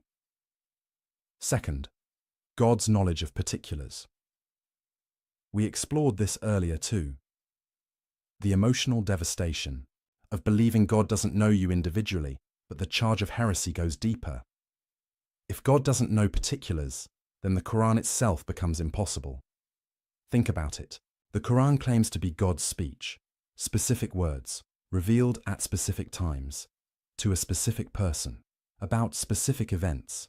The Quran contains detailed legal rulings, historical narratives, responses to particular situations Muhammad faced. It describes Pharaoh by name, references the Battle of Badr, addresses the Prophet's wives individually. These are all particulars, specific people, specific events, specific moments in time. If God doesn't know particulars, he can't speak about them. He can't reveal information about specific historical figures, can't give laws for particular situations, can't address individual people. The entire concept of divine revelation collapses. The philosopher's response. The Quran uses particular examples to communicate universal truths, but that's not what the Quran claims about itself. The Quran presents its particulars as real, as historical, as actual events God knows about and describes. It's not using Pharaoh as a metaphor. It's telling you what actually happened to Pharaoh. A specific person God dealt with. If God doesn't know Pharaoh as a particular individual, then this entire narrative is false, not just imprecise, not just metaphorical. False. Same with prophecy more broadly. A prophet is called at a particular time, given a particular message, sent to a particular people. Moses at the burning bush, Jesus in Nazareth, Muhammad in Mecca. If God doesn't know these particular people at these particular times, how does he call them? How does he send specific messages? How does he guide particular prophets through specific challenges? The philosophers had to reinterpret all of this. They said prophets don't actually receive messages from God. They just have souls refined enough to receive emanations from the active intellect. It's not God communicating personally. It's just particularly receptive individuals picking up signals that are always broadcasting, like tuning a radio to a station that's always on. But again, that's not prophecy. That's just having a special talent, a psychological sensitivity Muhammad didn't. tune in to a cosmic frequency, he received a message from someone who knew him personally. And Al-Ghazali said, if you deny that God can know particular people and send them particular messages, you've denied prophecy. And if you've denied prophecy, you've denied Islam. Because Islam is founded on the claim that God sent specific revelations through specific prophets. Take that away, and you're left with a vague philosophical spirituality, not Islam. Third, the denial of bodily resurrection. This was perhaps the most explicit heresy, because the Quran is absolutely clear about bodily resurrection, not just spiritual survival, not just the soul continuing, physical bodies, raised from graves, reconstituted, brought back to life. The philosophers called this impossible, philosophically absurd. Against natural law, bodies decay, atoms scatter. The elements that composed your body get redistributed throughout nature. How could God reassemble the same body? Which atoms would he use? If you ate another person's body, whose atoms are they at resurrection? These questions seemed devastating to the philosophers, proof that bodily resurrection was incoherent. Al-Ghazali had answers to all of them. Technical, philosophical answers. But the charge of heresy didn't depend on those answers. The charge was simpler. The Quran explicitly, repeatedly, emphatically teaches bodily resurrection. It describes it in vivid detail. It uses it as proof of God's power. It makes it central to divine justice. To deny it isn't to offer an alternative interpretation. It's to say the Quran is wrong. And if the Quran is wrong about something it states clearly and repeatedly, then it's not divine revelation. If it's not divine revelation, then Muhammad isn't a prophet. If Muhammad isn't a prophet, then Islam is false. The philosophers couldn't accept this conclusion, so they reinterpreted. They said bodily resurrection is symbolic, metaphorical, a way of communicating spiritual truths to the masses. The real resurrection is spiritual. The soul continues and receives reward or punishment according to its state. The body stuff? That's just imagery, not meant to be taken literally. But Al-Ghazali asked, who gave you the authority to decide what's literal and what's metaphorical? The Quran doesn't say, we're speaking metaphorically about resurrection. It presents it as fact. You're importing your philosophical commitments, using them to override the plain meaning of Scripture. You've decided bodily resurrection is impossible based on your theory of causation, your view of natural law, your philosophical assumptions. Then you're using those assumptions to reinterpret Scripture to fit your philosophy. But that's backwards. That's putting philosophy above revelation, human reason above divine speech. And if you do that, you're not a Muslim who happens to be a philosopher. You're a philosopher who's trying to stay nominally Muslim by gutting Islamic doctrine of its content. These three positions, these three denials, together they formed a comprehensive rejection of Islamic teaching. Deny creation, and you lose God as Lord. Deny divine knowledge of particulars, and you lose prophecy and revelation. Deny bodily resurrection, and you lose divine justice and scriptural authority. Take all three together, and what's left? A philosophical system wearing Islamic clothing, using Islamic vocabulary, claiming Islamic identity, but bearing no resemblance to what Islam actually teaches or what Muslims actually believe. This is why Al-Ghazali called them heresy, not to silence debate, not to avoid hard questions, not to protect tradition from scrutiny, but because these positions made Islam incoherent, made its central claims meaningless, made its core doctrines impossible. You can't deny that God creates, knows, and resurrects, and still claim to be Muslim. Those aren't peripheral issues. They're definitional, foundational, essential. Now here's what's crucial to understand. Al-Ghazali wasn't saying these positions were logically impossible. He'd already shown the philosophers couldn't prove their claims, but he also couldn't prove they were wrong. Maybe the world is eternal. Maybe it's not. Philosophy can't decide with certainty. Maybe God knows only universals. Maybe he knows particulars.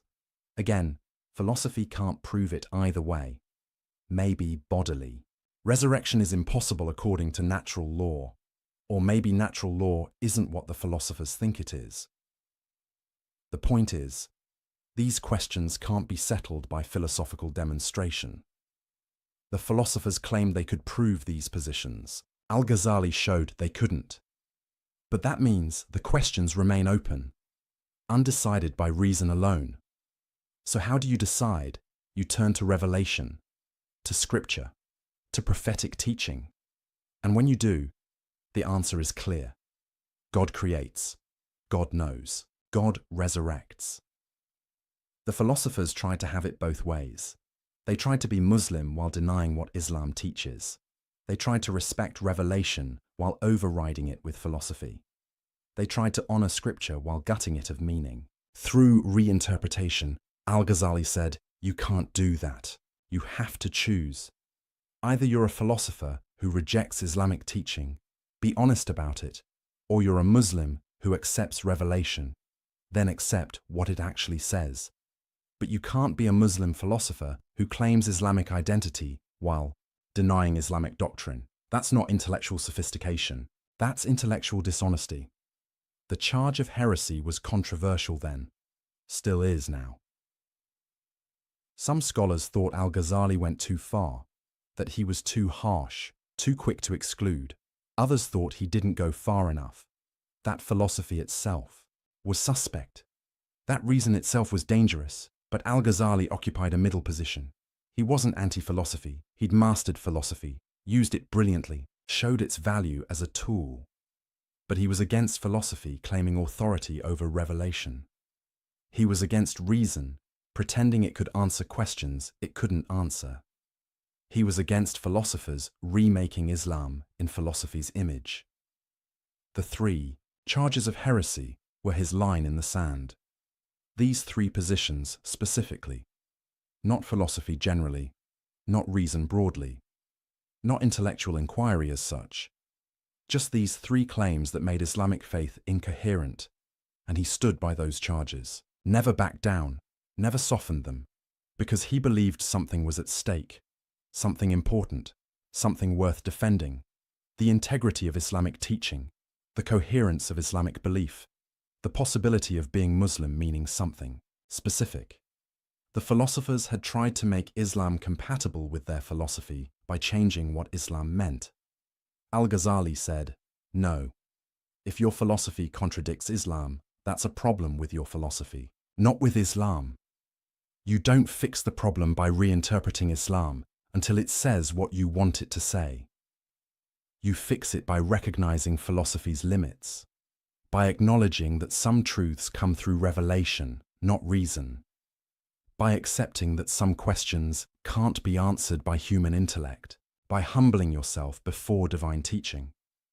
This was the ultimate confrontation, not just between Al-Ghazali and the philosophers of his time, but between two ways of understanding the relationship between faith and reason, between revelation and philosophy, between divine teaching and human thought. The philosophers said, reason is supreme. When it conflicts with scripture, reinterpret scripture.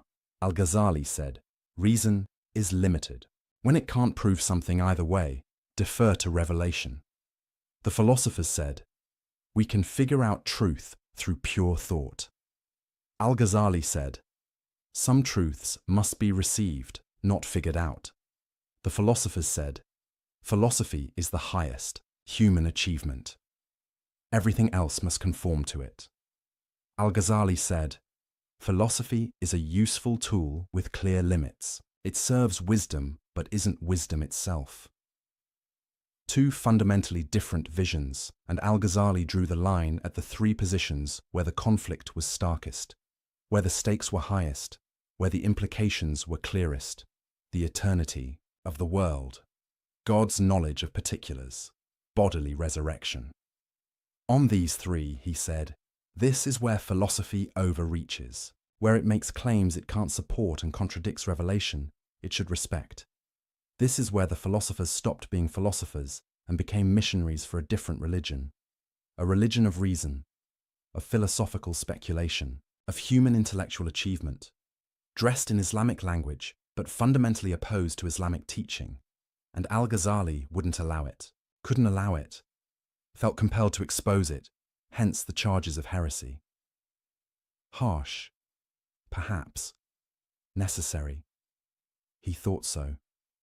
Because sometimes tolerance becomes complicity. Sometimes open-mindedness becomes empty-headedness.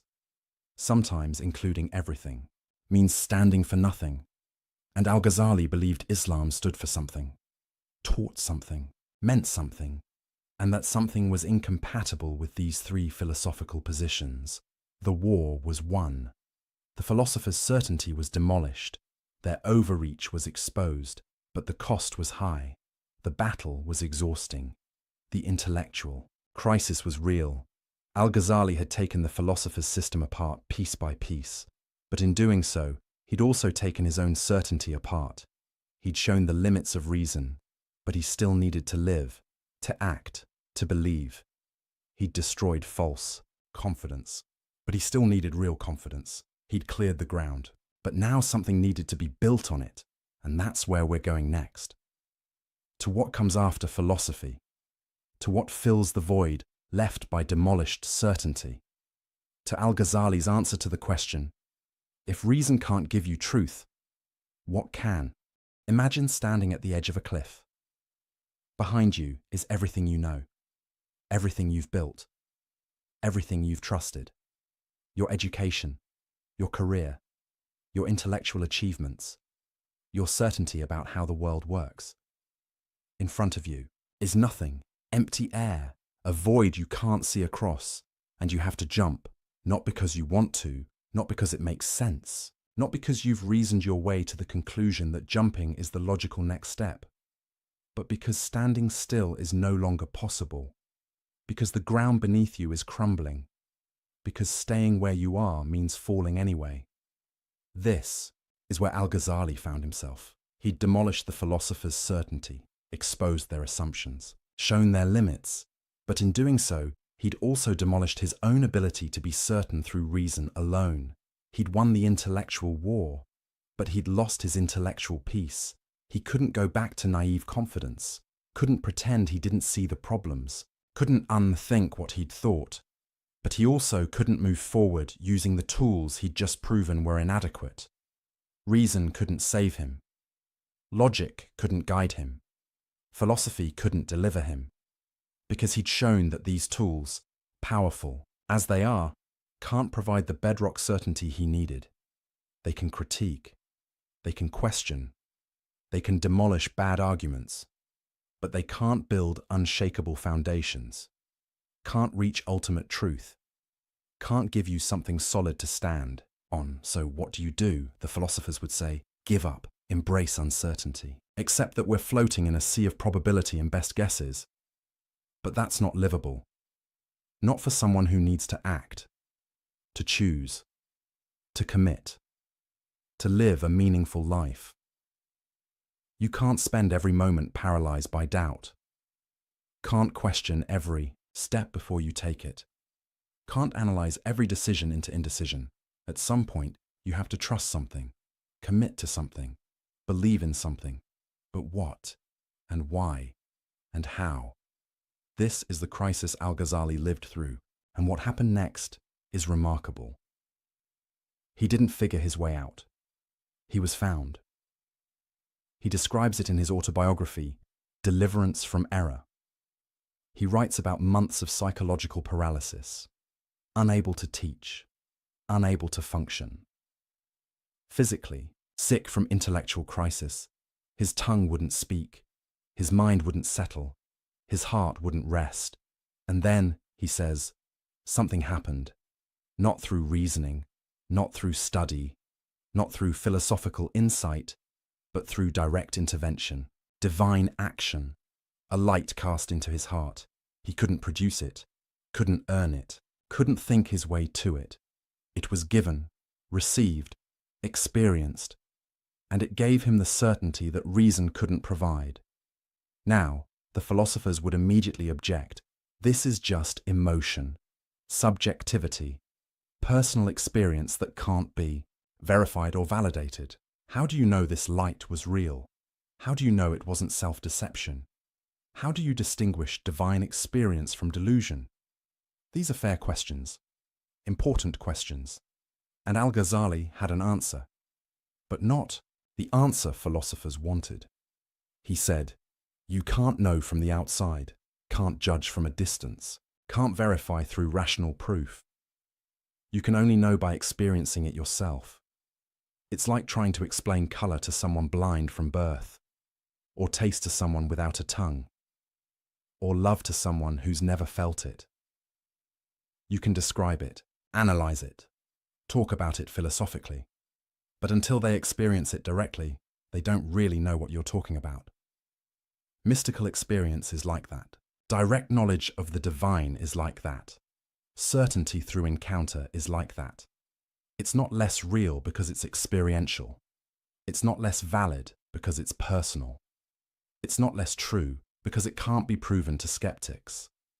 Some knowledge comes through experience, not through argument. Some truths are known by acquaintance, not by description. Some certainties arise from encounter, not from demonstration.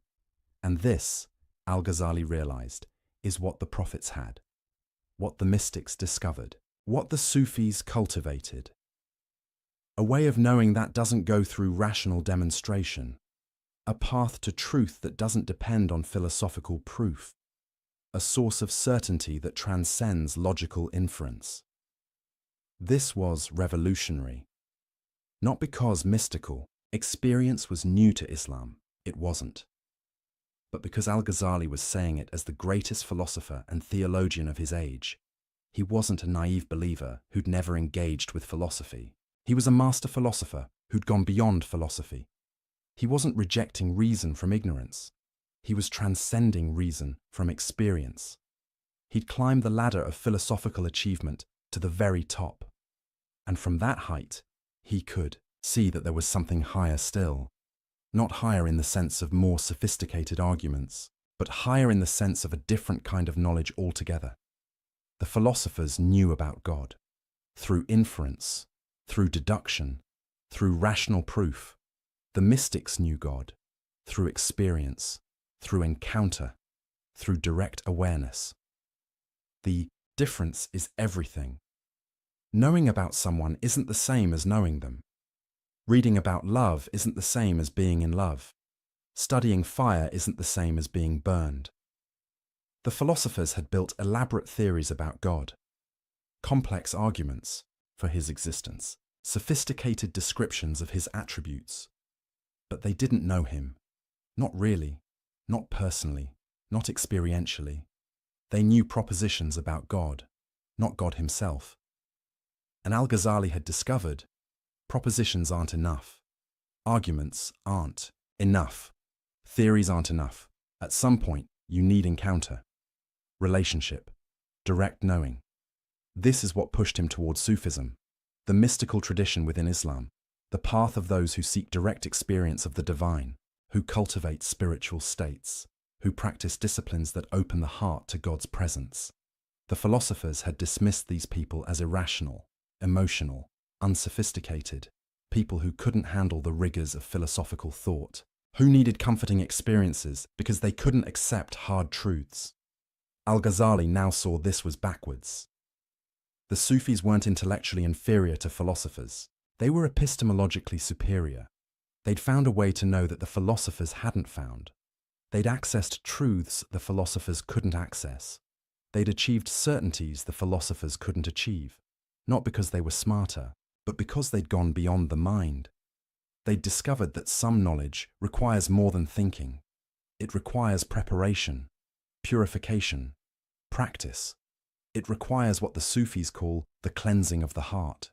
Because the heart, in Islamic psychology, is the organ of spiritual perception, the faculty that can directly apprehend divine realities. But most people's hearts are clouded, covered, veiled by attachments, desires, distractions, like a mirror covered in dust. The mirror is still there, still has the capacity to reflect. But it can't reflect clearly until it's cleaned. The Sufi path is about cleaning that mirror, polishing the heart, removing the veils. Through specific practices, ethical disciplines, spiritual exercises, remembrance of God, detachment from worldly concerns, not as arbitrary rituals, but as a technology of transformation, a method for developing the capacity to perceive what's always there, but usually hidden. Al-Ghazali began walking this path, practicing these disciplines, engaging in these exercises, and he describes what happened, experiences of certainty that didn't come through reasoning, knowledge that arose without inference, truth that appeared without argument. The philosophers would call this delusion, self-hypnosis, wish fulfillment. But Al-Ghazali could now ask, how would you know? Have you practiced these disciplines? Have you purified your heart? Have you cultivated these capacities? If not, you're like someone who's never tasted honey declaring that honey isn't sweet. You're not making an informed judgment. You're just expressing your ignorance. The philosophers claimed rational proof was the only valid path to knowledge, but they couldn't prove that claim. It was an assumption, a philosophical prejudice, a limitation of imagination. Why should reason be the only faculty capable of grasping truth? Why couldn't there be other ways of knowing, other modes of perception, other paths to certainty? The philosophers assumed there weren't, but they never proved it. They just took it for granted. Al-Ghazali had broken free of that assumption. He'd discovered through experience that there are ways of knowing beyond rational demonstration, that direct experience can give certainty, that spiritual perception can grasp truths. That mystical encounter can provide knowledge. This didn't mean abandoning reason, or rejecting philosophy, or embracing irrationality. It meant recognizing that reason is one tool among many. Philosophy is one path among several. Rational demonstration is one way of knowing, not the only way. Reason is excellent for certain things. Analyzing arguments, exposing contradictions, clarifying concepts, showing what can't be proven. But reason can't give you everything you need, can't answer every question, can't provide every kind of knowledge. For some truths, you need revelation, the words of prophets who've received direct communication from God. For some truths, you need experience, the direct encounter with realities that can't be fully captured in propositions. For some truths, you need practice, the cultivation of faculties that most people leave undeveloped. This is Al-Ghazali's mature epistemology, his theory of knowledge after philosophy, not anti-intellectual, but trans-rational, beyond reason, not beneath it. Recognizing multiple sources of knowledge, multiple paths to truth, multiple ways of being certain, and understanding that different sources are appropriate for different kinds of questions. Want to know whether an argument is logically valid? Use reason. Want to know what God commands? Consult revelation. Want to know God himself? Seek direct experience. Each source has its proper domain. Each method has its appropriate use. Each path has its valid applications. The mistake is trying to use one source for everything, one method for all questions, one path as the only path. That's what the philosophers did. They tried to make reason answer questions it couldn't answer. They tried to use philosophical demonstration to grasp realities that transcend demonstration. They tried to think their way to truths that can only be experienced, and they failed. Necessarily. Because they were using the wrong tool for the job. It's like trying to see music or hear colors. You're using the wrong faculty. It won't work no matter how hard you try. Al-Ghazali had learned this the hard way, through crisis, through breakdown, through the collapse of intellectual certainty. But on the other side of that collapse, he found something better. Not new arguments, but new capacities. Not better proofs, but direct knowing. He describes states of awareness where truths became self-evident, not through reasoning to them, but through perceiving them directly. States where God's reality wasn't an inference from premises, but a presence impossible to deny. States where certainty wasn't the conclusion of an argument, but the content of immediate experience. This is what saved him from the abyss of doubt, not a better philosophical system, but a different way of knowing, altogether. And it's what he began teaching, not just the criticism of philosophy, but the path beyond philosophy. Not just what's wrong with the philosopher's approach, but what's right about the mystic's approach. He wrote extensively about both. His critique of philosophy in The Incoherence of the Philosophers, his exposition of the mystical path in works like The Revival of the Religious Sciences. Together, they form a complete vision, a comprehensive answer to the question, how do we know?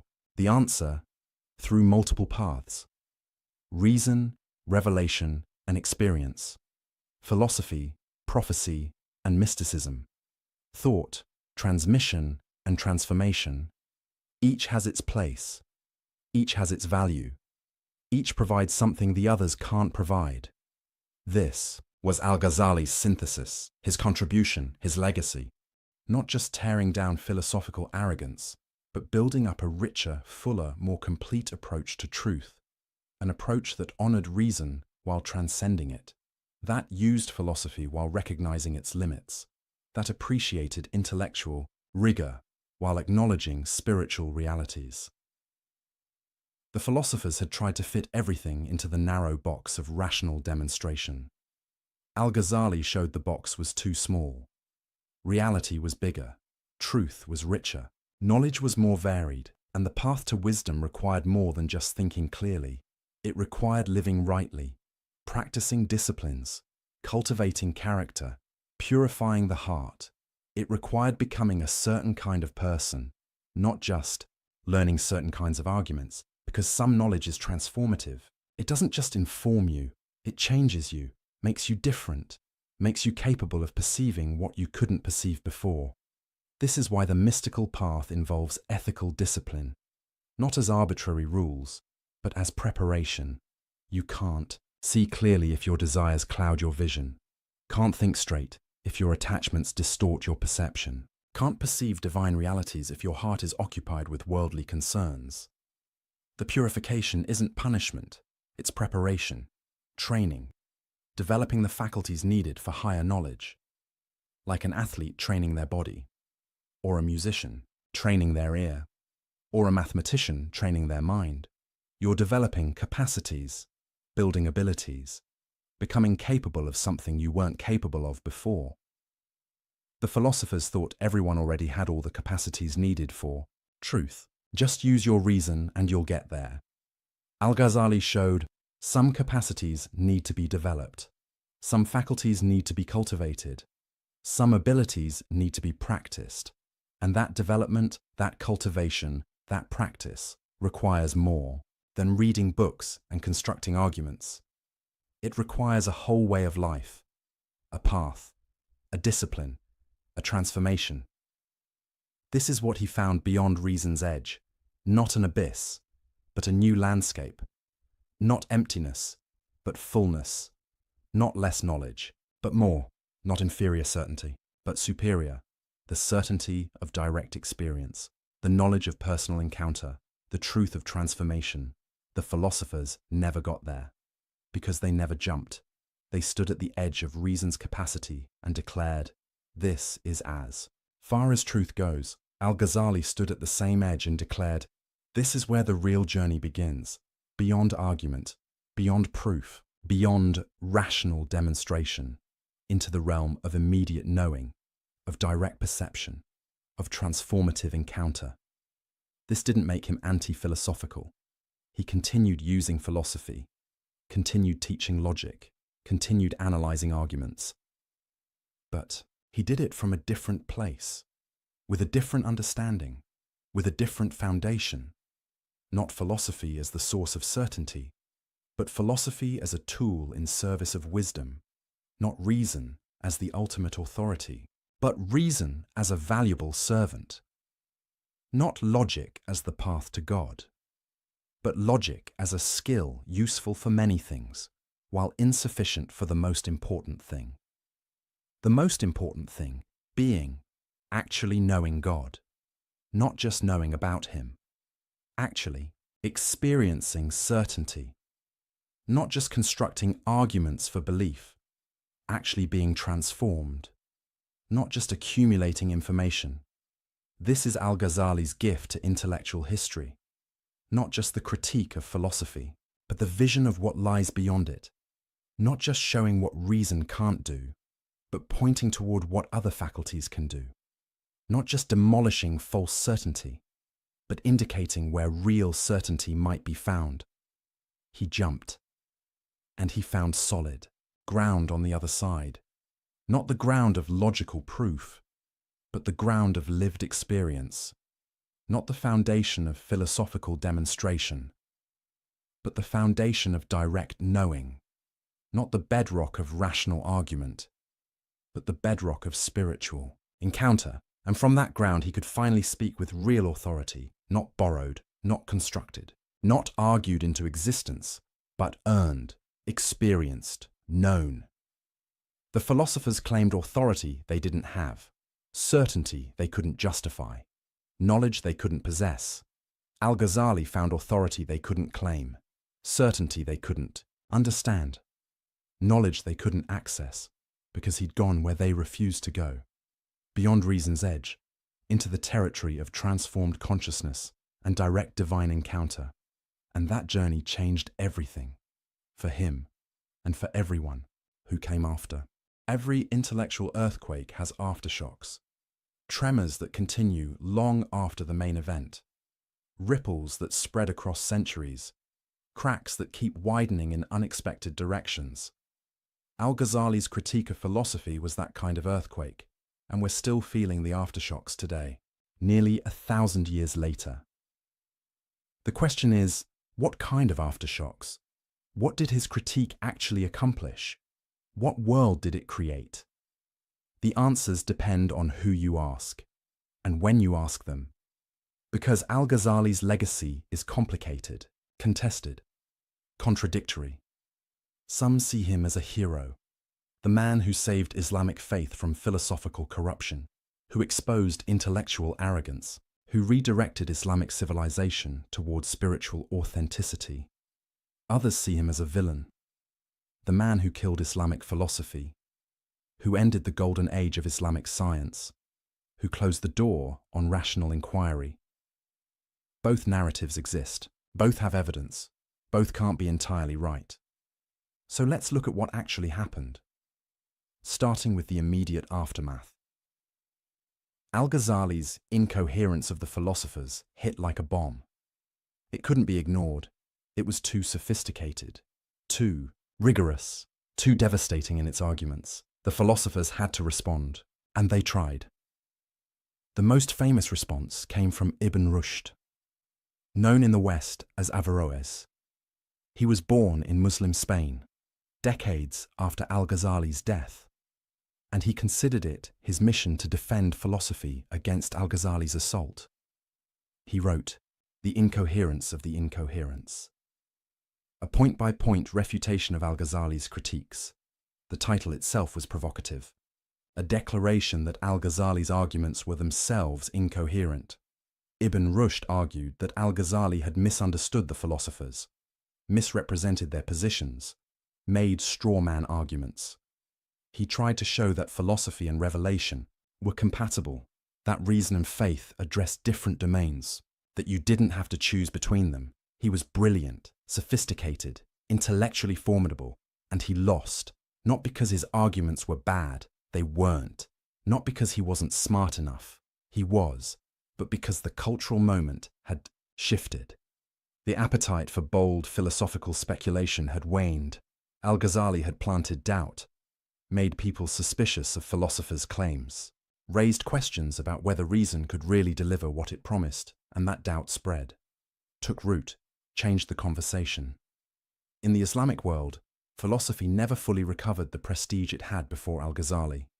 It continued, scholars still studied it, still wrote about it, still engaged with it, but it was different, more defensive, less confident, less central to Islamic intellectual life. The momentum shifted toward theology, law, and mysticism, toward disciplines that acknowledged revelation's authority, that accepted reason's limits. Was this al-Ghazali's fault? Did he kill Islamic philosophy? That's the accusation, and it's been repeated for centuries, especially by Western scholars. Looking at Islamic intellectual history, they see a golden age of Islamic science and philosophy in the 9th through 11th centuries.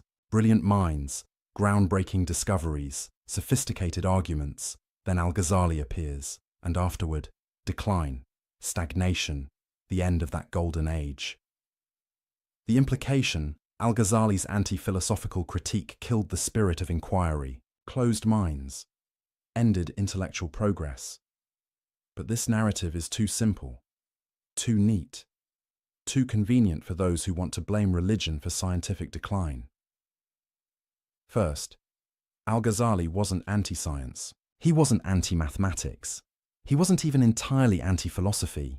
He distinguished between different types of philosophical inquiry. He accepted logic, valued mathematics, had no problem with natural philosophy as a descriptive enterprise. His critique was narrower, more specific, aimed at metaphysical claims that couldn't be proven, at philosophical certainty about ultimate questions, at reason overreaching its domain. He never said, stop studying nature, stop investigating causes, stop developing mathematics. He said, stop claiming you can prove God's nature through pure reason. Stop dismissing revelation because it conflicts with your philosophical assumptions. Stop pretending philosophy gives you certainty about questions it can't answer. That's different from attacking science or rational inquiry generally. Second, the decline of Islamic science had many causes: political fragmentation, Mongol invasions, economic shifts, the closing of major centers of learning. To blame it all on one book by one scholar is historically naive. Civilizations rise and fall for complex reasons. Economic, political, social, military ideas matter, but they're not the only thing that matters, and they don't operate in a vacuum. Third, philosophy continued in the Islamic world after al-Ghazali, just in different forms, with different emphases, in different locations. In Persia, illuminationist philosophy flourished. Suhrawardi created sophisticated systems that tried to integrate reason and mystical experience.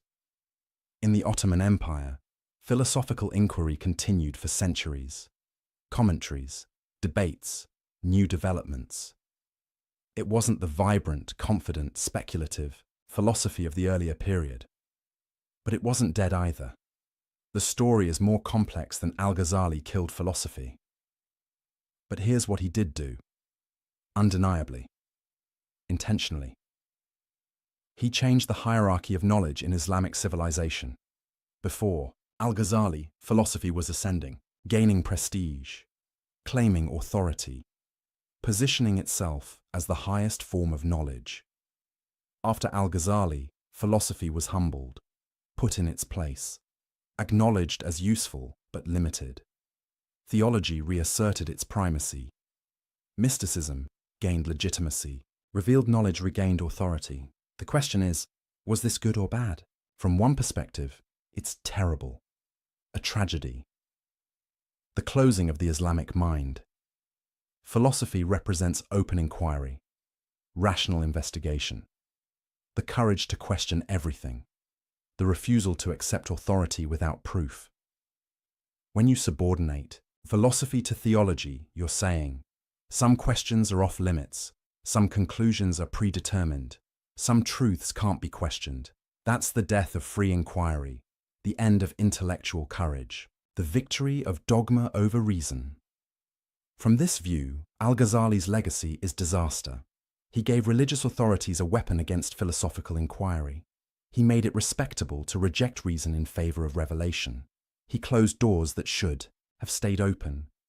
But from another perspective, it's exactly right. A necessary correction. the restoration of proper hierarchy. Philosophy had become arrogant, overconfident, dismissive of revelation and tradition. Philosophers were using unproven assumptions to override clear religious teachings. They were claiming certainty about things they couldn't know. They were making religion conform to philosophy rather than the reverse. Someone needed to expose this, needed to show that the emperor had no clothes, needed to demonstrate that philosophical certainty was often philosophical arrogance. From this view, Al-Ghazali's legacy is heroic. He defended faith against intellectual corruption. He preserved Islamic teaching from philosophical distortion. He maintained the integrity of revealed religion. So which is it? Hero or villain? Savior or destroyer? Maybe the question is wrong. Maybe the legacy is mixed. Maybe he was both right and dangerous. Right about philosophy's limits. Right that reason can't prove everything. Right that some knowledge comes through experience rather than argument. But dangerous in how his critique could be weaponized, how it could be used to shut down legitimate inquiry, how it could justify intellectual laziness masquerading as piety. Al-Ghazali himself would probably reject both extremes. He valued reason, used it brilliantly, never advocated abandoning intellectual rigor. But he also saw its limits, recognized its boundaries, understood that some truths lie beyond its reach. His goal wasn't to kill philosophy. It was to right-size it, to put it in proper perspective, to acknowledge both its power and its limitations. The problem is, ideas have consequences you can't always control. Al-Ghazali wrote sophisticated, nuanced arguments, but not everyone who read them understood the nuance. Some people took his critique as permission to reject all philosophy, to distrust all rational inquiry, to retreat into pure traditionalism. That wasn't his intention, but it was one result. Similarly, his embrace of mysticism opened important doors, made space for experiential knowledge, legitimized spiritual practice as a path to truth. But it also created problems, because mystical experience is subjective, hard to verify, easy to fake, prone to excess and delusion.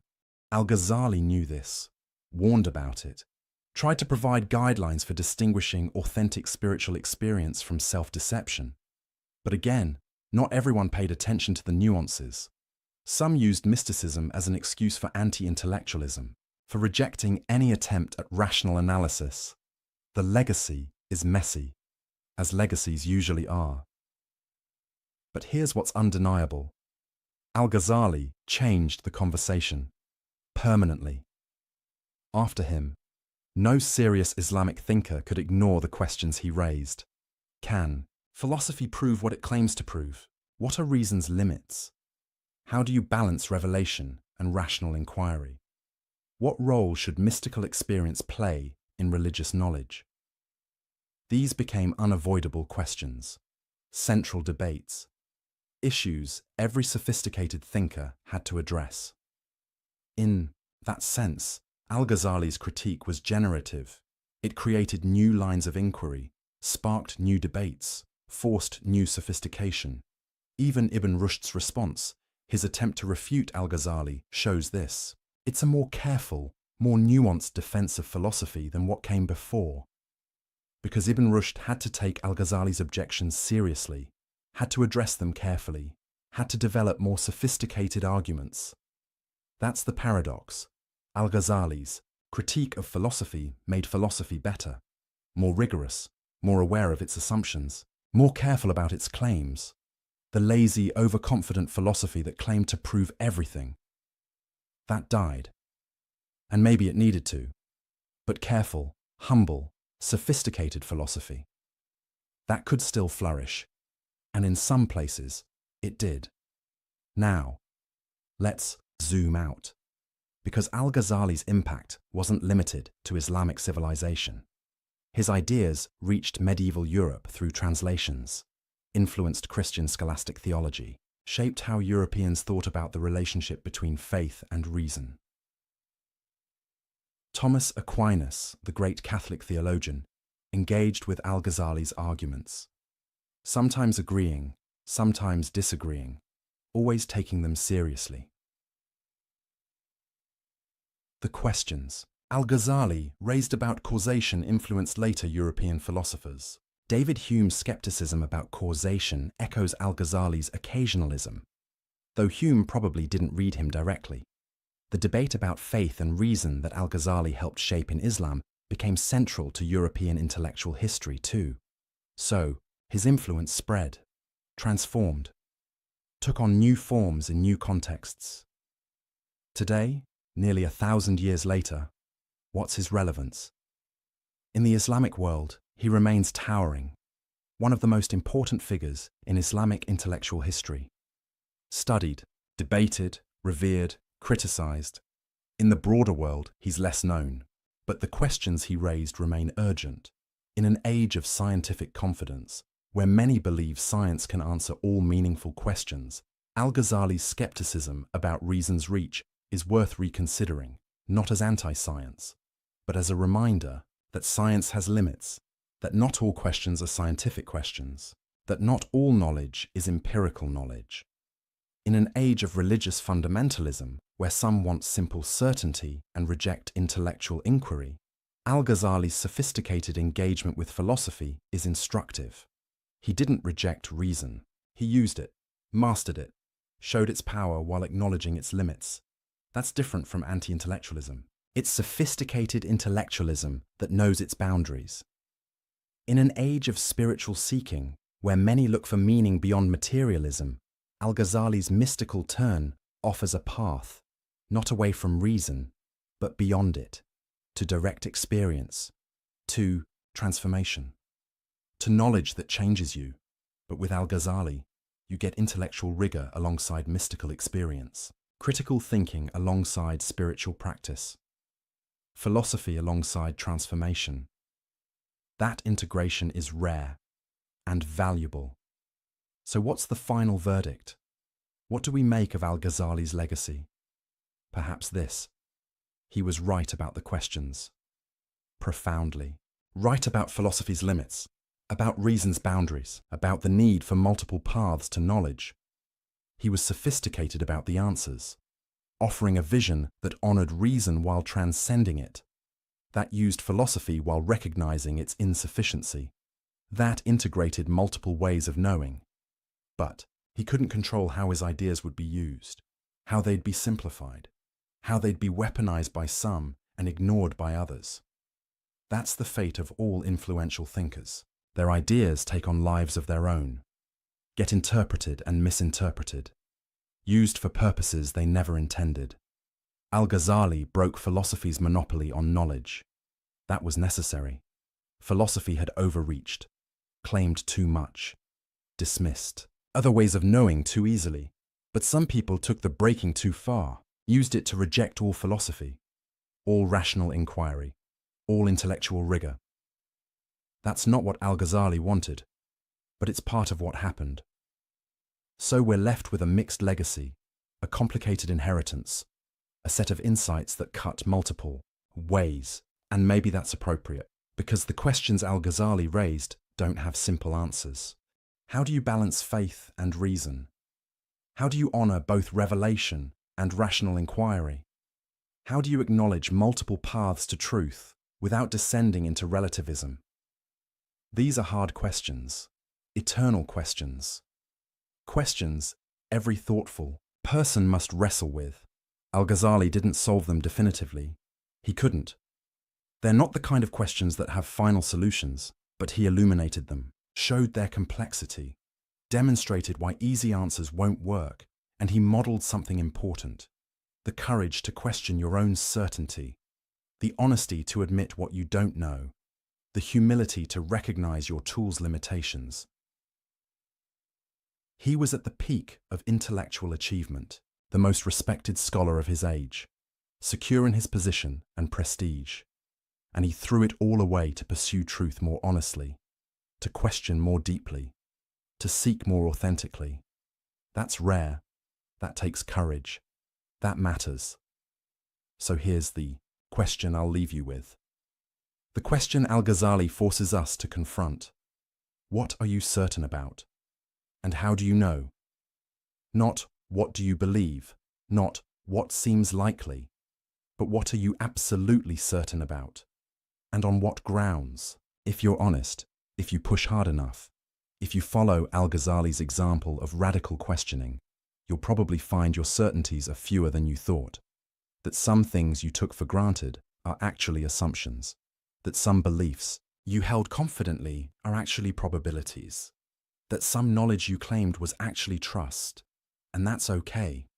That's not weakness, that's honesty, because false certainty is worse than acknowledged uncertainty. Pretending to know what you don't know is worse than admitting you don't know. Al-Ghazali taught that lesson, lived that lesson, suffered through that lesson. And on the other side, he found something better than false certainty. He found a richer, more complex, more honest relationship with truth. One that honored reason without worshipping it, that used philosophy without being enslaved by it. That acknowledged mystery without abandoning intellect.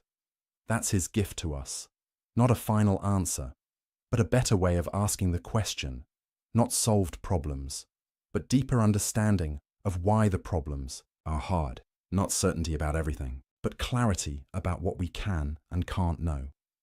And for some questions, for some truths, for some encounters with reality, an invitation to go beyond knowing about and seek knowing directly, to jump beyond reason's edge and see what's there, to experience rather than just theorize, to be transformed rather than just informed.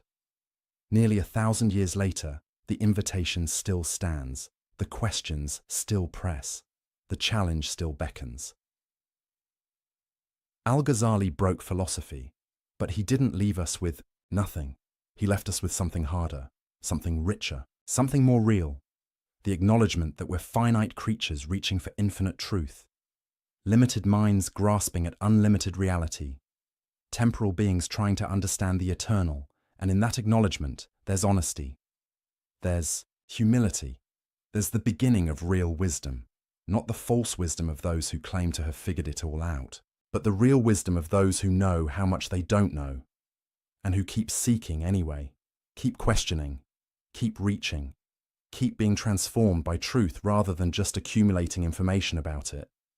That's Al-Ghazali's legacy. Messy, complicated, contested, but profound. The man who broke philosophy, and in breaking it, opened something deeper, something truer, something more worth seeking. The question is, will you seek it? Will you question your certainties? Will you jump? Or will you stay on solid ground, comfortable in your assumptions, certain in your philosophies, confident in your reasoned conclusions? Al-Ghazali jumped and found solid ground on the other side, a different kind of solid ground, not built by reason, but given by grace, experienced directly, known certainly. The philosophers never jumped, never found that ground, never knew that certainty. They stayed at reason's edge, declaring there was nothing beyond, that what they could see was all there was, that their certainty was sufficient. They were wrong. Al-Ghazali proved they were wrong by jumping, by experiencing, by knowing. And now the question comes to you, standing where he stood, facing what he faced, choosing what he chose. Will you trust reason alone? Or will you seek what lies beyond it? Will you stay with philosophy? Or will you transcend it? Will you claim certainty you can't justify? Or will you embrace the uncertainty that leads to deeper truth? The throne of knowledge still stands, but it's empty now. No one sits there with absolute confidence anymore. Thanks to Al-Ghazali, we know better. We know the throne was always a fiction. The certainty was always false. The philosophers were always overreaching. And in knowing that, in accepting that, in living with that, we become more human, more honest, more real. That's the final legacy. Not answers, but better questions. Not certainty, but authentic seeking. Not knowledge about everything, but wisdom about ourselves. The man who broke philosophy and showed us what comes after. So here we are, You've followed Al-Ghazali through his intellectual war, his personal crisis, his devastating critiques, his mystical transformation. You've seen him dismantle the philosopher's certainty, question the foundations of knowledge, challenge the limits of reason itself. You've watched him break philosophy and discover what lies beyond it. But now comes the real question. The question he asked himself. The question he forces us to ask. The question that matters more than any philosophical argument or theological debate. What are you certain about? Not, what do you believe? Not what seems reasonable. Not what you've been taught or what makes sense. But what are you absolutely, unshakably, undoubtedly certain about? Take a moment. Really think about it. Is it your senses? That what you see and hear and touch is real? Al-Ghazali showed that dreams feel just as real. That perception can deceive. That you can't prove you're not dreaming right now. Is it your reason? That logic gives you reliable truth. Al-Ghazali showed that reason rests on unprovable assumptions. That you can't use logic to prove logic works. That the foundation is shakier than you thought. Is it science? That empirical investigation reveals reality. Science is powerful, incredibly powerful, but it rests on assumptions too. That nature is uniform, that the future will resemble the past, that our instruments are reliable. Can you prove those assumptions, or do you just trust them? Is it your beliefs, your worldview, your understanding of how things are? How many of those beliefs did you reason your way to? And how many did you absorb from culture, family, education, experience? How many could you defend under rigorous questioning? How many would crumble if you pushed hard enough? This isn't meant to make you despair. It's meant to make you honest. Because Al-Ghazali's lesson isn't that you can't know anything. It's that you know less than you think you know. And admitting that isn't weakness, it's courage. The courage to question everything, even your own mind, even your own certainties, even the tools you use to be certain. Most people never do this. They accept their certainties uncritically, live their whole lives on unexamined foundations, never look down to see what they're standing on. Al-Ghazali looked down and saw the abyss and nearly fell in. But he emerged with something more valuable than false certainty. He emerged with wisdom. The wisdom to know the difference between what you know and what you believe, between what you've proven and what you've assumed, between certainty and faith. Because here's what he discovered. Everyone has faith in something. The religious person has faith in revelation. The philosopher has faith in reason. The scientist has faith in empirical method. The question isn't whether you have faith, it's what you have faith in, and why, and whether you're honest enough to admit it's faith. The philosophers weren't. They called their faith rational demonstration, called their assumptions self-evident truths, called their beliefs necessary conclusions. But it was faith all along. They just didn't have the courage to admit it. Al-Ghazali had that courage. And that's what makes him worth studying nearly 1,000 years later. Not because he had all the answers. He didn't. Nobody does. But because he asked the right questions, questioned honestly, followed the truth wherever it led, even when it cost him everything. He was at the peak of success, the most respected scholar of his age, secure, comfortable, certain, and he threw it all away to pursue truth more honestly. He walked away from his position, his prestige, his intellectual certainty, because staying where he was meant living a lie, pretending to know what he didn't know, teaching with confidence he no longer felt and he couldn't do it. His integrity wouldn't let him. That's rare. That's admirable. That's worth emulating. Not the specific conclusions he reached. You might agree with them or not. That's between you and your own search for truth.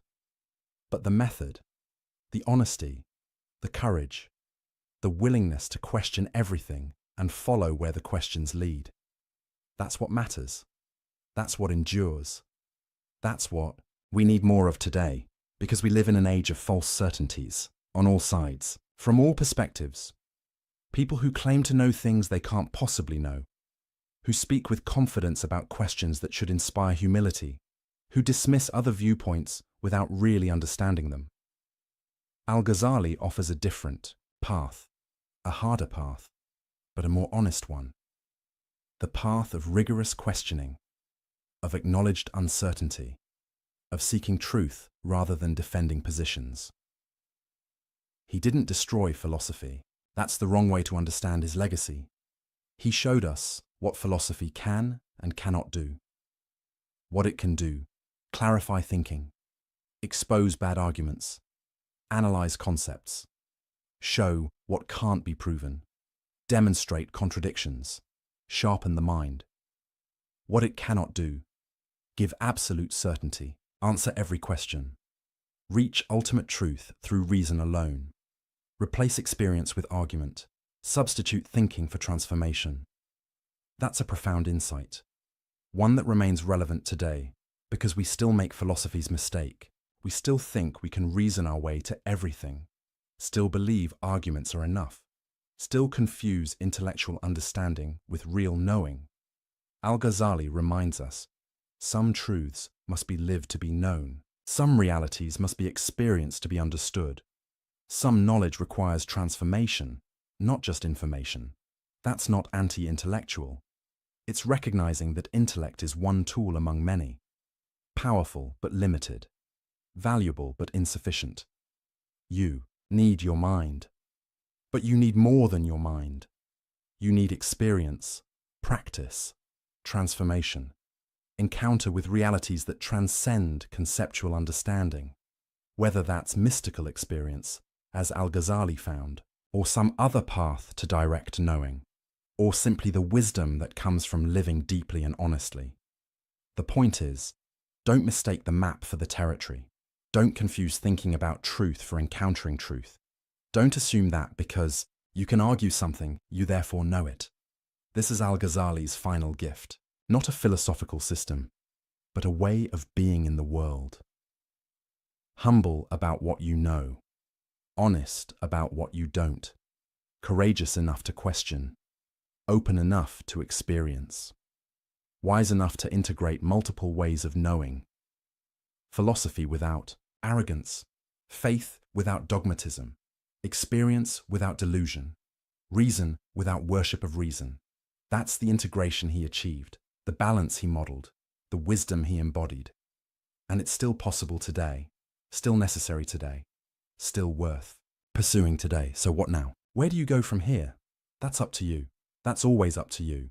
But maybe start with the question, the haunting question, the honest question. What are you certain about, and how do you know? Sit with that question. Don't rush to answer it. Let it disturb you. Let it shake your assumptions. Let it reveal the foundations you've been standing on. And if you find those foundations shakier than you thought, good. That's the beginning of wisdom. If you discover you've been claiming certainty you don't have, good. That's the beginning of honesty. If you realize you need to question more, seek more, go deeper, good. That's the beginning of real knowing. Al-Ghazali's journey isn't over, because the questions he raised never go away. The challenges he faced are eternal human challenges.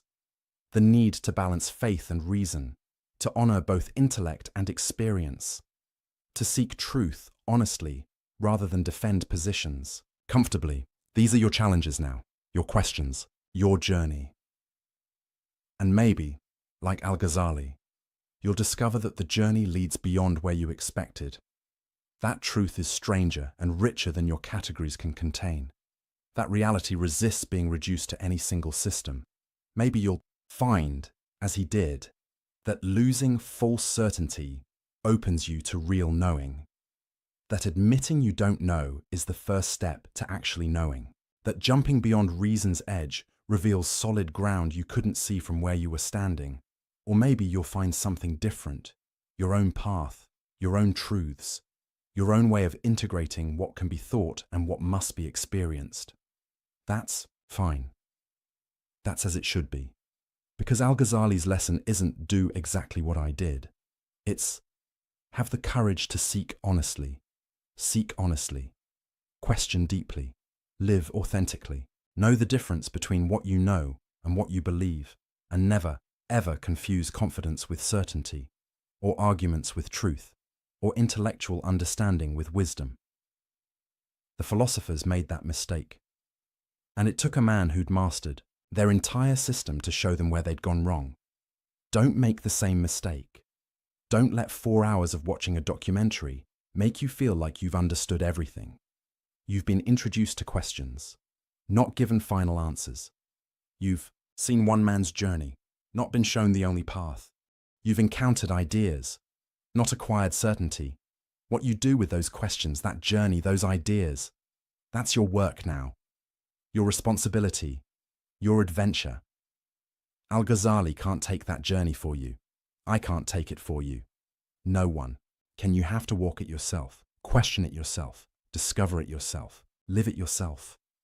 But now you know the questions are worth asking. The journey is worth taking. The truth is worth seeking. Even when it costs you. Even when it disturbs you. Even when it requires you to let go of certainties you cherished. Because false certainty is a prison, and Al-Ghazali offers the key, not a key to new certainties, but a key to honest uncertainty, to real seeking, to authentic knowing.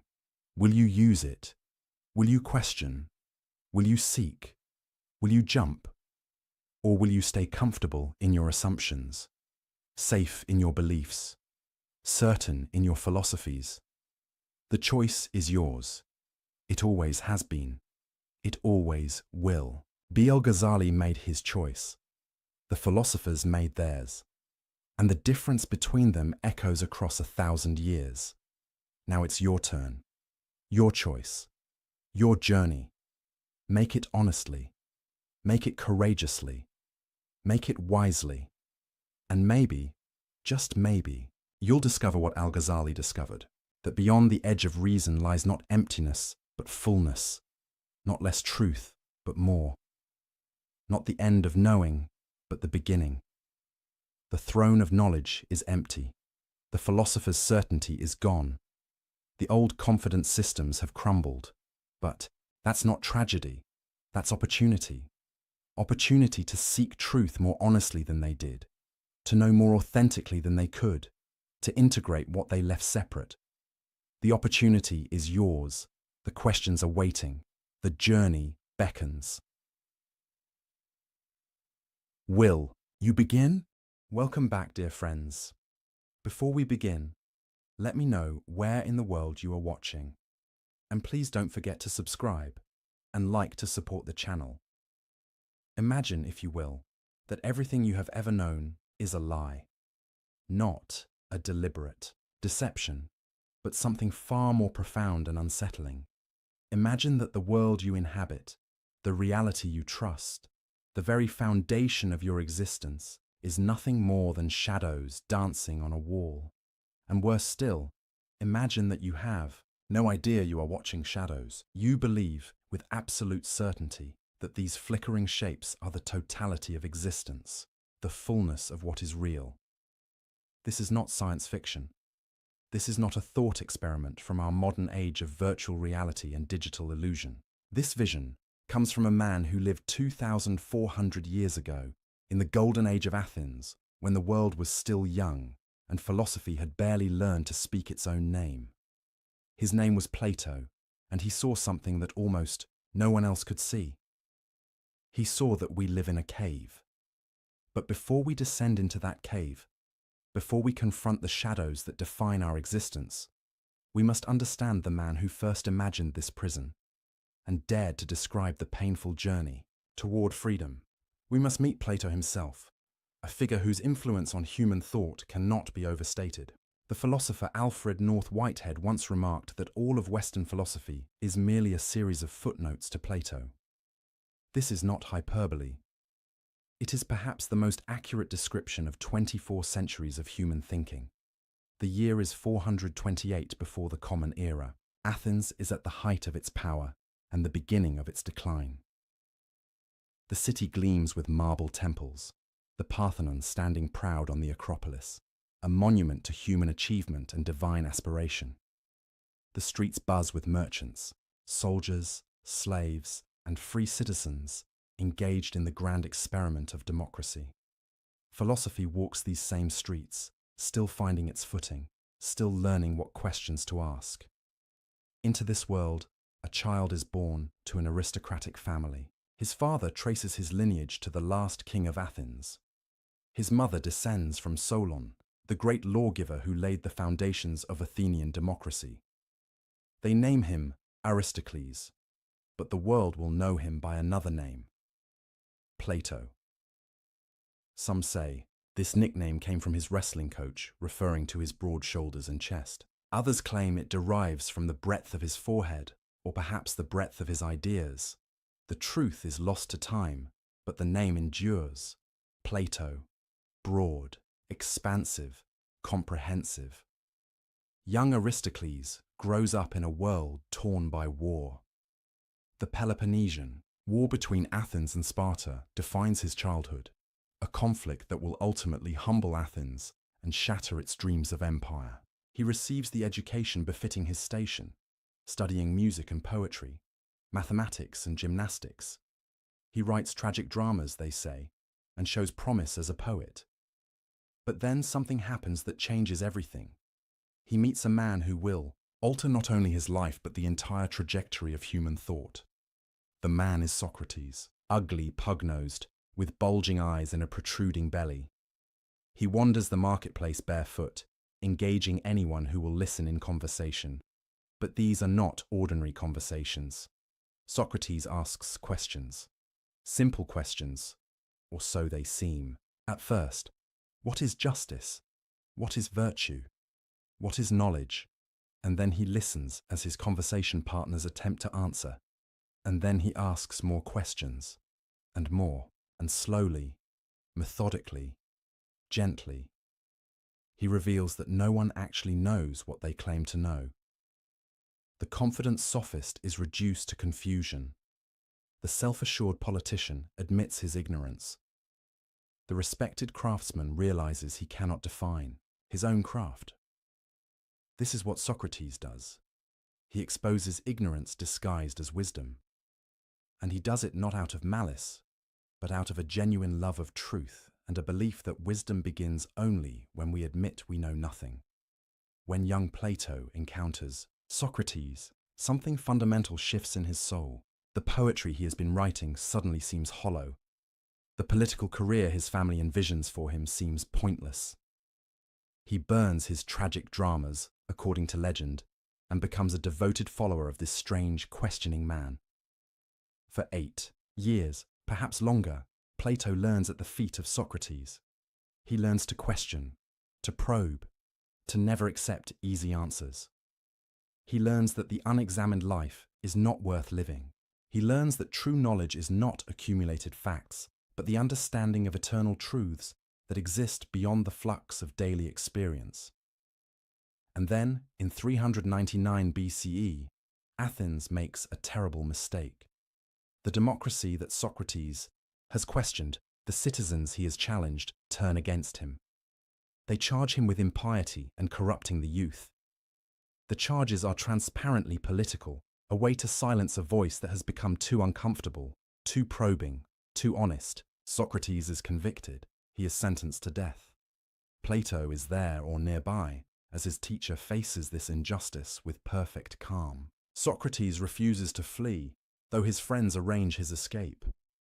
He refuses to compromise his principles, though compromise might save his life. Instead, he spends his final hours discussing the immortality of the soul with his friends, comforting them rather than seeking comfort for himself. And then he drinks the hemlock poison, the execution method prescribed by Athenian law, and dies with the same composure he showed in life. This event traumatizes Plato. How could the city that gave birth to philosophy murder the greatest philosopher? How could democracy, rule by the people, result in such profound injustice? These questions haunt him. They drive him. They become the engine of his philosophical project. In the years following Socrates' death, Plato travels.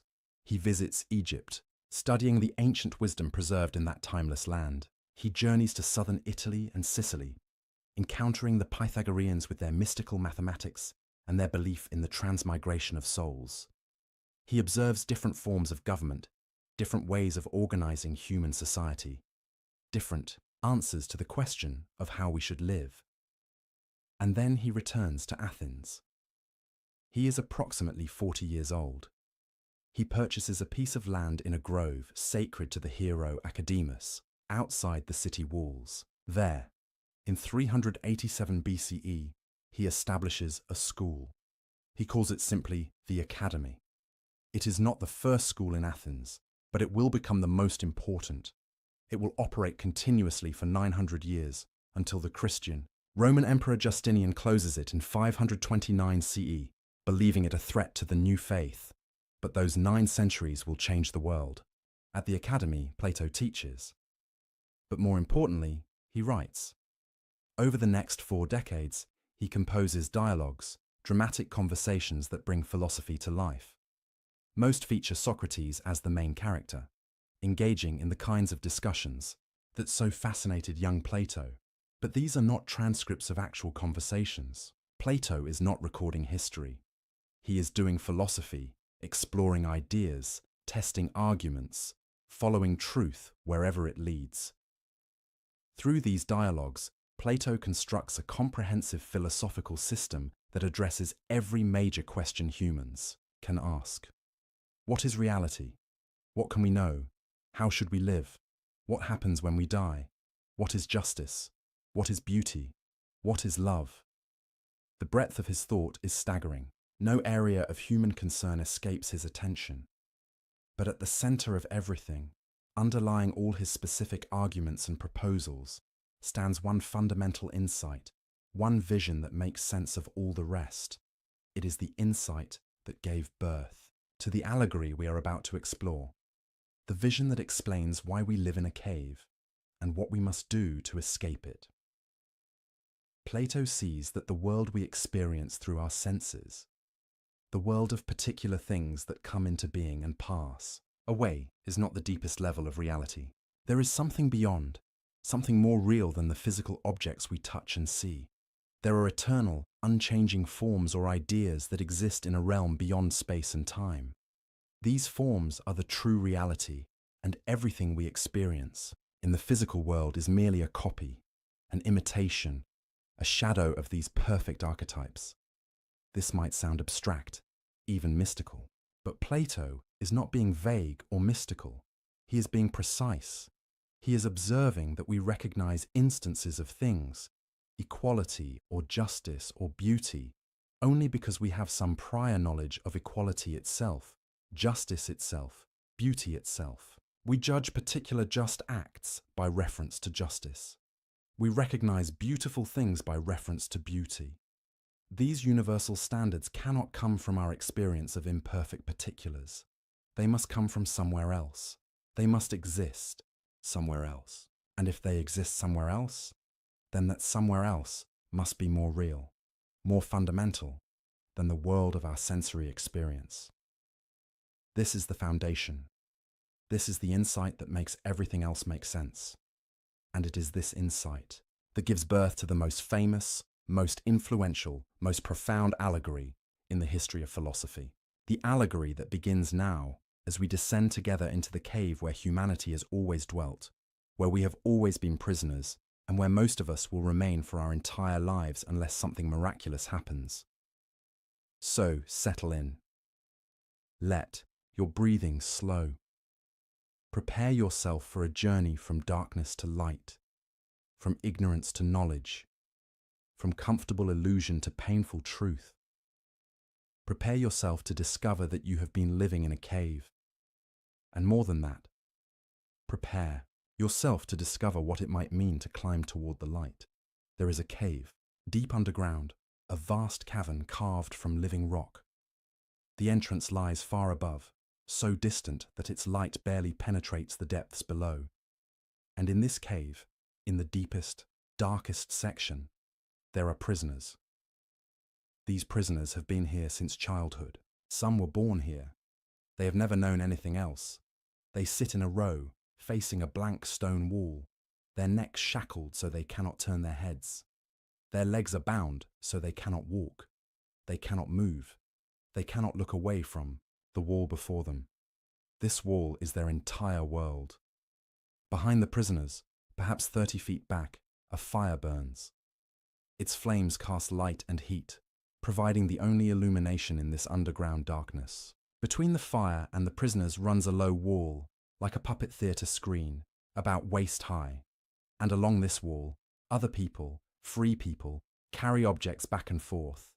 Statues of animals, models of trees, representations of people, all manner of carved figures. These puppet masters hold their objects above the wall as they walk, casting shadows from the fire onto the wall that the prisoners face. The prisoners see these shadows. They see the silhouettes of animals moving across the stone. They see the outlines of trees and people. They hear echoes bouncing off the walls, the voices of the puppet masters behind them, though they believe these sounds come from the shadows themselves. And because the prisoners have never seen anything else, because they have no other reference point, no other experience to compare this to, they believe the shadows are real. They believe the shadows are the totality of existence. Imagine their world for a moment. Imagine knowing nothing but these shifting shapes on a wall. You would develop an entire understanding of reality based on shadows. You would become expert at predicting which shadow would appear next. You would notice patterns, regularities. You might even develop a primitive science of shadows, creating theories about why they behave as they do. The prisoner who could best predict the shadows would be honored as wise. The one who understood shadow patterns most deeply would be considered the greatest thinker in your community. And you would never, could never suspect that these shadows are merely representations of representations. That the carved figures casting the shadows are themselves imitations of real objects. That the entire reality you know is third-hand at best, removed by multiple layers from true being. You would have no vocabulary for truth, no concept of reality beyond the shadows. The shadows would be your truth. The shadows would be your reality. This is Plato's vision of the human condition. This is how he sees us, not metaphorically, not as mere illustration. He genuinely believes that most of humanity lives exactly like these prisoners, convinced that the shifting appearances we perceive through our senses represent ultimate reality, unaware that there is something more real, more true, more fundamental than anything we can see or touch. The cave is not just ancient Athens. The cave is not just the historical moment Plato inhabited. The cave is the world. The cave is now. The cave is always. The cave is the condition of embodied existence, of souls trapped in physical form, perceiving shadows and mistaking them for substance. But then something extraordinary happens. One prisoner is freed. We are not told how. Perhaps the chains simply break. Perhaps a liberator comes from outside. Perhaps the prisoner somehow works himself free through years of patient effort. The how does not matter. What matters is the moment of freedom and what follows. The freed prisoner turns his head. For the first time in his life, he can look away from the wall. And immediately he is confused. His eyes, accustomed only to the dim shadows on stone, cannot process what he sees. The fire behind him is too bright. It hurts. He squints, turns away, wants desperately to return to the comfortable familiarity of the shadows. But something, curiosity perhaps, or fate, or the hand of a guide, compels him to keep looking. Gradually, painfully, his eyes adjust. He begins to see the fire clearly. He sees the wall where the puppet masters walk. He sees the carved figures they carry, and, slowly, with mounting shock, he realizes that the shadows he has watched his entire life are not real things, but projections. The solid reality he trusted was never solid at all.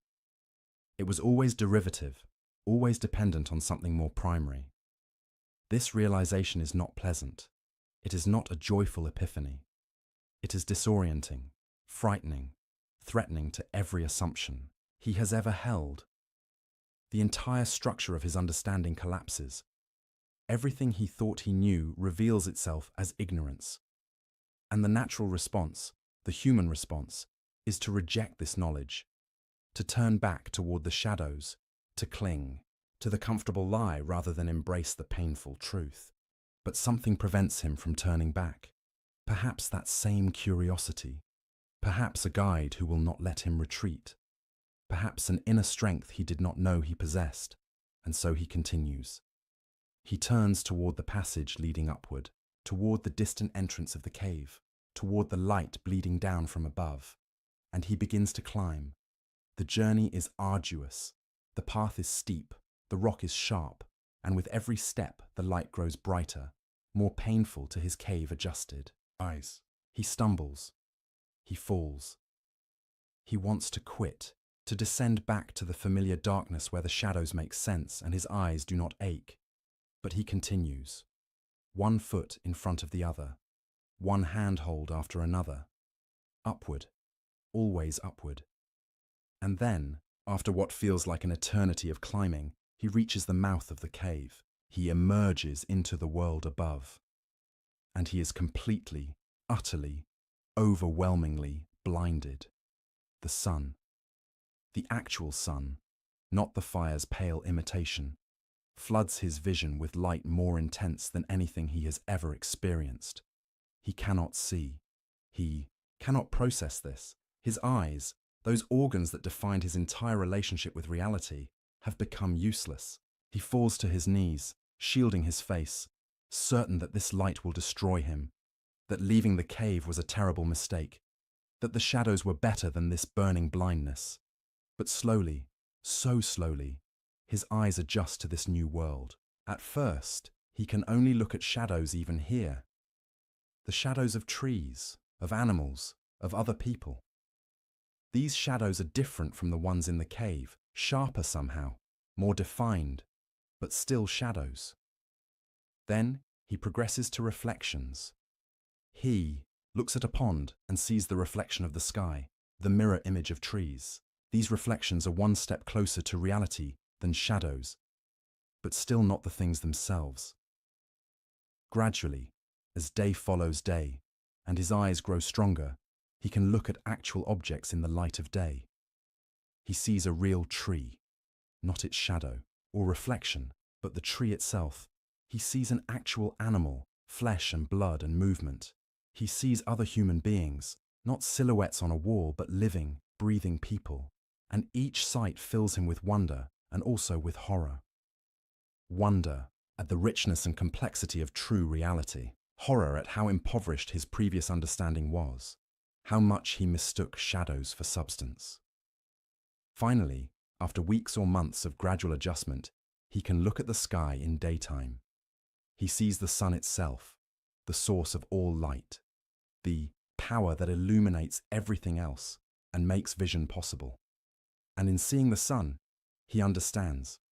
He understands that this is the ultimate reality, the final source, the thing that makes everything else visible and comprehensible. Without the sun, nothing could be seen. Without this light, no truth could be known. The sun is to the visible world what the form of the good is to the intelligible realm. It is the source and standard of everything. This freed prisoner has completed a philosophical journey. He has ascended from ignorance to knowledge, from opinion to understanding, from the many changing particulars to the one eternal truth. He has become a philosopher in the truest sense, a lover of wisdom who has actually attained the wisdom he loves. He has seen reality as it is, not as it appears. He has escaped the cave. And now comes the most important question, the question that defines not just this allegory, but the entire purpose of philosophy and the entire responsibility of those who attain truth. What should he do? Should he remain in the sunlight, basking in his knowledge, enjoying the blessed vision of reality, denied to those still in chains below? Should he spend his days contemplating the sun and the truth it represents, living in perfect understanding while his former fellow prisoners remain in darkness. No, this is not what he does. This is not what he should do. Because knowledge without compassion is empty. Truth without love is sterile. Understanding that does not attempt to liberate others is a form of selfishness disguised as wisdom. And so, despite the comfort of the light, despite the pain he knows awaits him, the freed prisoner makes a choice. He turns away from the sun. He walks back toward the mouth of the cave. He begins the descent. Going down is in some ways harder than climbing up. He is moving from light to darkness now, and his eyes, so recently adjusted to the sun, must readjust to shadow. He stumbles in the dimness. He cannot see clearly in the cave, even though he once navigated its darkness perfectly. He has become, in a sense, less capable than those who never left, at least in the realm of shadows. He reaches the bottom. He approaches his former fellow prisoners, still chained, still watching the wall, still utterly convinced that shadows are reality, and with great excitement, with joy at the truth he has discovered, and eagerness to share this gift, he tells them what he has seen. He describes the fire, the carved figures, the passage upward, the world outside, the actual trees and animals, the sun itself. He explains that the shadows are not real, that true reality exists beyond this cave, that they are prisoners who could be free. And the prisoners laugh at him. They mock him. They call him mad. Look at his eyes, they say. He went away and came back damaged. He can barely see the shadows now. He who once was honored as wise among us can no longer even predict which shadow will appear next. He trips over stones in plain sight. He cannot function in the real world, the world of shadows that we all know is reality. Whatever he experienced, outside has ruined him. It has made him useless, and if any of us were to follow him, we would be similarly destroyed. More than mockery, there is anger. His words threaten their entire understanding of reality. If he is right, then everything they believe is wrong. If he is right, then their lives are based on illusion, their honors are meaningless, their wisdom is ignorance. This is not a comfortable thought. This is not something they can easily accept. And so they reject it. They reject him. And Plato tells us that if they could get their hands on him, if they could reach him with their chained limbs, they would kill him. They would murder the one who tried to free them, the one who offered them truth, because the truth is more threatening than any lie, and liberation is more terrifying than any chain. This is the allegory. This is Plato's vision of the human condition and the philosopher's mission. We are the prisoners. The cave is the physical world, the realm of sensory experience, the domain of changing, temporal, imperfect particulars. The shadows are the objects we perceive through our senses, things that seem real but are actually images of something more fundamental. The fire is the sun in the physical world, providing the limited light by which we perceive shadows. The sea, ascent from the cave, is the journey of the soul toward true knowledge. The world outside is the realm of forms, the domain of eternal, unchanging, perfect reality. And the sun itself is the form of the good, the ultimate reality that makes all other knowledge possible. The freed prisoner is the philosopher, the rare individual who breaks free from conventional opinion and sensory illusion to attain genuine understanding. And his return to the cave is the philosopher's duty to attempt, however futilely, however dangerously, to liberate others from the chains of ignorance. Plato is not being poetic here. He is not speaking metaphorically. He genuinely believes that most humans live their entire lives in a state comparable to those prisoners, perceiving only shadows, believing only in the evidence of their senses, never questioning whether there might be something more real beyond their immediate experience. We mistake the changing flux of particulars for reality. We believe that what we see with our eyes and hear with our ears and touch with our hands is the fullness of what exists. We honor those who are best at navigating the world of shadows, the successful business people, the clever politicians, the skilled craftspeople. And we ignore or mock or even murder those who try to tell us that there is something beyond shadows, something more real, something that would require us to question everything we think we know. But Plato's allegory does not end in despair. It ends with a mission. The philosopher must return to the cave, not because it is easy, not because it is safe, not because it will be appreciated, but because it is right, because knowledge creates responsibility, because those who see the truth are obligated to attempt, however imperfectly, to help others see it too. This is the essence of Plato's vision. This is the heart of his philosophy, and every argument he makes, every proposal he offers, every dialogue he writes, flows from this central insight. We live in a cave. Most of us will remain in the cave, but some can escape, and those who escape must try to free the others, even knowing that the attempt will likely fail, even knowing that it might cost them everything. Now, as you rest in the darkness behind your closed eyes, consider this. What are the shadows on your personal wall? What comfortable illusions define your understanding of reality? What would it mean for you to turn away from the wall, to face the fire, to climb toward the light? What truths have you been avoiding because accepting them would require you to abandon everything you think you know? These are not easy questions. They are not meant to be. The allegory of the cave is not meant to comfort. It is meant to challenge, to disturb, to awaken. It is meant to make you wonder whether you are living in truth or merely in the most convincing lies you have ever encountered. But there is hope in this vision too. The chains can be broken. The ascent is possible. The sun can be seen. Reality can be known. And once known, that knowledge changes everything. It makes the shadows lose their power. It makes the cave less confining.